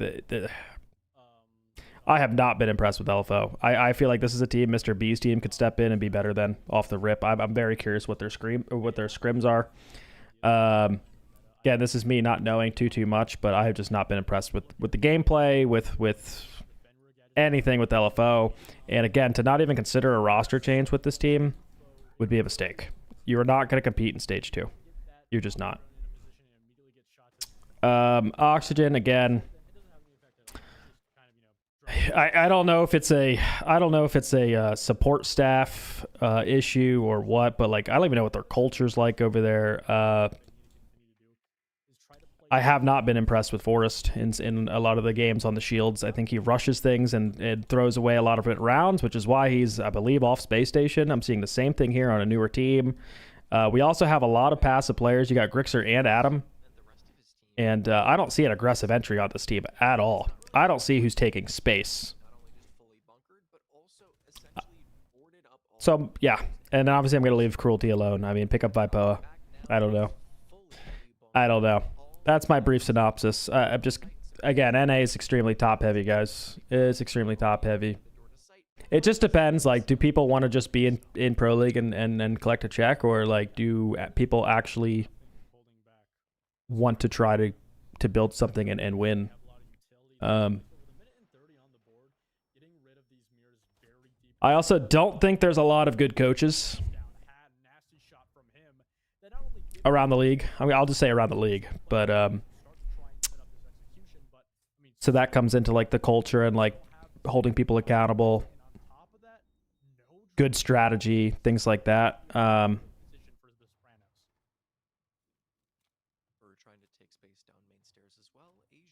I think that could be a little bit of a problem sometimes. You're Hollywood now. Can't read my chat. What's up, Zers? What did I miss? One of my 5 fears is Spider. Yeah, nice. Nice. Do you guys win your games, Zers, by the way? His positioning, but it's not going to matter Because with the man advantage, Who do you think C9 should he doesn't drop? need to take space. He doesn't need to walk down. And what he's doing right now is just. I mean, realistically, I think you keep Packer because you need an IGL. He's also plays shields and stuff like that, and he's been in T2 and wins T2. So if you get rid of Packer, he's just like he's been farming T2. So that means to me should be in T1. Kobe should be in T1 again. Farms T2. Look at his stats. He's like plus 50 or something at T2. He should be in T1. Those to me, and obviously I love Dream, and we've seen Dream be a top 4 SI sexy player. So after that, after those three, like if you really want to rebuild, you could just keep those three. Dream's kind of a glue piece. You want someone to build around for vibes. Dream and Kobe are going to be perfect with that, but Kobe's a little bit goofy and silly, so you do need some serious players on that team.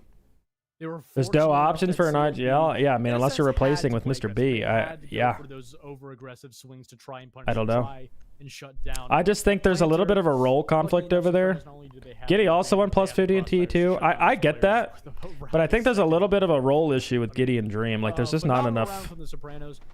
And again, I talked about. I don't know. Not only did you have that Bravo, but you had a lineup that complemented your play style and trying to clear that utility, going all the way back perfectly. There's just to me, it doesn't look like there's like enough on Cloud9 to get it done. The CLB and what they had essentially for their win factor was no player directly for the C4. You tried to rush that player with defuse really deep so that C4 wouldn't have an effect because more than likely going to try to force that C4 in default. And then you get rid of the Echo, and there's really nothing else denying that plant, and you force CLB into the swings and the crossfire set up by Sopranos. That's round over. That round, fortunately for Sopranos, kind of reminded me a little. Kind of interesting because like now, M80 on this map. if we weren't watching this, I would almost just pull up some Cloud9 VODs and just title the stream like "Let's diagnose Cloud9." That could be fun content. Let's see, because that seems to be the most asked question too. Like, what's going on with Cloud9? I almost kind of want to just do a little deep dive. Cruelty pulling out a really close execute, but an execute nonetheless. If they can consistently do that and punish CLB for disrespecting them, I think it could be a little bit before CLB catches on to the fact that Sopranos actually aren't going out of this game without a fight. C9's biggest issue is that Dream can't rely on his teammates to funnel him kills like unwanted. I mean, yeah, he's playing with a lot more newer players, right? Packers compared to Hot and Cold, a newer IGL, right? Like Kobe compared to Gaveni, newer. Giddy, first season in T1. Like, yeah, he's definitely playing with some newer players. Those long distance hard breach operators, so you're not going to be able to play into that. It looks like they're just trying to force Burr with that defuse behind the shield to try and get the plant down. And an opening for Uzi could be exactly what they need. Yet another from him, but unfortunately that last mirror goes down. Similar in EU, teams outside the top 4 think about roster changes. Yeah, a little bit. I do. Still up to Corrupt at this point, as he has 2 of those smokes, 2 of those. It's like if you're not in the top 4, if you're not consistently making top four, sometimes it is like, sometimes it is a little bit like a firepower and stuff issue.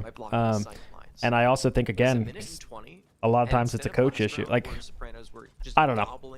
I was very maybe ego coming in a little bit, but I was like very confident when I joined Unwanted because I still knew like, strategy wise, like we were going to be good, but they're still sitting outside of the map. and sometimes like coaches not in the top 4 like don't have their hands in the strategy, and then those players are like newer players, so like where are they supposed to learn how to play strategy wise, you know what I mean? Like if you're getting just like a bunch of new players that have never played in T1, it's gonna take a while for them to kind of like learn concepts and stuff like that. But CLB, they're not going to move. It's going to be Sopranos who have to make that first step. No Warden on the other side means that this Glass is going to have a lot of impact, not only just the smokes in the pocket of him, but also the smokes in the pocket Window of this take. I think he missed the second cap fire. Is that guy still in Janitor? He is still in Janitor. Center is still in Janitor. He should be able to C4 this plant. Center.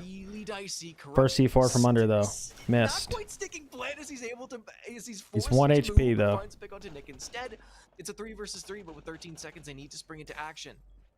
9 bullets left. essentially 9 health left as well. He's trying to get himself in a position where he can put down that plant, but Rice takes him down. Uzi then decides They still have the mirror up too. Wow. the last alive outside. Yeah, Zers, I'm almost starting to agree with you in my head. I generally don't think there's a pickup from T2 that will actually change. Like, if you're gonna make a change, some of those teams, you're kind of right. Like, when I was talking about a roster change, I'm almost thinking like a complete shuffle. Like, again, like something as big as like bringing on like Mr. B's core with like Mr. B resided and Mike Dub. Right. Timed mirror waiting for Ash to use all of her charges. You need like, if you're gonna make a roster change, you got to make like a almost a shuffle. Play there by Rice, and that's going to continue on throughout this matchup. That's something that Sopranos is not going to be able to deal with. You're not going to be able to deal with those little pocket strats.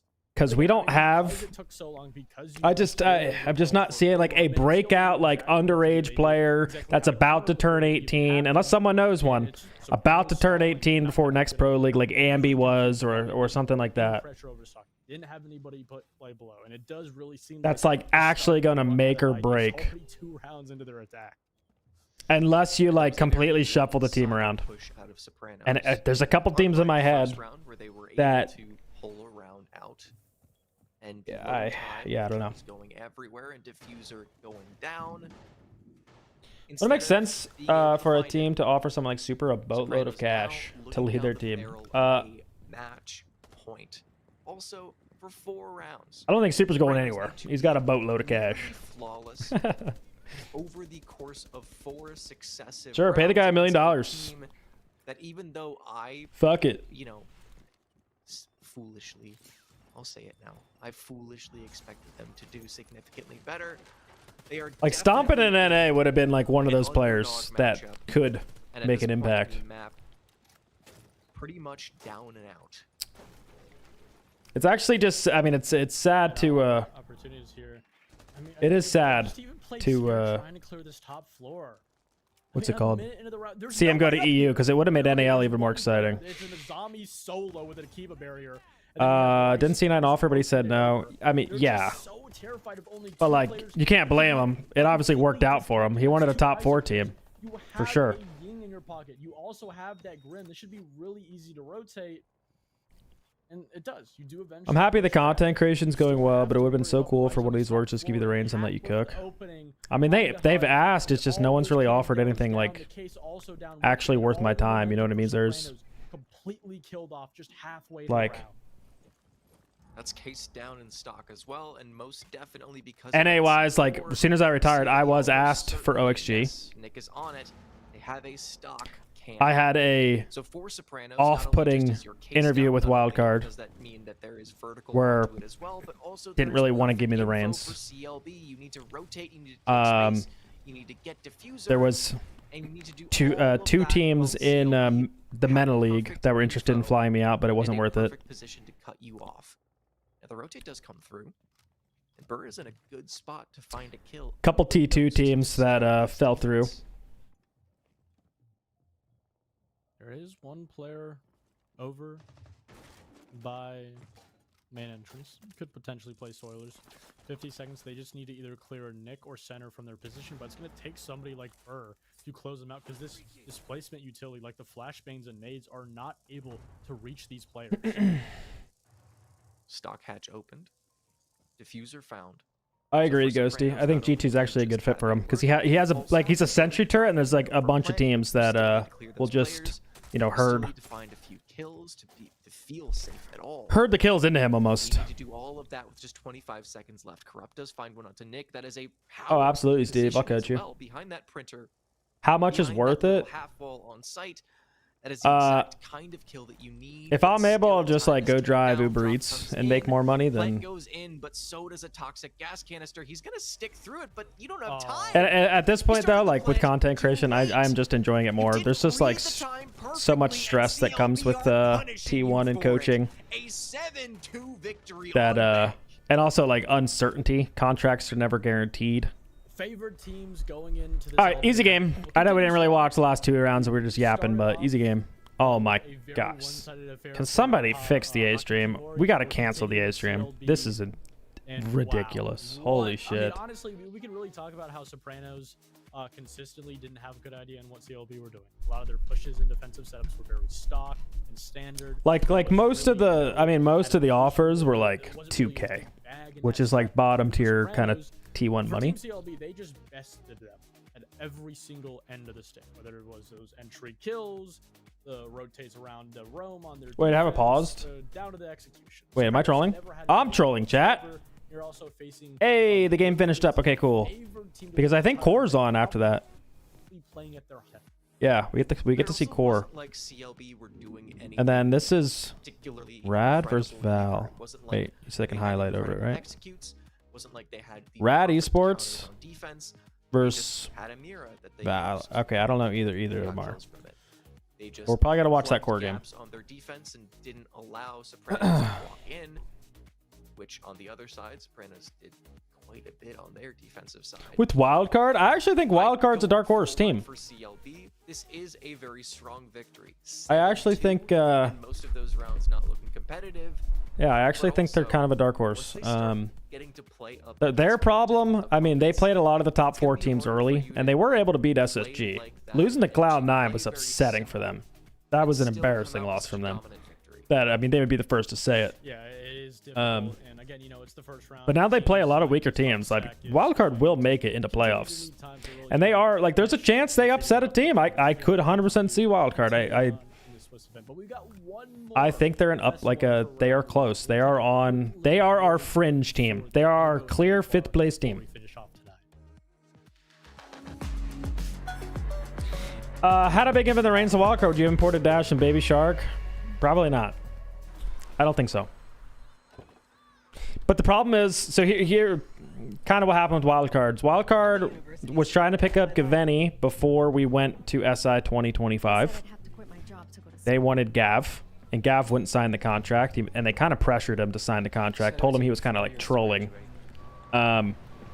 And I kind of told Gav, don't just sign the contract. You are going to get a way better offer, first off, after Unwanted. And second, there's a chance we do good and we can stick together. So thankfully Gav's smart. Didn't sign. A lot of players didn't sign. I forget who else was like their 2 and 3 options. But regardless, after what's it called? After SI, we had a new conversation with Wildcard, and they wanted to keep some players on the team, and we obviously wanted to stay together. We would have thought about maybe keeping one of their players. There was a realistic opportunity, like we could have maybe parted ways with Adam and kept like Bay on the team or something. But they were just not for the whole team sticking together, and really wanted to keep Spiker and Kansan. Which is fine. I mean, look, they're a 5th place team. I mean, they're doing, hey.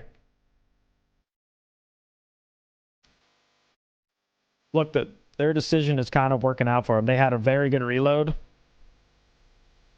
And, yeah, 5th, I mean, I think they're a fringe 5th place team. Could sneak into the major. Absolutely could.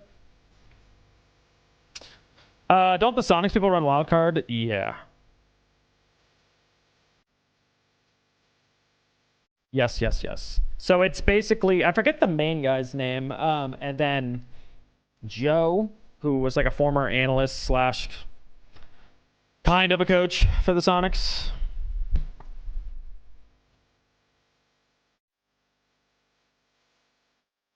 And then obviously like OXG was going to sign us. That was kind of our biggest contract that was offered to us. OXG was going to sign us.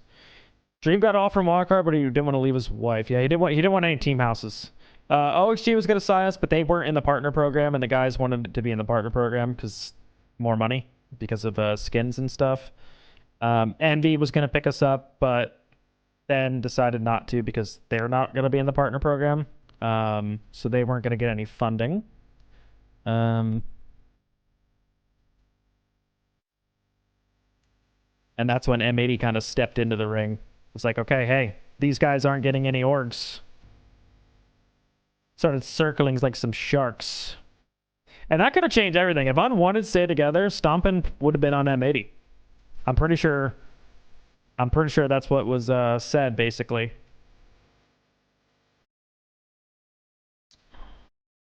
And who knows? Who knows what NA would have looked like? I don't know if it would have been as top heavy, because NA would have got Stompin, and I don't even know who else.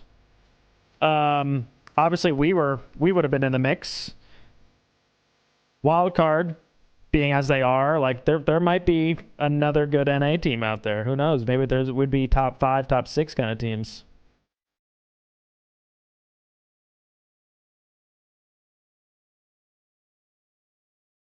No world for you to coach M80. No, because they already signed Fabian immediately.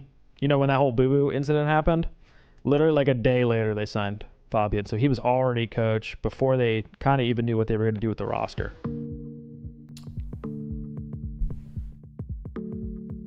SR, yeah, SR will 100% get partnered, like for sure. 6 minutes, we're not sitting here for 6 minutes. What's happening? All right, we'll sit here for 1 minute. How about that? How about that?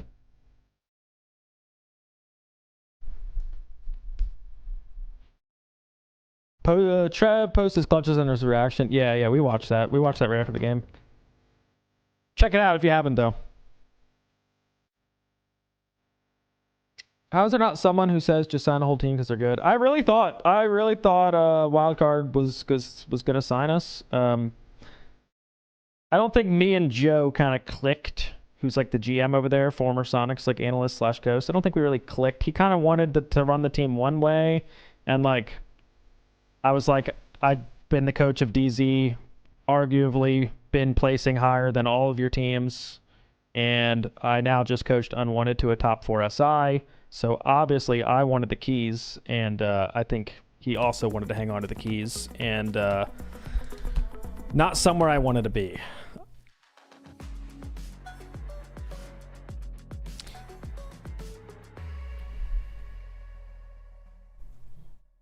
Well, Sirius, we just came off of a wonderful upset from Collegiate Warlords over Space Shoes, but I don't know if Gav gets a bigger paycheck. Yeah, yeah, exactly. This one would require an even more, have a good night, cycling. Unlikely upset. Oh, is this the stream for Core too? Okay, let me change the stream. We will watch this one. This might be the last one we watch, guys. I don't know if I could last that A stream. It certainly does look like that, because Who is BST? for the last 2 years they've Black Stallions. Oh, is this Gav running? Top tier 2. They've always ended position within striking distance of playoffs and having a chance to make it far, never quite getting far enough. But with them winning the most recent tier 3 events of Blitz and the finale, they are setting themselves up to be in a great position to do exactly like you said, winning the whole thing. Core's been playing so good right now. 100%. 100%. I mean, they're looking like possibly the favorites for this event, right? Could be like Core versus Hakiki, if not Turtle Tactics. Has Trev showed up in chat yet? I don't think so. I've only seen Spider and Diami, I believe. And yeah, I think those two. We'll make someone a good IGL. Someone that puts more time. Like someone that, one, is accountable, is not afraid to make good calls, bad calls. Accountable for their bad calls, owns their bad calls, and spends the time afterwards and watches a ton of Siege, right? Watches your VODs back, gets ideas for why things didn't work, watches lots of Pro League, which is going to help you with making different calls, different variations, different adaptions. Once he became 18 years old, actually able to play in the quals, kind of didn't play as much. He's mostly just been playing on some qual teams with Wimpy. So not the kind of team you would have expected to get this far, but they've had some promising results. They didn't just show up for quals and qualify by fluke. They were playing in Blitz Season 3. They got a win in there. They got some good wins in the qualifiers, and they'll take Core to Nighthaven Labs for the best of 1 today. And I think it's certainly going to be an interesting matchup. Probably with his girlfriend. Maybe. The guys are pretty dialed. Like, they were like, yo, we should scrim tonight. Spider was the one that wanted to go out tonight. I don't know where Spider's going. But the guys are, they got not double scrims, but they have like 2 map of scrims tomorrow before the match. going into these kind of matchups, but ultimately still Saw the boys won today. Been looking better and better. Appreciate it. Yeah, the guys have been doing very good. I think me also not like streaming everything is also helping the guys. They're able to like actually hide tech now for Element, so that's kind of also been the plan. Is like now they can play T2 with teams not knowing exactly what they do. They also don't have the pressure of me recording all 5 POVs with the timeout. I think it's just freeing them up a little bit. Obviously, like I'm still working with them in the background, and we'll help with whatever they need. But the last 2 weeks, the guy's been putting in a shit ton of work. I think we're finally seeing it pay off, and Vipo has been a very good pickup for us too. The role change, everything. But I feel like Wimpy's going to be the vet enough to know, like, guys, realistically on paper. Do you think VP will get back into the partner program? We have what it takes to win. I know they're all going to be sleeping on us, so let's get out there and give it our best. Excited to see what comes. Unless they're a Russian org, right? Unless there's something like against Russian orgs, they should, yeah. So it's excited to see that, you know, a player who once held so much pro league promise kind of stepped away from the game. I know Shopify is like definitely going to get in, and I'm going to assume Envy joined thinking that they're going to get in the following year, because if you look at the orgs in NA, trying to think like who else would deserve it. I mean, OXG's been around for a while.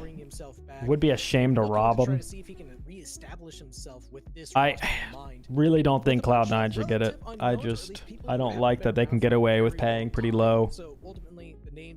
So definitely Shopify, and then again, I respect OXG for like offering competitive salaries, but could also be Envy. Obviously a big org. We'll see. I don't know how many they're going to accept, but definitely Shopify. No matter what, even with Wimpy in the roster, as we saw like before with Teddy just kind of single-handedly dominating in terms of the frag. Would I consider myself more of a GM for Turtles now? Show. You need everybody else to kind of contribute in some way, either through info gathering, either kill. Yeah, I'd say so. More GM. I just call it like a mentor. Especially at a tier 2 level like this. Like the guys are able to come to me with anything they need. Yeah, they're using my strat book and going off of that. Trev has been again cooking up though some really good ideas and good variations off some things. But I feel like everything that they learn over the month or two, just kind of a mentor at this point. Level roster, if they had gotten to play, you know, a flow state, the Unks, maybe even Space Shubes or M80X, they could. Shopify pay the players a lot. I don't know their salary. I have no idea, but they got Spoit, who's going to be probably one of the highest paid players in NA. They got Troy, who should be paid. So I want to assume that they're paying pretty well. Plus, they are one of the top teams.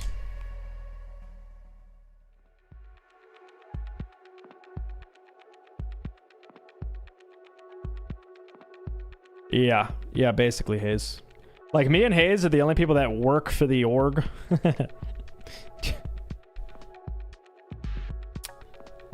How many NA coaches are also GM?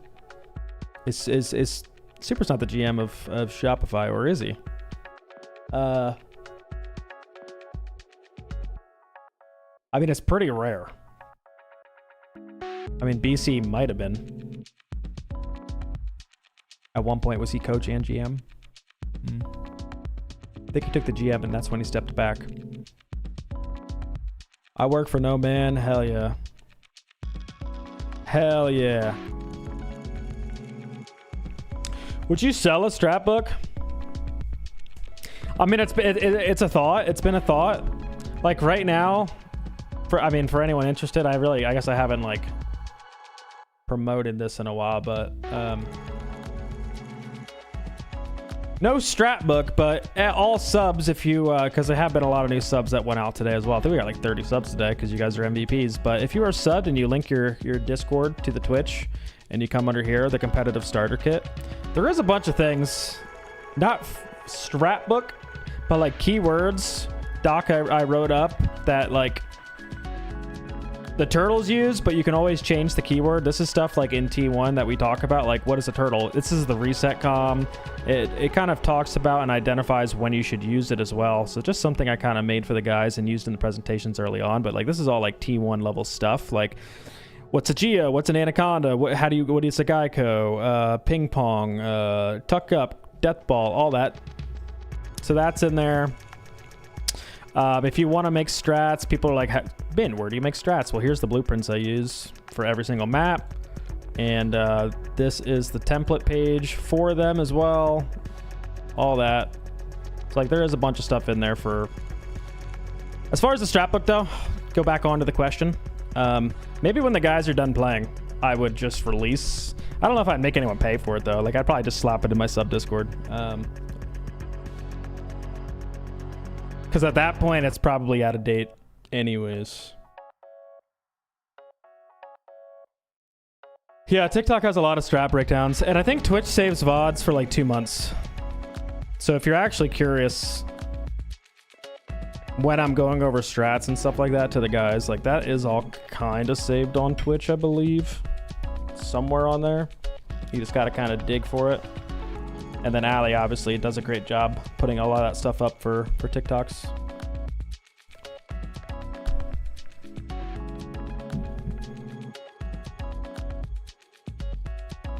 I'll notice that a lot goes to like with the like pro, like if we talk about the one chip challenge, Gunner's probably in here. Or if we talk about who else is in here a lot? If I talk about spirits, Hot and Cold will probably show up.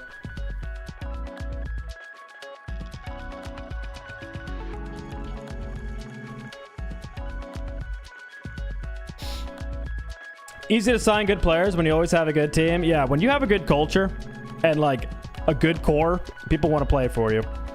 I mean, had it pretty easy on DZ. Like, you just always get your cream of the crop for the most part, unless someone offers more money.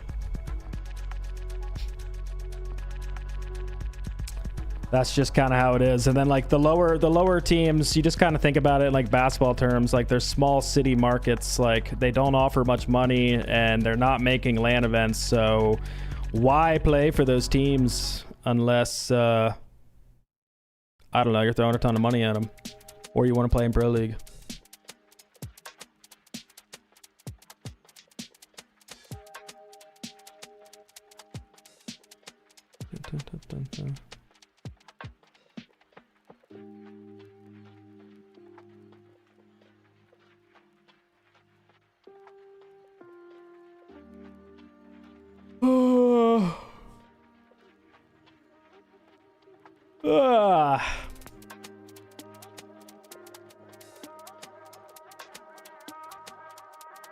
Maybe not that way now because it's partnership. Super, do you know how many people get into the partnership next year?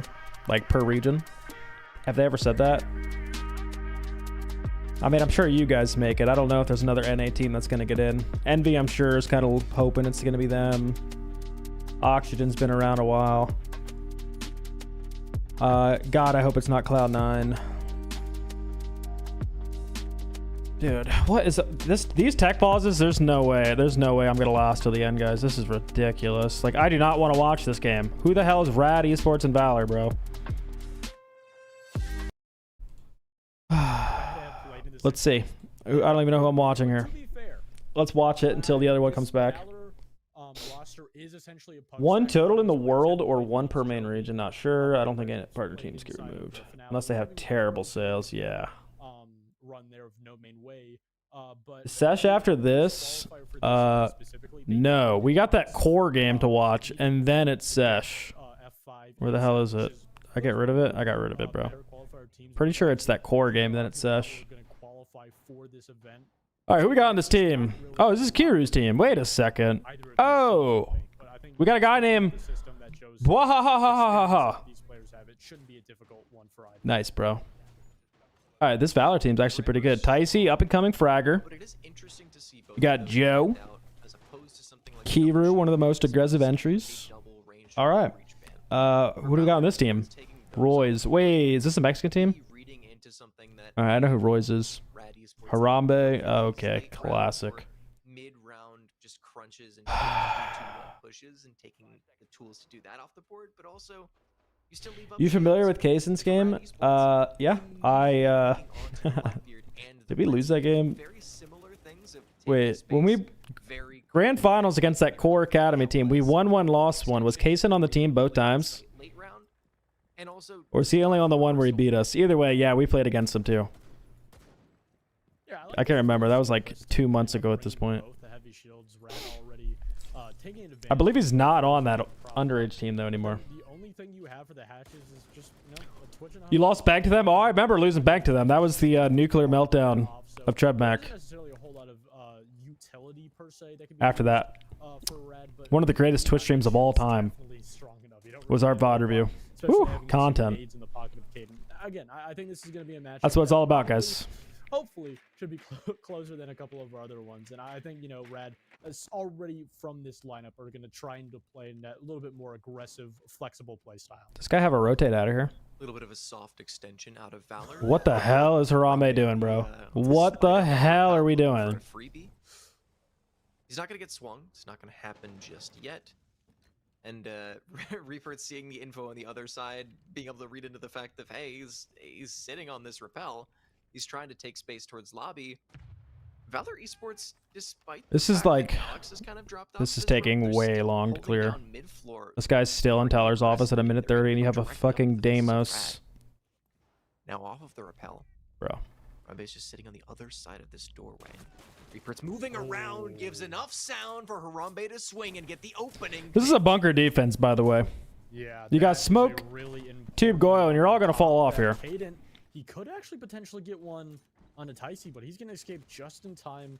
A minute on the clock for Rad to play with. That's, what the hell is the Blitz doing down main already? Yo, Harambe's going. Wait a second. We're in the site. Kiru does find one under. Maybe not anymore. So there's one kill back, and even though he's able to find another, Aphex trades, and it just runs onto site. Alex goes down as well, and Kiru, the last alive. Some smokes. So he has the ability to look through, but as the smoke clears and as the long angle is held, Rad Esports get off to a 1-0 start and get that opening round and look significantly stronger than I think you or Please, Core, please. Oh, 100%. And I think one of the things going into this is even without... We talked about Cloud9, guys. We talk about Cloud9 again. Why we always talk about Cloud9? Those T2 levels... We got Dream fans in here. Let's break it down, Dream fans. Let's watch some Cloud9 VODs. Let's diagnose. I'm kidding. I'm not going to do that right now. I am way too tired. It's kind of a situation where, sure, Our king! Our king! Experience. They don't have that many reps, especially in the CJX meta.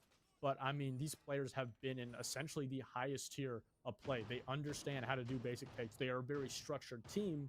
That's why I said going into the pre-show that if you start to see a little bit of gaps in Valor, just like we saw in that round, allowing for isolated kills, having your back turned to a blitz, playing on that marble stairs, then Rad Esports is a team capable of punishing you for it.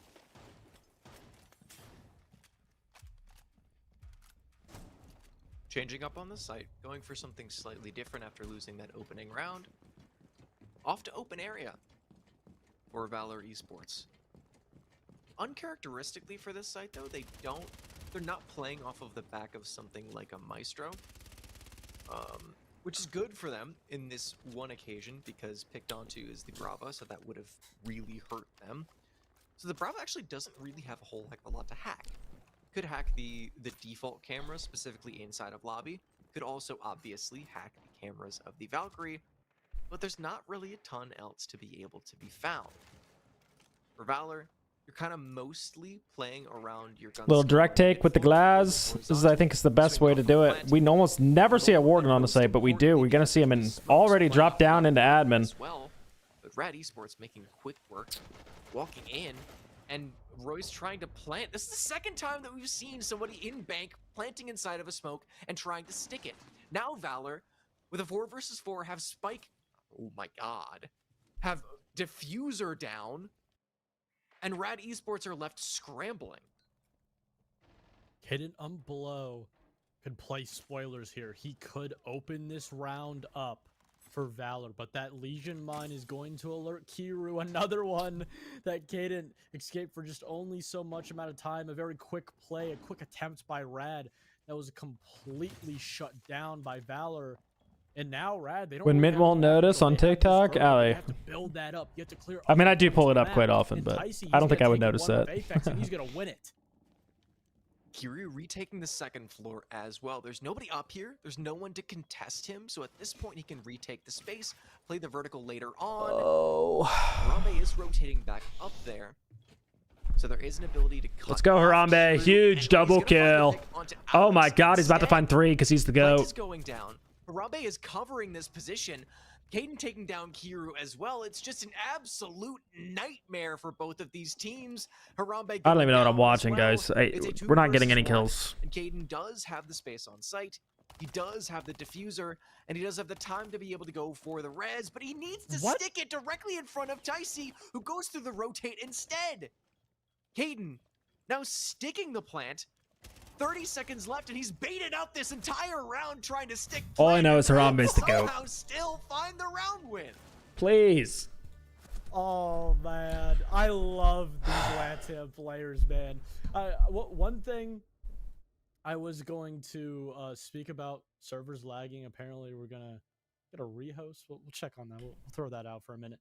But one thing that you talked about that was a little bit confusing, banning those execution operators, a play style that I don't want to directly use the word has plagued the region of LATAM and MXPL, but something that a lot of these teams sometimes do. About to get booted on TikTok. Nice. Going for these one-trick nice. Continuously over and over. Valor trying to read into that, but the individual capability for these players to work off of that planter dying, really having a lot of map control, then taking site, understanding that a retake was going to happen, that Glaz going onto the rappel, holding that position on top of, I guess you could say, little break area into stock, and then shutting that down. These first 2 rounds, Rad have had a fantastic idea on exactly what Valor are doing from the beginning to the end of the round. That guys, A stream is cooked. We are having a few problems with our lobby. Kiryu pointed that out. Been scared of them. Wait, who am I scared of? Right now, quickly sorting those issues out. So we will have a short break, but after that, we will get right back to this hectic action.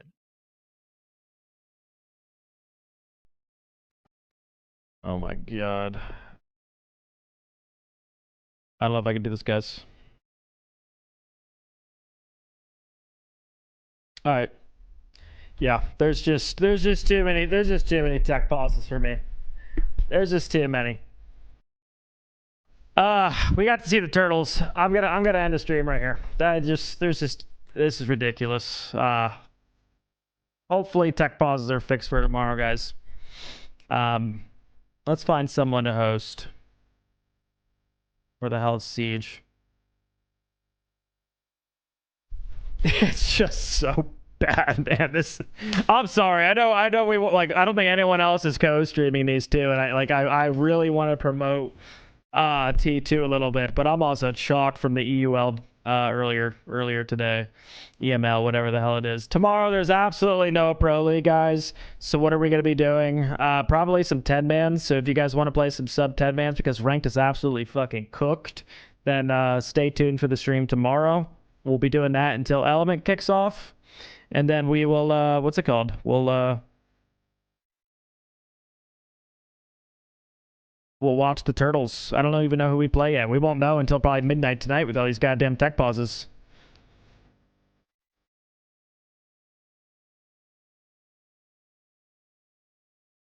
Who else is streaming? I guess I could just host this stream. I guess I could. Even though it's not going. I literally see no one playing the game right now. It is dead tonight. Absolutely dead. We'll probably just host the stream, I guess.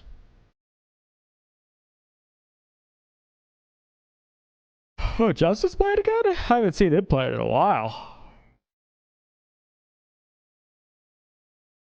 Alright, yeah, we're just gonna host Rainbow Six Bravo. Why not? Because that's the stream that's actually going. Core's about to start, so yeah, you guys want to watch that? I'll send you over there. I just got off my stream, Jesus.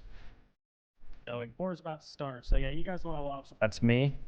Rainbow Six Bravo. Alright, everyone. Have a great night again. Thanks for all the love with the co-streams. Had a lot of fun today. More tomorrow. Turtle Tactics tomorrow.